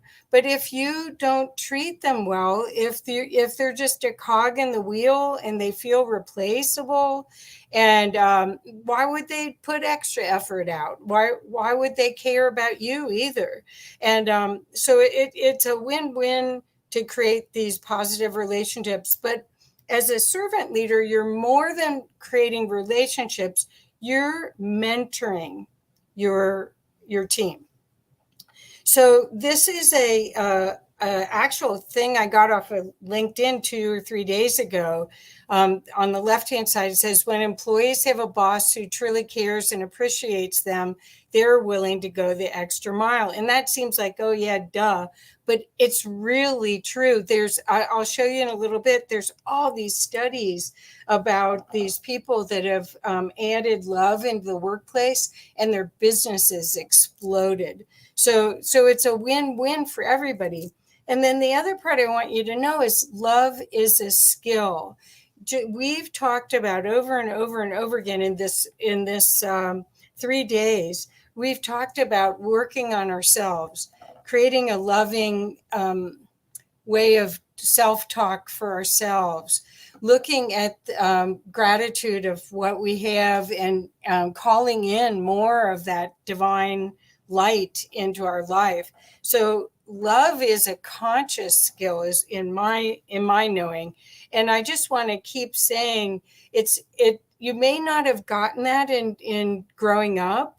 You may not necessarily know it from your exterior, but you can learn it from animals, from lots of people. You can, a lot of relationships will bring out the love in you. And this is your divine right, in my opinion. So I wanted to show you these 2 books, and I'll show you a few other books. I'm a bookaholic, just like Omar's becoming. And so I just have read all of these books and try to get the gems out of them. On the left-hand side, this is a book called Love at Work. And I want you to see, these are books that are in the marketplace and have been in the marketplace for a couple years that are about business. And they're using the love word, which, 20 years ago, you couldn't do that because they were worried about any lawsuits. But this isn't gender specific love or sexual love. This is love at work, where everyone works together and their passion works together. So this says, their subtitle is Why Passion Drives Performance in the Feelings Economy. Do the right thing, get great results. And then on the right-hand side, this is my friend Brad Hams. I used to be in a mastermind with him in Denver. And Brad Ham's story is that he's amazing, talented man. He was working in corporate America at a food manufacturing. He was like a vice president of a food company. And they sent him to Mexico to turn around this factory. And the factory, he actually met his wife there, who was the CPA for the company. But what they did is they implied this type of business model called ownership thinking, where they did just that. They created teams, and everyone on the team was empowered to have to bring improvements and their genius to their team. And he broke all records. He broke all records for performance, for quality, for manufacturing, for the whole company. It was an international company. So the thing that he always talks about is how to end entitlement and create a culture of accountability, purpose, and profit. Well, the entitlement comes because the people don't feel appreciated.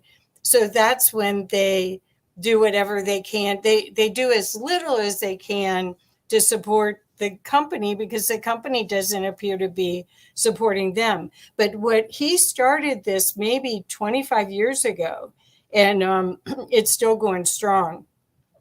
The gentleman, Brady Wilson, has a test in this book called, it's a servant leadership test. And I just wanted to share it because once you get this idea, I hope my enthusiasm for this concept will be contagious, because if everyone treated everyone like this, where they're in a leadership role or they're even in a group role where they help everyone. So this test says, do those served grow as persons? Do they, while being served, become healthier, wider, freer, and more autonomous? Are they likely to want to become servant leaders because of your serving? Are they going to model what you do? And what is the effect on the least privileged of society? Will they benefit or at least not be further deprived?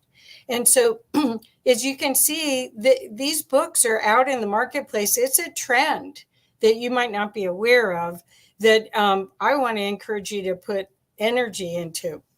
These are two other books. So you can see these are business books that are out in the marketplace. Love is a Business Strategy. It's a bestseller. It's for Wall Street Journal and USA Today. Resilience, Belonging, and Success. And then I have read Love is the Killer App. I have it here somewhere. How to Win Business and Influence Friends. It's a little book, but it's a New York Times bestseller. And this has been out in the marketplace for a while. So you have to know that love is in business now. What I wanted to share is a book that my friend Kimba Aram, who's the wife of the gentleman Yurka that owns Gaia TV, and he owned Gaiam too. She told me to read this book called Conscious Commerce, and in it was a whole history of this company called Cafe Gratitude. And Cafe Gratitude is a restaurant. I've been to two of them. One's in San Diego and one is in LA. And what the whole, their process is that I want to share with you is about is they pay their manager extra to come in early before the restaurant opens every day.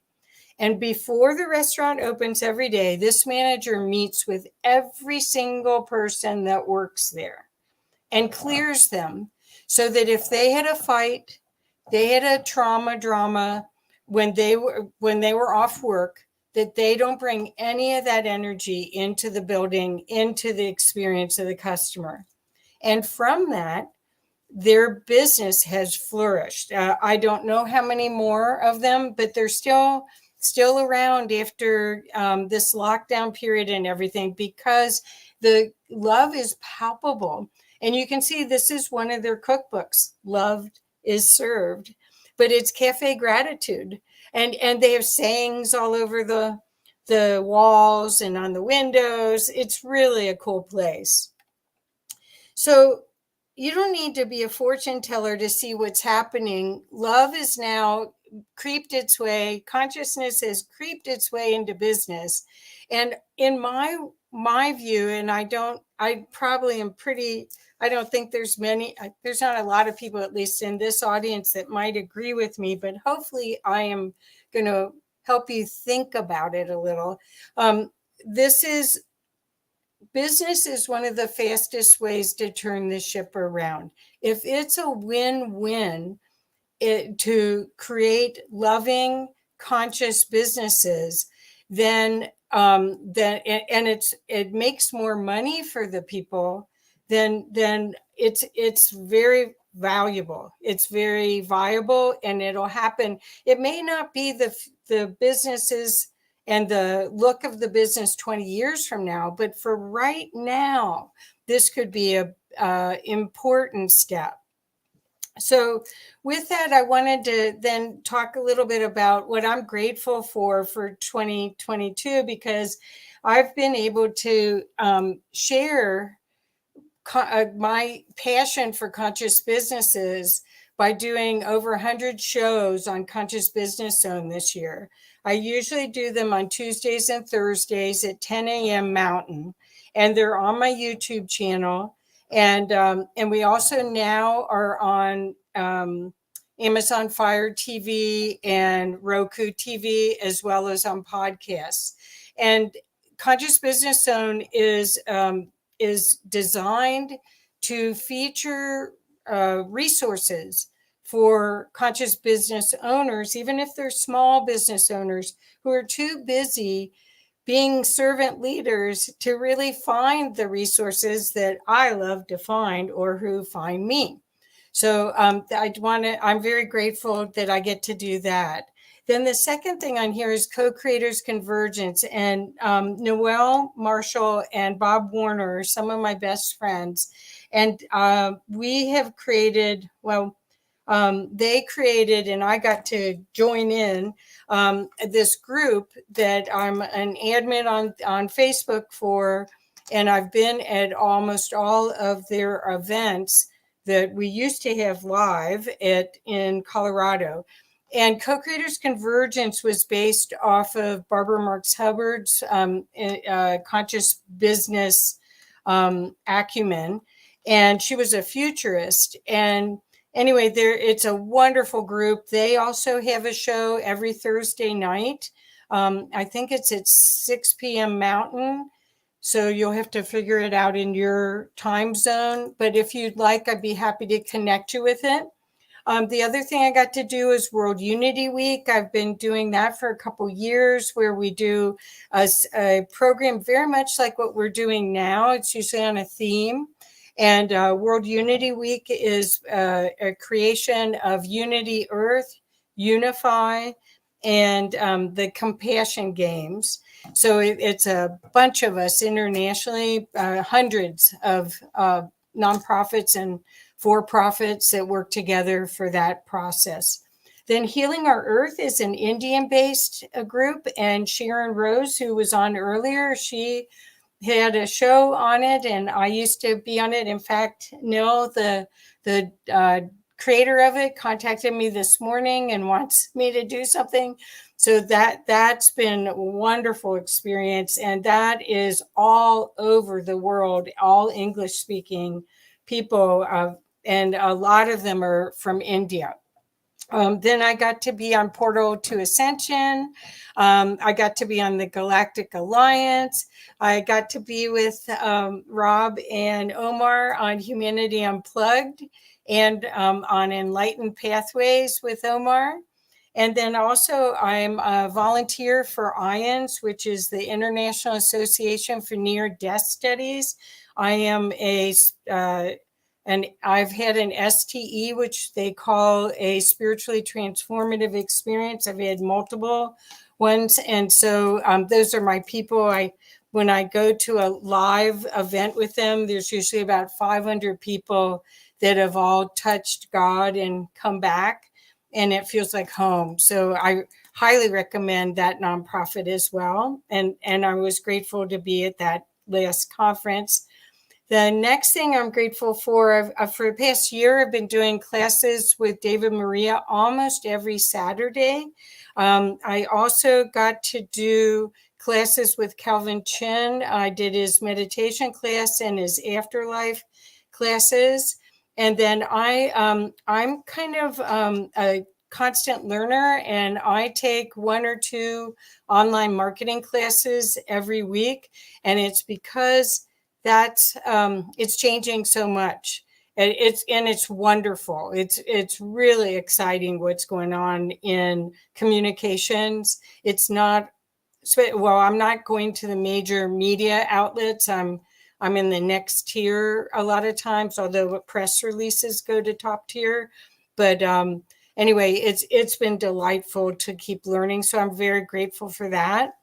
And I was grateful for 2022. I got to travel several times. I got to go to Sedona. I got to go see my second granddaughter right when she popped out. And I'm very grateful for working with conscious businesses that I love. We also publish amazing books.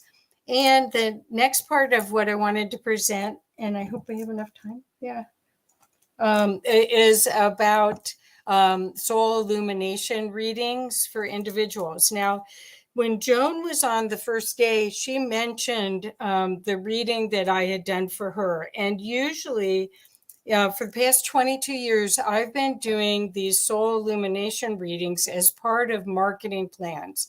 And so I've been kind of shy about claiming it. Been behind the scenes at Don Miguel Ruiz's stuff, Neil Donald Walsh's stuff, Greg Braden's stuff. I've been behind the scenes on a lot of the names that you might know, but because I really was, I guess I didn't think it was safe to come out yet and share what I do. But I'm going to be sharing it right now. And okay, so what I also want to make sure you do, since we just went through the gratitudes, I want to make sure that you get a chance to grab this 30, it did it again. No. Okay, Mason Works Marketing on the front page, I have a free 30-day gratitude journal. I have the slide in twice, so hopefully it won't do that both times. So, okay, so what I wanted to talk about next is the way that we can get to those conscious businesses are by doing what we are. We are our own brand. We are our own divine energy. And we came here on earth at this time to share that. And there's lots of people that want to connect with their soul mission. It's like they are looking, like this lady is looking everywhere for their soul desire. They feel there's like this emptiness or disconnect, or the energy's off. So this is where I come in. And in the past, as I said, I didn't really hang my shingle out. I mean, people that knew me, and people found me from all around the world. Their souls found me to do what I'm going to explain right now that I do. But now I'm actually coming out of the closet and telling you guys what I do. I'm a little nervous, but here it goes. Okay, so since I've been 8 years old, I knew I wasn't, that I had skills that none of my siblings had, no one that I knew had. And it's that I can see your timeline. And I'm shown it in my mind's eye, in my third eye. And it's almost like I am out of body. It's not almost, I am out of body, and your soul comes through and shows me a full color, 4-color movie. And that movie sometimes will just give you the future, depending on what your soul wants you to know. It doesn't want you to be overwhelmed, because it's been trying to talk to you for years, probably, before you find me. And there must be other people like me in the world. I don't know of anyone else who does what I do, but I'm sure there are other people that do this. But what happens is there's multiple timelines, but your soul wants you to pick one. And it's been doing things like dropping books off of shelves, playing music, having, like Dan that I introduced you to earlier today. I don't know how I found him. He just showed up in Facebook somehow. So his soul and my soul wanted to connect. I know that that's the way it works. That's the way it's worked for me.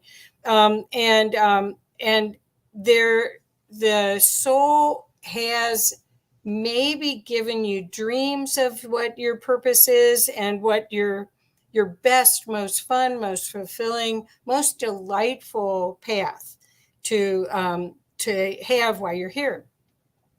So what happens sometimes during these movies, because they're in 4-color, and you're here and right now, and your soul might show us something in your future. Well, your soul creates milestones for us to get you there, because it's not only that you can't see it, you're not being that future self. So what they do is they give me an opportunity to help you create those milestones, which get you into being that future resonance that can bring it all in. They also, your soul gives us a big thing of energy. So once your mission's revealed, you can choose if you want to do it. One of my customers, I am so grateful for Zoom, because otherwise I wouldn't know what all goes on with people. When I used to do this just using a whiteboard, I just get the skeleton of what actually comes through. But now with Zoom, I can go back and listen to it again. And what the information happens is, for instance, I have a client that I did a marketing plan for, and we published a book for him. And he's a Qigong master. He's a MD. His curricula, which is his resume, is 3 pages front and back, just Western medicine. And then he's got Eastern Oriental medicine on the next 2 pages. So this is somebody who's very comfortable with energy. And when we did this, he kept rubbing his head and going, "What are you doing? What are you doing to me?" And it was like, I was out of my body. His soul was doing it, not me. But I didn't even know that was happening until I saw the recording. But what happened is, his soul gave us this huge bubble. It looks just like that. It's this big bubble of energy that looks like a rainbow, and it's translucent like that. And sometimes they're up to 10 feet wide. They're big. And depending on what your soul mission is, you've got all the energy you need. And it is waiting in the higher realms to come down here to alchemize your manifestation. So for instance, in that gentleman's case, we used a bunch of that energy in his new website, in his book, in the cover. You'll see it's what the alchemization does is it makes your products and services. So for instance, let's say you do audio products. A lot of times people will go, "Oh, well, that's the old energy. I did that 3 years ago." Well, when we alchemize it with this energy, as you keep clearing your field and embodying more of your soul in your vessel, those products increase. So they never get old. They never get stale. So that's part of the process, which is so cool. And they get more and more powerful as you do. So if we're given this future view, and then we're given the milestones as stepping stones to it, then we create a plan to bring it into form. And it's up there. It wants to land. Otherwise, it wouldn't show itself to us. So I thought I'm hoping you can hear this okay. I'm going to play. This is a few different testimonials from people of how they experienced it. Me working with me, so that you can get an idea, because again, their soul is connecting with them and embodying, and I can't explain it as well as they can.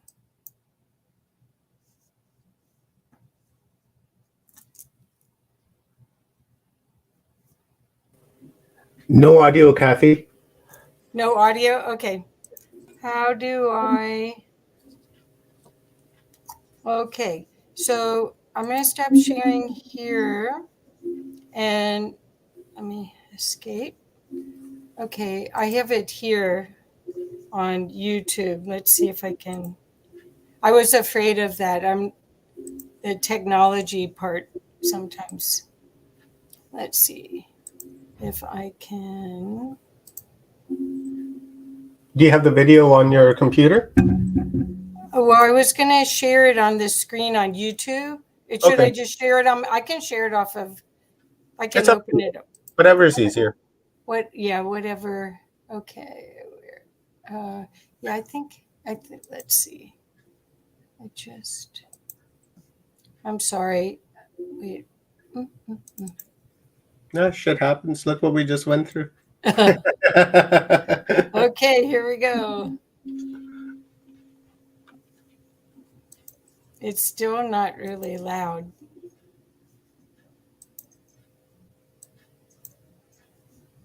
Okay, hold a second. So let's play it off of here. I just wanted people to understand what this is because they explain it so much better than I can. Mm-hmm. Because it's really different. Okay, window. Here it is. Can you see that? Yeah, I've added to the stream. Okay. Still no audio. Can you try turning it up?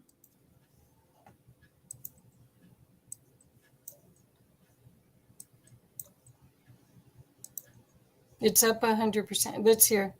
Can you hear this? No. Okay, that's You want so it's to? not gonna. Can you send me the link in the private chat and I'll bring it up? Sure, it's on here. I'll just try it from YouTube. Okay. Okay. Real quick.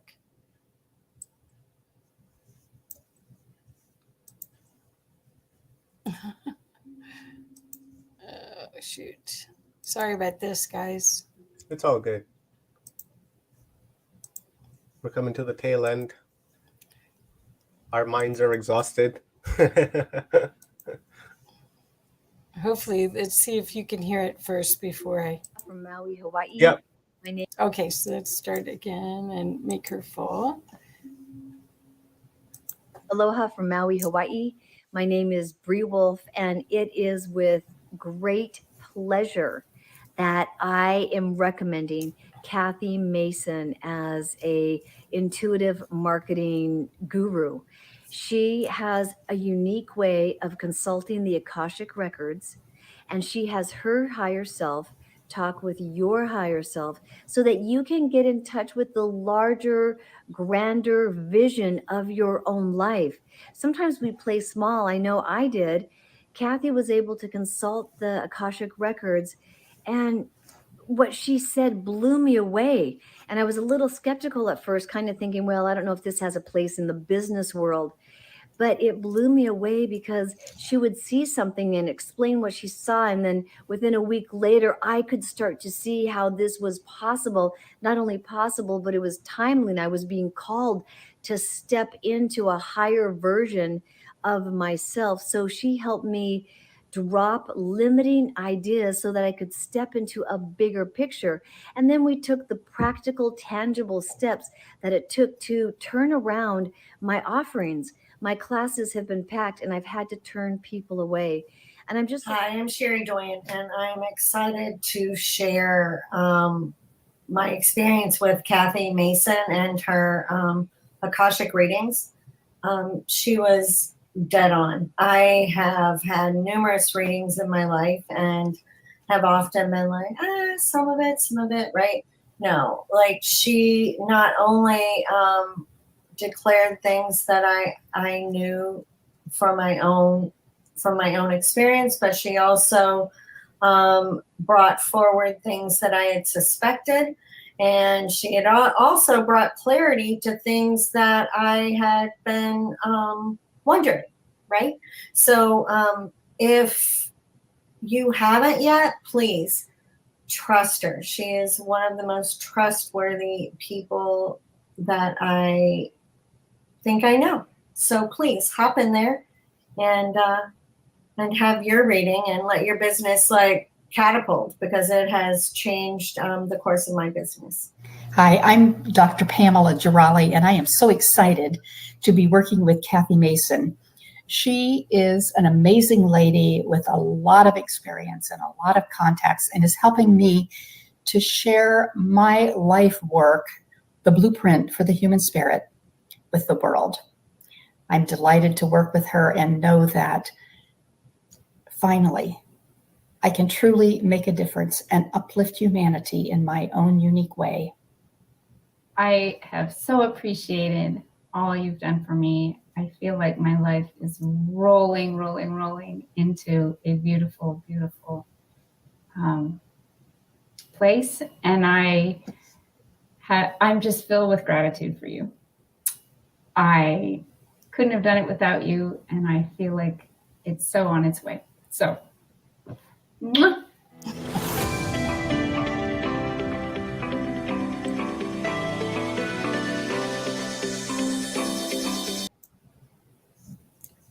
Okay, so let's see if I can get back to the slideshow real quick. Oh, slideshow's gone. So, yeah, I guess, Omar, what is my time? Am I past? Yeah, you're a little past, Kathy, but okay. that's Well, fine. that's okay.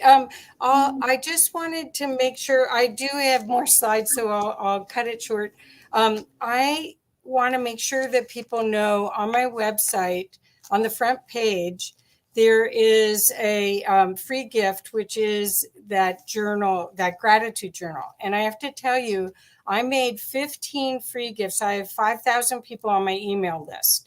And I created 12 free gifts, and I sent them all out. And everybody picked that out. I mean, and I have a lot of business people on my list, but everybody wanted the gratitude journal. It's a 30-day journal. It's free. It's the perfect thing to have for right now, for this subject and for this time of year. So if you scroll down just a little bit further, if you just click down, there's Bree again, right below Bree. Yeah, right. Oops, there it is. So our gift for you, right? Oops, it was right there for a second. Anyway, please go get it. Go get it and use it, please. The idea is that the more of us that are working from that area of gratitude, just like cafe gratitude, the more that we clear ourselves every day and look at life through the eyes of gratitude, the better I believe our world's going to be. And again, I'm an enthusiast, a proponent of conscious business. So I'm hoping that you will check out Conscious Business Zone and be part of that change as well. So thank you. And my website is masonworksmarketing.com, which Omar has up right now. And I'm sorry it took too long. I had no idea. So Omar, are you going to come back on? There he is. It's all good. That's how things happen. That's the way it happens when we're streaming live. Either you're over or you're under. Right? Feast or famine. I had no idea. I had no idea what time I started, so I apologize. But anyway, thank you all. And it's been a blast doing this. And again, the A team, the Seed Dreaming A team is really boss. Can't say Right enough on, guys. about Leanne and Stone Hobbit and Liz and anyone else. I hope that I'm not forgetting anybody. And Omar, of course. But I mean, the A team, the backup team, well, has been amazing. Oh, and all the moderators, they've been awesome. Thank you guys.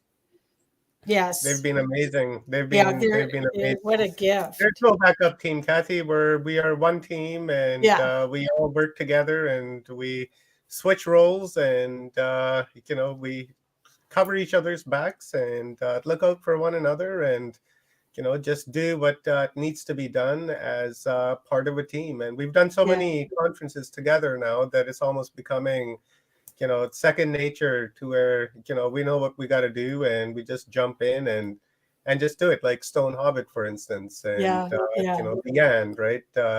Lizzie, well, this was the first time with Lizzie, but with Leanne and Stone, right? We've done several now, and they're veterans, so they understand, and right, all is well. And I guess we should bring Leanne Curtis, our own star, onto the screen and give her 30 minutes. It's like 5:15 for me, 5:15. So we'll give her 30 minutes. I don't want to rip anybody off. And if I'm so sorry. You should have told me. I could have easily cut it. No, we were loving it. So we just let you go. well, see, this is like a coming out for me, to really come out of hiding and tell people what I do. That's awesome. I loved it. I got to book a reading with you. Yeah. It's I have to. Well, we don't know. Your soul will know. That's all I can tell you. If my soul knows, I will know, Kathy. Yeah. Here's our buddy Leanne Curtis, our sister from another mother. Did some exercise and yoga for us during our last event at Humanity Unplugged. And I think that was like people were digging more on that than anything else, because I've got so many comments afterwards and on Telegram, and they're like, "We love Leanne. Leanne was great. Oh yeah, that was amazing." Is she dateable? Yeah. Well, she's married, happily married. All right, so I'll give you the time, hun, and it's your time, and I'll try to remember to give you a 5-minute heads up, but it's all yours, sister. Take it away. Hi. I don't, without anybody thinking it's a self-deprecating thing, I don't know that I have 30 minutes worth. But I guess if I keep it strictly to... You want to start off with maybe a light language prayer, and then from there they'll toss you into the moment, and then you'll be able to just give us a download steadily. It's up to you. Yeah, I could do that. I'm so accustomed to doing light language with Velcro on me. She probably won't hop up, but I should stand up. I don't know. The messy living room.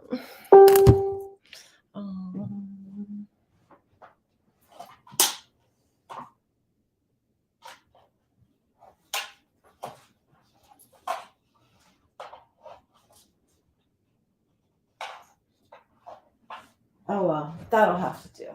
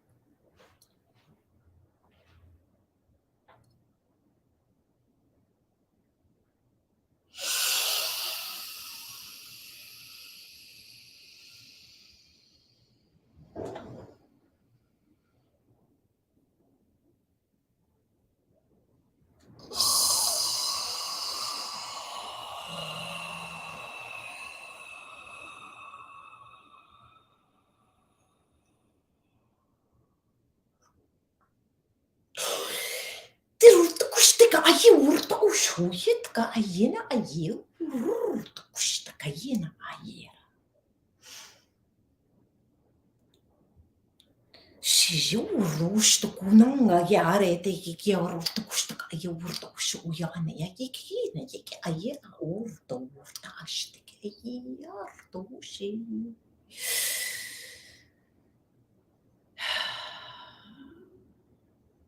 tekira ate ashte ana aye are kurta ashte ko urto ushine ye urto shi go ya ana aya ta ashiki ye kurta ahi urto ushine akaku tuku shana aye urto kuteka ango urta ka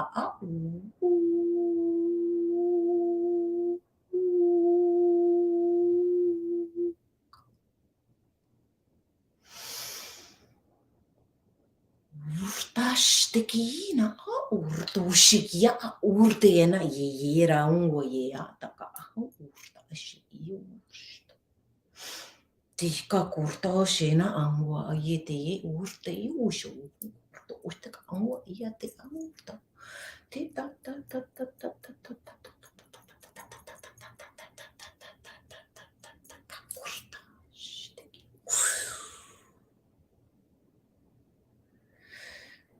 Husha urta unke uyarta she ayarete ini urta ina urta urta akaka urta ani ashi tia urta ashi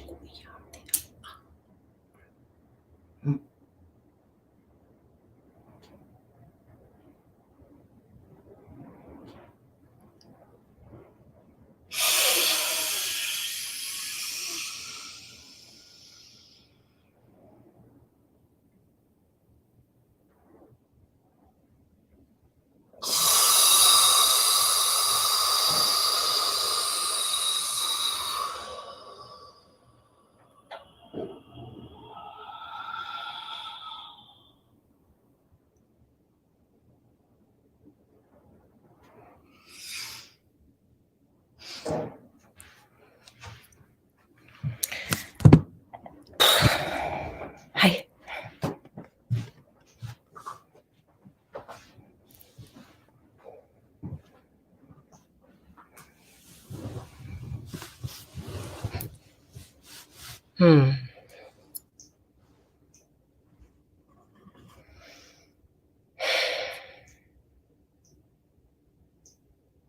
So grateful for the space.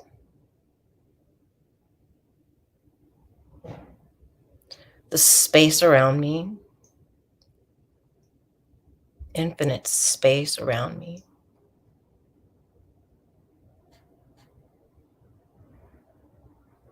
Grateful that I can breathe the air. That wind that's whipping outside, carrying all kinds of beautiful messages. The energy in the wind. It's pretty intense shit. Very grateful for the life in the air, in the space.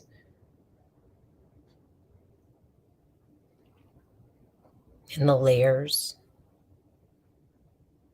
that keep going out further and further, infinitely, into infinity. Grateful for the tiny, tiny, tiny, tiny. Grateful for the never ending, the expansion, the contraction, the cycles, the life cycles.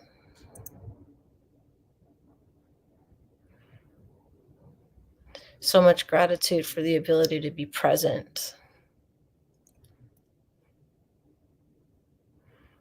And the choice to disengage if that's what the party calls for. Sometimes the party calls for disengagement. Disengagement from the static, the ability to self-insulate and feel then insulated by the space around me, because I've created that self-insulation from the lunacy on the outside. Sometimes it's the lunacy, the program running on the inside. So grateful sometimes to be able to catch it and or not to run that program and realize, wow, realizing in the moments that program no longer runs, and that was a choice, and that was a creation of a new version of myself, new version of self. Gratitude for stillness, quiet. Gratitude for time not really existing. And from the ability the species, all of us have, to drop in and out of time, should we choose to turn our attention inside to see the things outside that is nothing our eyes perceive for the most part. Some are tuned in that much that the human eye does see. But for me, sometimes shadows move.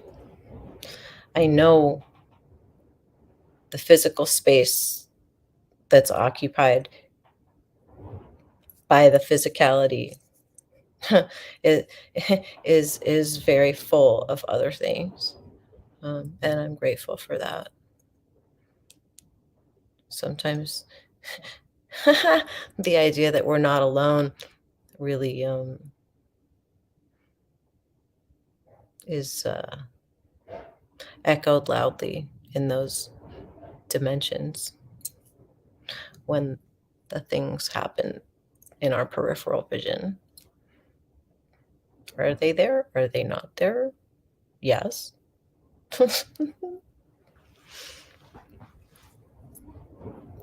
Having been present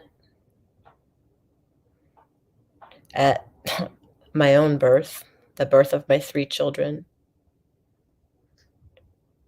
then watching a beloved inhale and exhale for the last time, being a part of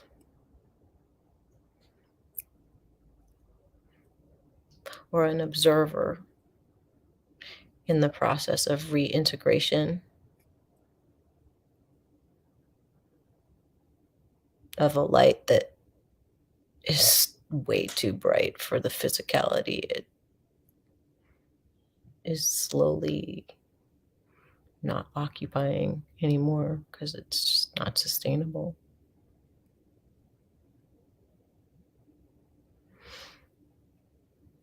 So grateful for all the experience, for this community.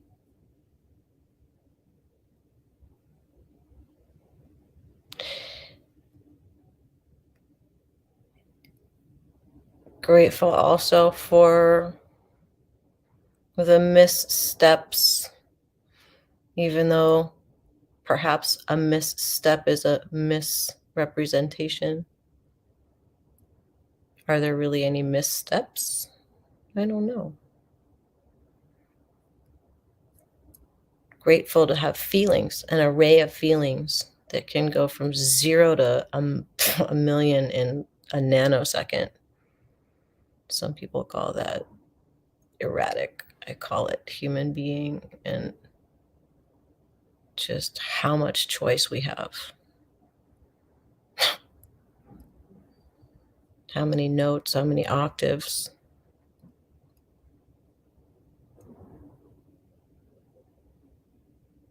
Really grasping the idea of vibration, frequency, being the embodiment of that and really feeling that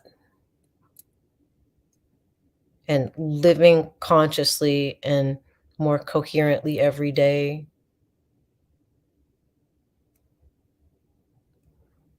Grateful for the perspective of when I've chosen to behave in a less than loving way.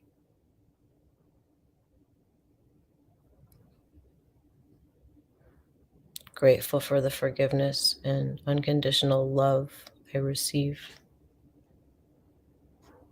from the people I choose to surround myself with.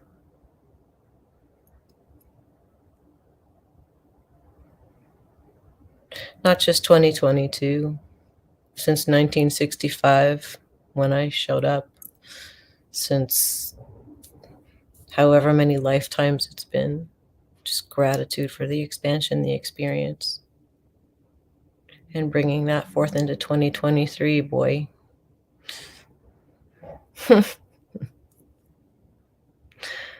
That's some deep pockets of gratitude.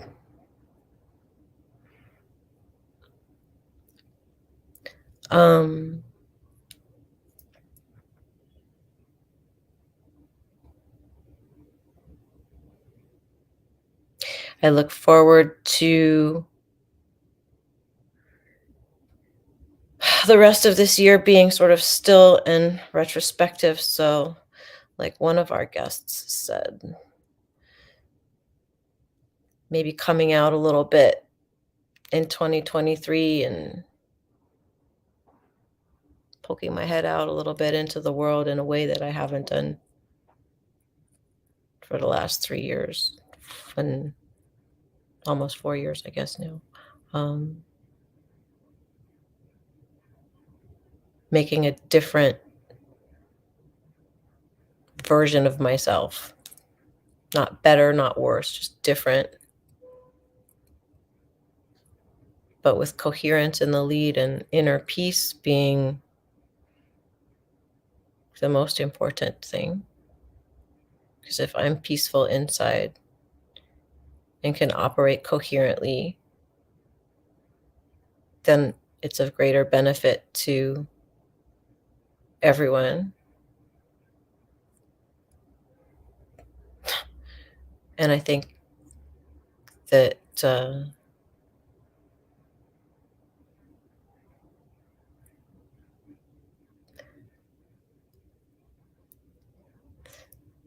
every day, every minute, every second is another opportunity to create coherently and continue recycling the gratitude and staying in that high vibration.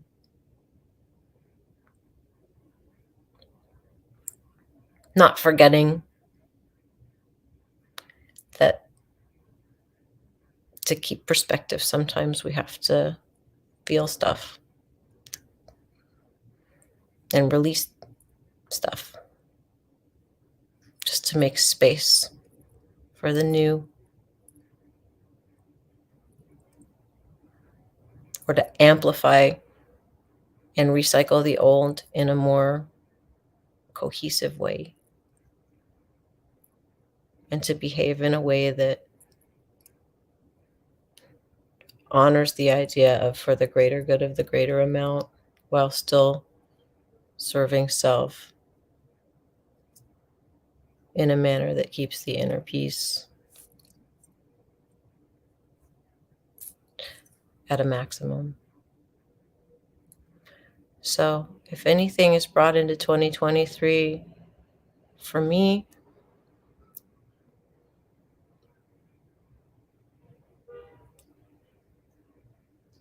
it's coherence and what I've learned up until this very second.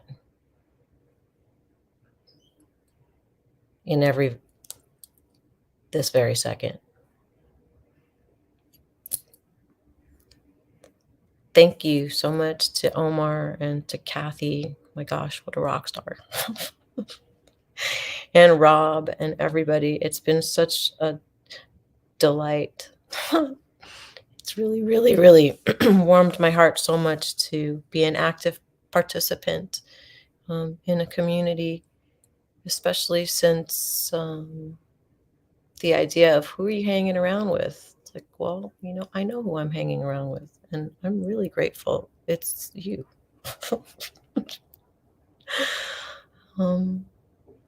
So thank you. I have a lot of gratitude for all you guys, and I'm in a constant state of appreciation for all the things I'm learning and remembering. And like David Maria said, we are all walking one another home, and I'm really, really happy that it's with you guys. So with that being said, I'm going to beg off and just say I love you. I love me. I love you. I love my birds. And happy holidays.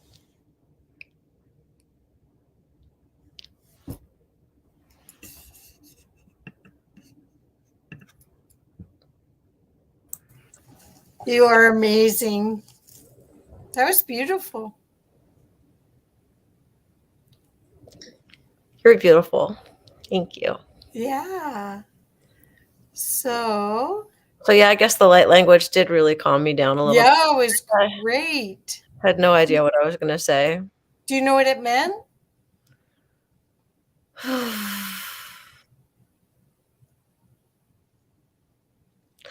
I wish I could just, like Jody Serrata, like Yeah. translate.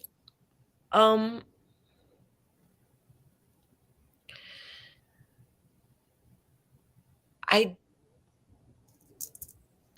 like, I don't know. Oh, it's okay. I just wondered. I just thought if you in knew the moment.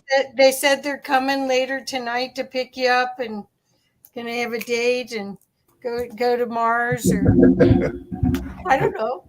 Right, there's Sirius A, there's Sirius B, and then there's Sirius Lee. That's what I'm saying. Maybe the who knows what they said. One of my customers who I love, her name's Joanne Palladino. She'll do light language and then she translates, and then she does light language and then she translates. And then a lot of people do that. Like, I don't know how. I'm like, if you said something in French, I could translate it. Like it for me, like it feels different. It's an adjustment. It's like going to a chiropractor, but it's not your body getting, it's kind of just finding a balance, finding the tones, finding the vibrations, finding the sounds that are just and movement. You know, a lot of times when I do my breathing, my toes will go up.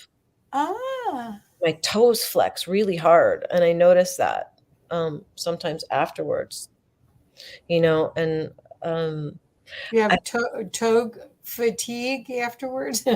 No, I actually don't, but I am stretch somebody who tends to, when in thought, notice that, oh, my toes are rolled over again.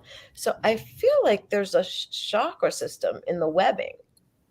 And I feel like when I'm doing the breathing, it's really, I'm wow, cool. That's very cool. It's very cool. I hope it's not disappointing to people. I mean, don't get self-conscious. It was a gift. It was a great gift, and we all appreciated it, and we've appreciated you lightening everything up as you do. Oh my gosh. So does anybody else want to come on? Is Omar going to come on, or Stone? There's Omar. I just love you guys a lot. I'm just there we go. There's Liz. Hi. You're muted, Liz. Oh, and Stone's here too. Ooh, they got the band back together. There you go.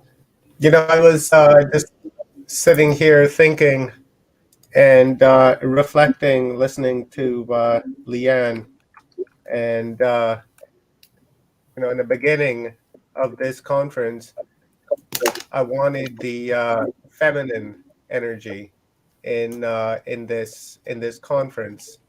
And over the years, especially the last 2 years, that we've been working with Stephen and Evan Strong, I've learned a great deal from those two guys, and especially about the role of women and the feminine energy and the divine feminine.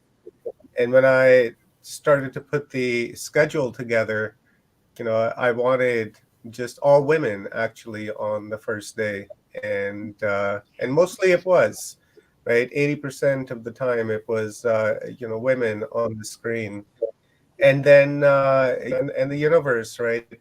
I can't thank it enough, because the way it operated, it took my intention and forced me to go to work, and left this conference in the hands of my divine feminine women to lead this conference, and that's exactly how it's taken place. So I was reflecting on that, sitting here thinking, and I was like, wow, that's very cool on how the universe works, and how this whole magic box series and the timelines that we've been talking about in the last 3 years has come to fruition, with the original intention of the divine feminine.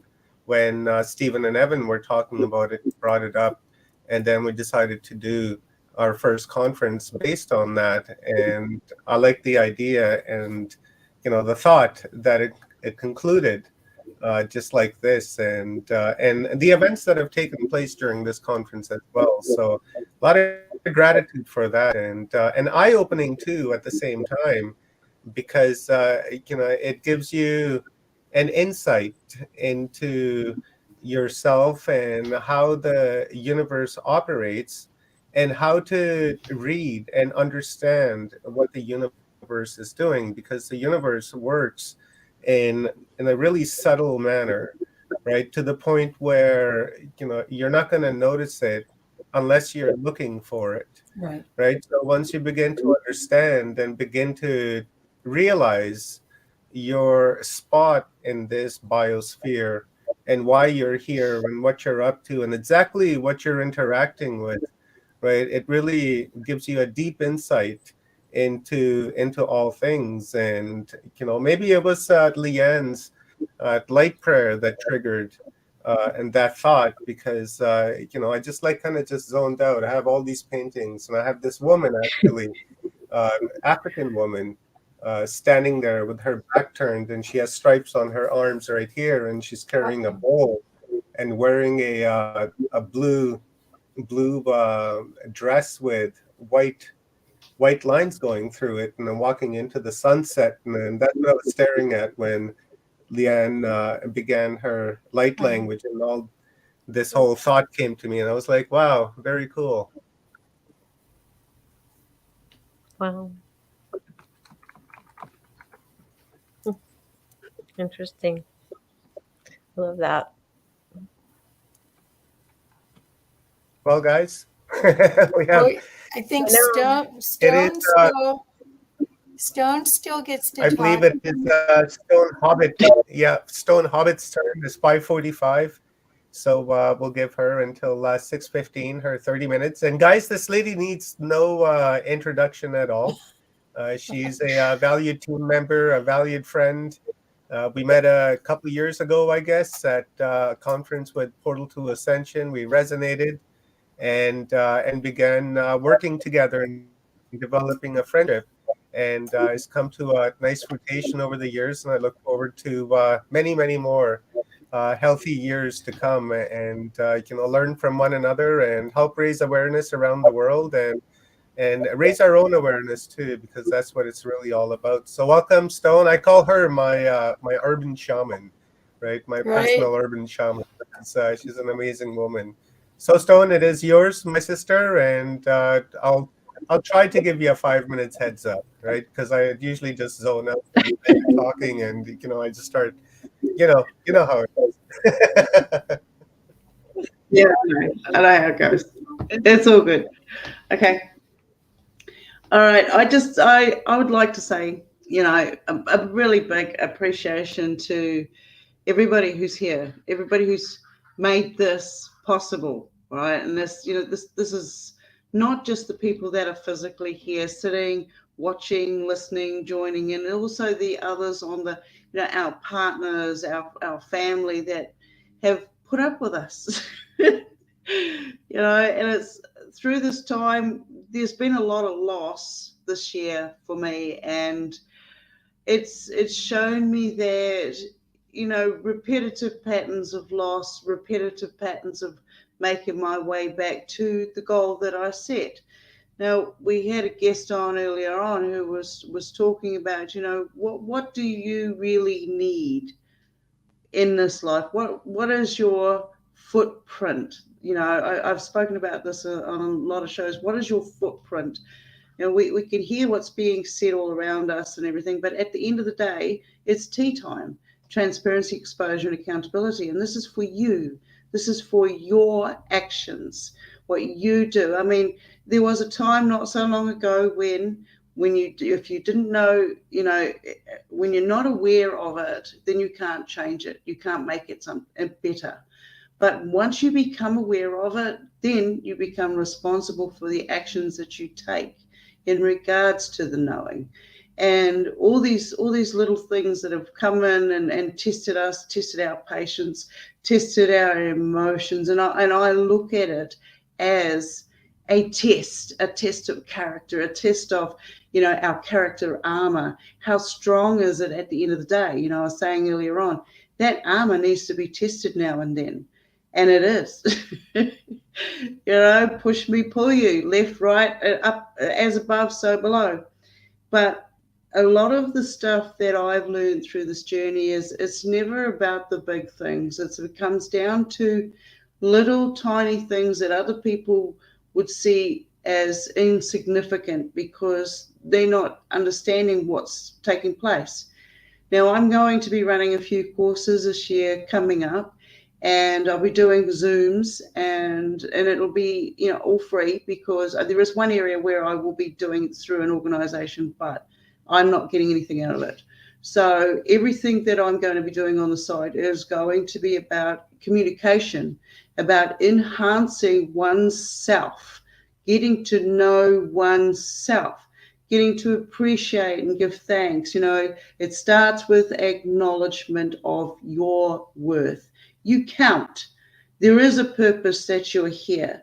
All this rubbish and stuff that everybody's dumped on us over this, there are ways that we can find ourselves to get rid of this garbage, send it back to the owner, the creator of it. It's not ours. We don't need it anymore. We had that experience. Now we move on. We seal those wounds and we move on. We don't, if you flounder too long, infection sets in. We don't want that. We are a fighting species, and we're not these savages that they've made us out to be. We're magical. We've got so many different abilities, and communication is key to me. Communication equals all forms of frequency, all forms of appreciation, gratitude, love, the emotions. It all comes down to when that frequency comes in, how it affects you. Are you there in a place where you can hear what that message is and know exactly, okay, I've eaten something wrong, and it's having a physical effect, which is also having a mental effect, which eventually will have my spiritual effect. And so it's about getting to identify who you are, coming within yourself. And I speak a lot, if you know my talks, I'm always talking about the inner self, the inner standing. And it's getting out from the understanding, getting out from standing in somebody else's creation, standing under somebody else's shadow. You don't need that anymore. You are a light, shining energy, a force with so much magic going on. We're living in this fantastic environment with so many different entities coming in and communicating with us all the time.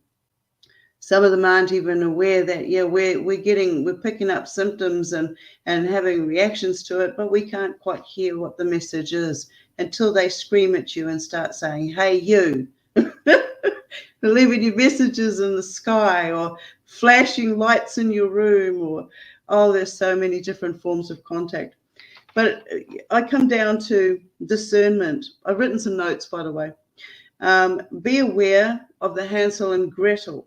You know, there's always someone out there that's going to give you something and take something from you. So just remember those dishing out sweet treats and false prophets. Then I went into the Crabtree crop formation. It's a crop circle, and it always, I had all of these messages, and I still get messages come from it. When I sit there and I look at that picture, it's like, wow, there's another message there. You know, I don't know where the information comes from. I'm not going to pretend that I do, but I'm always wanting to know, always allowing myself to explore just that little bit further. You know, I get to that edge and I go, okay, well, I need to take a step back until I can create some form of bridge or some wings. So it's like, okay, the message was, beware of bearers of false gifts and their broken promises. Much pain, but still time. There is good out there. We oppose deception.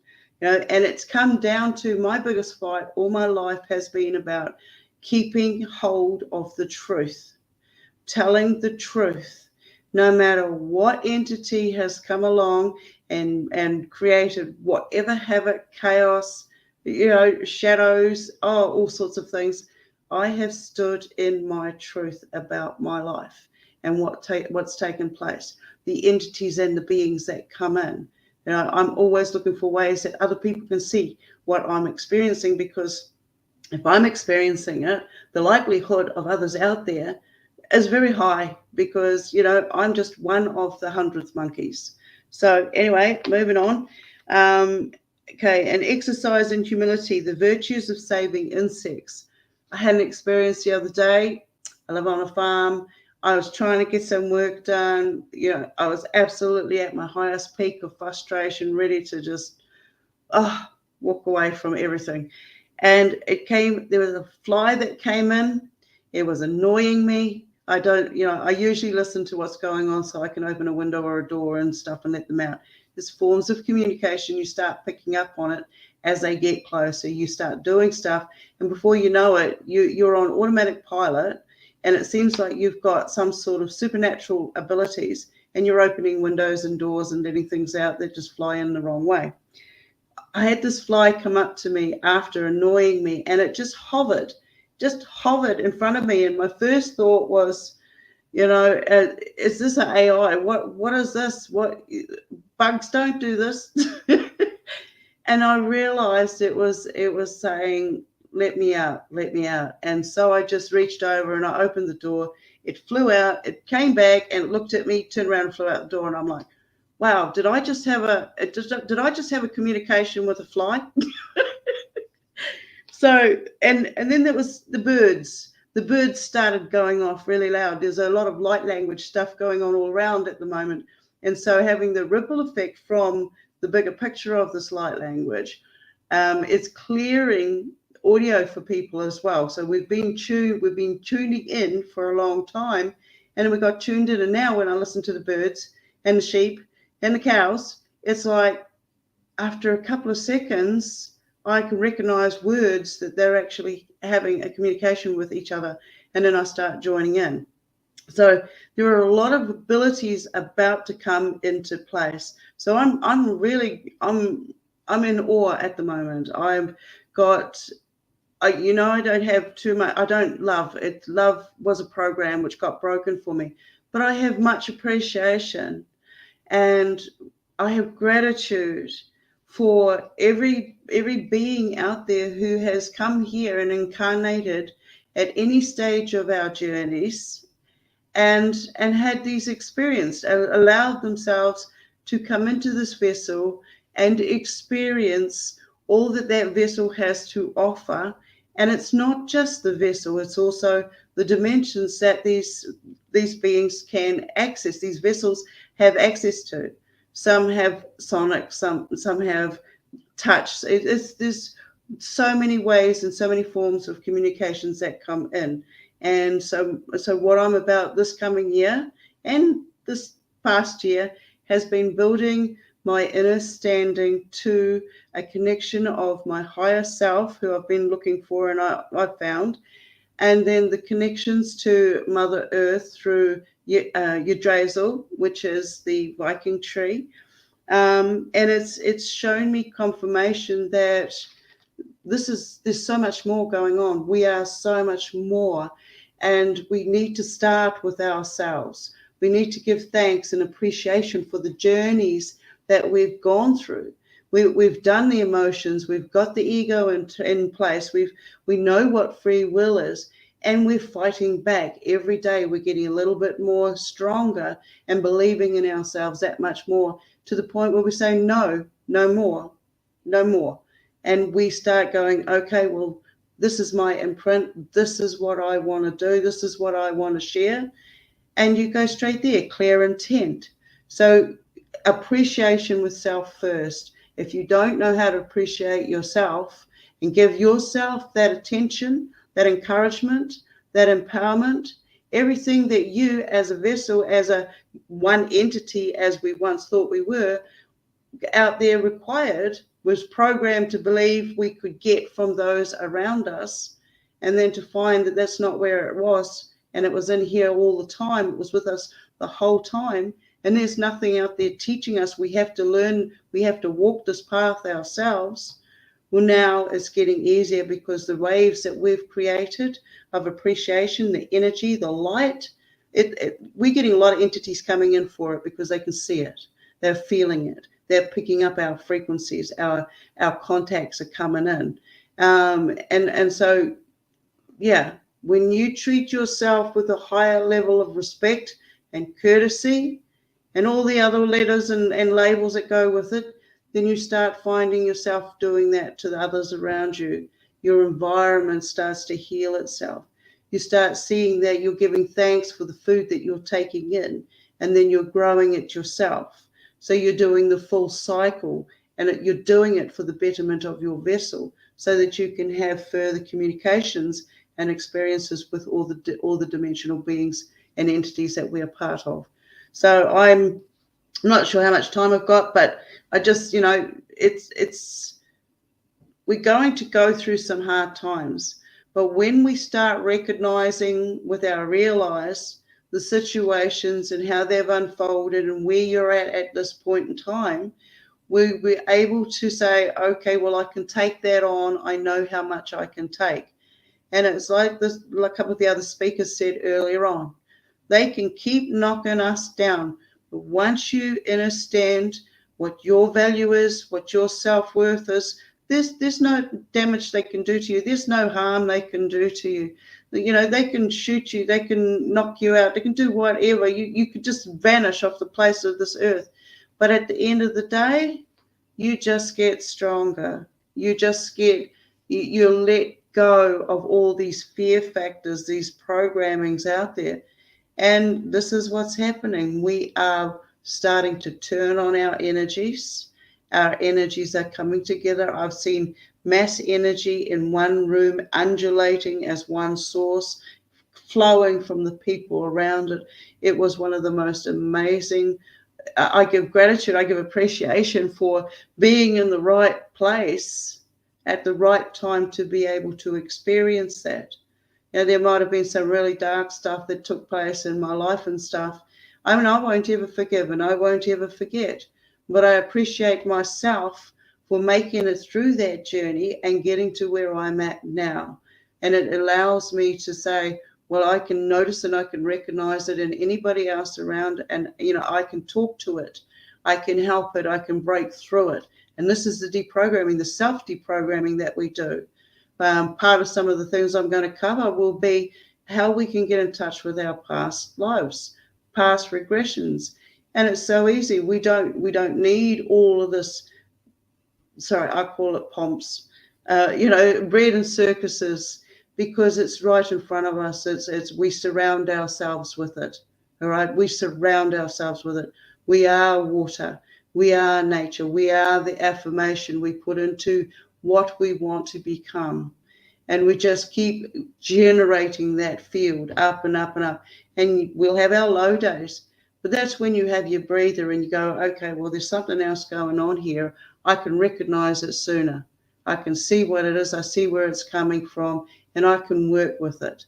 Or you can't work with it. So you can say yes, or you can say no to it. Let others know around you what you see. Don't be afraid to speak out. Don't be afraid to talk to yourself. You know, we were raised with saying, you know, you're seen and not heard. You know, speak when spoken to. And all of these programs that say, yes, you can put your hand up and you can get a response, but you're not always going to get a response. You're not always going to get that opportunity to ask your questions. But you can to yourself. And it's yourself is going to give you the most honest answer. When you can sort out the chatter that goes on in your head and you get your ego and your will under control and stuff, you can then focus on I call it the first instinct, the first instinct, the first message that comes in. That's the one I've got to listen to. You know, last thing at the minute, stepping out the door, I see something. If I don't take it with me, I know I'm going to need it. And I'm going to get back and say, damn, I knew I should have grabbed that on the way out. So I give appreciation to myself now for the journeys that I have taken on. I give appreciation to the fantastic energies that I have come into contact with since doing this with all of you. My voice is changing. Something else is trying to come in. You know, there's just so many. I mean, you can be the observer and watch it and you can watch how somebody else's life is playing out, and you can just, you know, say, hey, how about this? Give somebody a smile. It's the smallest thing you can do, is just give someone a smile. Yesterday, I went and did a video of the local Christmas parade. I don't do Christmas. It's not where I sit anymore. But I went to support the local town. There's like a couple of hundred, so us hobbits got to stick together. So, and while I was there was a lot of people in one of the stores. And so there was a bit of a dance that went on, a sidestep that went on with me and a gent. And he looked at me and he was almost disgusted. And so I just turned around and said, thank you for the dance today. It was fantastic. Seconds later, he had a smile on his face and he was walking out that store. And, you know, either of us could have stepped aside. And I think we even tried to at one stage to see who was going to go first. And it wasn't working out. But that connection was meant to be made. I don't know the reasons behind it, but that connection was meant to be made. I have a little saying, if I bump into somebody 3 times, I know I'm going to get to know them because they're being sent my way. It only lasts a short time, but that's just how it works. But acknowledgement for the journey that you have gone through. All that you had to release so much to get here, and it's not over yet, and it will get easier. It does get easier when you start seeing where it's come from. You know, deprogramming is easy. It is easy to do once you have the tools and you know what you're working with. So much appreciation to everybody who has been part of this fantastic awareness that we're coming into, this frequency that we're coming into, because we're an army. We are a force to be reckoned with, and we're only getting stronger. We're healing the planet that we want to be here with, that we want to communicate with, and we want to enhance. We are the guardians. Much appreciation and gratitude to so many out there. You know, there's others out there who've gone through a lot worse than what I have. And I have gratitude for them getting through it, because it's not easy. We all have our stories. We all have our journeys and adventures and interactions, and that's not going to stop. And we're only going to keep doing it more and more. Hopefully I stay in the rural, so yeah, the frequency is a bit much sometimes. But thank you, everybody. And that's, you know, I look forward to more shows like this. I look forward to having more encounters with beings that are having encounters with beings. So I say bring on 23. I'm looking forward to it. And thank you, everybody, again. I don't know if I've gone over time or not, but I'm happy to leave it there. Tulise, my sister, you still got like 10 more minutes. Wow, let me have a quick look. No, I've done that one. I've done that one. I'd like to Good at knocking let me pose a question to you. You know, do you think in the coming years, the lights that we've seen that Stephen and Evan have shown that have happened all over the world, skies changing color, things like that, do you think there'll be like more orb visitations or more awareness of it where people will pick up on it? 100%. Yeah, Give us a download 100%. on that. It's already happening. Give it download on it. All right. These encounters are happening all the time, all around us. We get busy, we get preoccupied, we don't see it, we forget our senses.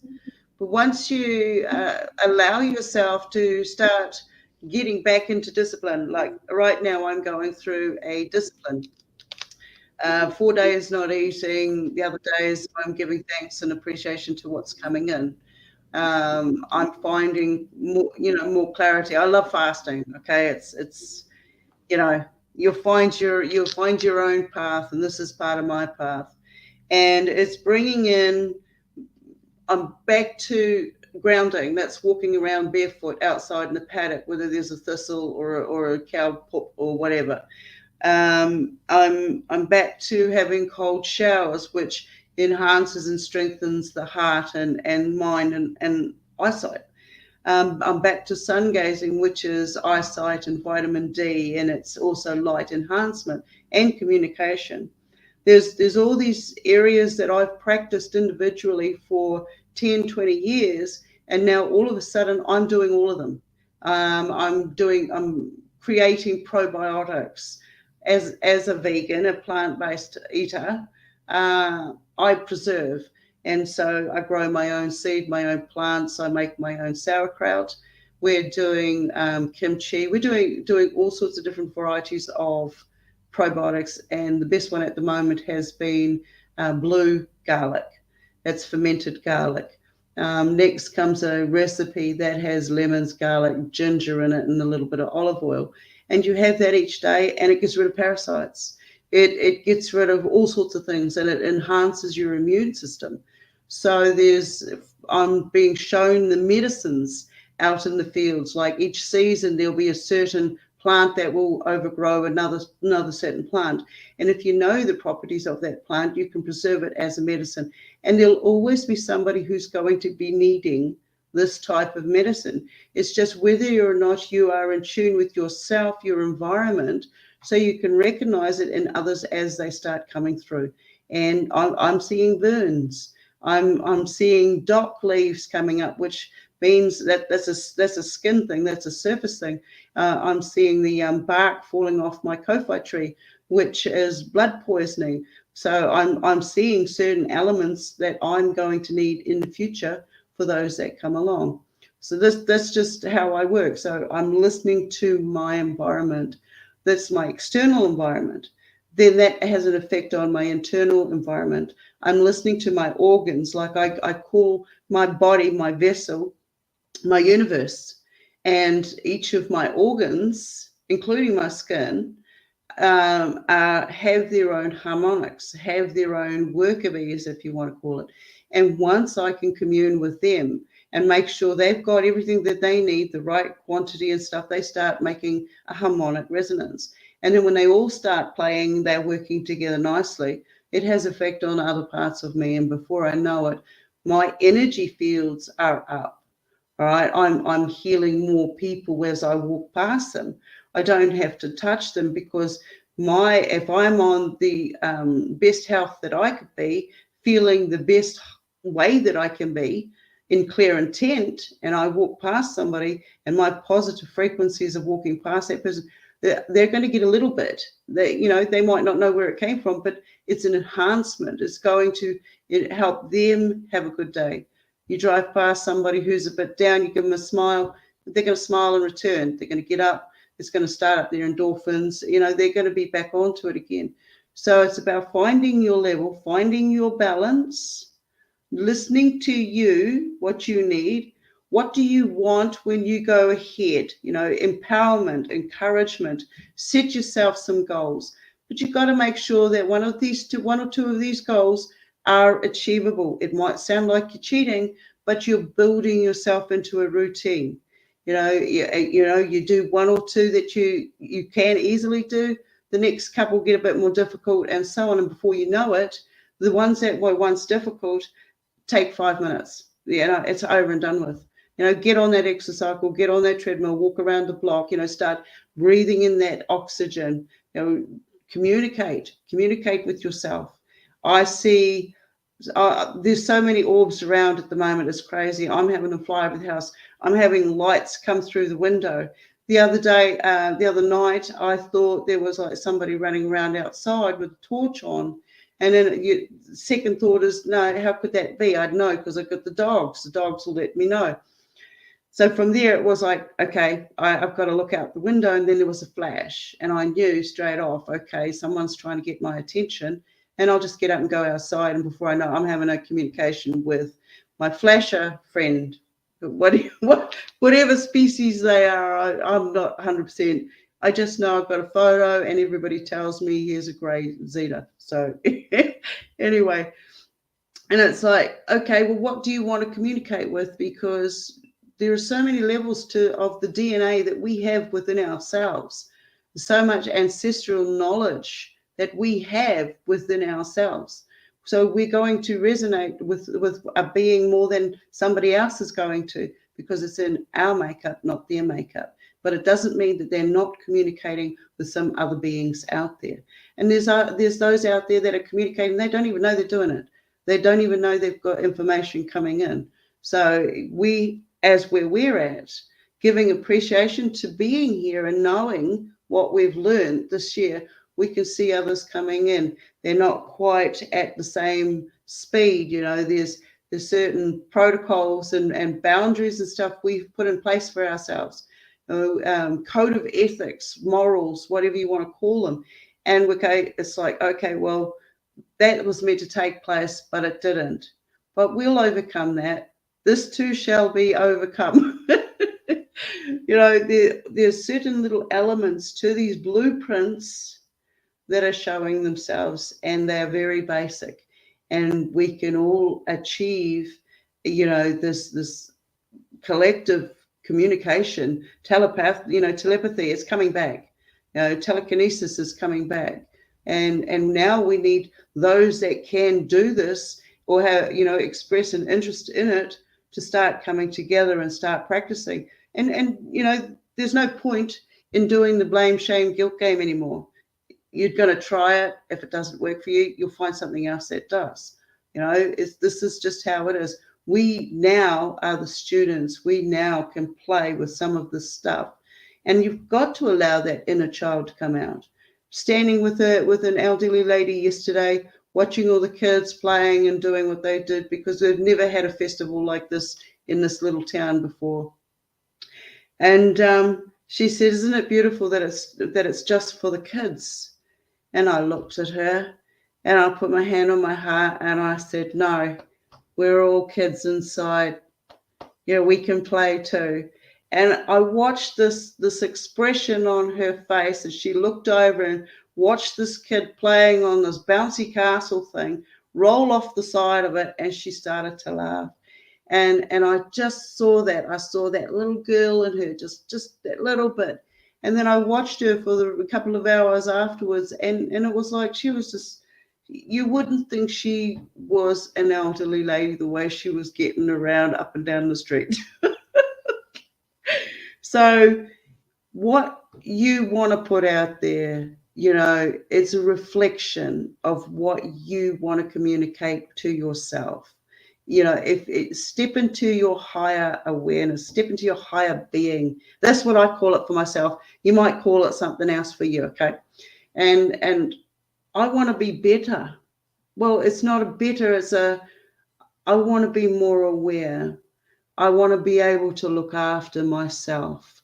I want to be able to have that strength I used to have. I want to be able to do all of these things. So I take the I wanna out of the equation and I just do. So now I just get out there and do it. It's pretty difficult to pull a cow out of a bog with just a rope and a stick. But even with dodgy knees, you can still do it. If you want to get it done, you will achieve it. No more sabotaging yourself. No, you don't need to, because you can only hold yourself accountable for that. And you'll hear those voices go off saying, what are you doing? Come on, what are you doing? Practice what you preach. Practice what you preach. Have fun doing it. All right. And know that if you're going to have a down moment, it's not going to last forever. And there are others out there you can reach out to and just say, hey, need 5 minutes, So thank you. Thank you, everybody out there, for coming together and making these groups, accessible and making them happen, because we are a wave and it's only going to get bigger. So, yeah, go with the flow and enjoy the ride. And I say, celebrate however you do over the season. Know where the energies come and know where your energies go. And enjoy the ones that are coming in, or say no to them and they'll leave you alone. How's that? The moment of Beautiful. Thank you very much, Stone. Greatly appreciated. You're amazing. Can't say enough about you, and a lot of gratitudes to you for raising awareness, throughout this year, throughout last year, and the years before, and for years to come. You're an amazing person, and so much to teach, and I love your teaching ways. Right, I like the way you teach. It's very, grounded and earthly, and very comfortable to get into it and not be overwhelmed and and pushed into something, right? Like some people do, you know what I mean? And so I appreciate that about you, and a lot of gratitudes, and Merry Christmas. I gotta say that, Merry Christmas and a Happy New Year to you and your family. And but you're not going anywhere soon. And thank you for showing us how strong we really are, and demonstrating that, because that's what a lot of the speakers have been talking about. But somehow when you say it, you can visualize yourself doing it and pushing through whatever conditioning or self-talk or whatever it is that's in your way of showing up completely.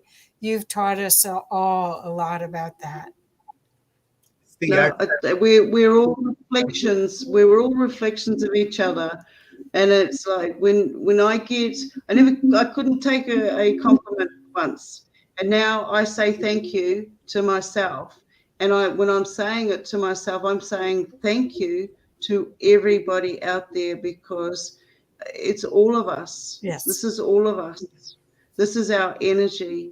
And once we say, okay, well, I'm an individual and I've gone through this, and this is what I can do to help you, or if I see it, I can point it out. And if you choose not to take it, that's fine. That's all right. There's no malice there and stuff. Later on, I might not be there to be able to help, but while I am, I will. Beautiful. Yes. That's why you're one of the ones that we've been waiting for. Yes. And it's the accent, Kathy. It's the accent. I'm telling you, it's the First Island accent.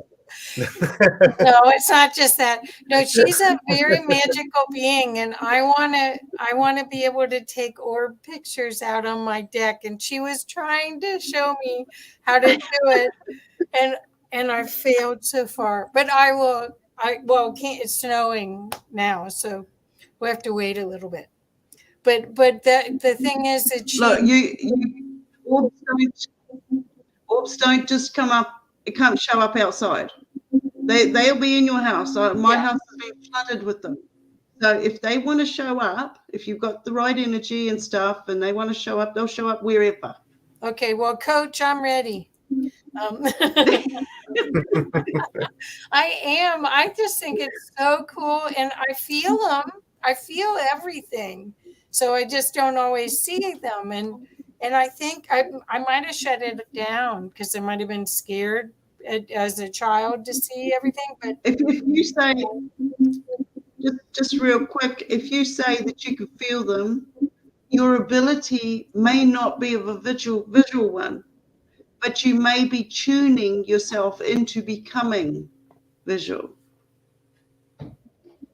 I'm tuning Don't myself flag into it off. Never, whatever the abilities are. Yeah. I'm tuning myself into Whatever becoming your abilities taller are. too. Oh well, I'm sorry. No, that's right. Never shut yourself down. Don't limit yourself to other people's limitations. I call that the Redinklesons, right? The Redinklesons. I'm working on a book called Earth Frequency, and I'm deep into it. And I have this family, and I call them the Redinklesons, and they're part of the, I guess, the blue pill.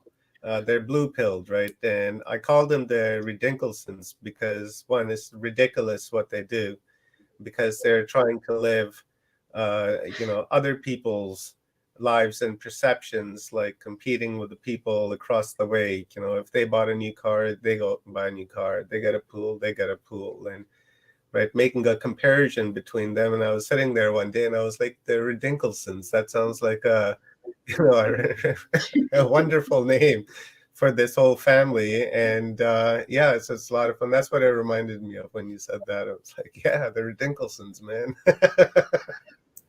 Anyway, thank you so much for being here. It's a really you're a wonderful friend. Thank you.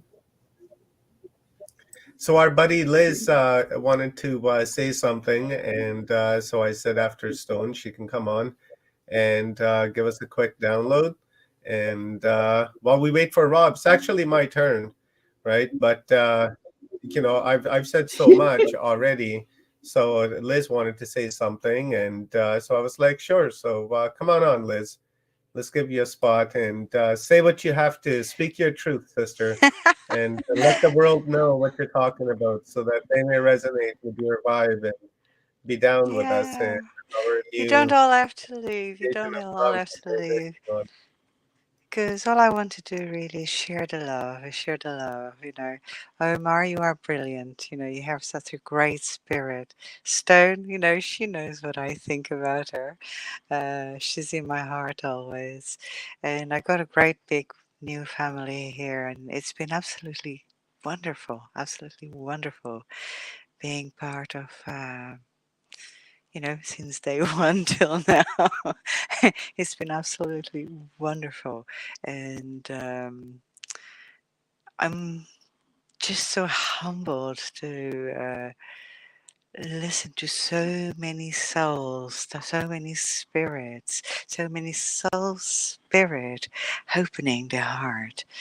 Earlier on, there was also Patricia, and she made me cry. She made me cry because Patricia reminded me of myself.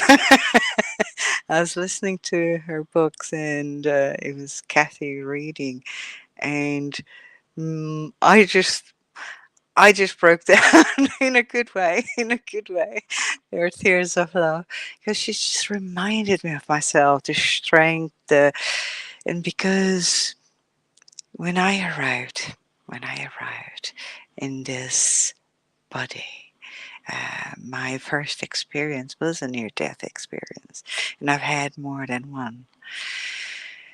So I identify with a lot, and I do channeling as well. But all of us, are flowing together and are merging our waters, are merging our love, are merging that whom we are, yeah, but still remaining that whom we are. The merge doesn't take away anything. That is you, Omar, that is you, Stone Hobbit, that is you, Leanne, Kathy, and everyone, yeah? So I don't want to leave anyone out. That is you, Rob, and everyone that's been on, and everyone that's out there, because everyone is a unique shard of the divine, and the divine, the creator, creates with love. I've seen the plasmatic fields where creation comes from. Yeah, it's like it's very. It's impossible for me to put into words because there are no words for what I've seen. The same way as you cannot say what is God. You know, you can't put in words. You don't have enough words to explain what is God or what is creator. Some people will say it's nature. Some people will say it's this. Some people say it sits on a chair holding a staff. And send someone to heaven and someone to hell. So everything is okay, and don't disrespect anyone. I'm giggly anyway. But don't let me run, because I don't want to be ranting over anyone's time. I have so much respect and so much love for all of you. And this plasmatic field of love that is like the creator's blood, the creator's, it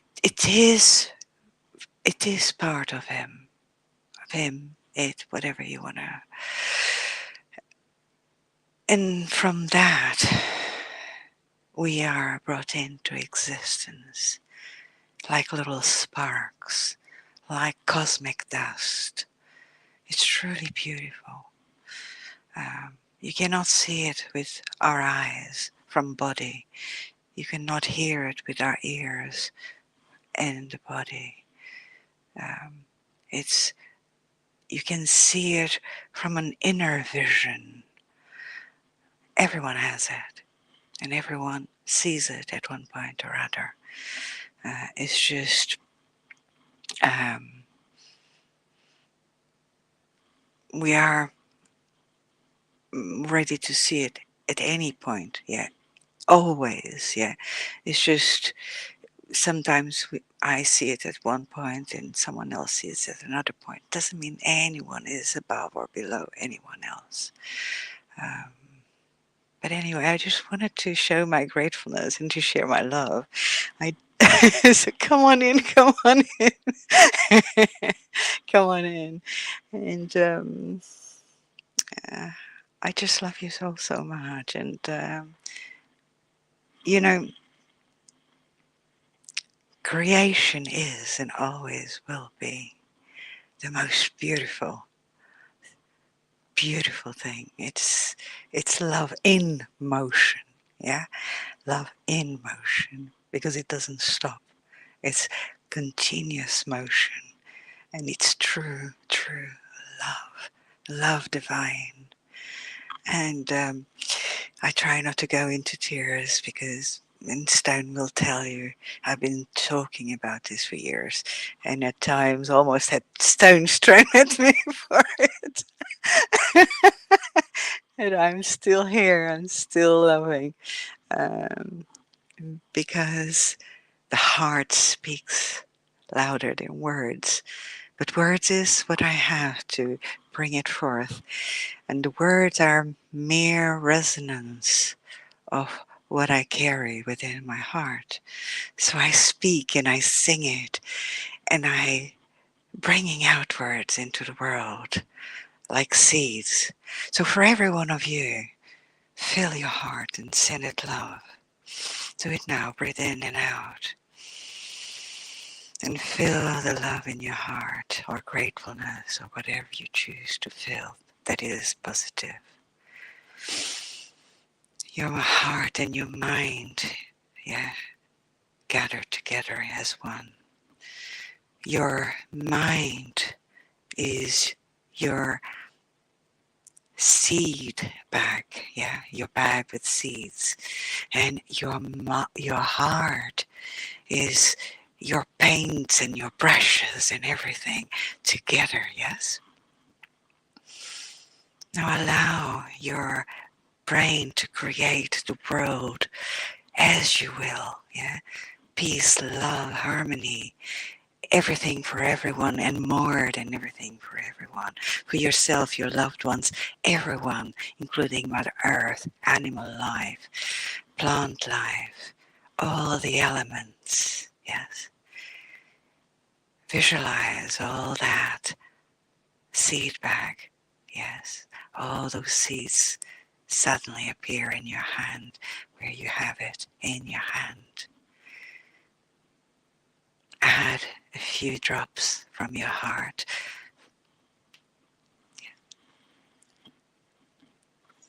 And throw it out into the world, because we are creators.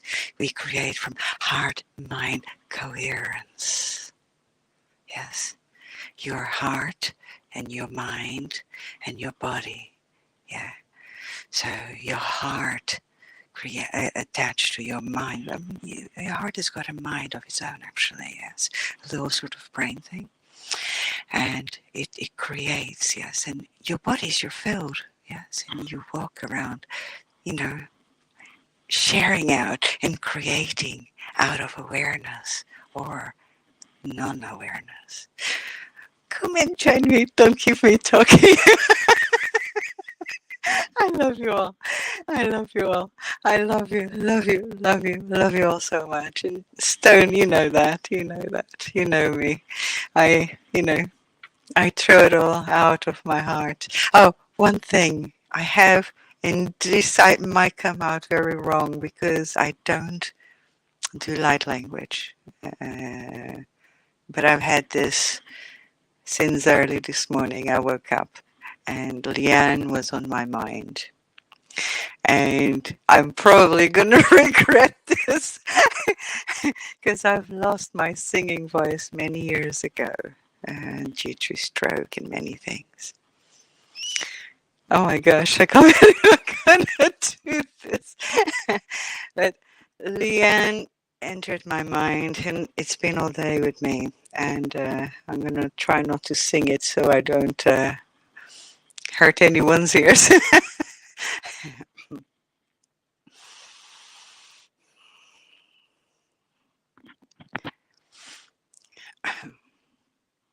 Okay, I'm scared.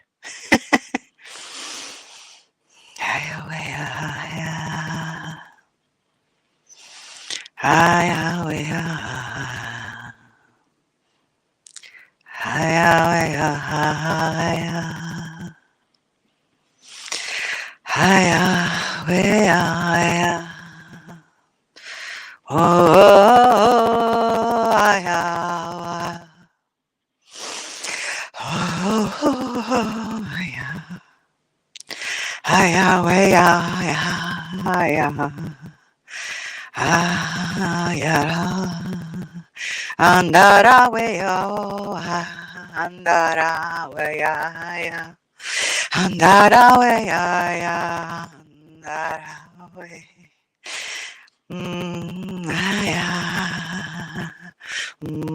Your way,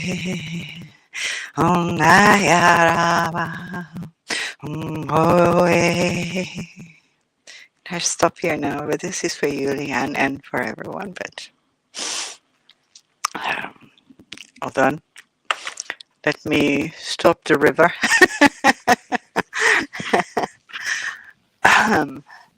Wow. And you're muted. Sorry. Okay. I saw her mouth moving, but we couldn't hear her. Oh, thank you, Liz. Okay, sorry for your ears. It wasn't sorry for our ears at all. That was, I don't know. You got me. I had to do it because otherwise Spirit would be slapping me about the rest of the night. You won't sleep tonight. Oh, well, thank you so much. Thank you all. And Omar, come back. We want you to do your Yes, little please. talk, please. Uh-oh, cat. Can't hear you. All is well. I'm here. That was pretty cool. I like that. Very I resonate cool. with that a lot. Thank you, Thank you, Liz. Liz. Oh, Thank you're you. welcome. I couldn't stop crying because this was kind of coming from somewhere, and it's just been like on me on all day. And I know how spirit is with me. If I don't comply, it just won't let me go.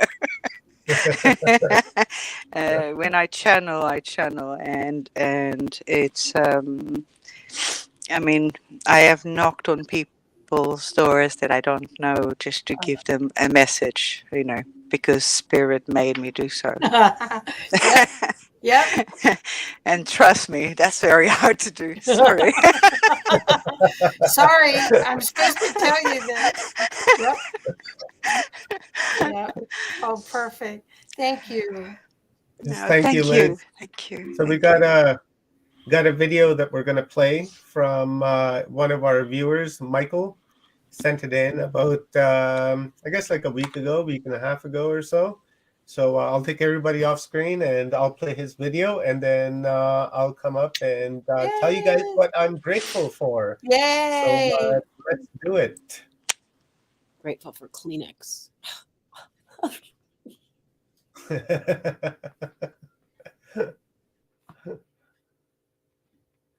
All right, where's the video? Right here. So guys, this is Michael. Thank you very much, Michael, for sending this video in.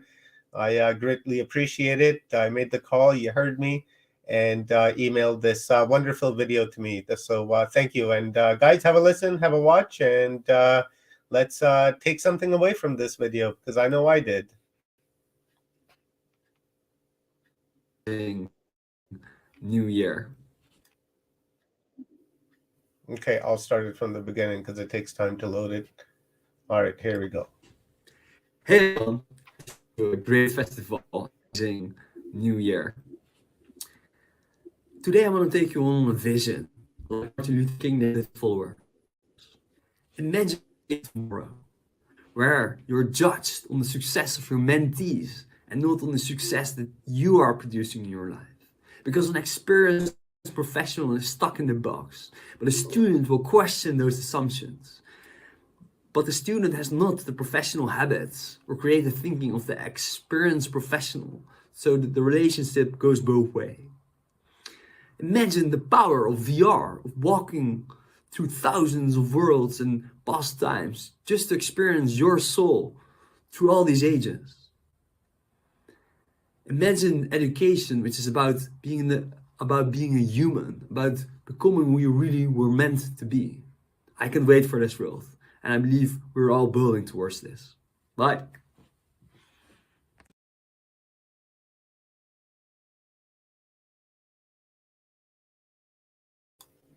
Awesomeness. Thank you, Michael. That's wonderful. I like that, resonating with our past lives and bringing all the aspects of our souls together. It doesn't necessarily mean our own souls, but others as well, because we really are an aspect of just one thing, of one organism. We're like trees, right? We understand the root system of the trees, and that's one organism that pops up as trees, and it can cover hectares upon hectares, miles upon miles upon miles of land to show itself and to express itself as trees and give life to us that we so gratefully take. I have gratitude for life.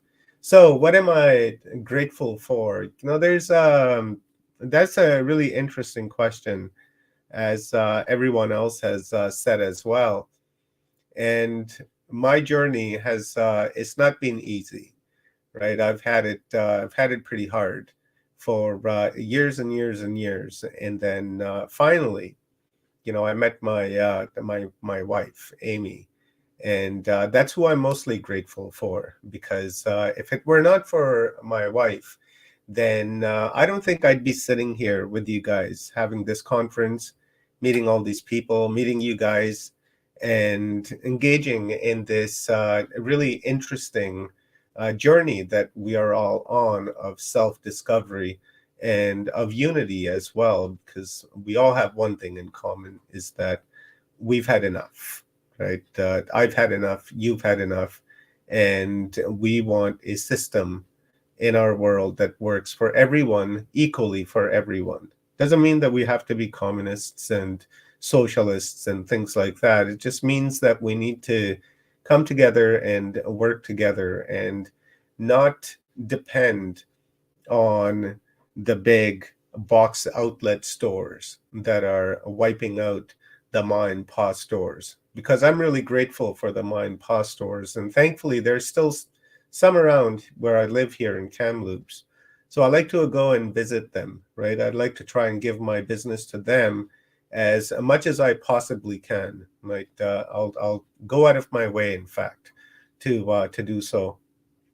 So I'm grateful for them that they've hung on and have held on to the part of our history, part of our culture, part of, you know, who we are as a society, because those people are very important. And as we know, like, there's a big movement to get rid of them, right? They want franchises everywhere.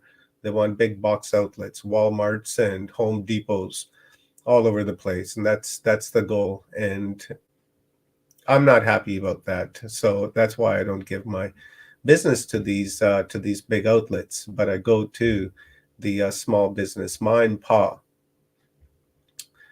You know, Amy, we're going to get married, come here pretty quick next year.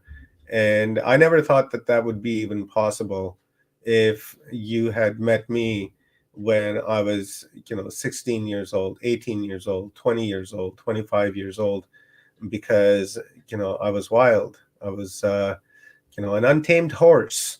I was running wild. I was all over the place. I had no head and just a body, and I was running around like a chicken, and not really having any direction. So when I met my girl, she gave me direction and allowed me to begin to develop into the person that I'm becoming today, right? Because up until I met her, I would play. I guess I wouldn't say I would play, but I was more in the victim mentality. Oh, why did this happen to me? And, why did that happen to me? And, it's my parents' fault, and it's this and it's that. And never really acknowledged the situation for what it really is and what it really was. So my bestie, my brother Mike, his mom, which I'm really, really grateful for, because, she gave me love. She tried to give me direction, but, I was difficult to give direction to. I was just going to do what I was going to do, and that was it. You're not going to tell me what I'm going to do, because I'm still going to do it. And if you're telling me that I shouldn't do it, chances are I'm going to go and do it, because I want to know why you're telling me not to go and do it, because that's just the way I learned, right? I need to fall down. I need to hurt myself. I need to break my bones. And that's the only way I'm going to learn.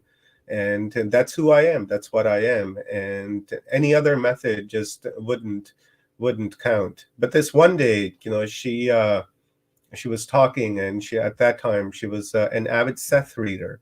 And I'm sure you guys know who Seth is. And so she was talking, and she told me, right, about consciousness of what we are, and what our purpose is, right? That was the first time I really had that seed planted into my mind, that I chose to be who I am. I chose my parents, and I chose my experiences for a particular reason. Whatever that reason may be is going to show itself in the future, but be certain that it was pre-planned by you. And at that time, I really didn't understand what she had said, but I hung on to that because it was a seed, right, that sprouted, and it was in my mind all the years. So to make a long story short, when I got to Amy, And she gave me the space and the love and the encouragement and nourishment and, the push as well to do this, exactly what I'm doing here right now, is to begin to learn and to develop. And as you guys know, this whole show started because of Amy's missing time and her having weird experiences with ETs and UFOs and things like that. I wanted to understand that more. And so hence Watchers Talk started, right? So great gratitude, for Watchers Talk, right? It seems like it's an entity of its own. And I'm very grateful for it because it's allowed me to, number one, meet you guys, because I've learned a great deal from all of you in the audience, people that I've watched in the past, everyone that I've worked with over the years. I've been going hard now for like 9 years. So many gratitudes to you guys, really, because you guys planted seeds, right? In the chat rooms, you guys planted seeds, and those seeds sprouted, and some of them failed because at the time I just simply didn't resonate or didn't understand.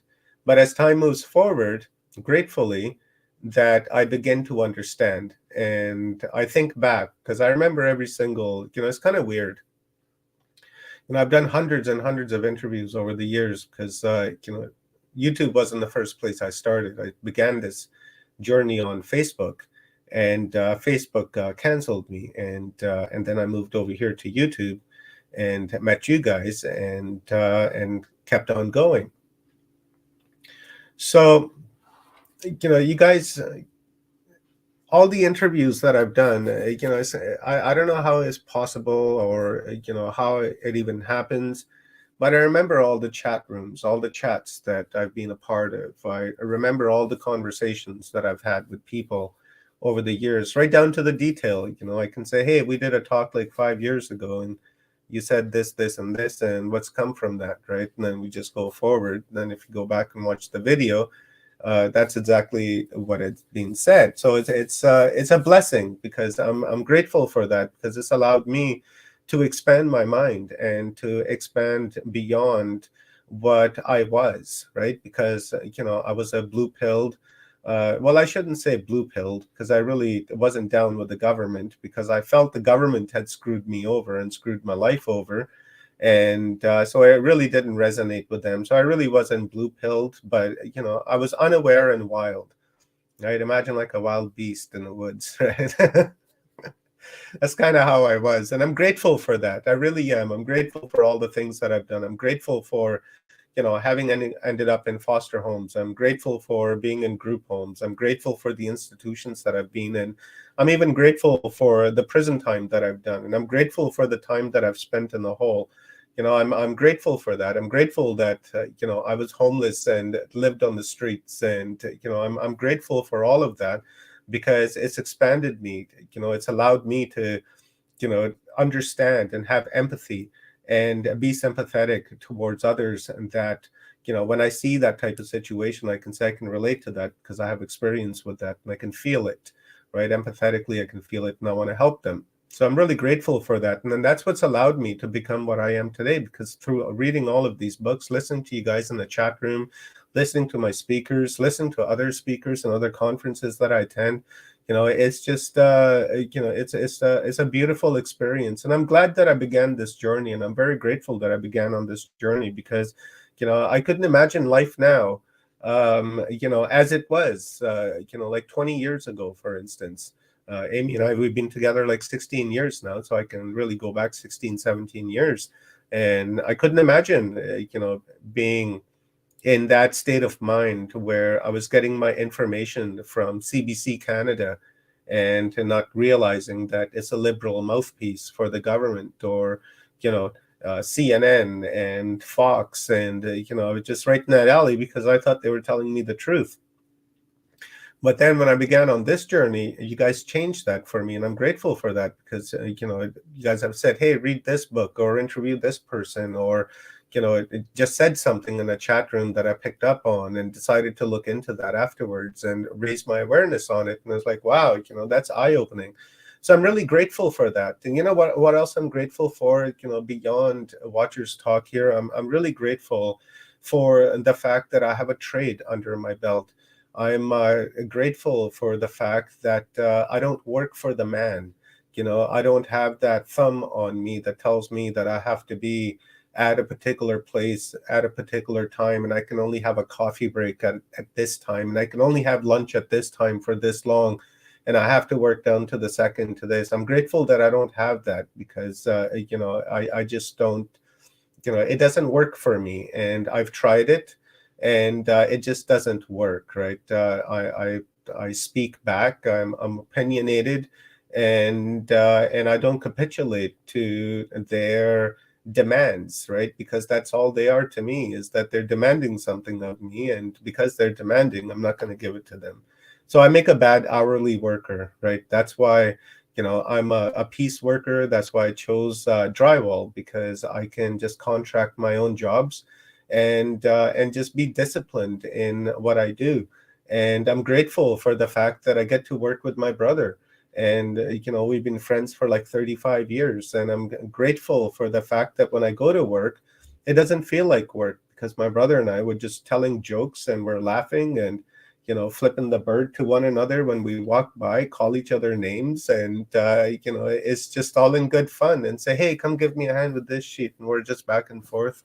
So I'm really grateful for that. I don't have to be at work at 7 o'clock in the morning, but I do, because I've made a commitment. And sometimes, paperwork tells you have to be somewhere, but stick your foot in your mouth sometimes. But you got to do what you got to do, right? Especially in this economy, and in this inflation era that we live in. I'm really grateful that I'm able to pick up work immediately, and not have to sit there and wait for work, or have to go and work for minimum wage. I'm grateful that I don't have to do that, because I just simply just couldn't imagine making $15 an hour, when for the last 20-25 years, when I go to work, I make $250 an hour. So I'm really grateful for that, and and I'm happy with that. And now I'm really grateful that I'm gonna expand on this journey, not just in my mind, but I'd like to try to do it physically, and try to I'm not sure what I'm going to do, but definitely going to do something. As I've said to you guys before, I ooze crystals, right? It just comes off of my skin. It's kind of hard to see in this camera, because it's not a really good camera. But when I'm sitting in the sun and I go look at my hands like this, I can see it right now, actually, in the light, little glitters, right? And they're like little glitters that are coming out of my body, like little crystals. And then that's just through zoning, and and really just through conscious breathing, and just the conscious awareness of my thoughts. That's been the biggest gift to me this year, is where I began a journey like in the beginning of this year, and I challenged myself and said, okay, for every day for 30 days, I'm going to be aware of my thoughts, what comes in my mind and what goes out of my mind. And what comes in, if I don't like it, I'm going to push it off, and what I want, I will take in and let it go through me. So, and then that turned into a habit over the course of months and months. And now I'm just constantly aware of what I'm thinking, which I'm really grateful for, because I don't have these, thoughts going through my mind, and that, I would before. I still do. Like, I just saw a fruit fly by, and in my mind, it tells me to kill it, right? But my heart tells me is that what's wrong with it living? So let it live. It's going to only live for 24 hours, maybe 48 hours, and then after that, it's gone. So instead of, acquiescing to my mind and acquiescing to that, thought, I'm able to, confront it and say, no, I'm not willing to do that. I don't want to do that, because it's not right. It's not moral. It's not correct. And I'm really grateful for that, because, like last year I would have, and I did. and which I don't like now. I think back on it and I think, why did I do that? I don't have that right to do that. So I'm really grateful for that development, within myself and within my mind. And I'm grateful for the fact that, I'm able to, put together conferences like this with my friends and bring this awareness and this knowledge that we all need to everyone in the world, whether they watch it or not. The intention is there, and you guys come out and you guys watch, and I'm very grateful for that, and grateful for the fact that you guys are raising your awareness and changing the world, because the change starts within. And when that change starts within you, then that change starts within me as well, because we're the same thing, right? We just look different. That's all. We're just wearing a different spacesuit, but we're the same. When we heal ourselves, we heal everyone else at the same time. So I'm really grateful for that, for this change that we're all bringing in together, where we're saying enough is enough and we're not going to have it anymore. And I'm really grateful for all the people that I've had on, here in 2022 that have helped me, incredibly raise my awareness. There's just so many, so many people that, have come through my life in this year that it's absolutely incredible. I've, talked about things that, I never thought that I would talk about, but I did. And, at points where, where I was skeptical, things changed, and I began to understand that at a deeper level. So, I have gratitude for that, and for the things that I thought that I understood, but turned out that they weren't correct at all. I'm really grateful for that as well, because, through trial and error, right, is how it's done. It's, if it was perfect each and every time, then it just wouldn't be worth doing, because then you'd know the outcome, right? It's like playing a basketball game. You don't know who's going to win, right? But somebody's going to win. And that's kind of what it feels like when I do things like this. It gives me that energetic lift. It feels like a cleansing to me of, not spiritual cleansing or physical cleansing, but, like an intellectual cleansing, to where, I've shedded, old thoughts, or, the old information that I have in my mind that just simply it doesn't work anymore, because other informations come along through, these conferences, those aha moments. And, I'm grateful for that, because, it shows that I'm developing and I'm raising my awareness. And that's really, how it's done. And I'm grateful for my cats, right? I love my cats. As you guys know, I just absolutely adore my cats, because, they just give me,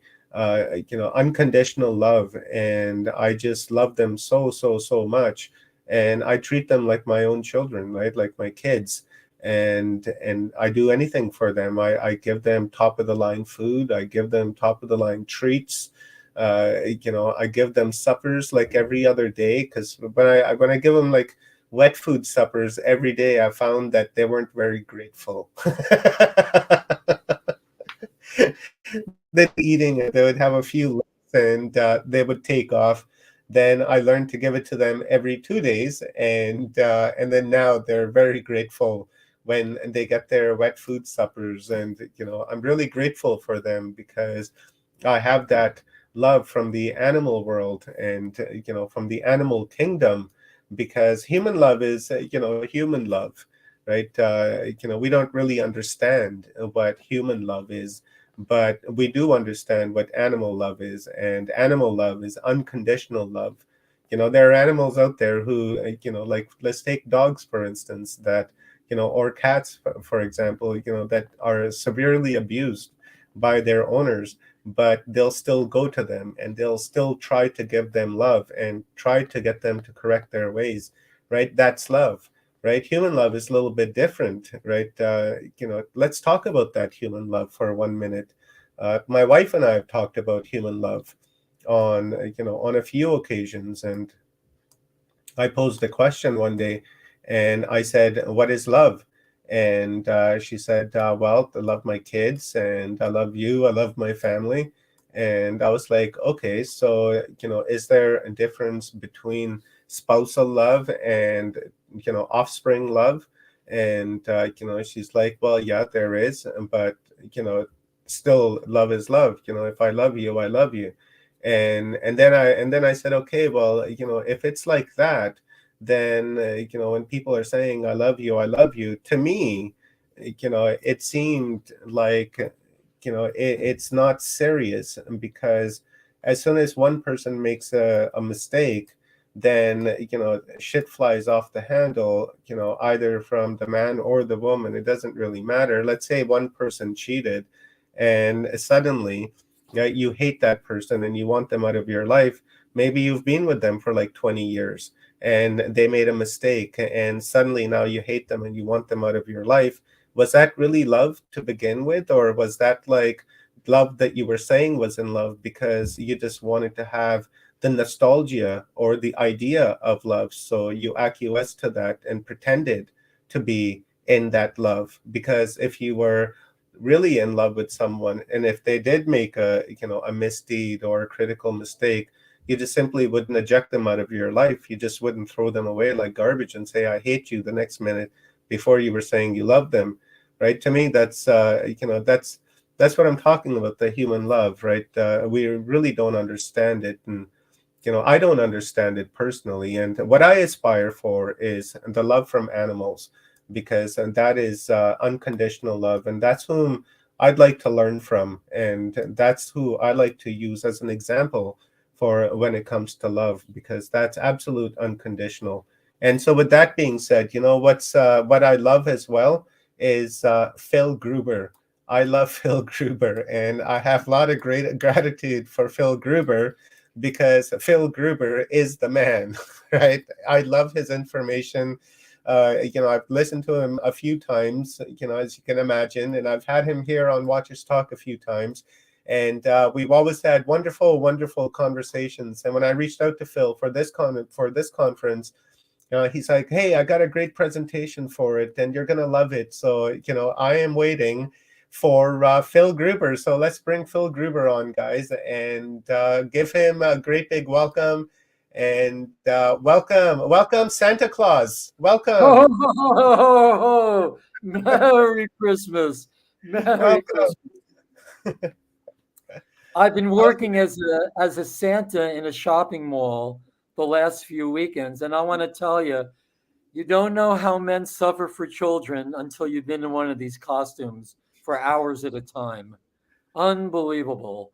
So, hi, everybody. Okay. Hi, Phil. Nice Hi. to see you, brother. Nice to see you. Where's my glasses? That's the thing about when you can't find your glasses, you need your glasses to find your glasses. Anyway, yeah, I hear you. You should see me in the mornings. I'm usually like this on my table going, where's my glasses, man? Where did I put them last night? Or are they over there or over there? Every time one of these parents, they put the babies on my lap, they start screaming, most of them. But it was fun, I'll tell you, and it really brought out the best in me too. And I was just so grateful for the opportunity. I just had scores and scores of children, and of all ages. I read stories to them. They told me what they wanted for Christmas. They wrote me Christmas lists. It was just one of the greatest experiences of my life, being a Santa Claus, Are you going to do it again next year? I have one more gig tomorrow at the Singapore Cricket Club. Oh, nice. I don't know what the cricketers want with Santa, but I have one more hour to be Santa Claus. And then it's been fun. I don't think I'll do it again. Just the suit is so hot. So I have, thank you so much for inviting me. Phil. I just actually finished a webinar where I screened Jimmy Twyman's The Moses Code. And it's a good thing that not a good thing, but I had the DVD ready and my external DVD drive wasn't working, but it's on YouTube. So I would really, really recommend watching The Moses Code on YouTube, because it really continues the conversation that The Secret didn't start itself, but also continued that conversation about how to manifest our dreams. So Santa's got to cut down on the carbs, that's for sure. Santa's got to start a little keto. Anyway, How long do I have actually? So I just know how to pace myself. I have a half an hour, right? 30 minutes. 30 minutes, Phil. That's perfect. How about I give you a 5 minutes heads up? It's 7:05 now, and I'll give you a 5-minute heads up at 7:30. Okay, wow. Phil, 30 minutes with Phil. Wow. Okay.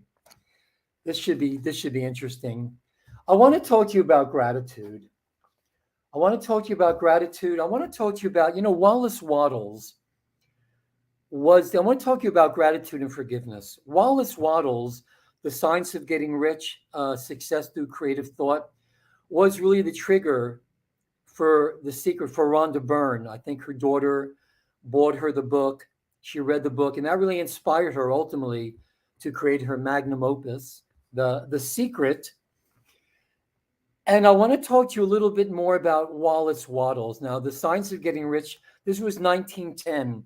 A lot of these New Thought authors, they were former transcendentalists. They were all Wallace Wattles, William Walker Atkinson, Charles Haanel, from like the middle of the 1800s to the early decades of the 1900s. They were the ones that kind of like this resurgence in the law of attraction, the law of abundance, prosperity, the law of balance, law of exchange. It really came to the fore, certainly, in the middle 1800s with, I think, Samuel Smiles wrote the book Self-Help. I think it was in 1856 or 1865. But Wallace Wattles talks about gratitude, talks about more than just giving thanks. He talks about, this is right from The Science of Getting Rich, that love finds its most natural and spontaneous expression in the act of giving. And then he talks about thinking in a certain way. Next week, I don't know, maybe I'll somehow leave the link for it or go to the, I don't know how we can do this somewhere, but I'm teaching next week. It's a free webinar. I want to facilitate everybody through the first lesson of the Master Key. This was Charles Haanel's Master Key, a program of 24 lessons in 24 weeks that teaches us how to control thoughts. And I really do believe that all our woes, all illness, disease, inability to manifest our dreams, peak performance, success in whatever endeavor is compromised or outright sabotaged by the inability to control thoughts. This is really the missing link. You can go to all these programs. There's a lot you can gain, but to really maximize and optimize the content of these programs, the stuff that we teach, we really need to control thoughts. Control thoughts. Leanne, the first time I bought the Master Key was at the Bodhi Tree in LA too, on Melrose, right? Anyway, I don't even know if it's still there or if it's somewhere else. The Master Key is so important, and I will facilitate everybody through the complete first lesson. And I'm going to summarize that first lesson in these next few minutes. But let's get back to Wallace Wattles. He recommends that you focus on a strong desire. And to virtually guarantee the attainment of any goal, well, you need to focus on one primary desire. It needs to be something you really want, or as the Spice Girls would say, something you really, really want. It's interesting when I do my most programs of these more extended programs in optimizing and maximizing our lives and our potentials. I will ask at the beginning, what do you want? What does everybody want? And usually the first response is like, I want the car, I want the house, I want the boat, I want this and that. Okay, that's what you want. Halfway through the seminar, what do you really want? And then it becomes, oh, I want security, I want to be happy, I want a roof over my head, I want to put food on the table. At the end of the seminar, what do you really, really want? It's to be of service. That whatever you're able to manifest in your life, it's to be a genuine, sincere, and dedicated service. And that's one of the greatest definitions of success. You find a way to be of the most dedicated and sincere service to all. But the thing is, Wallace Waddle says it's got to be something you really want, a burning desire that comes from deep within you, that if you want it strongly enough, you can have it. But you see, are people really able to even access the depth of emotion to really manifest their dreams? This is why we have to bring the solar plexus into it.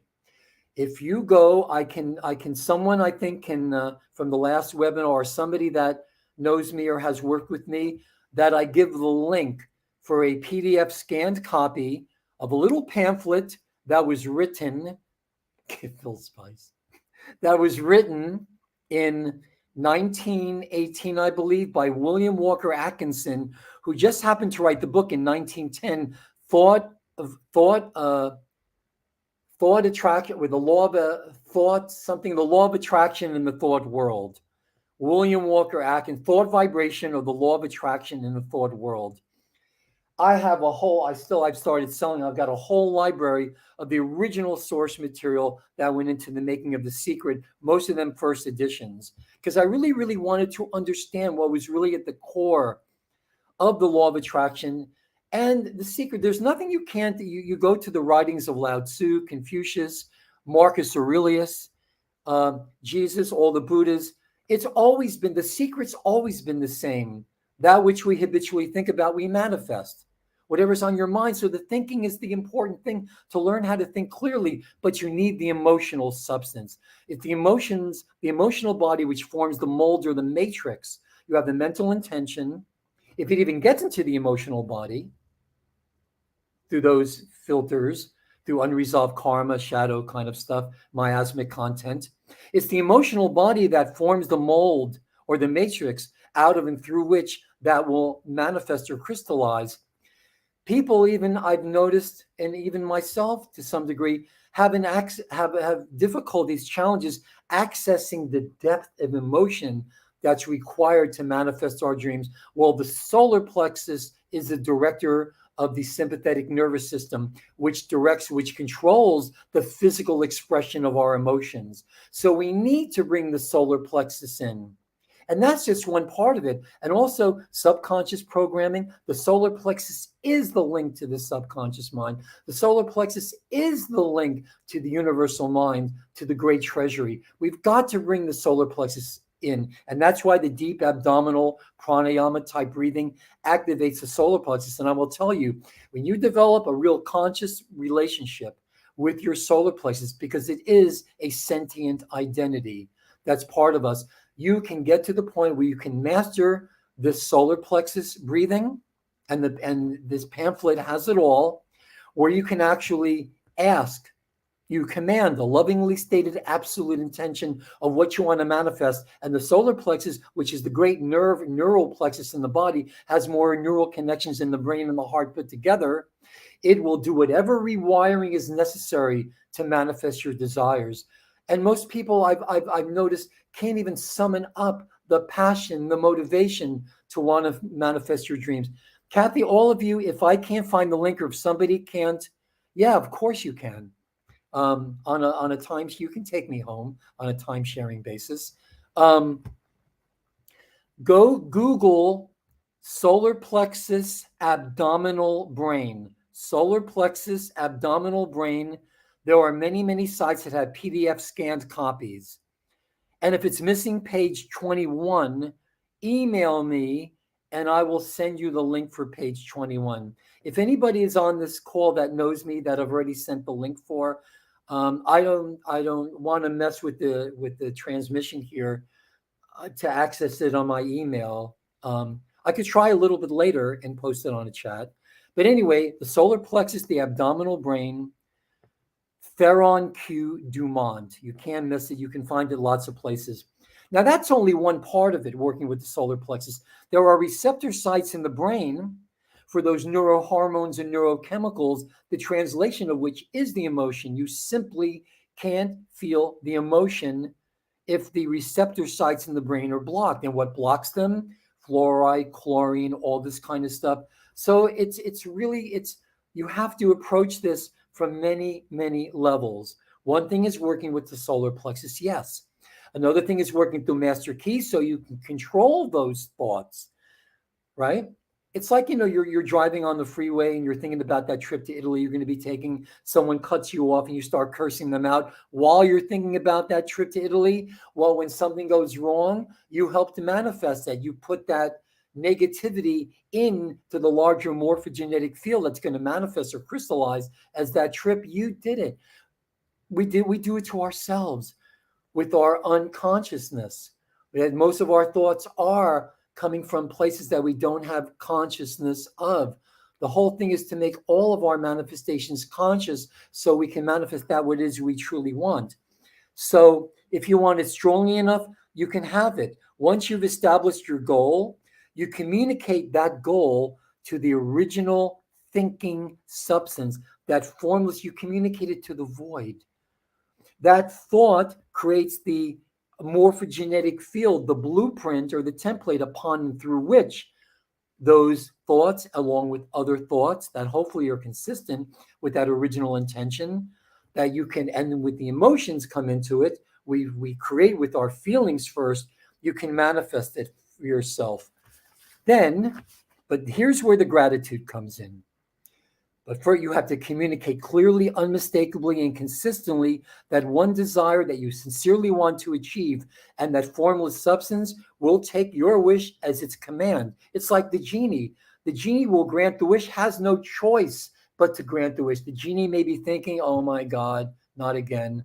But it's compelled in the master key, even lesson 1.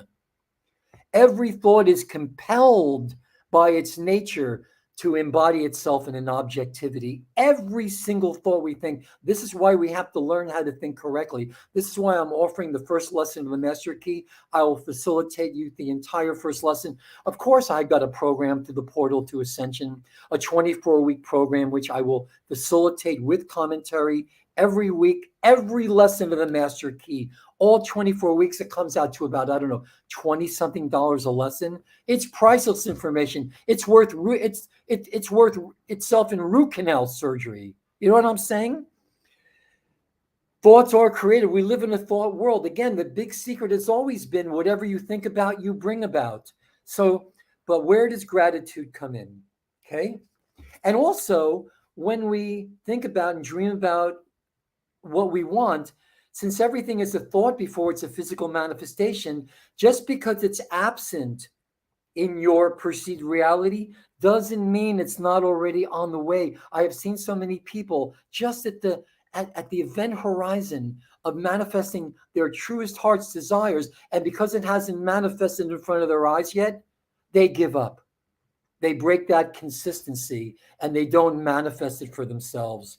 Again, think truth always, regardless of appearances. Please, the Wallace Wattles really gave it to us with the Science of Getting Rich, Success Through Creative Thought. There's a lot I could say. I could talk for hours just on this material, but here's where the gratitude comes in. Make sure I have your emails or whatever, and I'll send you the missing page 21. It's a very important page. Here's from Wallace Wattles. You can come into full harmony with the formless substance by entertaining a lively and sincere sense of gratitude for the blessing it bestows upon thee. Not after you get it, it's part of the process of getting it. Here it is. Gratitude, and why this is not in the secret, I have no idea. Gratitude unifies your mind with the thinking mind so that your thoughts are received by the formless substance. You can remain on the creative plane only by uniting yourself with the finite intelligence, the infinite intelligence, through a deep and continuous feeling of gratitude. Here it is. You must form the clear and mental image of the things you wish to do, have, or become. You must hold the mental image in your thoughts while being deeply grateful to the all in all, the supreme power, for granting all of your desires. The gratitude is the key, and here is the mystical key. Gratitude is a magnetic force, a true magnetic force that unites your brain and your solar plexus in the heart. That's where that feeling of gratitude comes in. The warmth, to be of service, true, dedicated, and sincere service. In the Master Key Lesson 1, Charles Haanel gives the great secret of life. He even says, the great secret of life is in the coordination of two centers. The great secret of life is in the coordination of two centers. The two centers he's talking about is the objective mind and the subjective mind. He's talking about the brain and the solar plexus. When the brain, the heart, and the solar plexus agree, success will come to thee. So by expressing gratitude, by even being able to access the feeling of gratitude, yes, by accessing the feeling of gratitude, which you need to use the solar plexus just to access that depth of feeling that you need to manifest your dreams. Yes, Tony, they're all wonderful teachers. And when you're in one of these seminars and workshops and trainings, yes, when you have 5,000 people high-fiving you, yes, that's motivation. That's, but what happens afterwards? We have to be able to access these feelings ourselves. The solar plexus directs the creation and the navigation of these, the direction of these, sends them these neurohormones and neurochemicals to all the glands. And the chemical, and then they send them to the receptor sites in the brain. Again, the chemical translation of these neurohormones and neurochemicals is the feeling. You can't feel the feeling if the receptor sites are blocked, and you can't access the depth of feeling that you need to make these changes, to manifest your dreams, unless you work with the solar plexus. NLP, all this stuff is great, but to change the subconscious program and to create new avenues, new response patterns. Remember, the shadows are created very, very early in life. Unresolved subpersonality fragments. They act like 2- and 3-year-olds. They don't want to give it up. So through the solar plexus, you can create new response patterns. You can heal the shadow. In our mentorships, there are several very, very complex, by their nature, they need to be, to heal the shadow, to clear the shadow of its miasma content, and then you can integrate the shadow if it's willing. If it's not, bye-bye. You have to love it enough, love anything enough to let it go. But this is it. Gratitude is a magnetic force that unifies your mind with the thinking mind so that your thoughts are received by the formless substance. Okay? I don't know if we'll have time for questions and answers because there's some stuff I want to get through. And then there's the forgiveness. We're not really doing questions, Phil. Yeah? Yeah, we're not really doing questions. We're just doing rapid fire downloads. That's cool. Rapid fire? I'm good with that. Okay, so for the last 7 minutes, let's talk about forgiveness. In the Pistis Sophia, the wonderful commentary and the Pistis Sophia, published by the Academy for Future Science, the Drs. Hurtak, JJ, and Desiree. It's hard to read the Pistis Sophia without a commentary. It's extremely complex, but a lot of the Pistis Sophia, which is an extended conversation really between Jesus and Mary Magdalene, it's given to the apostles, to the disciples, but they can't understand Jesus's teachings. So Mary Magdalene has to sort of be the mediator and explain to the disciples what these advanced teachings are. And a lot of it goes back to forgiveness. You've seen the Emoto crystals.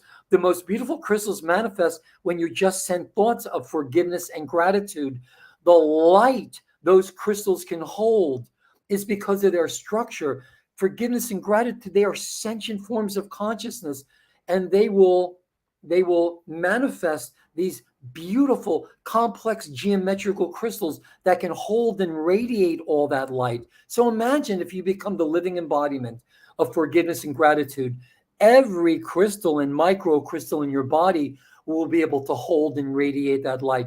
That's when you become what Yeshua called the presence healer. You have the effulgence of light. Mary Magdalene, all the Marys, the circles of Marys. And I'm convinced that basically Jesus wanted the women, but he had to invite the men into the groups that bring their wives. Because it seems that the women, the circles of Marys, were the only really ones who understood the advanced teachings. Forgiveness. Gratitude, we know now, is that magnetic force that unites your brain and your solar plexus in the heart of hearts, in that secret chamber of the heart, which also works with the thymus too. Thy sits on top of the heart. It is the higher heart. Thymus, thy muse, that which inspires you. And we also, again, the other side is trying to eliminate as much as we can of these exogenous, of these poisons, toxins, pathogens, antigens in our lives and our lifestyles, right down to what you wash your face with, what you wash your hair with, what you wash your house with, your laundry detergent. All these things add to the toxic load. And the lymph it can't handle all trying to detox through the lymphatic system. This is why we teach, as part of the mentorship, and every so often I teach about the lymphatic system, because that is the key. That is a guardian angel. But our regular detox pathways are overburdened. So it comes out in our speech, it comes out in our thoughts and our intentions and our emotions, manifested through our physical bodies too.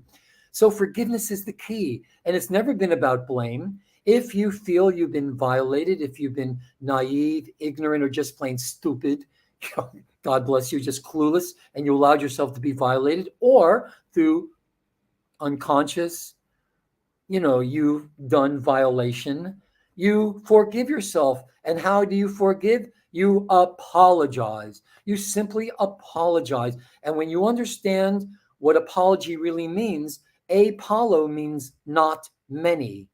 Apollo, not many, the oneness. So when you apologize, you are reaffirming oneness. And it says in the Pistis Sophia, and these are the words verbatim, with progressive apology, the soul is rendered innocent of all intensifications of karma. And like Stone Hobbit says, yes, it's your stem cells will get to work. All these things, if we don't remove these blocks to the spirit moving through us, into us, and through us as channels for grace to come into this world, then we can activate these internal healing mechanisms. And we can activate the memory in RD and all the memory and the cellular memory of healing, of perfect health, of radiant health and wellness. It is there, but it's blocked. The communication, the transduction of this knowledge, this magic is interrupted by our karma that we inherit, and self-created karma, because we don't understand the true nature of karma and we haven't learned to control our thoughts. I am absolutely convinced, and I have been since forever, that the inability to control our thoughts is the root core and source of all of our woes, illness, and disease. We do have amazing what's possible for us as individuals and as a race. It's for some people can't even imagine it.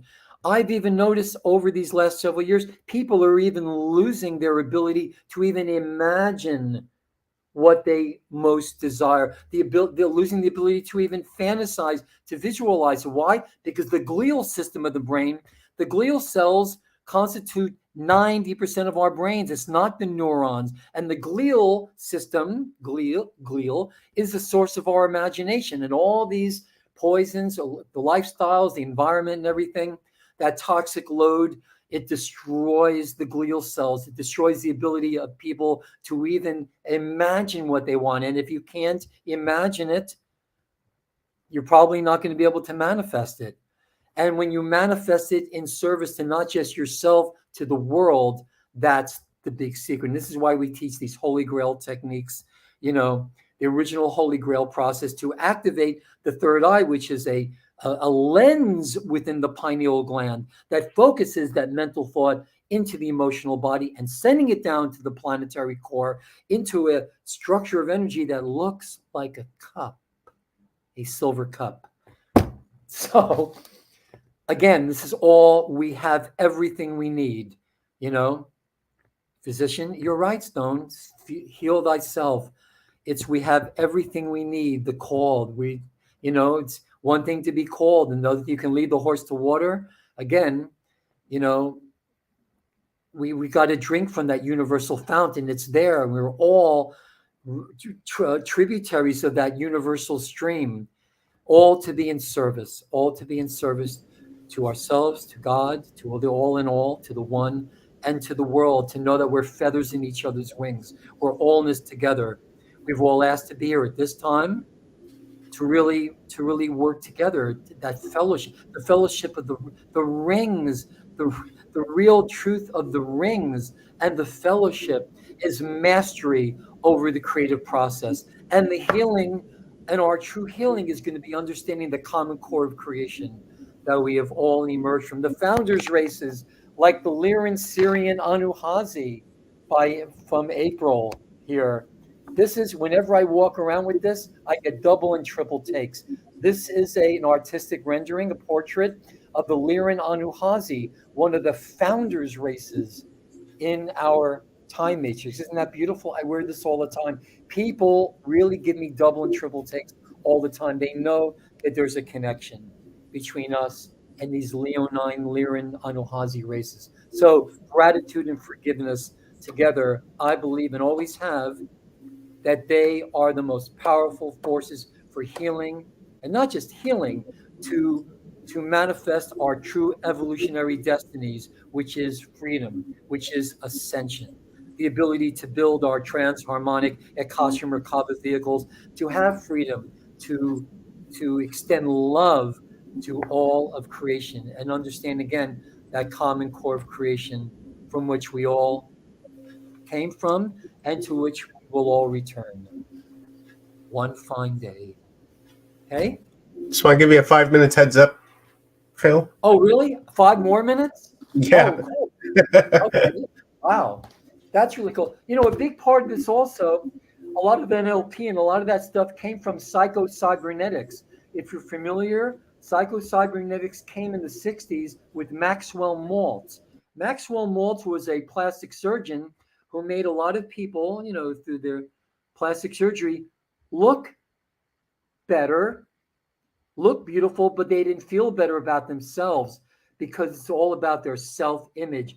Nothing, Bruce Barton, nothing splendid has ever been achieved except by those who dared to believe that something inside them was superior to circumstance. There is a secret blueprint. There is a mental blueprint. T. Harv Eker made this into your financial blueprint, but it came from psycho-cybernetics.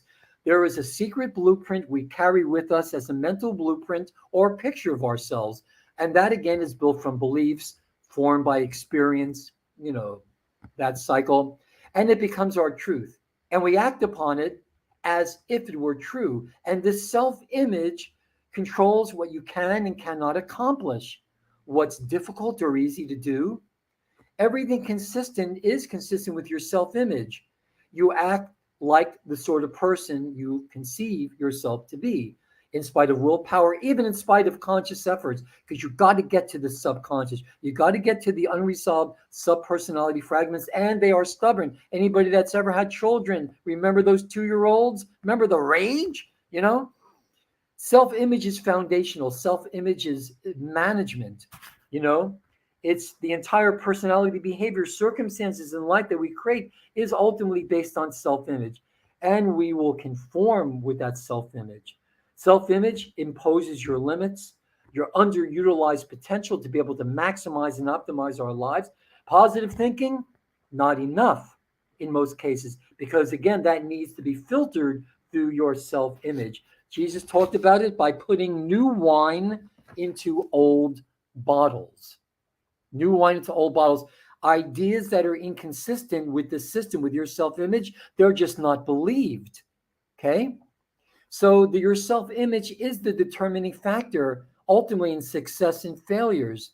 You've got to have an adequate and realistic self-appraisal, self-image that you can live with, that's acceptable to you. And then you go about improving yourself. You understand the attitudes and etiquette of spiritual mastery, responsibility, impeccability, forgiveness, grace, gratitude, these types of things, right? Because the so-called subconscious mind, which is under the control of the solar plexus, is not really a mind at all, but it's a goal striving servo mechanism. It doesn't, like the genie again, it doesn't judge the thought. It's compelled to grant the wish, even though it knows you get the wish. And like the best, if you can find the X-Files episode from their 6th season of X-Files, it's when Mulder and Scully find the genie. It is the greatest lesson in thinking correctly and realizing that sometimes maybe you shouldn't get what you wish for. It's one of the greatest episodes of all. It's the 6th season of X-Files where they find the genie. So again, the subconscious is like that automatic goal striving mechanism. It's an electronic servo mechanism. So all things are ultimately filtered through the self-image. So you have that intrinsic conflict between the goal and your self-image. Very, very, very important. And our creative imagination, as we know, is at work all the time.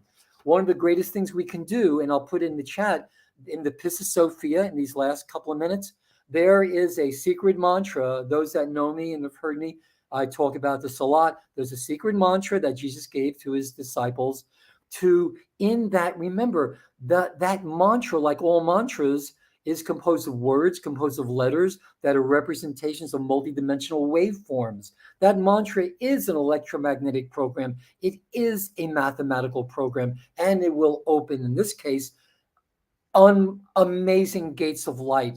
It will illuminate the darkness.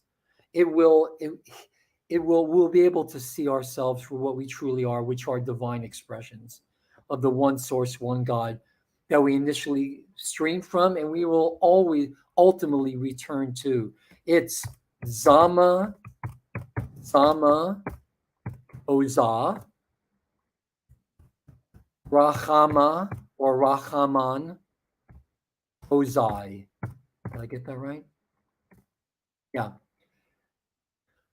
Zama, Ozad. This will position you to be receptive to the influx of God's grace. We're all returning to that state of innocence. When Jesus was looking for a birth mother, he was looking for a virgin. That originally means a soul that lives in a state of innocence, a soul that is receptive to the influx of God's grace.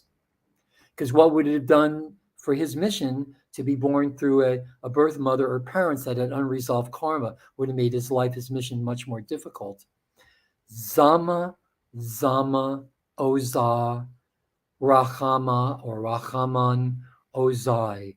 When you become that vibration of these words, when you become the living embodiment of these words, remember, every crystal and microcrystal in our bodies will have that geometric structure, that complex geometry that will hold multiple dimensions of light, multiple dimensions of love, compassion, forgiveness.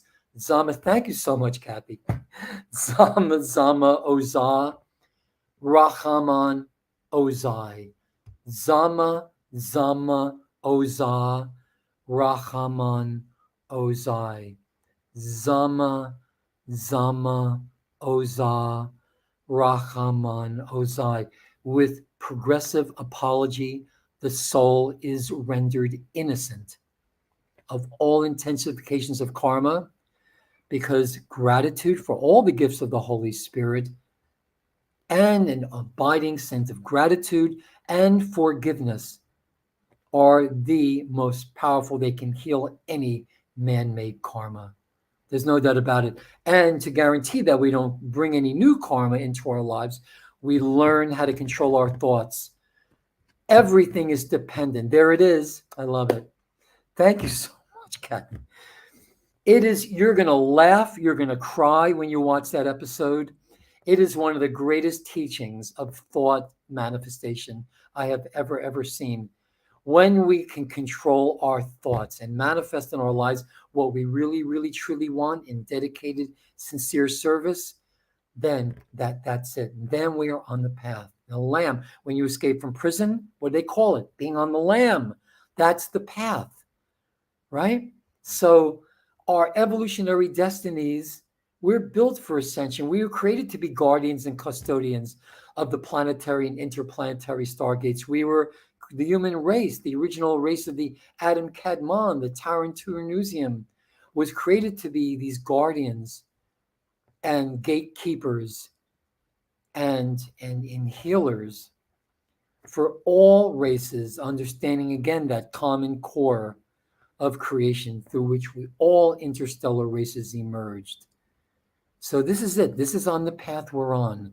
This is the path of freedom and the path of grace. And we can go very, very far to just in mastering the understanding and the voluntary exercise of these principles of gratitude and forgiveness, and gratitude for all the gifts of the Spirit, everything that's encoded within us.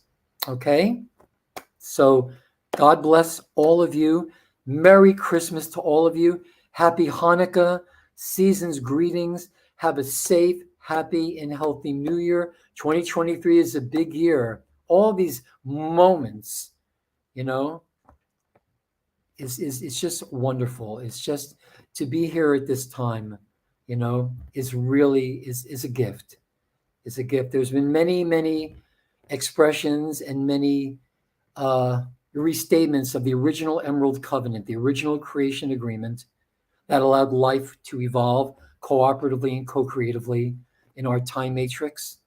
And the coming of the indigos and our coming here and our being here at this time is another restatement of that very, very holy covenant.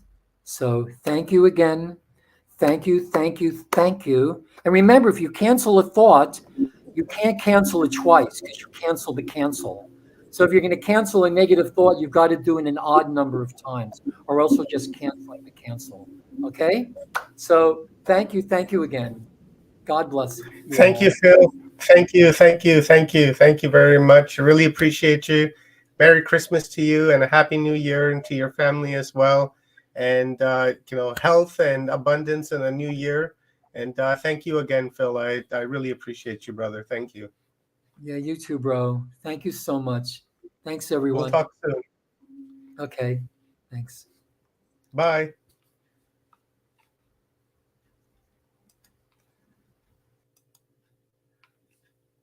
All right. Stephen and Evan Strong, we are at the finale. We are at the end of our 3-year journey that we began. And man, what a journey it's been. Went through a lot of downs and some ups and some downs again. And we're really seeing the prophecy with our own eyes. If we were, you have to be blind and to not notice that what the ancestors told us is that time will come when the road will split and you will have to make a choice. And we literally saw that as a worldly example over the past few years. And it really it's made a believer of me, and that these prophecies have some meat to them. There's meat on the bones, and that we should be listening to our ancestors. Well, for the veggies, vegetarians, there's a lot of peel on that carrot. So thank you guys for inspiring me and leading the way, throughout the past 3 years, and putting all this together, all the work that you guys have done with our alien ancestry and putting out the books and bringing on all these Indigenous speakers to share their wisdom, their knowledge over the past 3 years. And it's been an incredible journey. So I'll hand it over to you guys. And thank you. Thank you. Well, we want to thank you for doing another 3-day, what would you call that? Marathon. I call it past a marathon, but you got through it again. I'm surprised that you're still talking and you've got your eyes open. But I thought what we might do to close this up is to go straight out to left field and tell you a story. We actually had the camera eventually between the rocks. We only got there at about what? I think there was a minute to spare, Yeah. 2 minutes maybe. Okay. You Now, have no idea what I went through to get that to work. yes, there was nearly wrist slashing taking place at our end, but he got through it and he's still alive. what I did want to do and what I wanted to share, and it seems a fitting thing to finish with, is after the rock ceremony, we had 4 people that came specifically for issues. 3 had really serious medical issues. And I got to tell you, 2 of the people who came were medical practitioners. They actually heal people, and they had consulted traditional medical people and also mainstream medical people about their, and I'm not going to tell you about what their conditions are, except to say in the case of a couple of them, it's extremely serious. And one person had some psychological issues, and they all sat between the rocks. And what I wanted to tell people about is, as much as I can without betraying who they are and what their condition is, I wanted to actually introduce the 2 things we use. We use this rock here, which is a female rock, and the section there, which you put there, goes with your left hand, and therefore it is a female rock. And this other rock, this one, which is also a female rock, and they're both healing rocks. Now, what happened was the first person who came just after, didn't he? Yeah. So while they were all listening to the conference while they were getting healed at the same time, like it was all happening at the same time. Yeah, well, this particular person, and we let all the people who came, we let them spend 15 minutes inside the rocks. Then this gentleman came, and he is the outcome of an incredibly bad botched operation that has left lifelong complications that put him on death's door quite a few times. And slowly but surely, this gentleman has basically fallen apart, hasn't he? Medically, it is a massive set of complications involved. Now, this was his 3rd visit. Now, I want to make a point. Even though he's a medical practitioner and he works full-time doing this, he come 2 times before, and this was the 3rd time. And the reason he kept coming is every time he comes, he gets better. In fact, I saw him 2 hours ago. You did actually, yeah. And he told me after he did the last treatment, he went and slept. It was the longest sleep he's ever had. And he said, I can feel myself. My whole body is healing itself. And here's the trick in this story. And he is getting better. We've done measurements before and after, and being a medical practitioner, he would know damn well if he's getting better. And if he wasn't, why does he keep coming? He's told me now, as much as nobody on this planet could fix up what had happened to him, and he is in an incredibly bad way, these rocks did. And I told him at the start he'll need to come 6 times.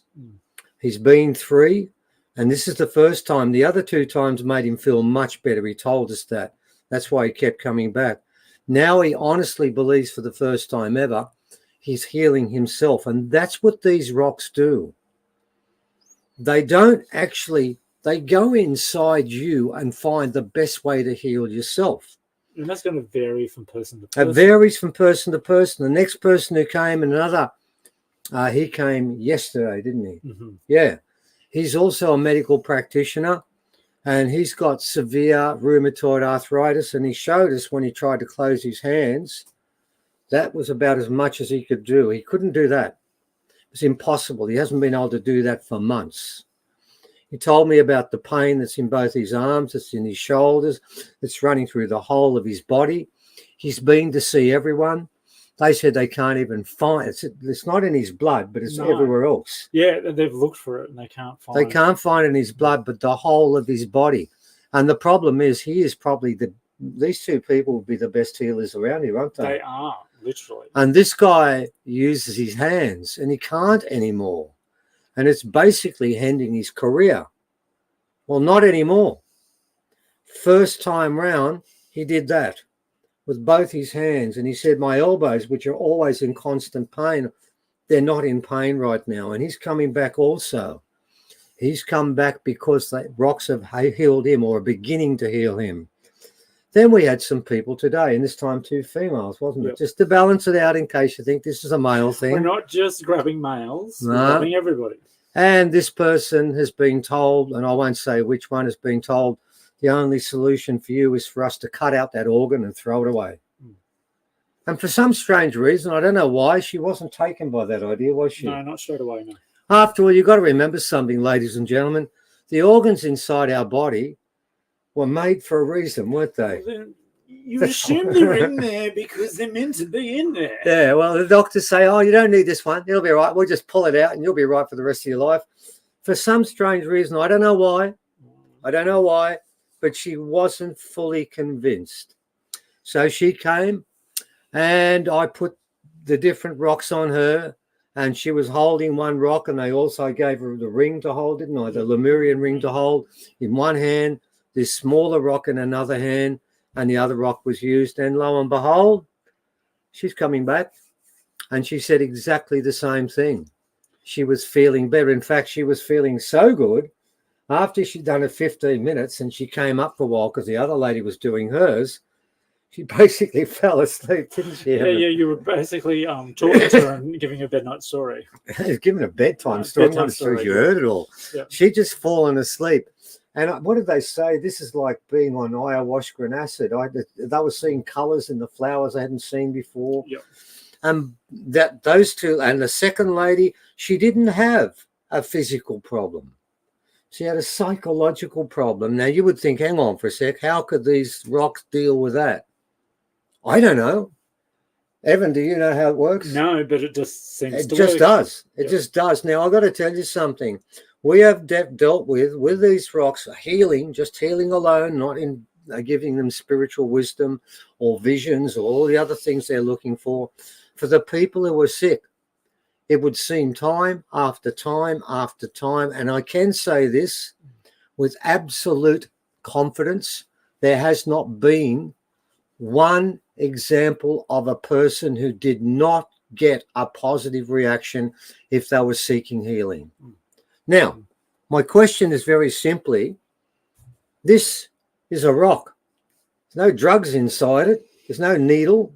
There's no radiation coming out of it. It doesn't, well, not that, does it make a bing noise? Remember the machine? No. Meaning of life? We need the machine to make goes bing. No bings, no pings, nothing.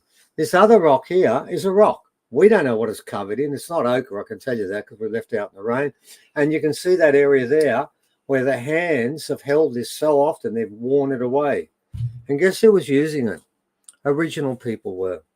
And what were they using it to do?